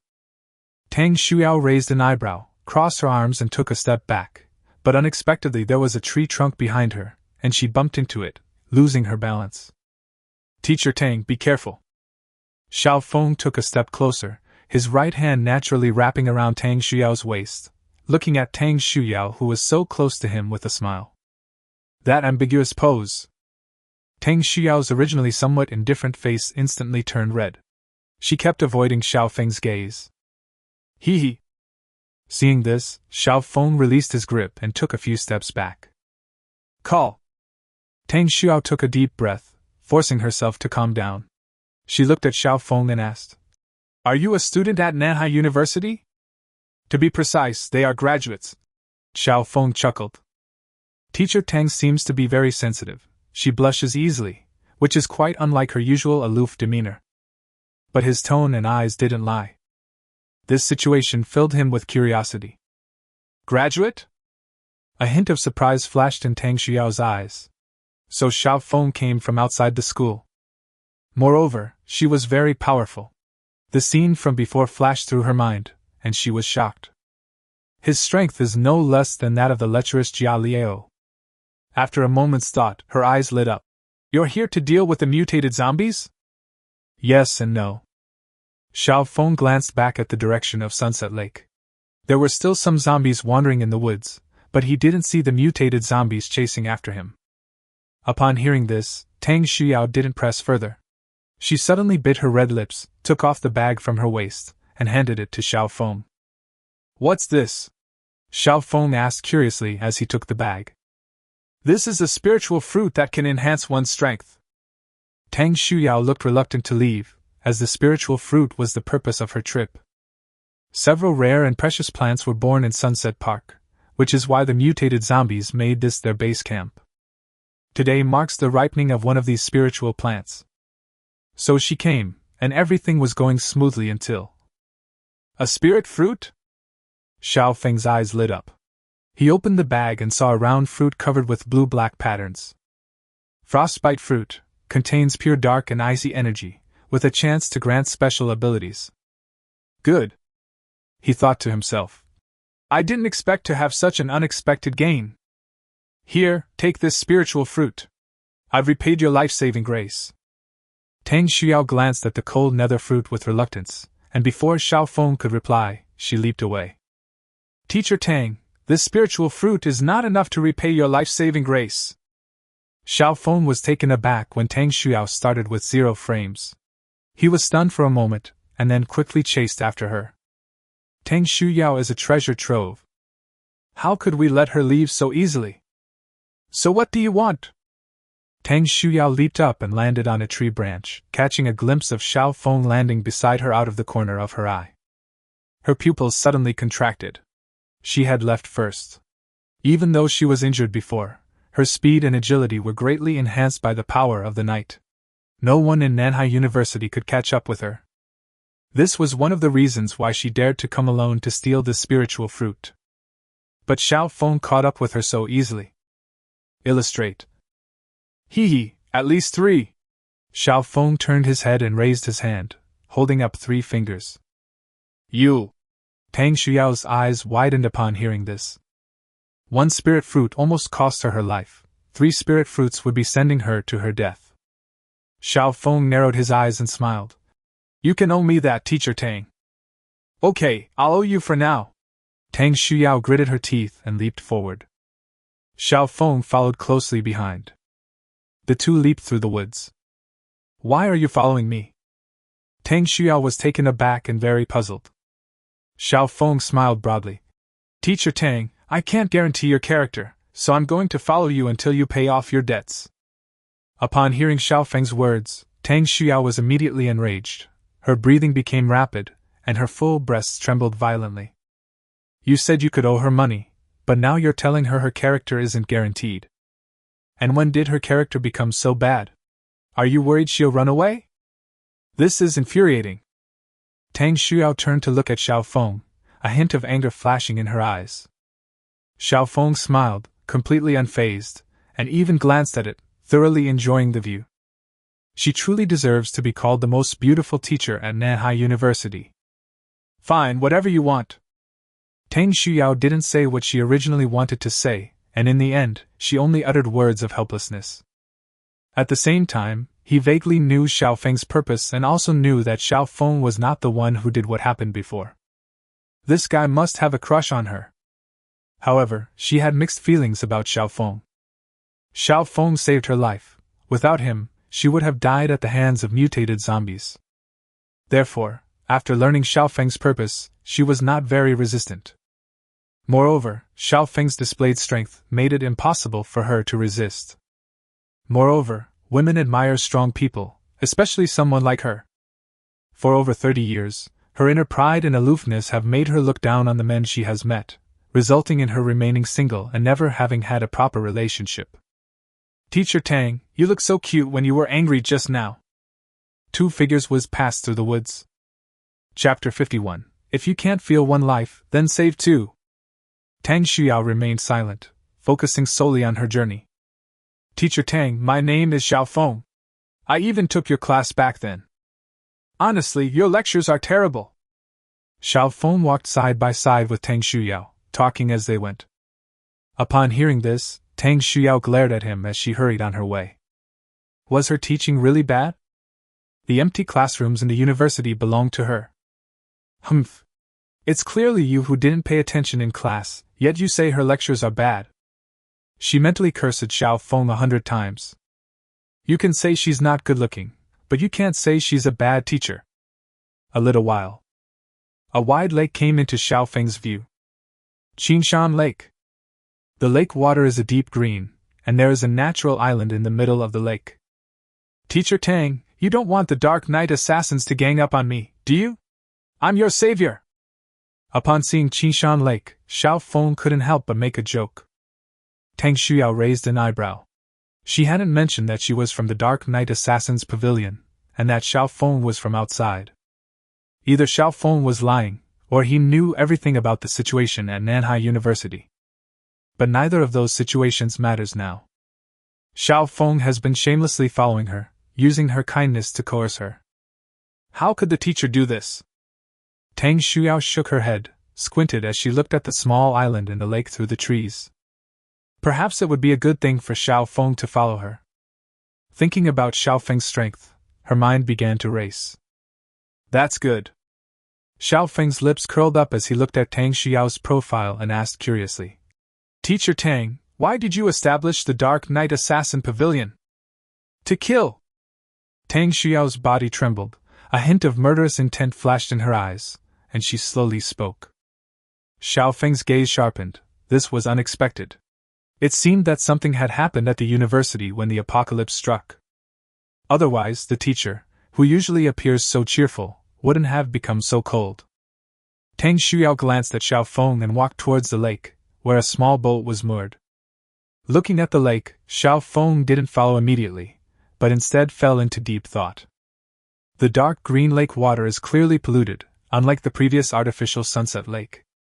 The lake water there was light blue and absolutely unpolluted, and Tang Shuao even dived into the lake. There's a big problem here. Could it be because of the spiritual plant? Thinking of this, he looked down at the bag in his hand. Just then, a sharp shout rang out, and Xiao Feng looked up to see a figure flying over. He quickly caught Tang Shuao with one hand. At this moment, Tang Shuao's face was pale, her teeth were clenched, blood was spilling from the corner of her mouth, and there was a bloody sword wound on her chest, which stained her clothes red. Extremely weak. Teacher Tang! Upon seeing this scene, Xiao Feng's pupils suddenly contracted, and he looked ahead. In the open space ahead, a man dressed in white stood leisurely, holding a long sword in his hand, the sword stained with blood. What a pity, we couldn't kill him with one blow! Li Tianyu sighed softly, looked at Xiao Feng, and a hint of surprise appeared in his eyes. He had been lying in ambush here for a long time, originally thinking that only Tang Shuao would return, but he didn't expect that she would be accompanied by a man. Teacher Tang truly lives up to her reputation as the campus goddess. She never lacks admirers. Li Tianyu, why did you ambush me? Tang Shuyao grabbed Xiao Feng's arm, struggling to support herself, her pale face filled with anger and confusion. Hearing the name, Xiao Feng felt it was familiar, but he couldn't quite place it. Teacher Tang, are you surprised? Li Tianyu cracked his neck and a bright smile appeared on his face. I never expected you to come back alive from those mutated zombies, and I never expected you to get the spirit fruit. This is truly a wonderful surprise. As he spoke, his gaze fell on the bag in Xiao Feng's hand, and a fiery light appeared in his eyes. Upon hearing this, Tang Xiao's pupils contracted, and a series of things she hadn't understood suddenly became clear in her mind. For example, the arrival of lava zombies and sand burial zombies, and for example, did you have someone leak information about the spirit fruit to me? Hee, as clever as Teacher Tang is, you understood immediately. Li Tianyu stroked the long sword with a playful expression. Are you Li Tianyu from Listening Wind Valley? Xiao Feng finally remembered where he had heard this familiar name before. Li Tianyu, the Valley Master of Tingfeng Valley, a sanctuary of South China Sea University. You don't recognize me? Aren't you from Manhwa University? A hint of surprise flashed across Li Tianyu's face, then he chuckled and said, But it's all right, give me the spirit fruit, and I might consider sparing your life. Xiao Feng smiled, helped the extremely weak Tang Shuyao sit down slowly, and took out gauze from his pocket to bandage her up simply to prevent her from losing too much blood. Tang Shuyao did not resist and was powerless to resist, letting Xiao Feng grope her body. It was clear that this was the first time he had bandaged someone's wounds. Hiss! She gasped and couldn't help but let out a soft groan. Sorry, this is my first time doing this. Xiao Feng sped up, quickly bandaging Tang Xiao's entire upper body and touching her all over. Are you treating me like I don't exist? Seeing the two of them like this, Li Tianyu frowned and a cold look appeared on his face. You talk too much nonsense. Xiao Feng suddenly raised his hand and swung his knife. A long, flaming blade materialized and slashed towards Li Tianyu. You've got some skill, no wonder you dare to ignore me. Li Tianyu's expression changed, and a whirlwind rose beneath his feet as he lightly dodged the attack. The flaming longsword struck the ground, creating a large crater. Teacher Tang, just you wait, I'll help you get revenge. Xiao Feng placed the bag of spirit fruits in Tang Xuyao's arms, stood up, and faced Li Tianyu directly. Oh, trying to be a hero and save the damsel in distress? Then let's see if you have the ability. Upon hearing this, Li Tianyu remained completely calm, even offering a sarcastic remark before making a move. Its speed was terrifying. Like a gentle breeze, it swept over in the blink of an eye. The longsword flashed with a cold light. Xiao Feng raised an eyebrow, took a step forward, and swung the chasing cloud blade in his hand forward. Bang! Swords clashed. The longsword in his hand snapped in two, and Li Tianyu's expression changed drastically. A powerful force surged through him, and he was forced to retreat. You! After regaining his balance, Li Tianyu's eyes showed shock. Keep in mind that he possesses the strength of a peak 2-star expert. In Manhwa University, apart from Jia Liao, who can easily overpower him, no one else is afraid of him. It was unbelievable and beyond his expectations that someone who appeared out of nowhere could defeat him with a single blow. However, he didn't panic. If he really couldn't win, he could leave. This confidence stems from one's own abilities. You've got some skills. Xiao Feng smiled dismissively. Something's wrong with your knife. A gentle breeze swirled around Li Tianyu as he gazed at the knife in Xiao Feng's hand. Although his sword wasn't a treasured sword, it was still a fine one, capable of chopping bones and splitting rocks. But when it clashed with this knife, it became as brittle as paper. Xiao Feng's strength is probably not that great. The problem lies with this sword. The more he thought about it, the more he realized it made sense. Chapter 52: The Soaring Dependence on Conquest. Is there something wrong with the knife? Xiao Feng raised the knife, glanced at it, and chuckled. Then I won't use it. On the other side, Li Tianyu was taken aback. Xiao Feng sheathed his cloud-chasing blade. A star-slaying sniper rifle appeared in his hand, and he aimed at Li Tianyu before pulling the trigger. Damn, a sniper rifle? Before Li Tianyu could even feel happy that Xiao Feng really didn't use a knife, he saw a dark gun barrel pointed at him. Bang, bang, bang! 3 shots were fired in quick succession. 3 bullets of the weapon-breaking type were fired at Li Tianyu in a triangular pattern. The beast weapon bullets haven't cooled down yet, so I can only use the broken weapon bullets.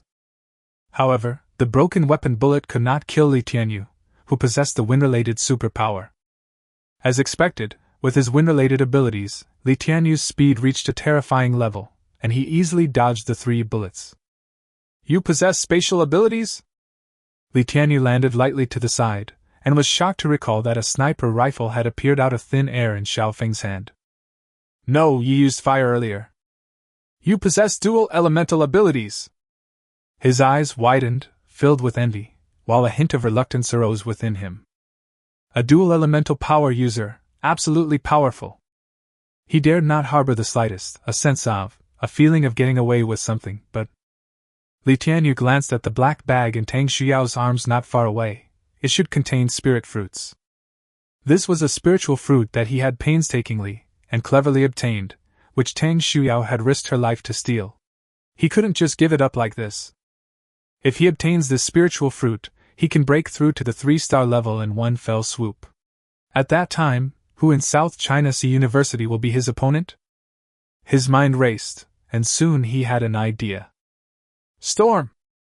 Li Tianyu gave a soft shout and waved his hands, and 2 tornadoes appeared, their powerful winds sweeping around, stirring up sand, stones, and tree branches. Dust billowed up all around, obscuring the view. Xiao Feng narrowed his eyes as he watched the tornadoes slowly growing stronger around him. Creating chaos indicates either an attempt to escape, or a planned sneak attack. It's not so easy to ambush him, and as for escaping, Li Tianyu already had the opportunity, so there's no need to do it this way. So he went to such lengths to create chaos for only one purpose. That's how you get his attention. As for why we should attract his attention? With a slight smile, Xiao Feng turned back to look at the extremely weak Tang Xuyao, then raised his hand and waved. A wisp of netherworld fire landed on the spreading tornado. The wind fueled the fire, causing it to burst into flames instantly, forming a fire tornado.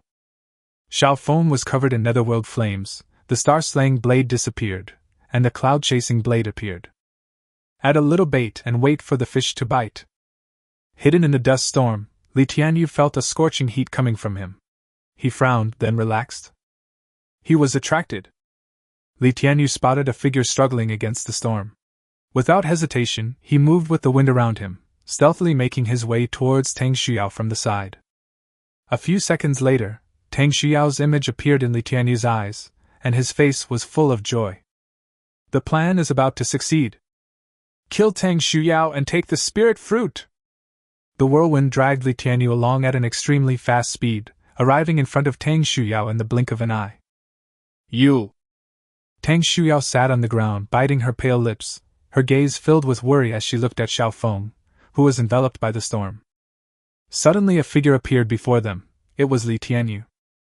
Goodbye, Teacher Tang. Li Tianyu's eyes flashed with killing intent. His right hand was wrapped in a whirlwind, condensing into an invisible wind blade, which he slashed at Tang Xuyao's neck. Having lost her power, Tang Xuyao could only watch helplessly as she closed her eyes in despair. Pfft! A slight piercing sound rang out, and Li Tianyu's pupils contracted sharply. He slowly looked down at his chest, where there was a blade tip burning with black flames. When? How did Xiao Feng manage to get behind him so quietly? Many questions flashed through Li Tianyu's mind. He tried to speak, but found himself unable to utter a word. As he lay dying, he glanced at himself, and realized that his body had turned into bones. Tang Xiao waited for death in despair. After a while, she felt no pain and opened her eyes with a sense of doubt. She saw a bony hand standing in front of her. Ah! She let out a small gasp. Teacher Tang, with me here, how could I let you perish so young? Xiao Feng drew his chasing cloud blade, and the white bones instantly shattered and fell to the ground. Li Tianyu the fish had indeed taken the bait. Although he resisted the storm, he maintained a distance of 20 meters from Tang Xuyao. We've been waiting for this moment. This scene was actually intentional on his part. When Li Tianyu came in front of Tang Shuyao, he had the opportunity to use teleportation to kill Li Tianyu instantly, but he did not do so immediately. The goal, of course, was to further sway Tang Shuyao's resolve and gratitude. Since ancient times, beauties have loved heroes. Call! Looking at the pile of bones on the ground, Tang Shuyao blushed slightly on her pale face, a reaction of surviving a catastrophe. She paused for a moment, then looked up at Xiao Feng with sincere eyes and a sense of pity. Thank you for saving my life again. Tang Shuyao, favorability +1. Tang Shuyao, favorability +1. Tang Shuyao, favorability +1. Teacher Tang, you're welcome. Information kept flashing through Xiao Feng's mind, and a bright smile immediately appeared on his face. As expected, the favorability gained is still most intense from saving a life. Although I don't know why saving Tang Xiao didn't increase her affection level, it doesn't matter now. In a short period of time, Tang Xiao's favorability rating rose from 0 to 80%. Tang Xiao looked at Xiao Feng, who was all smiles, with complicated emotions. This man had saved her twice today, and her heart, which had been as hard as stone, was quietly melting. Xiao Feng's figure came into view. Her cold and proud heart gradually softened. Just as she was about to speak, everything went black before her eyes, and she collapsed to the ground. In her unconscious state, she vaguely felt herself being embraced by a broad and warm embrace. Seeing Tang Xiao suddenly collapse, Xiao Feng was terrified and quickly caught her, checking her pulse. They breathed a long sigh of relief when they realized it wasn't death, but just that he had fainted. After thinking for a moment, Xiao Feng did not take Tang Xiao back to the spirit world. Instead, he carried her to the lakeside, sat on a small boat, and headed towards the island. A few minutes later, as the small boat docked, just as he was about to board, two figures darted out from the woods on the island, looking at Xiao Feng with wary expressions. Who are you? Xiao Feng looked at the two people on the island and found one of them to be somewhat familiar. It's the pavilion master. You're asking for death. How dare you disrespect our sect leader? The two men caught a glimpse of the person in Xiao Feng's arms out of the corner of their eyes, and their expressions changed drastically. They drew their weapons and became menacing. He wished he could kill Xiao Feng with his eyes. Without wasting words, Xiao Feng unleashed a slash, forcing the two men back. It's you! You're the security guard? Upon seeing the knife, one of them suddenly recalled some memories. Chapter 53 Healing, nice figure.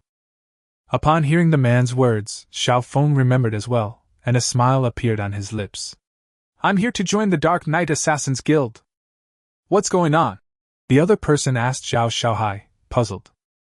Zhao Xiaohai glanced at the unconscious Tang Shuyao, then looked at Xiao Feng. He touched his head and finally uttered two words. Welcome! Lead the way. Xiao Feng smiled, picked up Tang Shuyao, leaped onto the island, and looked at Zhao Xiaohai.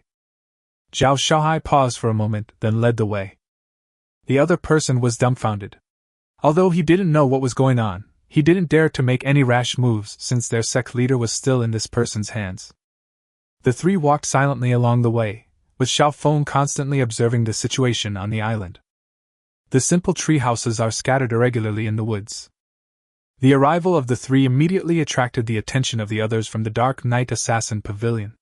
Several figures appeared in the woods, staring at Xiao Feng and his companions. Stop! A woman dressed in black, accompanied by more than a dozen people, stopped Xiao Feng. She looked at Zhao Xiaohai, who was leading the way, and asked, What's going on? Vice Pavilion Master, this person wants to join our Dark Knight Assassin Pavilion, Zhao Xiaohai said hurriedly. The woman in black's lips twitched upon hearing this. Join me, my ass. Why would someone want to join the Dark Knight Assassin Pavilion while holding the Pavilion Master? Is she blind or is Zhao Xiaohai an idiot? Ignoring the idiot, she looked at Xiao Feng and Tang Shuyao in his arms. Seeing the red smear on Tang Shuyao's body, she said with a grim expression. Release our sect leader! You're the deputy sect leader? Your sect leader is injured. Where is she staying? Take me there immediately. Xiao Feng raised an eyebrow and gave the order directly. You! Lu Tang's eyes flashed with anger, and light flowed around her. The dozen or so people behind him all brandished their weapons. Seeing this, Xiao Feng didn't hold back at all. He immediately freed his right hand, grabbed the cloud-chasing blade, and slashed out. A long, flaming blade materialized and slashed towards Lu Tang and his dozen or so companions. Lu Tang didn't expect Xiao Feng to attack without saying a word. Feeling the powerful force, she had no time to say anything and could only use her own strength to resist. A wall of water appeared, blocking the flaming longsword. Bang! The water wall shattered instantly, and the aftershocks sent more than a dozen people, including Lu Tang, flying away. This attack immediately shocked everyone present. He sent more than a dozen deputy pavilion masters flying with a single strike? Who is this guy? He's terrifying. With such strength, and the pavilion master injured, could it be that he saved the pavilion master? The ordinary members of the Dark Knight Assassins Guild who were watching began to whisper among themselves. Zhao Xiaohai, standing to the side, was dumbfounded. He knew Xiao Feng was powerful, but he didn't expect him to be this powerful. With such strength, even if the entire Dark Knight Assassins attacked together, they might not be a match for Xiao Feng. Lead the way! Xiao Feng pointed his knife at Zhao Xiaohai, but did not continue to attack Lu Tang and his group. Zhao Xiaohai hesitated for a moment, but ultimately made a decisive decision to lead Xiao Feng to the pavilion master's residence. Lu Tang got up and stopped the people who wanted to rush forward, her eyes fixed on Xiao Feng's back. The vice pavilion master? He's just going to let him go like that. The pavilion master is still in his hands. An awakened member of the Dark Knight Assassins Guild asked with a puzzled expression. If you want to die, go up there yourself, Lu Tang said coldly. Doesn't she know? She could sense that Xiao Feng had held back, otherwise this attack would have either killed them or seriously injured them. Who is this person? She knew all the powerful people at Manhwa University, but she had never seen Xiao Feng's face. On the other side.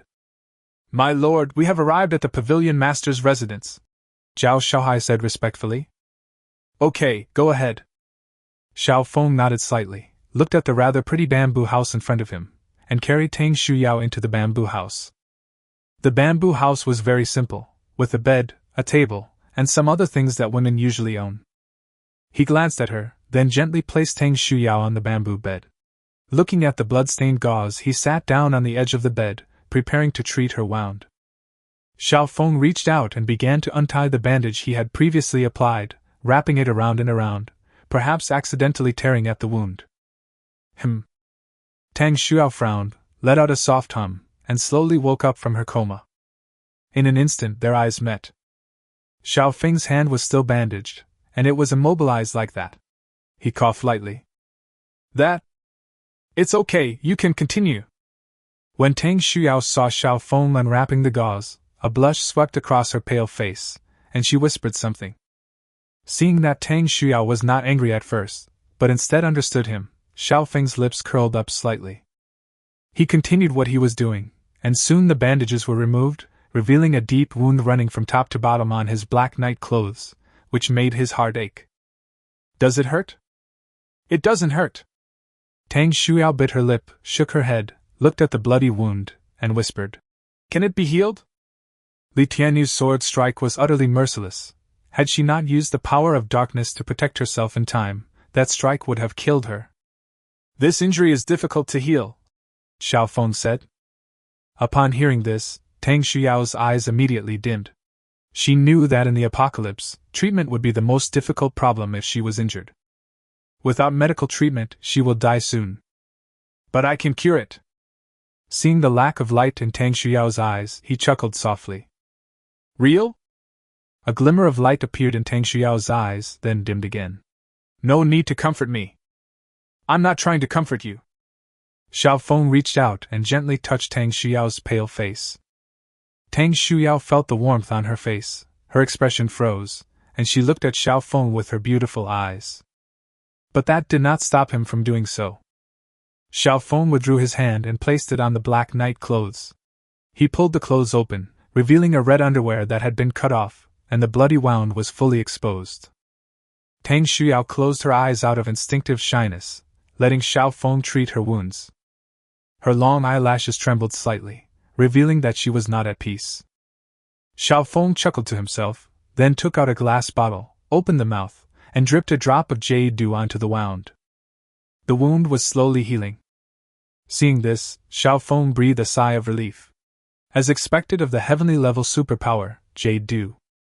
However, one drop seemed insufficient to heal the entire wound, so without hesitation, he poured the remaining 9 drops from the bottle onto the wound. A beautiful woman is important. It doesn't matter if the Lingxiao mystic tree bears fruit a day later. With her eyes closed, Tang Xiao's mind wandered.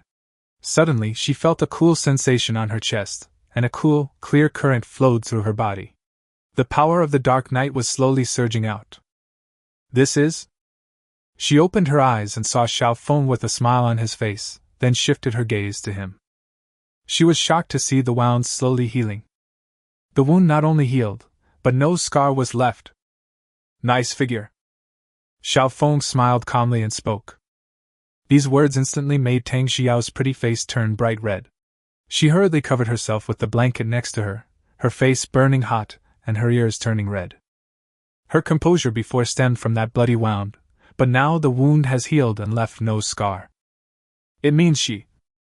Chapter 54 unlocks the reward, training. Tang Xiao bit her lower lip, looking at Xiao Feng with a complicated expression. She knew Xiao Feng was saying it on purpose, but she wasn't angry at all. Is this fate? At this moment, her heart wavered once again. She lowered her head, clutched the blanket with both hands, and dared not look Xiao Feng in the eye. Tang Xiao, favorability +1. Tang Xiao, favorability +1. Tang Xiao, favorability +1. A series of messages flashed through Xiao Feng's mind. The favorability rating, which had been stuck at 80%, quickly rose again. 80%. 85%. 90%. 99%. It was just a hair's breadth away from reaching 100, but then it came to an abrupt stop, as if slamming on the brakes. It's like this again.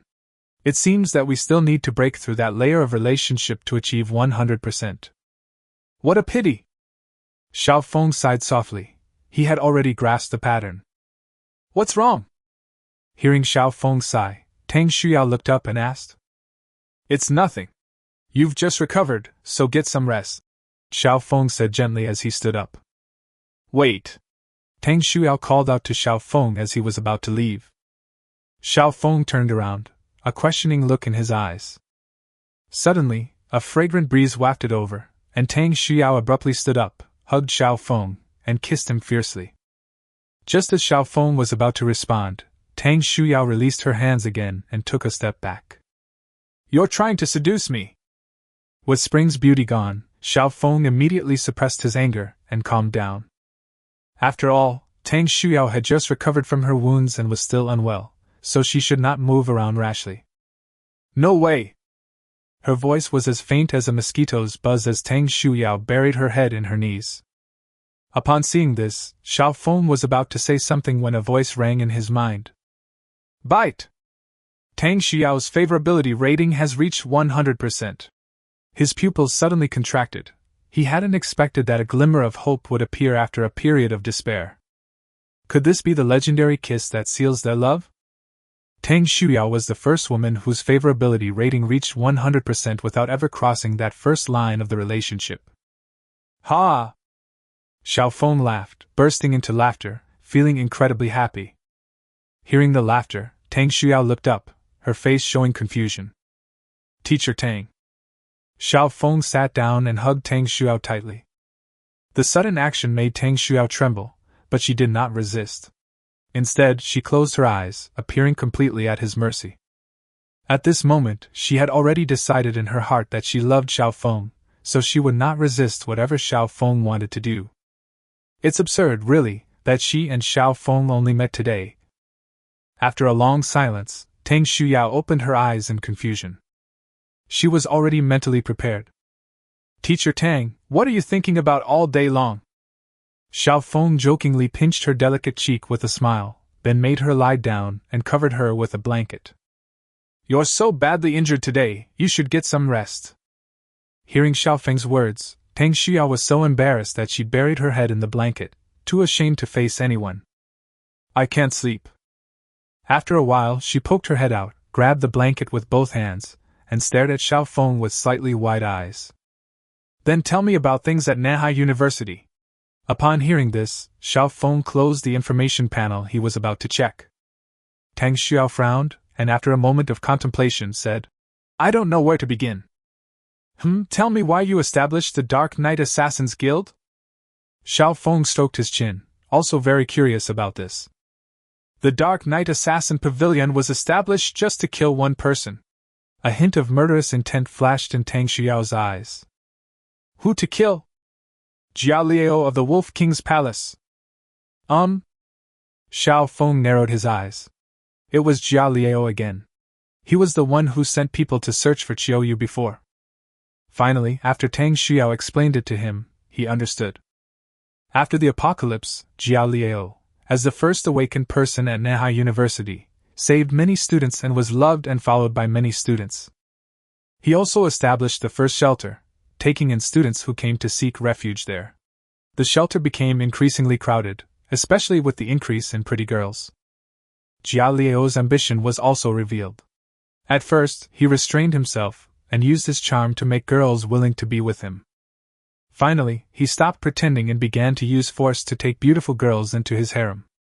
Perhaps he had grown tired of the previous ones, because he became more discerning and set his sights on top beauties. The 5 most beautiful girls at Manhwa University naturally became targets, and Tang Xiao, the most beautiful teacher, was no exception, becoming one of them. One day, Jia Liao found Tang Xiao and forced her to become his woman. Tang Xiao naturally wouldn't let him have his way, as she had also awakened her powers at that time. However, she was no match for Jia Liao, but fortunately, she escaped by relying on the speed brought by the power of darkness. From then on, the two became enemies, and she came to Qingshan Lake and established the Dark Knight Assassin Pavilion.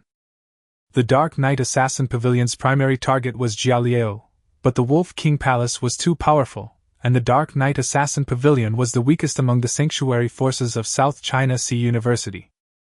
So I've never succeeded. Teacher Tang, don't worry. Xiao Feng grasped Tang Xiao's smooth, soft hand, a murderous glint in his eyes. I'll leave Jia Liao to you. But Jia Liao is very powerful, and there are also a group of experts from the Wolf King's Palace, Tang Xiao said with a worried expression. Jia Liao was able to thrive and be invincible at Manhwa University, and his strength was beyond doubt. He was extremely powerful. It wouldn't be an exaggeration to say that he is the first person from Manhwa University to achieve this. As Jia Liao's mortal enemy, she also attempted to assassinate him, but failed and almost lost her life. Don't worry, your husband isn't someone to be trifled with. Xiao Feng gently rubbed her small hand and said softly. Husband? Upon hearing this, Tang Xiao's pretty face flushed red again, and she murmured softly. We're not married yet, how can you call me that? Seeing Tang Xiao's shy expression, Xiao Feng's lips curled up. He did it on purpose. He just wanted to see what the aloof Tang Xiao would do. It looks pretty good now. What, you don't believe in your husband's abilities? No, it's just my husband. The other side has many awakened ones. Tang Xiao blinked and shook her head. She remembered that even Li Tianyu, a peak 2-star cultivator, had died at Xiao Feng's hands. Even if Xiao Feng's strength was not as great as Jia Liao's, he should still be able to leave if he wanted to. She was only worried about Xiao Feng. After all, one man can't fight against 4. Xiao Feng was secretly delighted to see that Tang Xiao accepted the address, thinking he had successfully trained her. He raised his head and said proudly, Just a bunch of rabble. Chapter 55 Husband, what are you waiting for? My lord, it would be best to be careful. Tang Xiao was still worried. Yao, the strength that your husband showed before was just the tip of the iceberg. I will enjoy my freedom at South China Sea University. Once you've recovered, your husband will take you to conquer the Wolf King's Palace. Xiao Feng placed those soft little hands under the blanket and then covered them up. Tang Xiao didn't continue to persuade her, nodded gently, and then suddenly remembered something. She bit her red lips. My husband, I think I'm older than you. A woman 3 years older than a man is like a gold brick. I like big ones. Upon hearing this, Xiao Feng glanced at the high-rising quilt.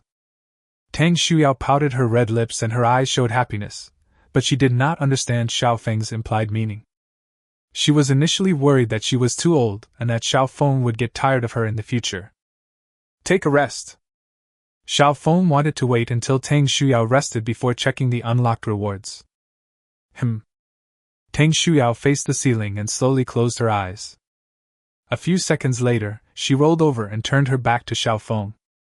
Xiao Feng smiled and was about to check the reward when Tang Shuyao turned over to face him again. Yaoer, what's wrong? I can't rest well in this outfit, Tang Shuyao said shyly as she opened her eyes. Today was the day she blushed the most in her 30-plus years, and also the day she became a little woman. Oh, then change your clothes.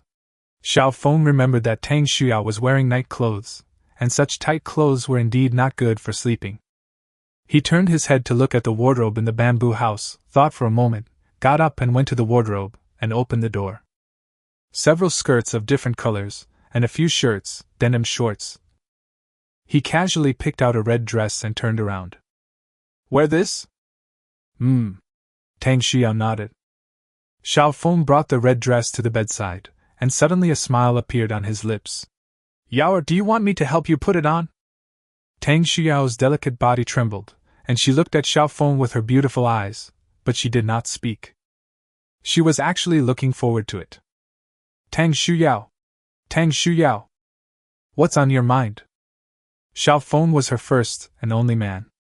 If you love completely. Her mind started wandering. Seeing that Tang Shuyao did not refuse, Xiao Feng suddenly widened his eyes. He had just wanted to tease Tang Shuyao.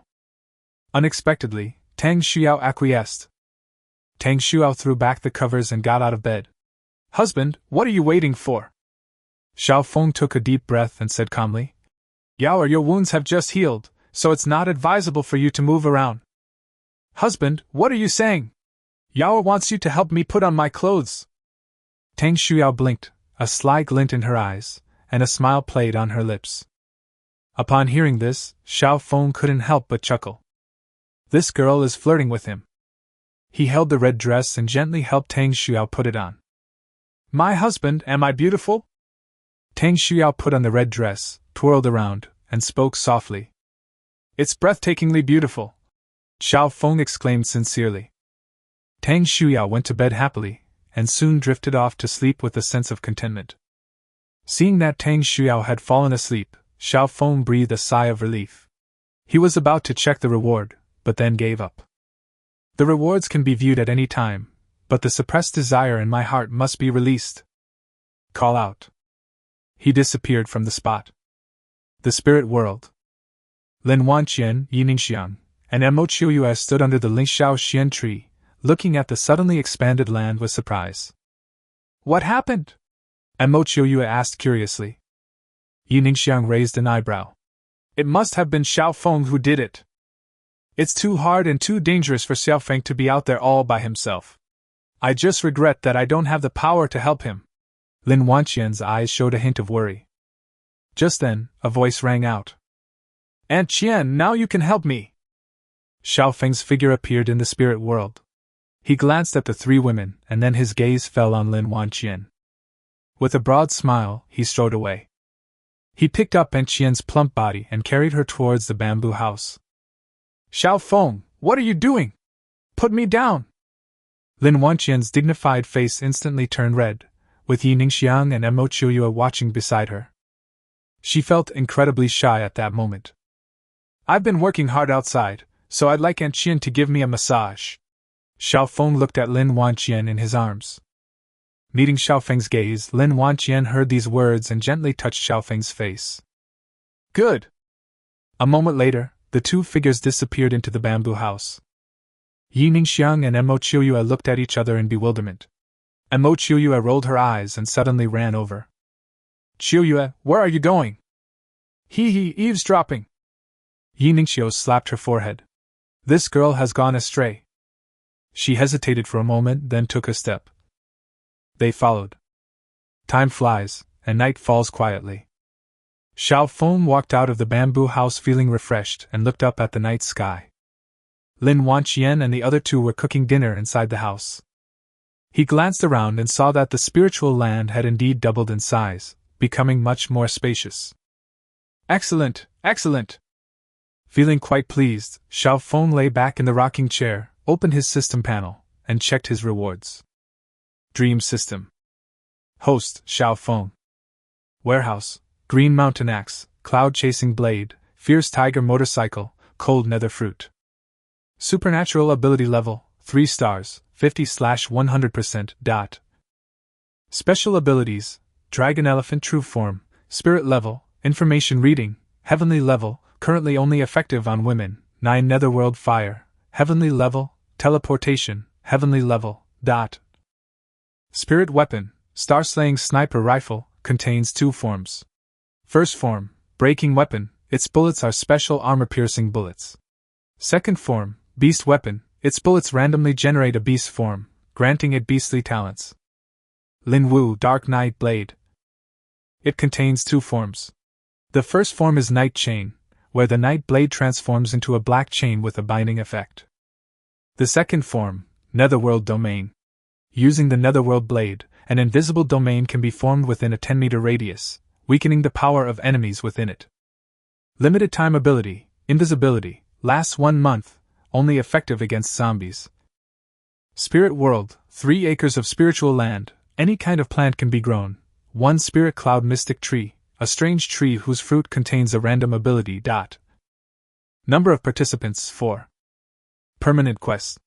Examples of special rewards: an alloy weapon, a submachine gun, a superpower, an information viewing card, an acre of spiritual land, a bag of spiritual rice seeds.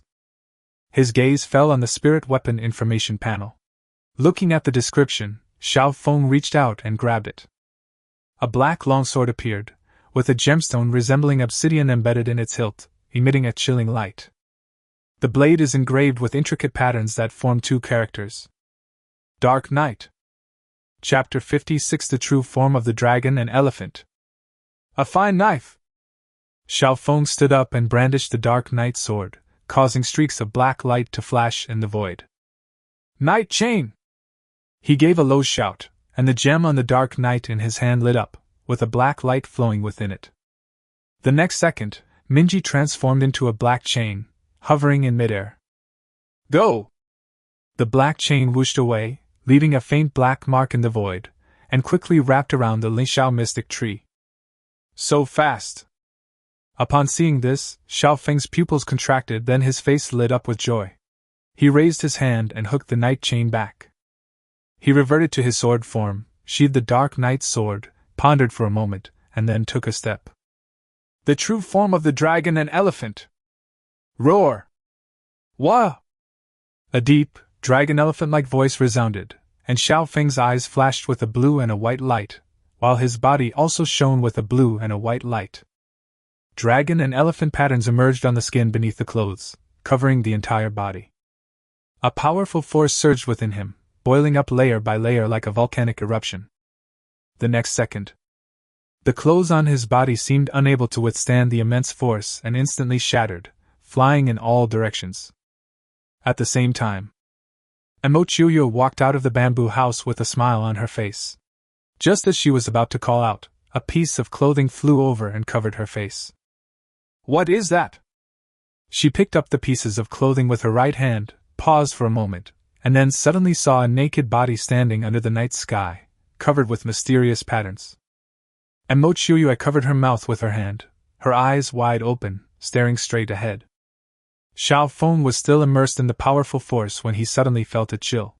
He looked down and found that his clothes were gone. The first time I used it, I couldn't control the force. He instinctively covered himself with his hands and hurriedly turned around, only to see Emochiuyo standing at the door, staring blankly at him. Cough, cough. Xiao Feng blushed, and with a swift movement, he arrived beside Emochiuyo. At that moment, a figure walked out. Why did it take you so long to call someone? Eat. As soon as Yininchio arrived at the door, her eyes widened in shock as she stared at Xiao Feng. Why aren't you wearing any clothes?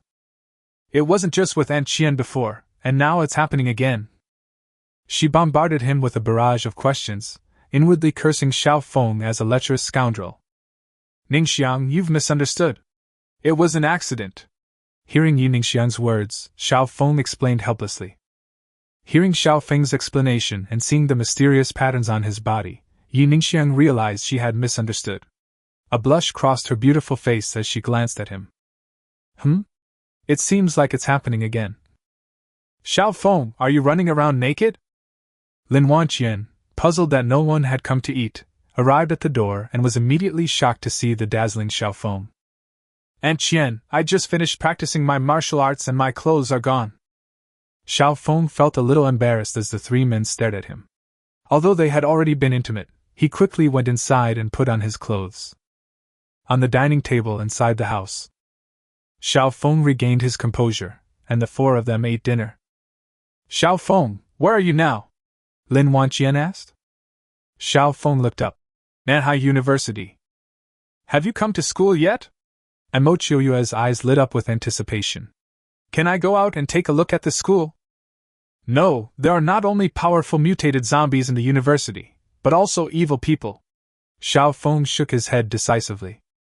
It wasn't that he wouldn't let the three women go out, it was just that it wasn't safe outside. He told them to wait until he had cleaned things up before they went out. An evil person? How is he evil? Yi Ningxiang asked curiously. There's a powerful guy who cultivates evil techniques and uses women as his furnaces, and many girls have suffered because of him, Xiao Feng said casually. The three women were all startled upon hearing this. Xiao Feng, you should leave here quickly. Lin Wanqian was unaware of the situation outside and hoped that Xiao Feng would remain safe and sound. Xiao Feng waved his hand and laughed. Aunt Qian, you have to trust your men. Upon hearing this, the three women exchanged glances and blushed. Hee, let's eat, let's eat. Upon seeing this, Xiao Feng smiled happily. After finishing his meal, Xiao Feng spent some time being intimate with the three of them before leaving the spirit world. They also brought a hot meal. A sliver of light shone in the room. Xiao Feng appeared out of thin air. He looked at the bamboo bed, where Tang Xiuyao was still fast asleep. Why do you look so pale? Xiao Feng frowned.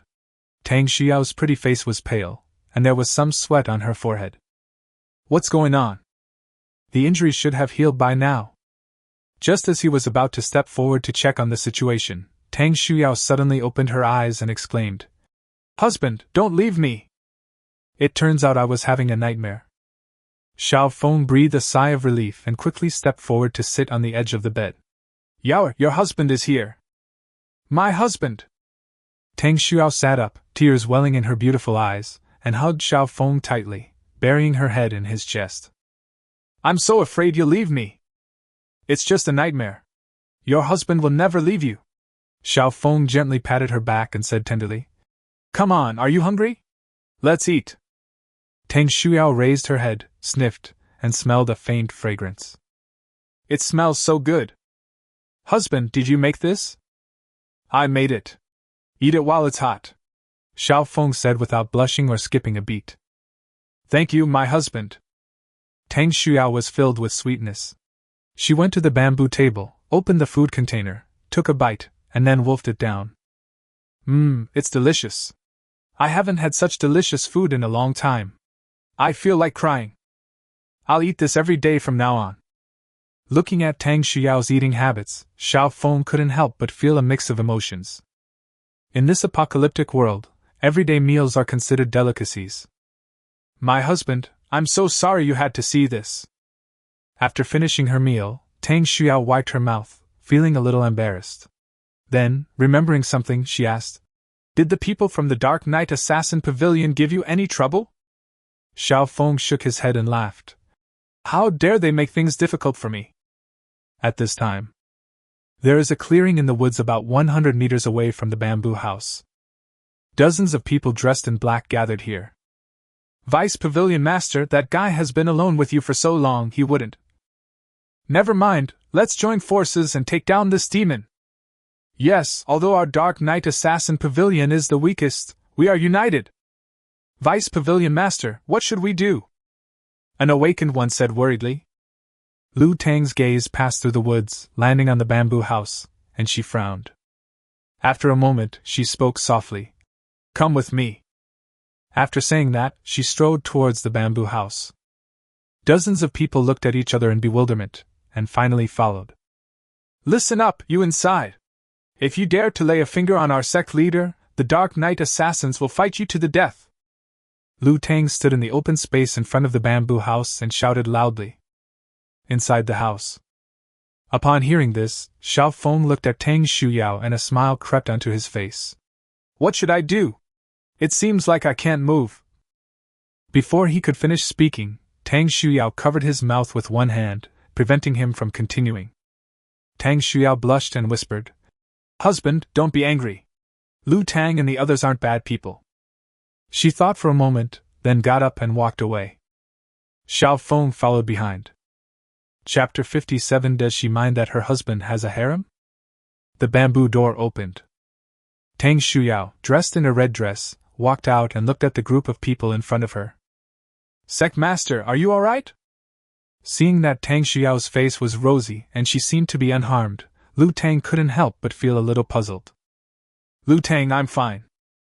Tang Shuyao shook her head slightly, then pointed to Xiao Feng beside her and said in a deep voice. From now on, Xiao Feng is the leader of the Dark Knight Assassin Pavilion. These words were spoken. The group of people in front became restless, and their voices rose and fell. What's going on? It's not surprising that the pavilion master has been ruined by Xiao Feng. No! My fairy lord! It doesn't seem bad for Xiao Feng to become the pavilion master. He's very strong, and he might be able to help our Dark Knight Assassin Pavilion rise to prominence.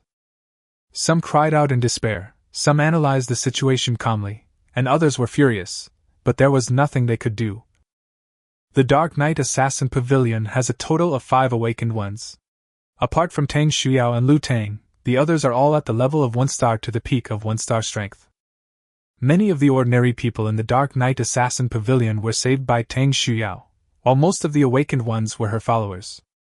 Master, why? Lu Tang asked, puzzled. There's no reason why, it's an order. Tang Xiao's face was cold and aloof, unlike her previous docile demeanor towards Xiao Feng. Her tone was full of domineering intent. Yes. Lu Tang lowered her head. The crowd behind them stopped talking. Xiao Feng, standing to the side, felt somewhat helpless. He didn't want a group of subordinates who would hold him back. Tang Shuyao waved her hand. Disperse! Dozens of people immediately left, leaving only 5 people on the field, all awakened members of the Dark Knight Assassin's Pavilion. Is there anything else? Master, it's all right. Lu Tang hesitated for a moment, but finally left. The other 4 saw Lu Tang leave, glanced at Xiao Feng, and then followed her out. After the group of people left. Yao, why do you want me to be the head of this pavilion? Xiao Feng asked, puzzled. Husband, they can help you deal with the Wolf King Palace. Tang Shuyao quickly explained. You underestimate your husband. I am enough on my own. Xiao Feng put his arm around Tang Xuyao's waist and pinched her cheek. 2 fists can't beat 4 hands. Tang Shuyao rested her head on Xiao Feng's chest and said softly. Whatever, let's go to sleep. These people were dispensable to him, so Xiao Feng didn't say anything. He put his arm around Tang Shuyao and walked into the house, closing the door behind him. A beautiful day begins. The slaughter is about to begin. He got up and got out of bed. This time, he didn't plan to take Tang Shuyao with him. 1 person is enough to sweep through Manhwa University. If he was only 80% confident before last night, he is now 200%. Just as he quietly opened the door, a plaintive voice rang out. My husband, are you going to leave me behind and go alone? Tang Shuyao was already awake on the bamboo bed. She propped herself up with one hand, half lying on the bed, looking at Xiao Feng. Her beautiful eyes were filled with resentment. Yao, your injuries have just healed, it's not advisable for you to fight. Why don't you stay home and wait for your husband to return victorious? Xiao Feng paused and turned around. No, I want to fight alongside my husband. Tang Shuyao bit her red lips, shook her head, and pleaded. Okay, but you can't leave my side. Xiao Feng looked at her pitiful appearance and pondered for a moment. No, let's go. Xiao Feng chuckled, and then the two walked out of the bamboo house. Lu Tang, gather everyone from the Dark Knight Assassins Guild and we're setting off together. Tang Xiao looked at Lu Tang, who was slowly appearing, and gave her instructions. Master, where are we going? Lu Tang asked, startled. Destroy the Wolf King's palace. Xiao Feng glanced at her and said calmly. What? Lu Tang's pupils suddenly contracted, then a look of joy rose in her heart. Based on the strength Xiao Feng has demonstrated, perhaps it really is possible. Thinking of this, she hurriedly gathered people. Aren't we waiting for Lu Tang and the others? Xiao Feng and Tang Xiao arrived at the lakeside and asked in surprise. No need to wait. When they arrive, we can clean up the battlefield. Xiao Feng jumped onto the small boat he had just left and shook his head. Upon hearing this, Tang Xiao frowned, seemingly wanting to say something but ultimately remaining silent. She then lightly jumped into the small boat. The small boat moved forward on the lake, leaving ripples in its wake. Auditorium of Manhwa University. Jia Liao sat upright in a golden chair, with two somewhat attractive women massaging him behind him. What happened today? Wolf King, it seems there's been internal strife in Listening Wind Valley, a young elder said. I heard that Li Tianyu has gone missing and hasn't returned all night. Oh? Jia Liao narrowed his eyes. Keep asking around and make sure Li Tianyu has really disappeared. If Li Tianyu really disappears, then Tingfeng Valley can be secretly taken over to further strengthen his Wolf King Palace. There are also a few pretty young ladies and voluptuous female teachers over there. Thinking of his teacher, he couldn't help but think of Tang Shuyao, the woman he had always dreamed of, but unfortunately, she didn't give him any face. Yes. Wolf King, the people who went to Yinshi Bamboo Realm community have returned, another elder reported. Jia Liao hurriedly asked, What's the situation over there? The elder glanced at a young man in gray clothes sitting in the back seat. The young man in gray understood and stood up, saying, Wolf King, the Yinshi Bamboo Realm residential area is controlled by a force called Fengyuan. According to my investigation, a power struggle took place there recently. The school beauty Qiuyue is no longer in Yinshi Zhujing community. She was taken away by a man named Xiao Feng. Xiao Feng? Do you know where he went? Jia Liao frowned and patted the chair with his right hand. The young man in gray shook his head and said, I don't know. Damn it! Jia Liao cursed angrily. The woman he had been longing for had just disappeared and been taken away by a man. No need to think about it. His autumn moon fairy has transformed into someone else.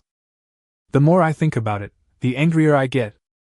Jia Liao slammed his hand on the chair, the terrifying force shattering the golden chair and causing the two women behind him to fall to the ground, their faces pale. They thought they had made a mistake during the massage and angered the Wolf King. The Wolf King? The crowd below was startled and looked puzzled. Phew, I'm fine. Jia Liao's gloomy face calmed down. He raised his hand and waved, his gaze sweeping over the crowd. Just then, something terrible has happened. A guard pushed open the auditorium door and rushed in. What kind of behavior is this, all this panic and commotion? What's up? An elder rebuked him. Wolf King, elder, two people have arrived outside, saying they want to destroy the Wolf King's palace. The guard hurriedly reported. Chapter 58 I am your Grim Reaper. These words were spoken. Everyone stood up and began to discuss among themselves. What a joke! Two people think they can destroy the Wolf King Palace? Who has the audacity to come to the Wolf King's palace and cause trouble? Are those two crazy?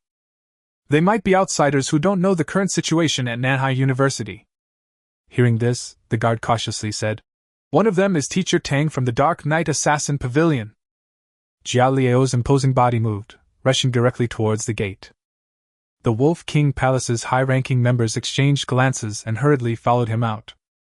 Outside the auditorium, Xiao Feng, dressed in white, and Tang Shuyao, dressed in red, stood side by side, looking like a pair of celestial lovers.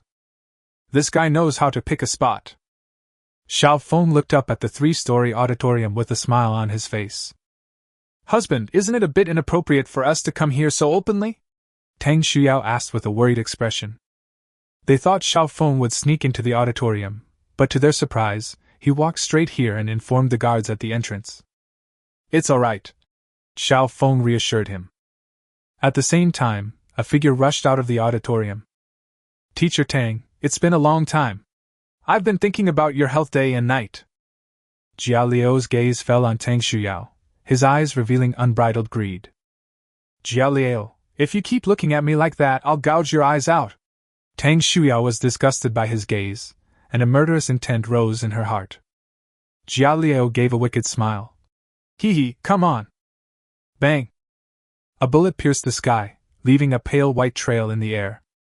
Jia Liu's expression changed, and his right hand was instantly covered with wolf patterns. He reached out and firmly grasped the bullet. Who are you? He gripped the bullet tightly, crushing it, and looked at Xiao Feng. Xiao Feng put down the jushing and looked at Jia Liu with some surprise, not expecting him to block the bullet with his bare hands. He truly deserves to be the top student at Manhwa University. I am your Grim Reaper. Xiao Feng smiled calmly, glanced at the group of people walking out of the auditorium, and did not continue firing. How arrogant! Jia Liu snorted coldly and looked at Tang Shuyao. Is this the helper you found from outside? I have to say, you guys are stupid. Who gave you the courage to destroy my Wolf King's palace? The 15 awakened members and 20 ordinary high-ranking members of the Wolf King Palace spread out and subtly surrounded Xiao Feng and his companion. The Wolf King's Palace has a total of 8 elders, 10 hall masters, and the rest are ordinary people. However, ordinary people who have experienced the apocalypse are no longer ordinary. Of course, the Wolf King's Palace couldn't possibly have only a few dozen people. In the distance, there were people who had been notified to come, a dark mass of people gathering from all directions. Xiao Feng remained completely calm, but Tang Shuyao was not as composed as him. Seeing the people surrounding them, she tightly gripped the hem of Xiao Feng's clothes. She was surrounded, and even at her speed, it would be difficult for her to escape. Everyone, this is a matter between me and Jia Liu. If you don't want to die, then watch carefully. Xiao Feng's lips curled up as he looked around. TSK, I don't know if you're crazy or if I misheard. Jia Liu chuckled, secretly wondering if this person was really a lunatic. Are you out of your mind? Do you know what you're talking about? You think the two of them can just sit here and wait to die? That's hilarious. The 15 awakened ones surrounding them all laughed. Xiao Feng's gaze sharpened, and without further ado, he raised the star-slaying spear and fired 3 shots in quick succession. Roar! Ba! Moo! 3 beastly roars suddenly rang out, and 3 unlucky awakened individuals from the Wolf King Palace instantly exploded, dying on the spot. Court death! Jia Liu's pupils contracted, and he rushed towards Xiao Feng. 3 shots killed 3 awakened ones. The others in the Wolf King's Palace were startled by this scene and instinctively stepped back. As Xiao Feng watched Jia Liu charge towards him, he sheathed the Juxing blade, and after a moment's thought, the Zhuyun blade appeared in his hand. Yaoer, stand behind me. As he spoke, he raised the cloud-chasing blade, his body covered in netherworld flames. Seeing this, Jia Liu looked puzzled, but he didn't have time to think. He had already arrived in front of Xiao Feng and threw a punch. The air exploded, and the void roared. Xiao Feng swung his sword and slashed. Fists and knives clashed. Jia Liu took 3 steps back, and Xiao Feng took 4 steps back. Are you a Samsung Awakener? Jia Liu was shocked when he saw this. At that moment, he realized that this person wasn't crazy, but rather confident in his own abilities. Hee hee, are you scared? Xiao Feng raised an eyebrow, his eyes thoughtful. Jia Liu was indeed at the 3-star level, and should be at the early or mid-stage of the 3-star level, just like him. He didn't use his full strength because he wanted to see Jia Liu's strength, and also wanted to have some fun. Afraid? I've never been afraid of anyone. I don't even care about those mutated zombies. You think I'd be afraid of a 3-star awakened? Besides, I'm still at the 3-star level. Jia Liu spat out a mouthful of phlegm, and with each word he spoke, his body swelled a little more. A moment later he took a step, his upper body clothes tore apart, his body swelled to 3 meters tall, wolf stripes appeared on his body, and he transformed into a werewolf. Beast transformation! The werewolf Jia Liao let out a low growl and leaped into the air, his pair of blue claws flashing with a cold light. A hint of surprise flashed in Xiao Feng's eyes. This should be a beast-type ability. He charged forward and thrust his chasing cloud blade vertically. The next second, the azure claw struck the cloud-chasing blade, and a tremendous force sent Xiao Feng staggering back several steps. After transforming into a beast, Jia Liao became much stronger. Die! After defeating Xiao Feng with one blow, Jia Liao pressed his advantage, stepping on the concrete floor beneath his feet until it broke. A whooshing sound echoed in the void as a blue claw slashed through the air and swung down fiercely towards Xiao Feng. Just as he was about to hit the target, Xiao Feng's lips curled up, and his figure vanished in an instant. Jia Liao swung his blue claws, leaving 5 claw marks on the cement ground. He stared in disbelief as Xiao Feng vanished into thin air right before his eyes. The next moment, he felt a sharp, piercing sensation behind him. A blade slashed down on his back, the powerful force of which knocked him back. Jia Liao steadied himself and turned to look ahead. So hard? Xiao Feng was surprised. He had thought that Jia Liao would at least be left with a wound if the knife didn't seriously injure him. The result was that he was completely unharmed.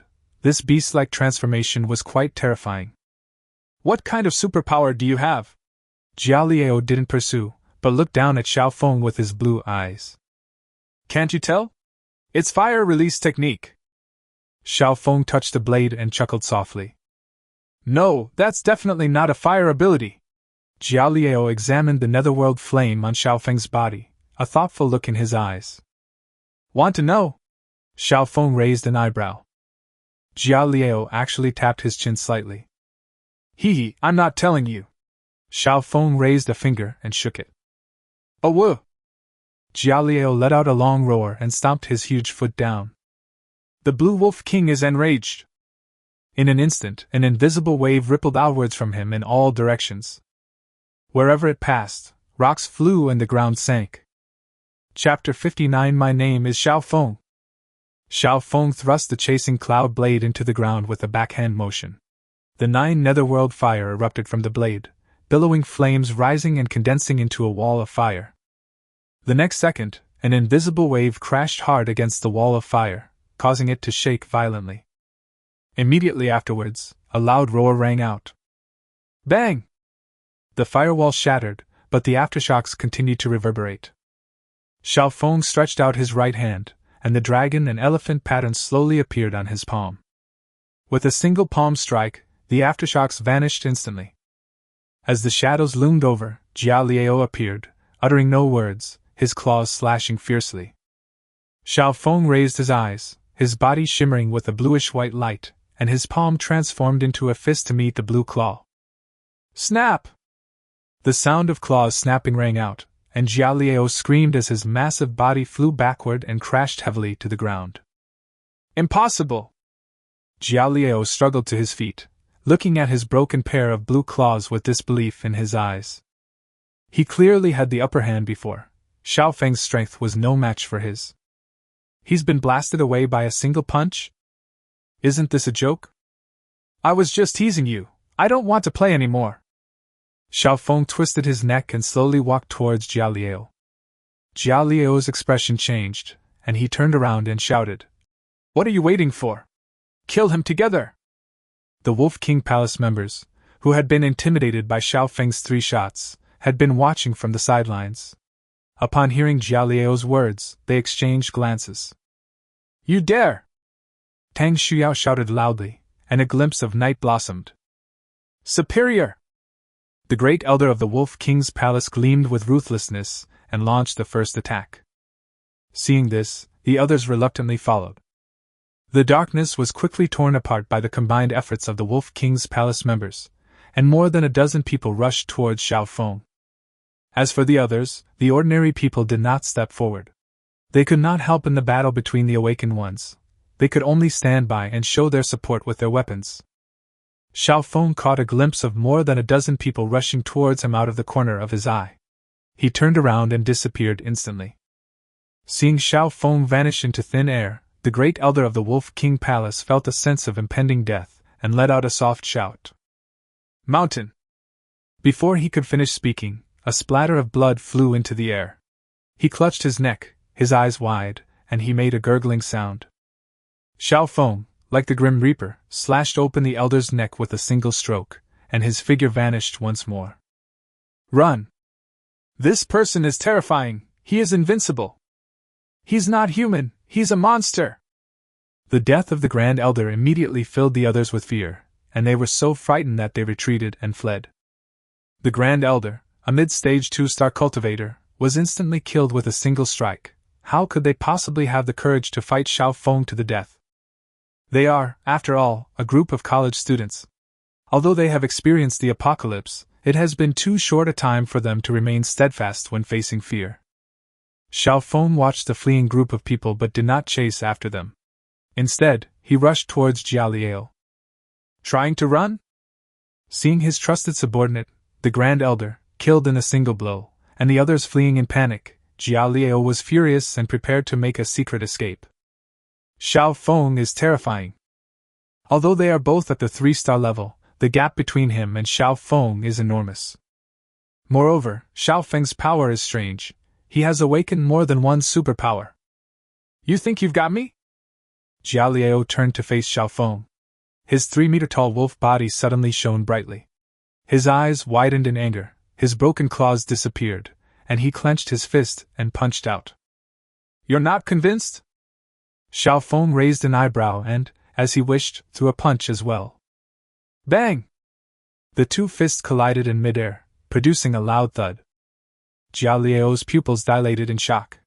A powerful force surged from his fist, and he coughed up a mouthful of blood. His burly body flew up once again. I want you dead! Jia Liao forced himself to tumble in the air before landing on the ground, leaving spiderweb-like cracks spreading in all directions. He was enraged. His blue eyes turned blood red, his fur stood on end, and his body swelled up once more. The concrete floor could not withstand the force and collapsed. Call out! With a stomp of his foot, Jia Liao leaped high into the air, his body gleaming with azure and crimson light, and slammed fiercely towards Xiao Feng. Seeing this, Xiao Feng raised his head and looked up. A bluish-white light flashed in his eyes, and dragon and elephant patterns covered his entire body. He stretched out his hands and caught Jia Liao, who was falling like a cannonball. Bang! The earth cracked, and countless fragments of rock flew everywhere. As if struck by a meteorite, Jia Liao's previously demonic pupils regained a sliver of clarity, and suddenly his feet tightened. He was startled and tried to break free, but it was too late. The next second, Jia Liao moved and made intimate contact with the ground. Bang, bang, bang. In an instant, a series of loud slamming sounds echoed across the ground. The group of Wolf King's palace members who had been fleeing in the distance noticed that Xiao Feng wasn't chasing them, and curiously glanced back. As a result, they all felt their scalps tingle, and then desperately tried to escape with all their might. What did they see? The invincible Wolf King who dominated South China Sea University, the 3-star powerhouse of the palace master, was actually held in Xiao Feng's hand like a chick, and was being swung around on the ground to build infrastructure. What a devil! Fortunately, they ran away decisively. However, just as they were feeling relieved, a group of people dressed in black and carrying weapons slowly surrounded them. The auditorium, the battlefield. Upon seeing this scene, Tang Xiao's lips pursed in a smile, and her beautiful eyes sparkled with excitement. My husband is so fierce. At this moment, Xiao Feng grabbed Jia Liao's feet and used him as a punching bag, repeatedly slapping him against the cement ground. In a short while, wolf-shaped craters appeared in the open space in front of the auditorium. Xiao Feng, wielding his dragon-elephant true form, completely overwhelmed the beast, transformed Jia Liao in both speed and strength. At this moment, he dares to challenge a 4-star powerhouse. Moreover, he hadn't gone all out yet. A spirit-level ability isn't simply about enhancing oneself. Bang! With the final thud, Xiao Feng threw the critically injured and dying Jia Liao to the ground. Jia Liao returned to his original appearance, his face a bloody mess, his whole body stained with blood and covered in wounds. His internal organs were smashed open, so he was clearly not going to survive. Cough, cough, cough. Jia Liao spat out pieces of his internal organs, blood gushing from his mouth. He struggled to lift his head and looked at Xiao Feng, saying indistinctly, Can you tell me your name? Upon hearing this, Xiao Feng shrugged and spread his hands. Jia Liao's bloodshot eyes widened, revealing endless resentment and despair, just as he was about to close them. A voice rang out. Sigh, I still gave in. Listen carefully. Upon hearing this, Jia Liao's eyes lit up with a glimmer of light, remaining open as if in a final burst of energy before death. My name is Xiao Feng. Xiao Feng? Jia Liao grinned slightly, as if he were smiling, before his consciousness began to blur. Etc. Xiao Feng, is that the Xiao Feng who took Emochiyue away?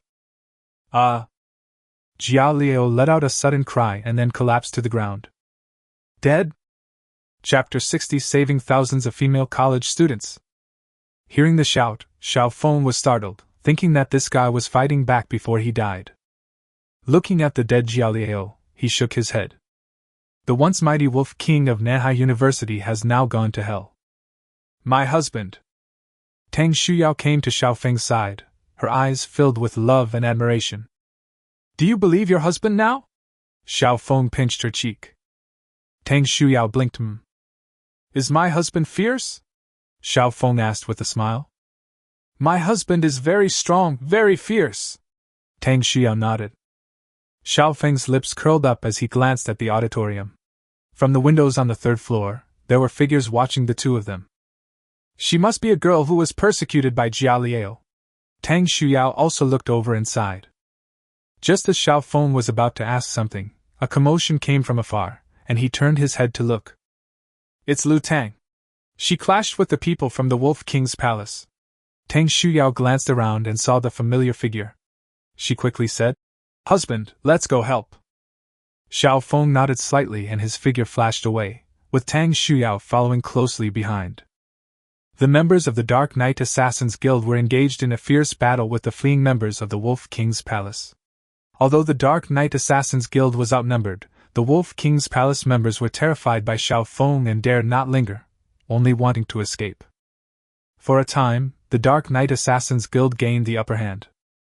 Lu Tang was full of energy, never expecting that the Wolf King Palace would fall to such a state one day. They fled in panic. Lu Tang, get out of my way! I don't want to kill you! The second elder of the Wolf King's Palace looked anxious, holding a weapon in his hand. Xian Wenbo, you think you can leave? No way! Lu Tang sneered. Upon hearing this, Xian Wenbo finally unleashed his killing intent, his entire body enveloped in a layer of black light, ready to fight to the death. Suddenly, a chill ran down his spine. He turned around and was so frightened that he felt like his soul had left his body. My lord, I surrender! I'm willing to join the Dark Knight Assassins Guild! With a clang, Qian Wenbo decisively threw down his weapon and knelt down. So efficient? Xiao Feng was somewhat dumbfounded, stroking his chin as he pondered how to resolve the situation. Tang Shuyao stood beside Xiao Feng, looking around. Upon seeing Xiao Feng and his companion arrive, the members of the Wolf King's palace trembled with fear and, like Qian Wenbo, knelt down, begging for their lives. Sect Master! Lu Tang looked at Xiao Feng and Tang Shuyao with a mixture of excitement and disbelief. Xiao Feng's promise to destroy the Wolf King Palace was truly fulfilled. He's practically a god. Just then, a member of the Dark Knight Assassins Guild rushed over. Master, something terrible has happened. What is it? Tang Shuyao asked coldly. Zombies, zombie riots, the member said hastily, taking a deep breath. What happened? Tang Shuyao asked. Xiao Feng frowned. A zombie riot? The zombies in Sunset Park have all come out. They not only attack the teaching buildings and dormitories, but some zombies are also surging in this direction. What? Lu Tang was shocked. This situation has happened before. On that occasion, all the shelters of Manhwa University joined forces to repel the zombie army. The delicate balance that had been maintained was unexpectedly broken once again. "Sir, we can help you eliminate the zombies." Qian Wenbao's eyes lit up as he sought a glimmer of hope to survive. Xiao Feng crossed his arms and remained silent. His plan was to first eliminate Jia Liao, and then visit each of the various factions one by one. Finally, head to Sunset Park to kill the mutated zombies. Now, the mutated zombies have suddenly led a large army of zombies to attack, catching him off guard. Plans can't keep up with changes. After a moment of reflection, Xiao Feng looked at the member and asked in a deep voice, "Where is the zombie army primarily attacking? It looks like a teaching building. I'm giving you a chance to live. Follow her orders and take care of the attacking zombies." Xiao Feng looked at Qian Wenbao and pointed at Lu Tang. "I will obey your command, sir." Qian Wenbao nodded emphatically, his face beaming with joy. "Sect Master, this." Lu Tang was taken aback. "You will command the Wolf King's palace to clear out the surging zombies." Xiao Feng waved his hand, then quickly left with Tang Xuao. Lu Tang stared blankly at Xiao Feng and the other person's backs, unsure of what to say for a moment. "Vice Pavilion Master Lu, what should we do next?" Qian Wenbo asked, standing up. "Aren't you leaving?" Lu Tang turned to look at him, surprised. "Leave? Why should we leave? The master ordered us to follow your orders." Qian Wenbo looked puzzled. "Call!" Lu Tang let out a breath and stopped thinking about it. According to her earlier thinking, after Xiao Feng left, the people from the Wolf King's palace would definitely escape. The result was far beyond her expectations. "Come with me!" Lu Tang had no time to ponder the doubts. With a wave of her hand, she led the people from the Dark Knight Assassin's pavilion away. Qian Wenbao also led the people from the Wolf King's palace to follow. On the other side, two figures sped past on the school path. "Husband, shall we go to the teaching building?" "No, let's go to the girls' dormitory," Xiao Feng said, shaking his head. "The zombie army is mainly attacking the teaching building. Why are we going to the girls' dormitory?" Tang Xuao was stunned for a moment. Hee, what's in the girls' dormitory building?" Xiao Feng didn't answer, but instead asked a question. Tang Xuao blinked. "Of course there are girls. Yes, today I'll transform into a savior and save countless young girls." Xiao Feng raised his hand and pointed, heading towards the girls' dormitory building with a righteous air. Watching Xiao Feng's retreating figure, Tang Xuyao's heart skipped a beat, and her eyes immediately sparkled. Her husband was truly a hero. She was about to follow when she suddenly realized what was happening, and her face fell in a mixture of amusement and exasperation. Tang Xuyao bit her red lips, stomped her foot, and hurriedly chased after him. "You big pervert!" The people from Manhwa University were insignificant to Xiao Feng. He's not a saint, he helps people based on his mood, but he naturally won't get involved in things that don't benefit him. The teaching building belongs to Boeing Manor, and it doesn't contain the beauties he needs. His target was the Fairy Palace, which occupied the girls' dormitory building. Since the leader of the Fairy Palace is also a woman, there might be unexpected gains. Along the way, the two easily wiped out a lot of zombies, and sure enough, the zombies in Sunset Park came out in droves. Manhwa University has once again fallen, turning into a zombie apocalypse. A few minutes later, the two arrived in front of the girls' dormitory building. Crunch, crunch! Help! The roars of zombies and the screams of girls echoed throughout the dormitory building. "Oh no, the zombie horde has breached the defenses of the girls' dormitory." Tang Xuyao's expression changed. "It seems the leader of this very palace isn't very capable." Xiao Feng originally thought it would be a horde of zombies attacking the dormitory building outside, but he didn't expect that they had already entered the girls' dormitory. As he spoke, he rushed into the dormitory building, with Tang Xuyao following closely behind. The top floor of the dormitory building. A pile of cabinets and miscellaneous items blocked the hallway. "Palace Master, what about the sisters below?" a member of the Awakened Ones asked with a look of guilt.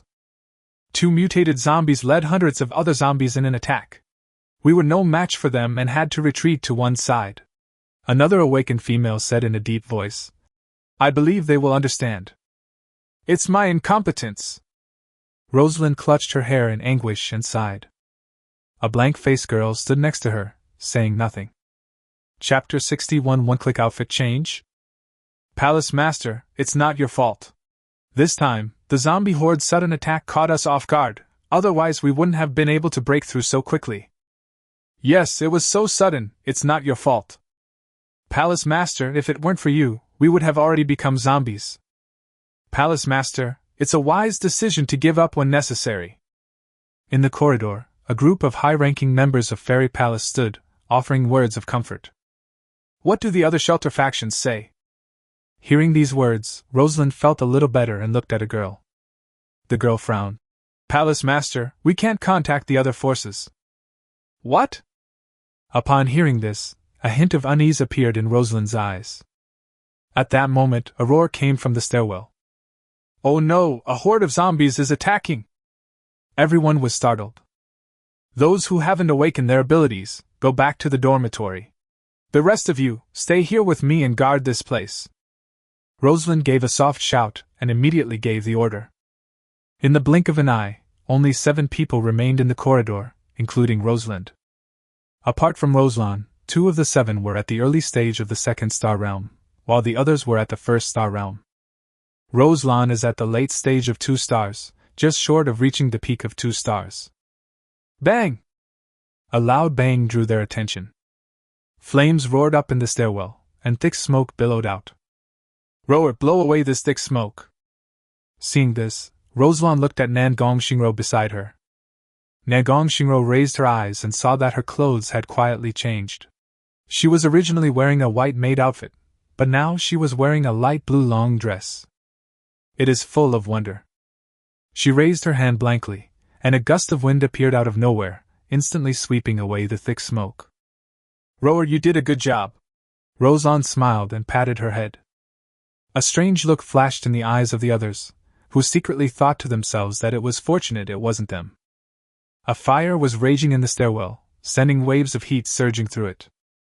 An awakened being struck out with a palm, creating a curtain of water that blocked the heat wave. The entrance to the second-to-last floor of the dormitory building. The 2 mutated zombies stared at the fire in the stairwell.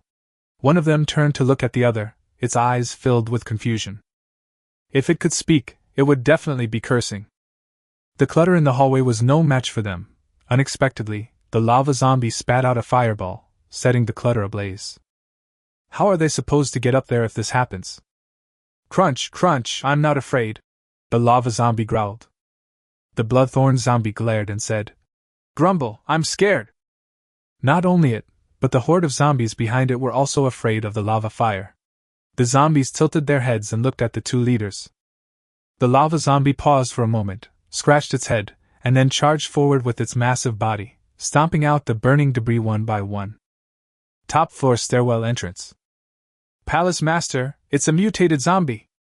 One of the awakened beings saw a huge figure vaguely emerging from the flames and hurriedly said, Attack!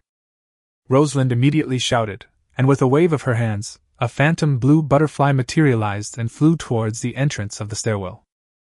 Attacks from others followed immediately. In an instant, an explosion rang out in the stairwell. Bang, bang, bang. Luho! A strange scream rang out at the same time. The lava zombie was blasted out of the stairwell and rolled down the corridor. Upon seeing this, the bloodthorn zombie raised its head and looked at the ceiling. The next second, dozens of blood vines flew out from its body and pierced into the ceiling. Rooftop corridor. Just as Rosalind was about to say something, she suddenly felt a movement on the floor beneath her feet. She grabbed Nangong Shinro with one hand and jumped away, shouting, Get out of here quickly! Upon hearing Rosalind's words, the others were slightly taken aback before hurriedly moving to the side. But one person reacted too slowly. She suddenly lost her footing, screamed, and plummeted to the ground. Bang! On the 6th floor, a huge, irregularly shaped circular concrete slab crashed into the floor, followed by an awakened individual falling down as well. Before she could react, blood vines wrapped around her, bound her, and pulled her back. Ah, Palace Master, save me! The bloodthorn zombie stared at the awakened one before it with its rotting eyes, grinned, and bit down on the awakened one's neck. The fresh blood was quickly absorbed, and the awakened one's face turned pale, his pupils widened, and his struggling hands fell limply to his sides. After the bloodthorn zombie finished consuming the food, a few rays of light bloomed on its body, followed by a surge of powerful aura. Peak 2-star level. Originally at the peak of the late 2-star stage, it successfully broke through. Crunch! Seeing this, the lava zombie became so anxious that wisps of lava dripped from its mouth onto the corridor, and its massive body rushed into the stairwell. The bloodthorn zombie let out a low growl at the surrounding soldier-level zombies, and then the blood vines flying around its body stabbed towards the cave entrance, causing its entire body to fly up. The horde of zombies roared as they charged into the stairwell alongside the lava zombies. In the rooftop corridor. Alert! Rose Lan shielded Nandong Shinro behind her, her face showing a look of great concern. The remaining 4 had no time to grieve. Their supernatural abilities were already charging up, preparing for a powerful attack. Luho! The lava zombie rushed into the top floor, its fiery red eyes excitedly watching Rosalind and her group. The bloodthorn zombie also leaped up from the opening in the floor. Let's do it! Loslan shouted, and she took the lead, sending a blue butterfly fluttering towards the 2 general-level zombies. Attacks from others followed. A wall of magma materialized, blocking numerous attacks. Bang! The combined attack of the 6 members of the Rosalind team was quite powerful, instantly shattering the wall of lava.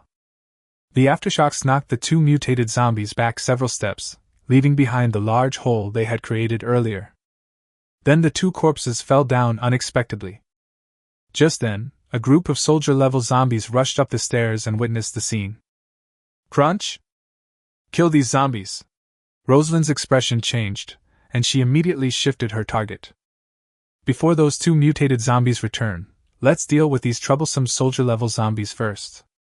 In an instant, the group of soldier-level zombies were subjected to a fierce attack, and they were powerless to fight back.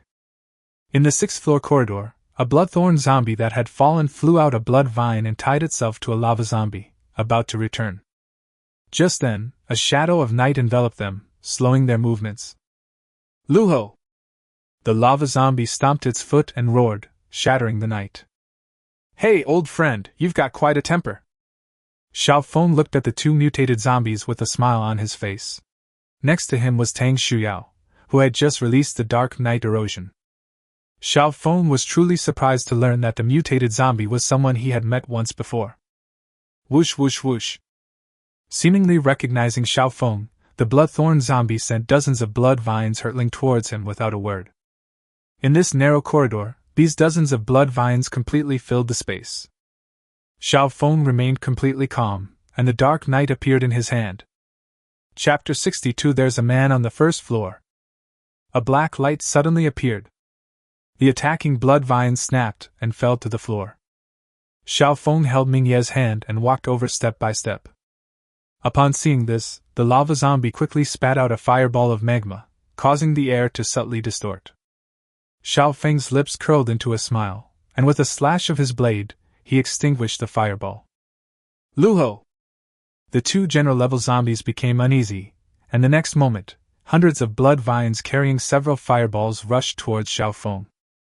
Buzz! Xiao Feng raised the netherworld blade, and 9 netherworld flames surged from its blade as he unleashed another strike. A flaming longsword slashed at the oncoming fireball blood vine, causing it to explode and shake the surrounding walls, causing stones to fall. At that moment, a loud bang rang out from the opposite side. Xiao Feng frowned, moved swiftly, and passed through the explosion zone, where a large hole in the floor came into view. Trying to run? He hadn't expected these 2 general-level zombies to be so decisive, running away as soon as they realized they were no match for them. You think you can run away from me? Xiao Feng sneered and jumped into the large hole, discovering that it led directly to the 1st floor. His body shimmered with dragon and elephant patterns as he landed steadily on the 1st floor corridor. He looked at another hole in front of him, where 2 general-level zombies were quickly leaving.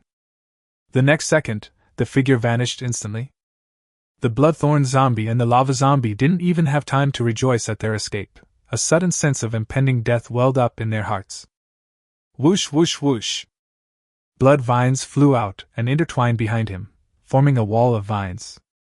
Bang! The vine wall exploded, and a knife flew straight towards Bloodthorn's back, about to pierce it. The lava zombie turned around and punched the Cloud Chaser blade, sending it flying. The Bloodthorn zombies also turned around. Knowing they couldn't escape, they decided to fight Xiao Feng to the death. Luho! The lava zombie let out a low growl, plunged its hands into the ground, and streams of lava flowed from its hands into the earth. In an instant, a stream of molten lava flowed toward Xiao Feng. At the same time, dozens of blood vines flew out from the Bloodthorn zombie, piercing into the body of the molten lava zombie and then burrowing into the molten lava ground. This is their zombie fusion technique, molten lava vine. Xiao Feng raised an eyebrow, somewhat surprised, and his figure vanished instantly as the molten lava spread. Just after he disappeared, dozens of blood vines flew out of the lava, with wisps of bloody mist still remaining on them. But the zombie fusion technique failed, and the zombies stood in rows like spikes. Both the Bloodthorn zombie and the lava zombie were stunned when they saw Xiao Feng disappear into thin air. Then the lava zombie's head flew high into the air and landed at the feet of the Bloodthorn zombie beside it. It looked down and saw a blank look in the pupils of the rotting head on the ground. Luho! The Bloodthorn zombie reacted, roared in fury, and blood vines flew all over its body, but the next second, its body split apart. It was cleaved in two with a single stroke. Xiao Feng watched as the two pure spirit flowers rose slowly, a bright smile spreading across his face. At this moment, Tang Shuyao also chased after them from the dormitory building. Looking at the two flowers, she asked with considerable confusion, "What are these? You don't know this thing?" Xiao Feng was taken aback. "I don't know." Tang Shuyao shook her head. "No one here has ever killed a general-level zombie?" Xiao Feng asked in surprise. Upon hearing this, Tang Shuyao understood somewhat. She pondered for a moment and said, "It seems that Jialiao has killed one, but I don't know about the others. I haven't killed any, and I'm no match for them." As she spoke, a bitter smile appeared on her face. General-level zombies are very strong. Human awakened beings of the same level are basically no match for them. The zombies at Manhwa University are all general-level. She's no match for them. She can at least hold her own with her speed. Perhaps only Xiao Feng could crush mutated zombies at the same level. "I see." Xiao Feng understood after hearing the explanation, but then frowned. "Wait a minute, how did you improve your strength without killing any general-level zombies?" "Eat the spirit fruit." Tang Xiao's eyes widened slightly as she said, "I infiltrated the zombie stronghold alone before to pick spiritual fruits and break through my cultivation level." "So many spiritual fruits were born in the university before?" Upon hearing this, Xiao Feng thought about it for a moment. "Yes, after the apocalypse, some special fruits grew in certain places on campus, but apart from Sunset Park, they've probably all been picked." Tang Xiao nodded, looking at the pure spirit flower. "Husband, can this flower enhance strength?" "Yes, as long as it is a general-level zombie, killing it will condense a pure spirit flower, just like a spirit fruit." Xiao Feng gave an introduction. Tang Shuyao looked at her with a strange expression. "There are such amazing things? Let's go, let's take a look at the girls' dormitory." Xiao Feng put away the two pure spirit flowers and looked up at this place he had longed for before. The rooftop corridor of the girls' dormitory building. Without general-level zombies, the soldier-level zombies were no match for Rosalind and her group, and the zombies that rushed up were quickly dealt with. "What happened? Where are those two general-level zombies?" an awakened being asked, looking at the large hole in front of him. "Could they have been killed by us? What are you thinking? If general-level zombies were so easy to kill, we wouldn't be defending this place." "Palace Master, what should we do?" Rosalind arrived at the cave entrance, glanced inside, and pondered for a moment. "Yenzi, go down and take a look."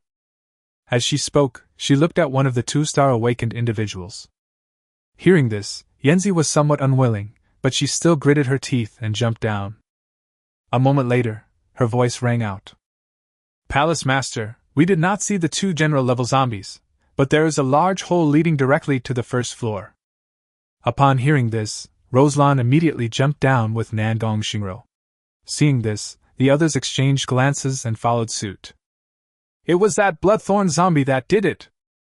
Why did they dig a hole to leave? The group surrounded the large hole, looking down and discussing it animatedly.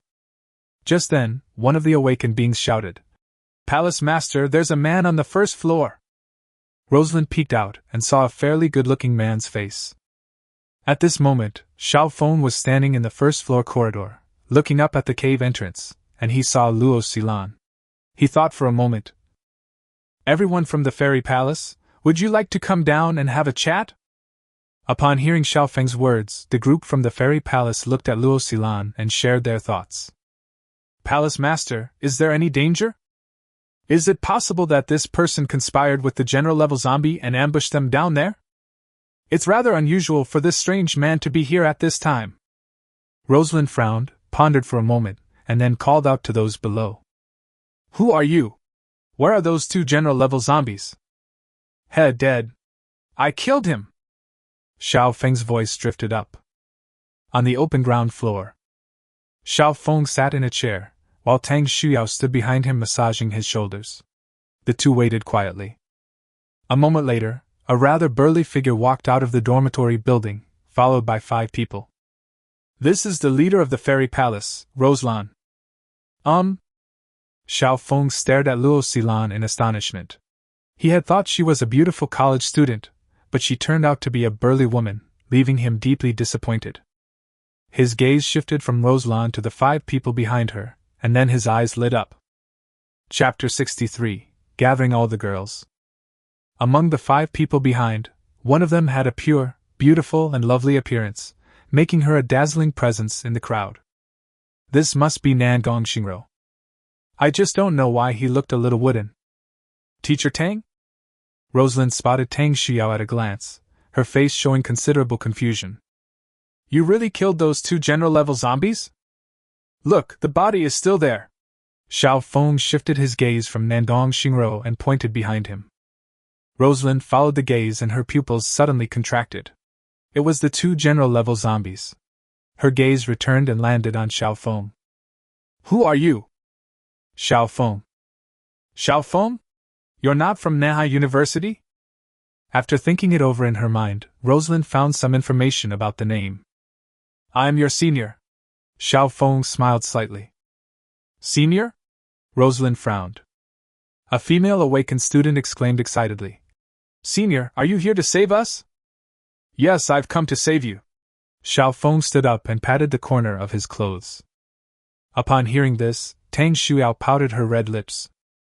He thought to himself, "He's not here to save you, he's here to eat you." At this moment, a sense of crisis rose in her heart. What if Xiao Feng really took in some pretty female college students? Wouldn't that mean she wouldn't receive all of her husband's love? "We don't need you to save us," Rosalind scoffed. "Oh, you can handle them?" Xiao Feng raised an eyebrow and smiled. "Of course." Rosalind looked directly at Xiao Feng and said in a loud voice. She also felt a sense of crisis, fearing that Xiao Feng would come and take her place, bringing the girls from the dormitory building with him. "Palace Master Luo, now that the zombie army has come out in full force, are you sure you can withstand it?" Xiao Feng asked slowly, a smile playing on his lips. Upon hearing this, the people from Fairy Palace changed their expressions and began whispering among themselves. Rosalind's eyes widened as she finally understood why she couldn't contact other factions, and why there had been a sudden zombie attack. "Then you can withstand it?" she asked, biting her lip. "Of course." Xiao Feng looked up at the dormitory building. As the zombie horde was dealt with, some female college students came out of their dormitories and went to the corridor to watch. "Ha, what arrogance!" Rosalind looked Xiao Feng up and down and sneered. "Even that lecherous Jia Liao wouldn't dare to say such a thing. Do you think you're stronger than him? Don't compare that good-for-nothing Jia Liao to me." Xiao Feng waved his hand. Rosalind gave him a disdainful look and sneered. "A man who only talks big. If Jia Liao were standing here, would you dare to say that?" "Haha, standing here, he probably won't be able to do it in his lifetime." Xiao Feng had a big smile on his face. Tang Shuyao, who was standing to the side, couldn't stand it any longer and said coldly, "Jia Liao is already dead." "Dead?" Rosalind's eyes widened again. If Xiao Feng had said it, she wouldn't have believed it, but Tang Shuyao had said it. Yes, he was killed by the person in front of you, Tang Shuyao said with a smug look on her face. How is that possible? Rosalind looked on in disbelief. That was a wolf king of his generation. Although she looked down on Jia Liao, she did not deny his strength. Now tell her that Jia Liao, who was once a prominent figure at Manhwa University, is dead, and that he was killed by an unknown guy. Believe it or not, it's up to you. Xiao Feng didn't want to waste any more words and directly stated his purpose. Gather all the girls in the dormitory building here. What do you want to do? Rosalind was taken aback. What else can we do?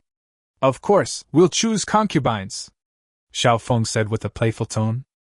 Tang Shuyao bit her lower lip and secretly pinched Xiao Feng's waist without saying a word. Choosing a concubine? Rosalind stared at Xiao Feng in astonishment, unsure of what to say for a moment. This scene feels strangely familiar. You forego and call all the girls down, Xiao Feng ordered, looking at the 4 people behind Luo Xilan. The 4 female awakened beings were taken aback but remained unmoved. I'm not some saint if you don't listen to me. Upon seeing this, Xiao Feng unleashed a netherworld flame from his body, covering his entire form, making him appear like a demon lord returning from purgatory. Go, call everyone down. Rosalind came to her senses and felt a chill run down her spine. If she didn't listen to Xiao Feng, he really would take action. Palace Master? Go quickly and take Roer away. Luo Xilan turned around and glared at Nangong Xingro. Yes. The 4 female awakened individuals understood and prepared to use their bodies as cover to take Nangong Xingro away. What are you doing? She stays here. Xiao Feng's icy voice rang out, causing the 4 people to tremble. The 4 awakened ones turned to look at Roslan. Roslan took a deep breath and pulled Nangong Xingro back behind her. The 4 hurriedly entered the dormitory building and began to gather the girls. Something seems off about this girl, Tang Shuyao whispered in Xiao Feng's ear. Xiao Feng nodded, but did not take any action. Instead, he waited quietly. A few minutes later, a girl in a white dress walked out of the dormitory building with a bewildered expression and stood in the open space. Then, one girl after another filed out and, as if instructed, stood in an orderly row. There are still hundreds of survivors in the girls' dormitory building. They looked at Xiao Feng with curiosity and whispered among themselves. Why did the palace master summon us? I don't know, it seems to be because of this man. That guy is so handsome. Sister, are you in heat? Huh? Why is Teacher Tang with him? Tang Xiao whispered from behind. My husband is such a lecherous man. Xiao Feng turned around and saw Tang Xiao with gritted teeth, and couldn't help but laugh. Yaoer, didn't you say you didn't mind your husband having a harem of wives and concubines? Did I say that? Tang Xiao was taken aback, then blinked. You said you were in bed. Okay, I already said that, Tang Xiao said, her face flushed. Ha! Xiao Feng laughed loudly, stood up, and looked at Luo Xilan. Everyone is already here. Rosalind's face was gloomy, and her body completely blocked Nangong Xingro. Xiao Feng ignored it and first checked the quality of the female college students. He came to a group of over 100 female college students. Ahem, all of you come up one by one in an orderly fashion so I can take a look. Xiao Feng faced forward and coughed lightly. These words immediately caused a stir in the crowd, with some people looking at Rosalind. Palace Master, what does this mean? Yeah, what gives this man the right to do that? We don't want him to look at us, he's obviously a pervert. That's enough. Do as he says. With a soft shout, Roslan unleashed a domineering aura that instantly stunned the crowd. Some people wanted to say something, but were glared at by the 4 awakened ones and didn't dare to make a sound. I know you resist in your hearts, but what can you do? Xiao Feng curled his lips and said coldly. No sooner had he finished speaking than a girl, the first of her kind, walked out of the dormitory building. She walked over nervously, her hands hanging down in front of her. At first, she kept her head down, but after a few seconds she mustered up her courage, raised her head, and looked directly at Xiao Feng. It's all right, but it's a pity. Xiao Feng checked it and found that everything was fine except for meeting the standards. Next. Chapter 64 Master. With someone taking the lead, there would be a catfish effect. They also saw that Xiao Feng didn't do anything to the first girl, which reassured them a lot. Next! Xiao Feng glanced at the second one, didn't even check it, and decisively carried it away. I looked at dozens of them, but none of them met my criteria. He's likely to be disappointed if he tries to find gold in it. 10 minutes have passed. The last female college student came to Xiao Feng. She was wearing a purple bodycon skirt. I want to go with you. She bit her red lip slightly, leaned forward slightly, and said with a determined look. What's your name? This was the first girl to ask to go with him, and Xiao Feng thought about it with interest. Yan Xiuhuan. Nice name, what a pity. Xiao Feng opened her message box and sighed. Yan Xiuhuan. Appearance, 85. Body, 86. Charm, 88. Age, 22 years old. My own status. 7-day mood, anxiety, fear, determination. You, whatever you want to do, I can give it to you, Yang Xiuhuan said hastily, mustering her courage. Xiao Feng shook his head and left. Although he had a general idea that he wouldn't get anything, he was still very disappointed. Seeing Xiao Feng leave decisively, Yang Xiuhuan wanted to say something, but when she caught a glimpse of Tang Shuyao out of the corner of her eyes dimmed again. That's true. Having Tang Shuyao, it's understandable that he wouldn't be interested in her. What's wrong? Didn't you like any of them? Tang Shuyao raised an eyebrow, looking quite puzzled. In her eyes, among these hundreds of girls, although some were not as beautiful as her, there were still some pretty girls. For example, the first and the last person. You didn't like it, Yao, shouldn't you be happy? Xiao Feng smiled and made a joke. Happy, of course I'm happy. Tang Shuyao secretly made a face. Xiao Feng, things have been done as you said. Can we leave now? As she spoke, she protected Nangong Xingro and headed towards the dormitory. Etc. Xiao Feng looked at her with a smile. What else do you want to do? Rosalind's body trembled, her tone full of dissatisfaction. There's still one person I haven't seen yet. Xiao Feng stood with his hands behind his back, his gaze fixed on Nangong Xingro behind Luo Xilan. She's my sister, I absolutely won't allow you to. Rosalind's heart skipped a beat, then her gaze hardened, leaving no room for retreat. Your surname is Luo, and hers is Nangong. How could she be your sister? Xiao Feng narrowed his eyes and spoke slowly. She is my half-sister. Rosalind's eyes widened in panic as she quickly thought through the situation before regaining her composure. Oh? Is that so? Xiao Feng raised his eyes, and the next second his figure disappeared. Rosalind's eyes widened, a sense of crisis rising in her heart, and she was about to take precautions. A cold sensation came from my neck, accompanied by a chill. Xiao Feng, what do you want to do? Is she your sister? With the chasing cloud blade pressed against Luo Xilan's neck, Xiao Feng asked unhurriedly. Yes. Rosalan held Nangong Xingrou's hand tightly, still persisting. Xiao Feng raised an eyebrow and glanced at Nangong Xingrou, who still looked sullen. Either it's always been like this, or it's being controlled by someone. He then opened Nangong Xingrou's information panel. Nangong Xingrou. A girl who can change her appearance. Appearance, 92. Body, 90. Charm, 93. Age, 18 years old. My own status. 7-day mood, hazy, dazed. Favorability, 0. Superpower level, 1 star, 0% per 100%. Special ability, transformation magic, gaining the ability of each special outfit created, currently possesses 2 outfits, white maid, energy supply, and cyan long dress, wind sweep. A spiritual stream, an ancient building, Lin Wu, the ruins of time. Ever-changing magic? Interesting. Xiao Feng's lips curled up. Just as he was about to say something, an invisible force spread from the side. Just as it was about to invade his body, dragon and elephant patterns automatically appeared on his skin, blocking this invisible force.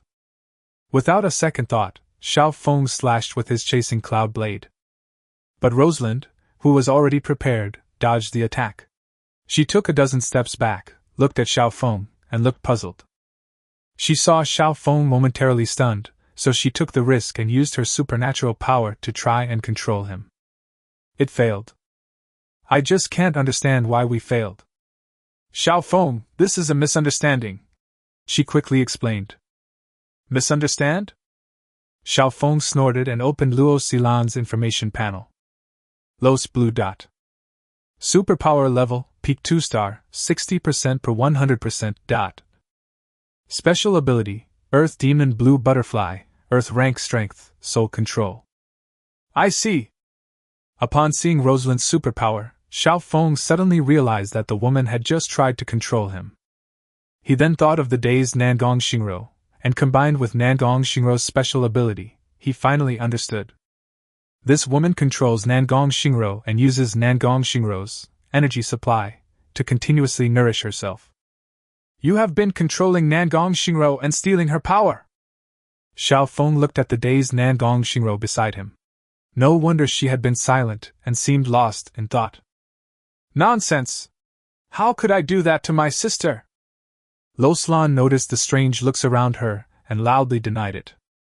Heh, whether you admit it or not, just because you attacked me just now, you're already a dead man. Without further ado, Xiao Feng vanished instantly under the blessing of his dragon elephant true body. I'll fight you to the death. Rosalind didn't expect Xiao Feng to be so unreasonable and not give her a chance to explain or beg for mercy. She gritted her teeth and her body shone with a bright blue light. A giant blue butterfly materialized, bearing a pale, ghostly face and emitting eerie sounds. Rosalind was alert to her surroundings, trying to find Xiao Feng. Suddenly, a wisp of firelight was reflected in her eyes, and she saw a long flaming blade rise from the void and slash fiercely towards her. Ghost butterfly, kill him! Rosalind hurriedly shouted, and the earth demon blue butterfly behind her let out a sharp cry, its massive body lunging towards the flaming longsword. Bah! The next moment, the earth demon blue butterfly screamed in agony as its body was cleaved in two by the flaming longsword. It wasn't over yet. The aftershock hit Rosalind, sending her flying and crashing heavily into the dormitory wall. Call out! Xiao Feng's chasing cloud blade transformed into a streak of light, heading straight for Luo Xilan and piercing her chest. Rose's pupils dilated, and after spitting out a mouthful of blood, her head drooped. Dead? This scene stunned a group of girls around them, who huddled together, trembling. The remaining 4 awakened beings in the fairy palace exchanged glances, none of them daring to make a move. Xiao Feng is terrifying. They killed their palace master with a single blow. With the death of Rosalind, Nangong Xingrou's dull eyes regained a slight clarity. Master, master! She looked at Xiao Feng as if it were a machine, and hesitantly called out. Chapter 65 Maid. Upon hearing this, Xiao Feng slapped his forehead.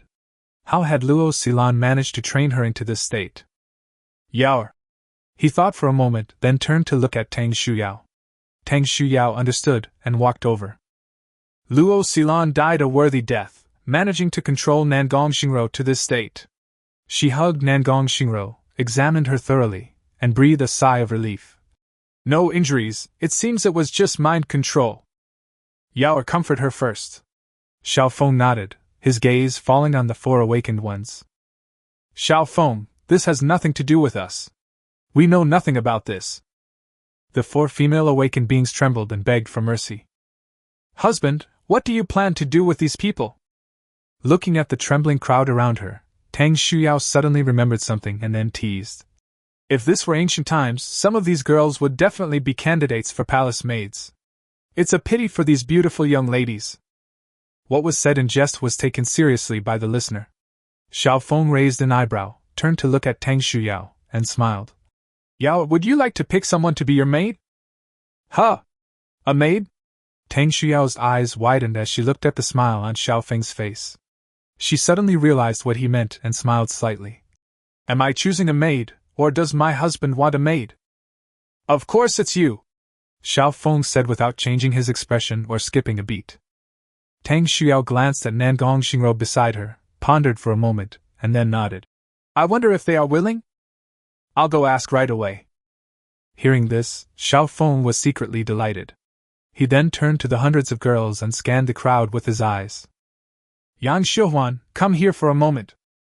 Having lost all hope and feeling utterly dejected, Yang Xiuhuan shuddered when she heard Xiao Feng call her name, and a glimmer of expectation appeared in her eyes. She hurriedly squeezed through the crowd, walked out, and quickly came to Xiao Feng's side. You said before that you could grant any request, right? Looking at Yang Xiuhuan, Xiao Feng's attitude had changed somewhat. Yes, yes. Fearing that Xiao Feng might change his mind, Yang Xiuhuan immediately nodded. No matter what Xiao Feng wants to do, anyone would give anything to follow him. Having experienced the apocalypse, she understood very well that this place was ultimately not a safe haven. Xiao Feng smiled. Then how about you become a maid? A maid? Yang Xiuhuan was taken aback, hesitated for only 3 seconds, and then said firmly, I can. Very good, Yaoer, she's in your hands now. Xiao Feng looked satisfied, then turned to the crowd and announced loudly, Is there anyone willing to hire maids? These words were spoken. The crowd looked at each other and began to stir, whispering among themselves. Some people scoffed, while others' eyes lit up. A minute later, several girls came out. We are willing to be maids. Having witnessed Xiao Feng's power, becoming his maid is not a bad thing at all. On the contrary, it's a great thing. As for the maid, well, she'll probably end up in his bed. Is she still a maid? Just as they were making wishful thinking and envisioning a bright future. No, you're not qualified. Xiao Feng's gaze fell on the group of people, and he opened their information one by one before crossing them off. None of these women are virgins, some have even had abortions. Although his mindset has changed a bit, he doesn't want just anyone. Why? Several female college students instinctively wanted to shout, but then suddenly remembered Xiao Feng's previous divine power and asked weakly in a low voice.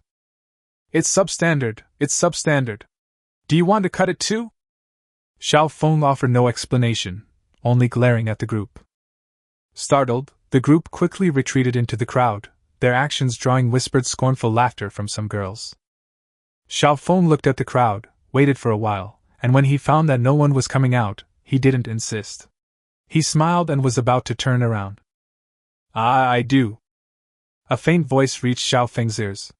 He looked over and a smile appeared on his lips. May I have your name? Chu Lianyu. Chu Lianyu's face flushed slightly, and she lowered her head, not daring to look up. Yang Xiuhuan. Appearance, 86. Body 84. Charm 85. Age, 21 years old. Personal status, innocent. 7-day mood, time feels like an infinite year, mild depression. Come here. Xiao Feng raised his hand and beckoned. Upon hearing this, Chu Lianyu raised her head slightly, hesitated for a moment, and then took small steps to stand in front of Xiao Feng. This is the person you will serve. Xiao Feng pointed to Tang Shuyao, who was standing to the side. Tang Shuyao was about to say something. Good day, madam. Yang Xiuhuan was very perceptive and sensible. Seeing this, Chu Lianyu bit her red lips, unable to speak for a moment, but finally mustered her courage and said, Madam. Tang Shuyao seemed pleased to hear these two forms of address. She didn't say what she was going to say and just nodded gently. Master Xiao, we are willing to follow you. The 4 female awakened beings then spoke. It's definitely not acceptable to have them as maids. They are awakened beings, and they would be ridiculed for being maids. Unnecessary. I'll find you a leader. Xiao Feng waved his hand, thought for a moment, and looked at Tang Shuyao. Tang Shuyao was taken aback. No, they wanted her to be the leader? What are you thinking about? Tell Lu Tang to come over. Xiao Feng was stunned when he saw this, and raised his hand to wave it. Oh! Tang Shuyao came to her senses, understood, and was about to take out her phone. My phone just rang. It was Lu Tang calling again. What a coincidence. A hint of surprise flashed in Tang Xuyao's eyes. She answered the phone, listened for a while, and then said, Bring some people over to the girls' dormitory building. Was that Lu Tang calling? Xiao Feng couldn't help but ask curiously. Right. Tang Shuyao hung up the phone, nodded, and then took a deep breath. Lu Tang said that the zombie army has retreated to Sunset Park. Xiao Feng frowned and asked, "Were you repelled, or did you retreat on your own?" "The zombie army retreated on its own." "You returned it yourself?" Xiao Feng was even more puzzled, then suddenly remembered something. "What happened to the sanctuary forces that were attacked by them?" "The Overlord Manor and the Teaching Building and the Listening Valley and the Canteen have been destroyed," Tang Shuyao said in a deep voice. Xiao Feng was neither surprised nor surprised to hear this. "So, this means that only the Dark Knight Assassin Pavilion exists at South China Sea University." "Husband, I don't understand the zombie army's actions." Tang Xiao's face showed a hint of worry. "Whatever their purpose, with my husband here, the zombie army won't amount to anything." Xiao Feng chuckled. 10 minutes later, Lu Tang rushed over with members of the Dark Knight Assassin's Pavilion and the Wolf King's Palace. After making some arrangements, Xiao Feng led Tang Shuyao and her group away from there, heading towards Jinshan Lake. Lu Tang was left completely bewildered. Looking at the large group of people, she felt a heavy burden on her shoulders. She took a deep breath and said loudly, "Everyone, from now on we are one family, to live and die together. We'll live and die together." The members of the Dark Knight Assassins responded one after another, eventually inspiring others to join in. Jinshan Lake. On the small island, Xiao Feng had Nangong Xingro sit on the bed, and a glass appeared in his hand. "I don't know if it can be treated." He opened the bottle cap and dripped a drop into Nangong Xingro's mouth. Nangong Xingro felt a cool sensation spreading through her body, and a glint of light flashed in her previously dull eyes. Chapter 66 Breakthrough to 4 stars. "It works!" Seeing this, Xiao Feng poured the remaining 9 drops into her mouth. A faint blue light shimmered. A wisp of black mist appeared above Nangong Xingro's head and disappeared into the air. The next second, Nangong Xingro's body trembled and she fainted. "This?" Xiao Feng was dumbfounded. She must have been too exhausted from being mentally tormented by Roselan. After recovering, she immediately fell into a deep sleep. Tang Shuyao sat by the bed and covered Nangong Xingro with a blanket. Xiao Feng nodded, just about to say something. 2 glasses of water were handed over. "Master, madam, please have some water." Xiao Feng and Tang Shuyao both looked at Yang Xiuhuan. She got the hang of it so quickly? Born with the divine body of a maid? Chu Lianyu, standing to the side, was completely stunned, thinking to herself, "I can't compare to her. However, I want to learn from her." Xiao Feng took the water glass and subconsciously glanced at Chu Lianyu. Chu Lianyu noticed Xiao Feng's gaze, and a series of thoughts flashed through her mind before she finally whispered, "I'll go cook." "No need, there's no rice to cook here." Tang Shuyao stopped her. "Here, people usually eat instant noodles or boiled noodles. There's no rice to cook." Chu Lianyu froze on the spot, fidgeting with the hem of her clothes, looking somewhat at a loss. "Don't be so reserved, relax," Xiao Feng said with a smile, shaking his head to reassure her. Hearing Xiao Feng's words of comfort, Chu Lianyu felt a little more comfortable with him, and she nodded gently. "Yes, sir." Xiao Feng was enjoying himself. He sat in the chair and patted his shoulder.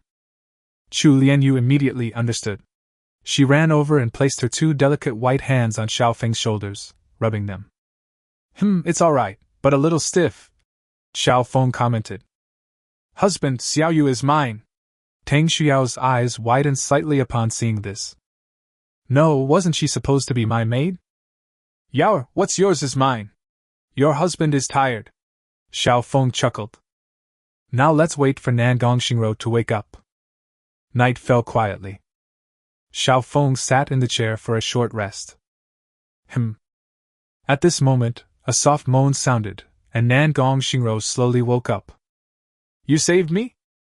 2 faces came into Nangong Xingro's view, and she said in a crisp voice.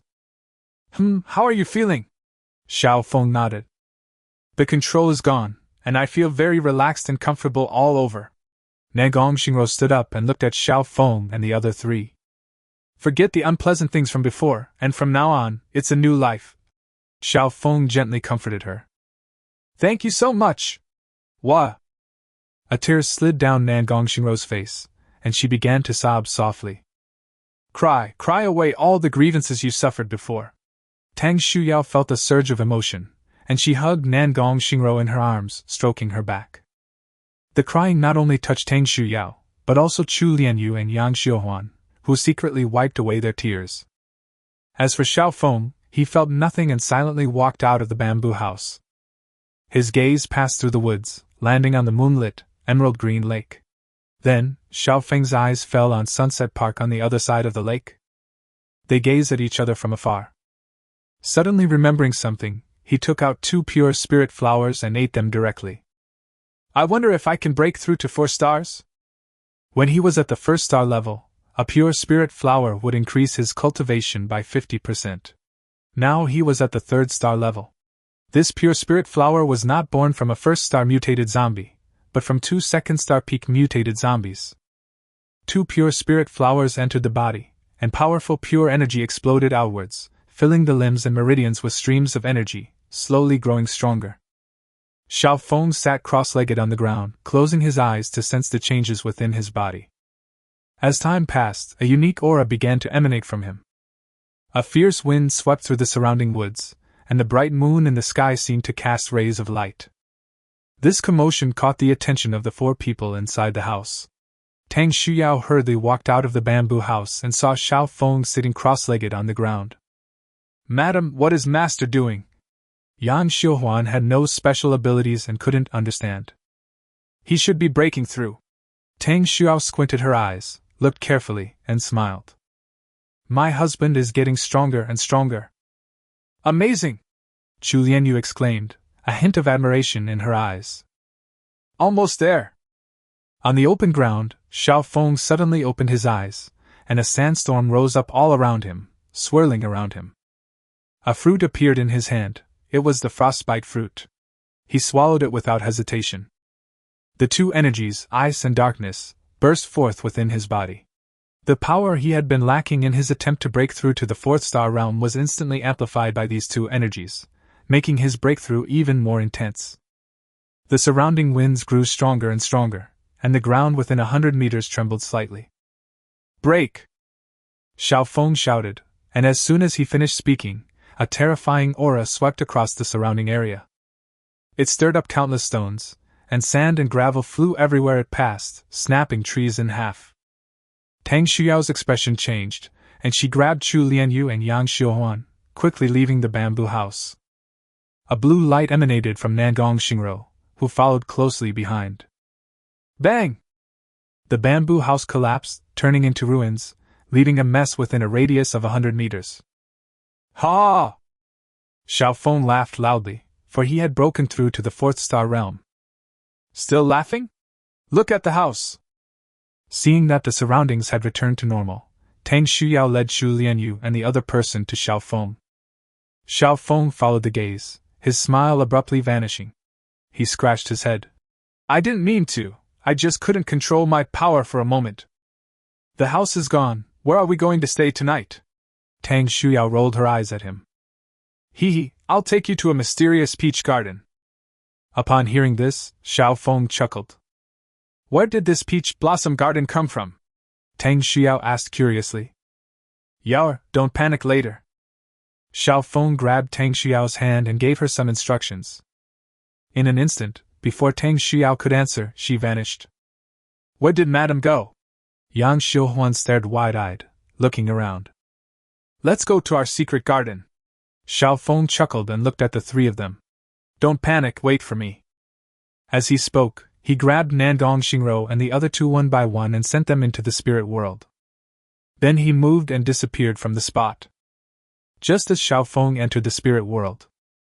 Sunset Lake is located deep within Sunset Park, which is adjacent to Qinshan Lake. The shore was teeming with zombies. Because Tang Shuyao had infiltrated and stolen the spirit fruit, Sunset Park was now under heavy guard. Huge bubbles rose to the surface of the lake, and a moment later a pair of scarlet horns emerged from the lake. Chapter 67 The Women Meet. Immediately afterwards, a grotesque and terrifying image appeared, with a stark white skeleton on the left and a rotting face on the right. In particular, it has heterochromia, with a white left eye and a deep red right eye. As the mutated zombie appeared, the zombie army on the shore knelt down and bowed to it in worship. It ignored the zombie army, its heterochromatic eyes seeming to pierce through the dense forest and land on Qishan Lake. King? After letting out a soft murmur, it gradually sank into the lake. The spirit world. On the ground, a group of people stared at each other, wide-eyed. As soon as Xiao Feng appeared, a group of eyes fell on him. Ahem. Let me introduce myself. Xiao Feng covered his mouth, coughed a few times, and came to the front of everyone to introduce them one by one. Aunt Qian, these are Tang Shuyao and Nan Gong Xingro. Yao, this is Lin Wan Qian, Aunt Qian, Yining Xiang, and Mo Chiu Yue. Hello, welcome. Lin Wan Qian was as dignified and kind as ever. Lin Wan Qian was not surprised that Xiao Feng brought back a woman. She was well aware of her own status and position, and could only offer her silent support. She would be content as long as Xiao Feng didn't despise her or abandon her. Yiningxiu puffed out her cheeks, crossed her arms, and nodded. And Mo Chiuyu widened her eyes and secretly gave Xiao Feng the thumbs up. Sister Qian, Ningxiang and Xiao Chiuyue, hello? Tang Shuyao, as expected of a teacher, appeared calm and composed, showing no fear as she greeted everyone. However, Chu Lianyu and Yang Xiuhuan were not so composed. When they saw Lin Wan Qian and the other two, their eyes showed amazement, and they couldn't help but feel a little inferior. No wonder Xiao Feng looked down on them before. Greetings, ladies. Yang Xiuhuan adjusted her demeanor and greeted them with a slightly respectful tone. Chu Lianyu quickly replied, Greetings, madam. Lady? Lin Wan Qian slightly parted her red lips. Yi Ningxiang stared in disbelief, and Mo Chiuyue covered her mouth and exclaimed in surprise. These two are the maids I found for you. They will serve you from now on. Xiao Feng explained from the side that he originally wanted to say that she was Tang Xiao's maid, but in the end he didn't say it. Xiao Feng, she's just a little girl, how can you? Lin Wan Qian looked both amused and exasperated. She didn't need anyone to serve her. Yang Xiuhuan was very clever. She interjected. Madam, this is our own choice. We are very happy that Master has taken us in. Chu Lianyu chimed in. Yes, yes, yes. Are you really willing? Lin Wan Qian was very surprised when she heard this. Yang Xiuhuan and Chu Lianyu exchanged a glance and said in unison, We are willing. Seeing the two of them like this, Lin Wan Qian didn't say anything, but asked softly, Are you hungry? They must be hungry. I'll go cook. Madam, how could we let you do it? We'll do it, Yang Xiuhuan said quickly. Xiao Feng then said, Aunt Qian, from now on, just let them cook. It's all right, they don't know your tastes. Lin Wan Qian waved her hand and walked towards the bamboo house. Yang Xiuhuan. Madam, we can learn from this. Then you guys can help out. Lin Wan Qian thought for a moment and nodded. Upon hearing this, Yang Xiuhuan and Chu Lianyu's faces lit up with joy, and they hurriedly followed behind Lin Wan Qian. Two pairs of eyes secretly glanced around, their eyes revealing shock and disbelief. The moment they arrived, they were stunned by the wonder of this place. Although there is only one tree, one bamboo house, and one garden here, and white mist is still lingering all around. But they were on an island before, and suddenly they appeared here. How could I not be shocked? Xiao Feng gradually became a mystery in their minds, and at the same time, they were secretly delighted that they had made the right choice. There are no zombies here, so you don't have to live in constant fear. Husband, where is this place? Tang Xiuyao asked in a low voice, equally surprised. This is our secret garden. Xiao Feng's lips curled up. Brother Feng, I didn't expect you to have brought the school's most beautiful girl here. And Mo Chiuyue came to Xiao Feng's side and hugged his arm. Tang Shuyao rolled her eyes at her. You two know each other? Oh, I forgot that Chiuyue is also a student at Manhwa University. Xiao Feng was taken aback, then smiled knowingly. Let's sit down and talk. Hee, beautiful teacher, who doesn't know you? And Mo Chiuyue blinked. Why do I feel like you're being sarcastic? Xiao Feng pinched her nose. No way, I'm serious. And Mo Chiuyue shook her head, looking at Nan Gong Xingro who had been silent all along. Why isn't she saying anything? And Mo Chiuyue knew of Nan Gong Xingro, the most beautiful girl at Manhwa University, but she didn't know her personally, she had only heard of her. She's injured and needs time to recover, Xiao Feng explained after glancing at her. Oh, Xingro, then sit down and rest. Amo Qiuyue ran to Nagong Xingrou's side, wanting to lead her to sit under the Lingxiao Xian tree. Nagong Xingrou stiffened slightly, but still followed Amo Qiuyue. Beneath the Lingxiao mystic tree, Xiao Feng and his 4 companions sat down at a long table and chatted among themselves. Amo Qiuyue asked about things outside, while Tang Shuyao asked about things here. The aroma of food wafted through the house. Xiao Feng watched this scene with a smile on his face. This was his peach blossom garden. It's just a bit rudimentary. He looked at the barren land around him and squinted. Dinner's ready! Lin Wanqian came out carrying a plate of food, followed by Chu Lianyu and Yang Xiuhuan, who were also carrying food. Aunt Qian's cooking skills are even better than a 5-star chef's, Xiao Feng praised. Lin Wanqian rolled her eyes at him. How can you praise someone like that? 5 dishes and 1 soup. You two sit down too. Lin Wanqian served Xiao Feng a bowl of rice and pointed to the empty seats next to Yang Xiuhuan and the other person who were standing there. Madam, please eat. Yang Xiuhuan and Chu Lianyu both looked at Xiao Feng. Seeing this, Xiao Feng said, Although you are maids, there are some things that don't need to be separated so much. Yes, sit down and eat with us. Amo Qiuyue got up and pulled the 2 of them to sit down next to her. You two got into your roles too quickly. I would have thought you were really maids all along. Tang Shuyao joked, and then gestured for the 2 of them to sit down and eat. Yang Xiuhuan and Chu Lianyu were flattered and sat down to eat their meal in silence.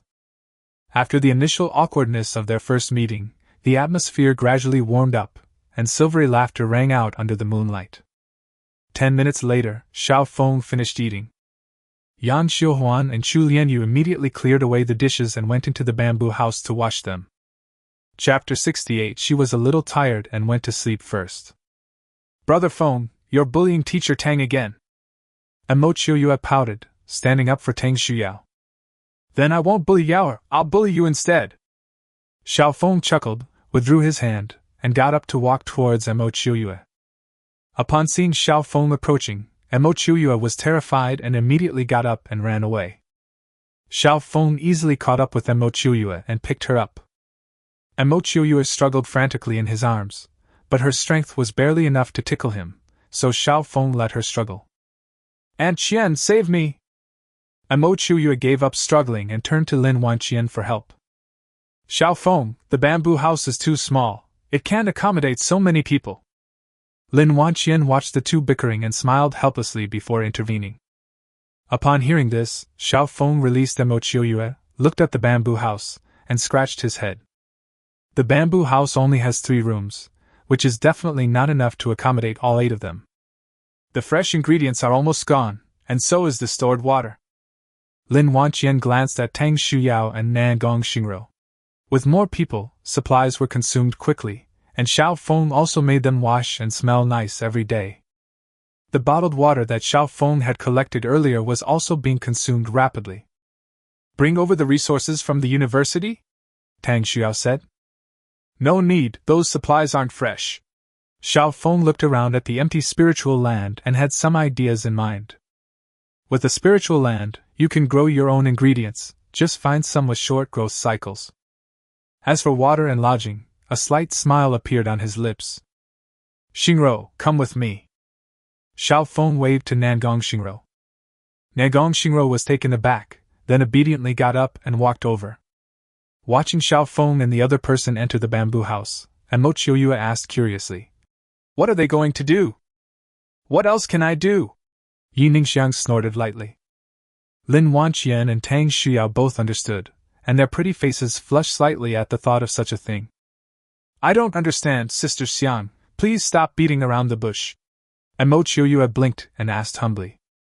Seeing Amo Qiuyue's curious face, Yi Ningxiang's eyes darted around, and she smiled. You'll know when you go and see for yourself. Xiao Xiang, don't give bad advice. Lin Wanqian looked at Amo Qiuyue with a helpless expression and explained. Xiao Feng and the others have something to discuss. Oh. Amo Qiuyue did want to go and take a look, but she still sat down. Inside the bamboo house, Xiao Feng closed the door and sat down on the bedside. Nangong Xingro stood at the door, clutching the hem of her clothes with both hands and looking down. She seemed to know why Xiao Feng had summoned her. Xingro. Looking at Nangong Xingro in her blue dress, Xiao Feng called out to her. Nangong Xingro's cheeks flushed. Come closer, let me see. Xiao Feng smiled and beckoned. Nangong Xingro walked slowly to Xiao Feng. A delicate milky scent wafted over. Xiao Feng sniffed it, looked Nangong Xingro up and down, and asked curiously, Your special ability allows you to change clothes? A hint of surprise flashed in Nangong Xingro's eyes. She nodded and said, Yes, master. When Xiao Feng heard this form of address, he was surprised that she hadn't changed it back yet. He was about to correct her, but then gave up. The title, Master, is quite nice. Change it. Xiao Feng was quite looking forward to seeing what this amazing ability was all about. Nangong Xingro lightly bit her red lips, muttering something softly, and her blue dress subtly changed shape. Under Xiao Feng's gaze, it transformed into a white dress. Nangong Xingro wore a lace headband, her jet-black hair cascading over her shoulders. Her fair forearms were visible beneath her slightly puffed short sleeves, and a tightly cinched belt was tied in a bow at her waist. The fluffy rose-trimmed skirt fell to her knees, revealing a pair of slender legs covered in pure white stockings. Cute and pretty. Turn around once. Xiao Feng swallowed hard. Nangong Xingro slightly opened her arms and slowly turned her body. Suddenly, her arms tightened, and she lost her balance. She cried out in surprise. Ah! Nangong Xingro fell into Xiao Feng's arms, her pretty face flushed, unsure of where to put her hands. Looking at the beauty in his arms, Xiao Feng gently lifted Nangong Xingro's delicate face with his right hand. Inside the house, Yan Xiuhuan and Chu Lianyu, who were still washing the dishes, heard a faint sound coming from inside. What's that sound? Chu Lianyu asked, puzzled. Yan Xiuhuan frowned, a slight heat rising in her body, and her cheeks flushed red. Sister Xiuhuan, why are your ears and face so red? Do you have a fever? Chu Lianyu was somewhat alarmed when she saw Yan Xiuhuan's flushed face. She reached out and touched Yan Xiuhuan's forehead, asking in confusion. Huh! It's not hot! A hint of shame flashed in Yan Xiuhuan's eyes. She suppressed her wild thoughts and shook her head, saying, I don't have a fever. It's probably just too hot in the room. As she spoke, her hands moved faster and faster. She finished washing up in no time, but the embarrassing sounds still lingered. Yan Xiuhuan hurriedly left the room. She gazed at the night sky and exhaled deeply. That sound is so strange. Chu Lianyu came to her side, still thinking about what was happening in the room. It's so good to be simple, Yan Xiuhuan said with a wry smile. Xiaohuan, Xiaoyu, come and sit down. When Tang Shuyao saw the two of them come out, she quickly waved. Under the night sky, 6 beautiful women chatted happily, recounting interesting stories and about Xiao Feng. Time slipped by quietly, and night fell. So long? Yi Ningxiang turned around and glanced at the bamboo house, her heart pounding with surprise. Upon hearing Yi Ningxiang's words, Tang Shuyao and Lin Wanqian both blushed, secretly thinking, What a formidable fellow! Only Mo Chuyue chatted innocently with Chu Lianyu and Yan Xiuhuan. At that moment, a figure stepped out of the bamboo house.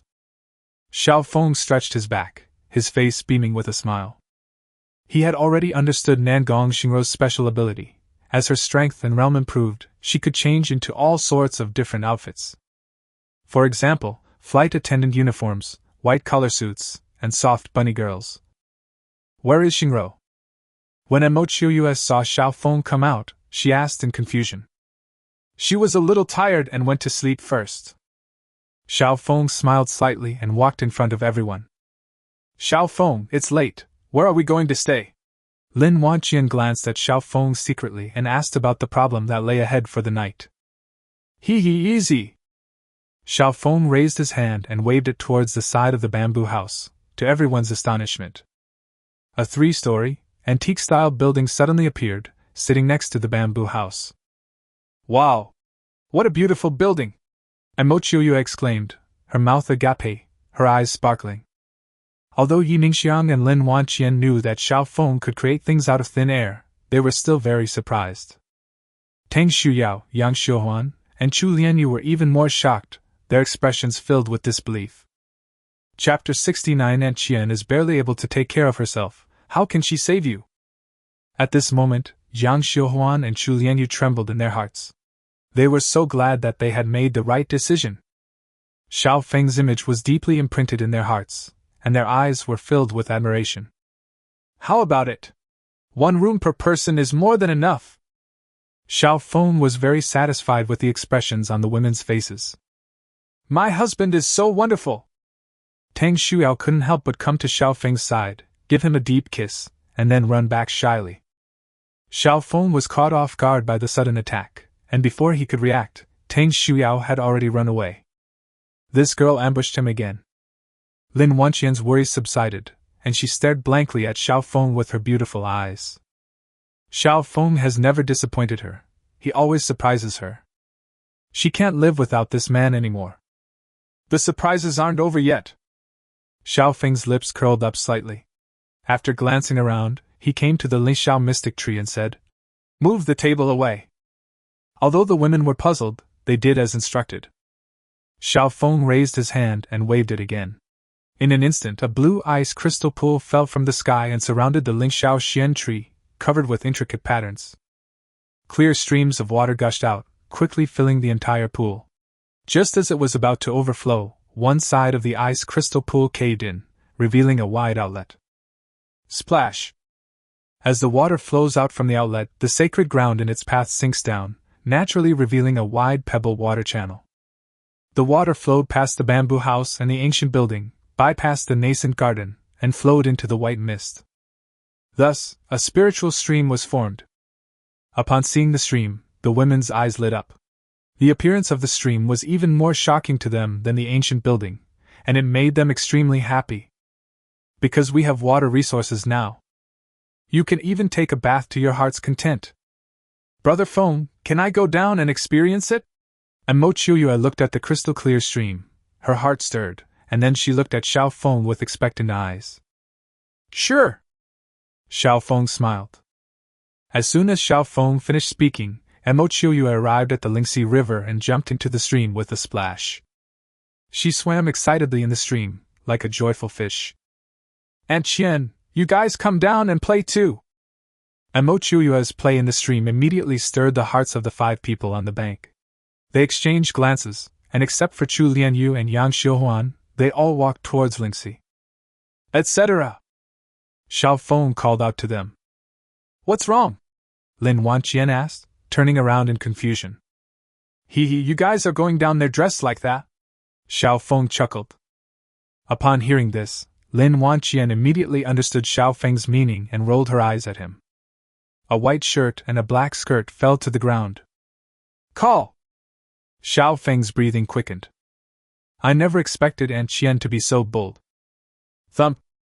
Lin Wanqian smiled charmingly, turned around and jumped into the stream. The warm water flowed over her body, and she let out a comfortable moan. Then she cupped the stream water in her hands and splashed it on her face. Like a fairy bathing in the moonlight. Xiao Feng missed that glimpse of beauty and thought it a pity, then his gaze fell on Yi Ningxiang. Compared to the others, he was more looking forward to Yi Ningxiang. Yi Ningxiang has such a great figure, and it's even the golden ratio, a perfect figure. You big pervert! Seeing Xiao Feng's gaze, Yi Ningxiang let out a sweet shout. The joyful laughter from Lingxi reached her ears, and she hesitated for a moment. They ran into the bamboo house. Sigh, I still can't let go. Xiao Feng sighed softly. A little while later, Yi Ningxiang came out of the bamboo house again. Xiao Feng turned around and was immediately stunned. Turns out she went to change into her swimsuit. Is this something we can see? Chu Lianyu covered her eyes with both hands, leaving only a slit, and gasped softly. Yang Xiuhuan looked on with envy, secretly thinking that if she had that figure, would the master have taken a liking to her? Wow, Sister Xiang, you have such a great figure! And Mo Chiuyue emerged from the stream, saw Yi Ningxiang on the bank, and sincerely praised her. Lin Wanqian and Tang Shuyao also looked over, filled with envy. they were indeed no match for them. Yi Ningxiang was a little shy, so she jumped into the stream and washed her body with the water. Seeing this, Mo Qiuyue rolled her eyes, quietly submerged into the water, came to Yi Ningxiang's side, and suddenly jumped out and tackled her. "Qiuyue, are you looking for a beating?" Yi Ningxiang was startled and grabbed Mo Qiuyue with one hand. Mo Qiuyue exclaimed in surprise and chose to fight back. The two of them started playing around and had a great time. Xiao Feng enjoyed watching from the shore. The Lingxi River was crystal clear, and he could see everything clearly. "You two don't like water?" He watched for a while, then looked away and focused his gaze on Yang Xiuhuan and Chu Lianyu. "Master, we..." Before Yang Xiuhuan could finish speaking, Xiao Feng understood. He shook his head and smiled. "Go ahead, I approve." "Thank you, sir." Yang Xiuhuan's face lit up with joy. Chu Lianyu frowned. "But we don't have any clean clothes to change into. I left in a hurry and didn't take anything with me." "You don't need any change of clothes, you can even go naked here." Upon hearing this, Xiao Feng waved his hand dismissively. Upon hearing this, the two blushed slightly, exchanged a glance, unbuttoned their clothes, and quickly ran into the stream. Such a beautiful view is truly a feast for the eyes. Xiao Feng found a chair, sat on the shore, and enjoyed the beautiful scenery. Suddenly a splash of water flew over. Xiao Feng was suddenly drenched. He looked over and said, "Little Qiuyue, you're being naughty! He come and hit me!" Mo Qiuyue stuck out her tongue, then scooped up water with both hands and poured it over Xiao Feng. "You said it!" Xiao Feng got up to avoid the splash and leaped into the air. "Ah!" Seeing that Xiao Feng had actually come down, Mo Qiuyue cried out in surprise and quickly swam away. But none of them could match Xiao Feng's speed. A few seconds later, Xiao Feng grabbed Mo Qiuyue. Mo Qiuyue's delicate body trembled, and she cried out to Lin Wanqian. "Aunt Qian, save me! Aunt Qian is in dire straits herself, how can she save you?" Xiao Feng swam his hands in the water, a wicked smile on his face. Upon hearing this, Mo Qiuyue's eyes widened. Seeing the scene in the water, even the bright moon in the night sky seemed to blush and pulled a dark cloud over it, obscuring it. Nothing was said that night. The bright moon hurriedly went offline, and the rising sun dyed the clouds red. Xiao Feng walked out of the ancient building, glanced at the sky, and stretched comfortably. Fortunately, he possessed the true form of a dragon and elephant, otherwise he really wouldn't have been able to withstand it. As expected of a spirit-level ability, its ability to improve physical fitness is unparalleled. Chapter 70, Either at War, or on the Way to War. Xiao Feng arrived at the foot of the Lingxiao mystic tree and watched as water continuously flowed from the spirit pool. A thought struck him: if spiritual soil could greatly promote plant growth, what about watering it with spiritual stream water? Thinking of this, he quickly found a bucket, filled it with spiritual water, and went to the garden. When the water was poured onto the red roses, they greedily absorbed the spiritual water, and their branches, which were originally only a palm's length long, grew steadily under the naked eye. "It works!" Upon seeing this, Xiao Feng's eyes lit up, and he poured the entire bucket of spiritual water into it. A few minutes later, a meter-tall red rose bush swayed gently, its lush foliage fluttering. Xiao Feng watered the other flowers with the spirit stream water, and a moment later, a group of plants swayed in the garden. "It will bloom tomorrow." Looking at the empty spiritual land around him, Xiao Feng seemed to see a bamboo forest courtyard. A small bridge spans a flowing stream, where birds sing and flowers bloom. A group of beautiful women, barely clothed, dance gracefully in the pavilion. Such a scene is not far off. But first, we need to deal with the mutated zombies.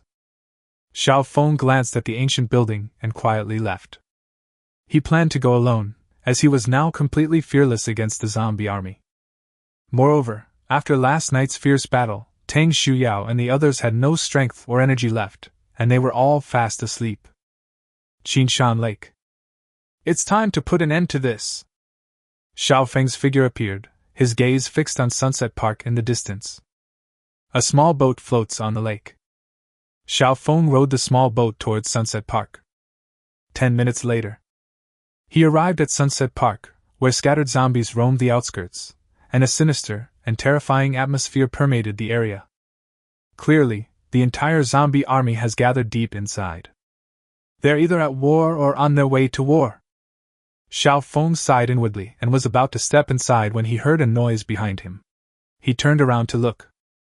He looked completely stunned.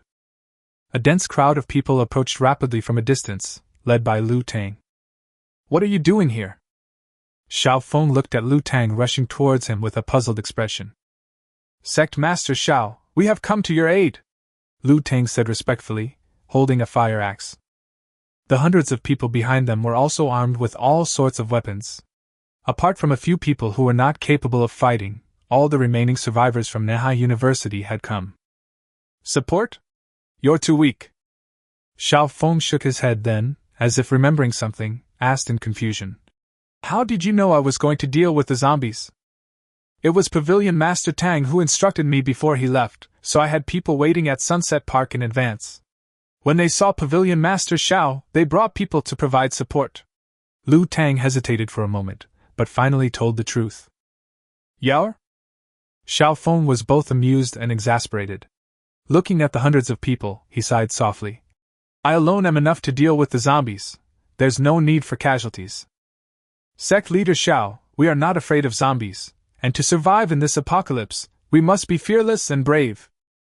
These people are all doing this voluntarily. They want to transform.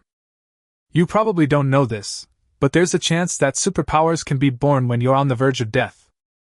Lu Tang spoke quickly, and out of the corner of her eye, she saw a few zombies rushing towards her in Sunset Park. She waved her hand. Someone then went to resolve the issue. "Oh, is that so?" Xiao Feng was surprised when he heard this. Currently, he knows of two types of awakened superpowers. The first is that good fortune comes, and the child is born naturally. The second type is eating special fruits. I never expected there to be a third one. No wonder some people say that there is great terror and opportunity between life and death. Sect Master Xiao, we will help you clear out the soldier-level zombies, so you can focus on dealing with those general-level zombies." Lu Tang continued.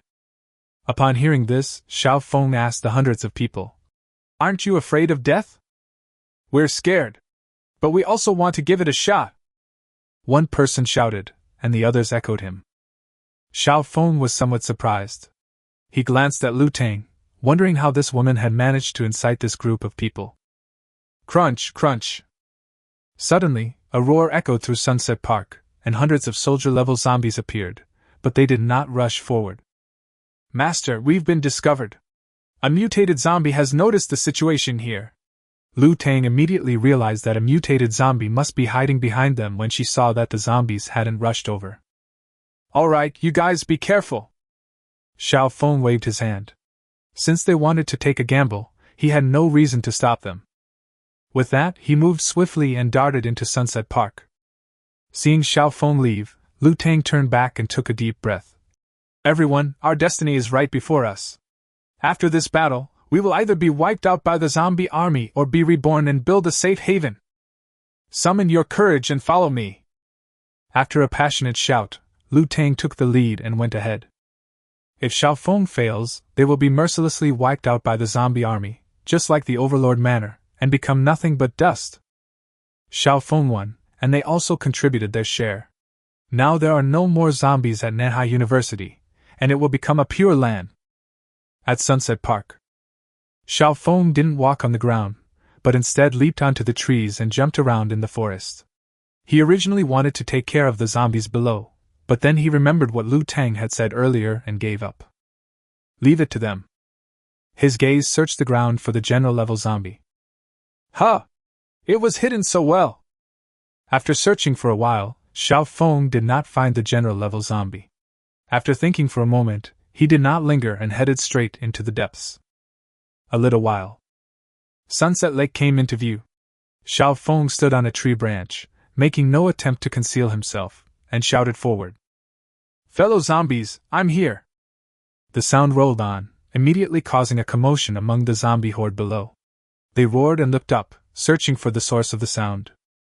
They spotted Xiao Feng in no time and swarmed around him, surrounding the large tree where he was, roaring incessantly.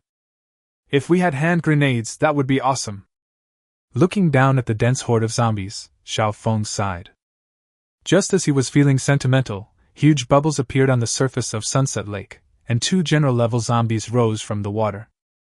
One of them was covered in blue fur, while the other had a rotting body studded with black scales and had a pair of eerie green eyes. The 2 zombies landed on the shore, their eyes fixed on Xiao Feng. Luho! With a roar, the zombie horde stirred once more, attacking the tree frantically, causing it to shake violently. Sensing the movement beneath his feet, Xiao Feng's lips curled into a smile. He leaped up and landed on another large tree. As he left, the large tree collapsed with a crash. The horde of zombies surrounded the tree again, about to knock it down once more, when suddenly a shout of battle rang out. The zombies looked over, paused for a moment, then roared and rushed over. The zombie army guarding the area around Sunset Lake was wiped out in an instant. Just as the 2 general-level zombies were about to give the order, a low growl rang out. A zombie with scarlet horns emerged from Sunset Lake, its skeletal face bearing heterochromatic eyes, and its 2-meter-tall body was revealed.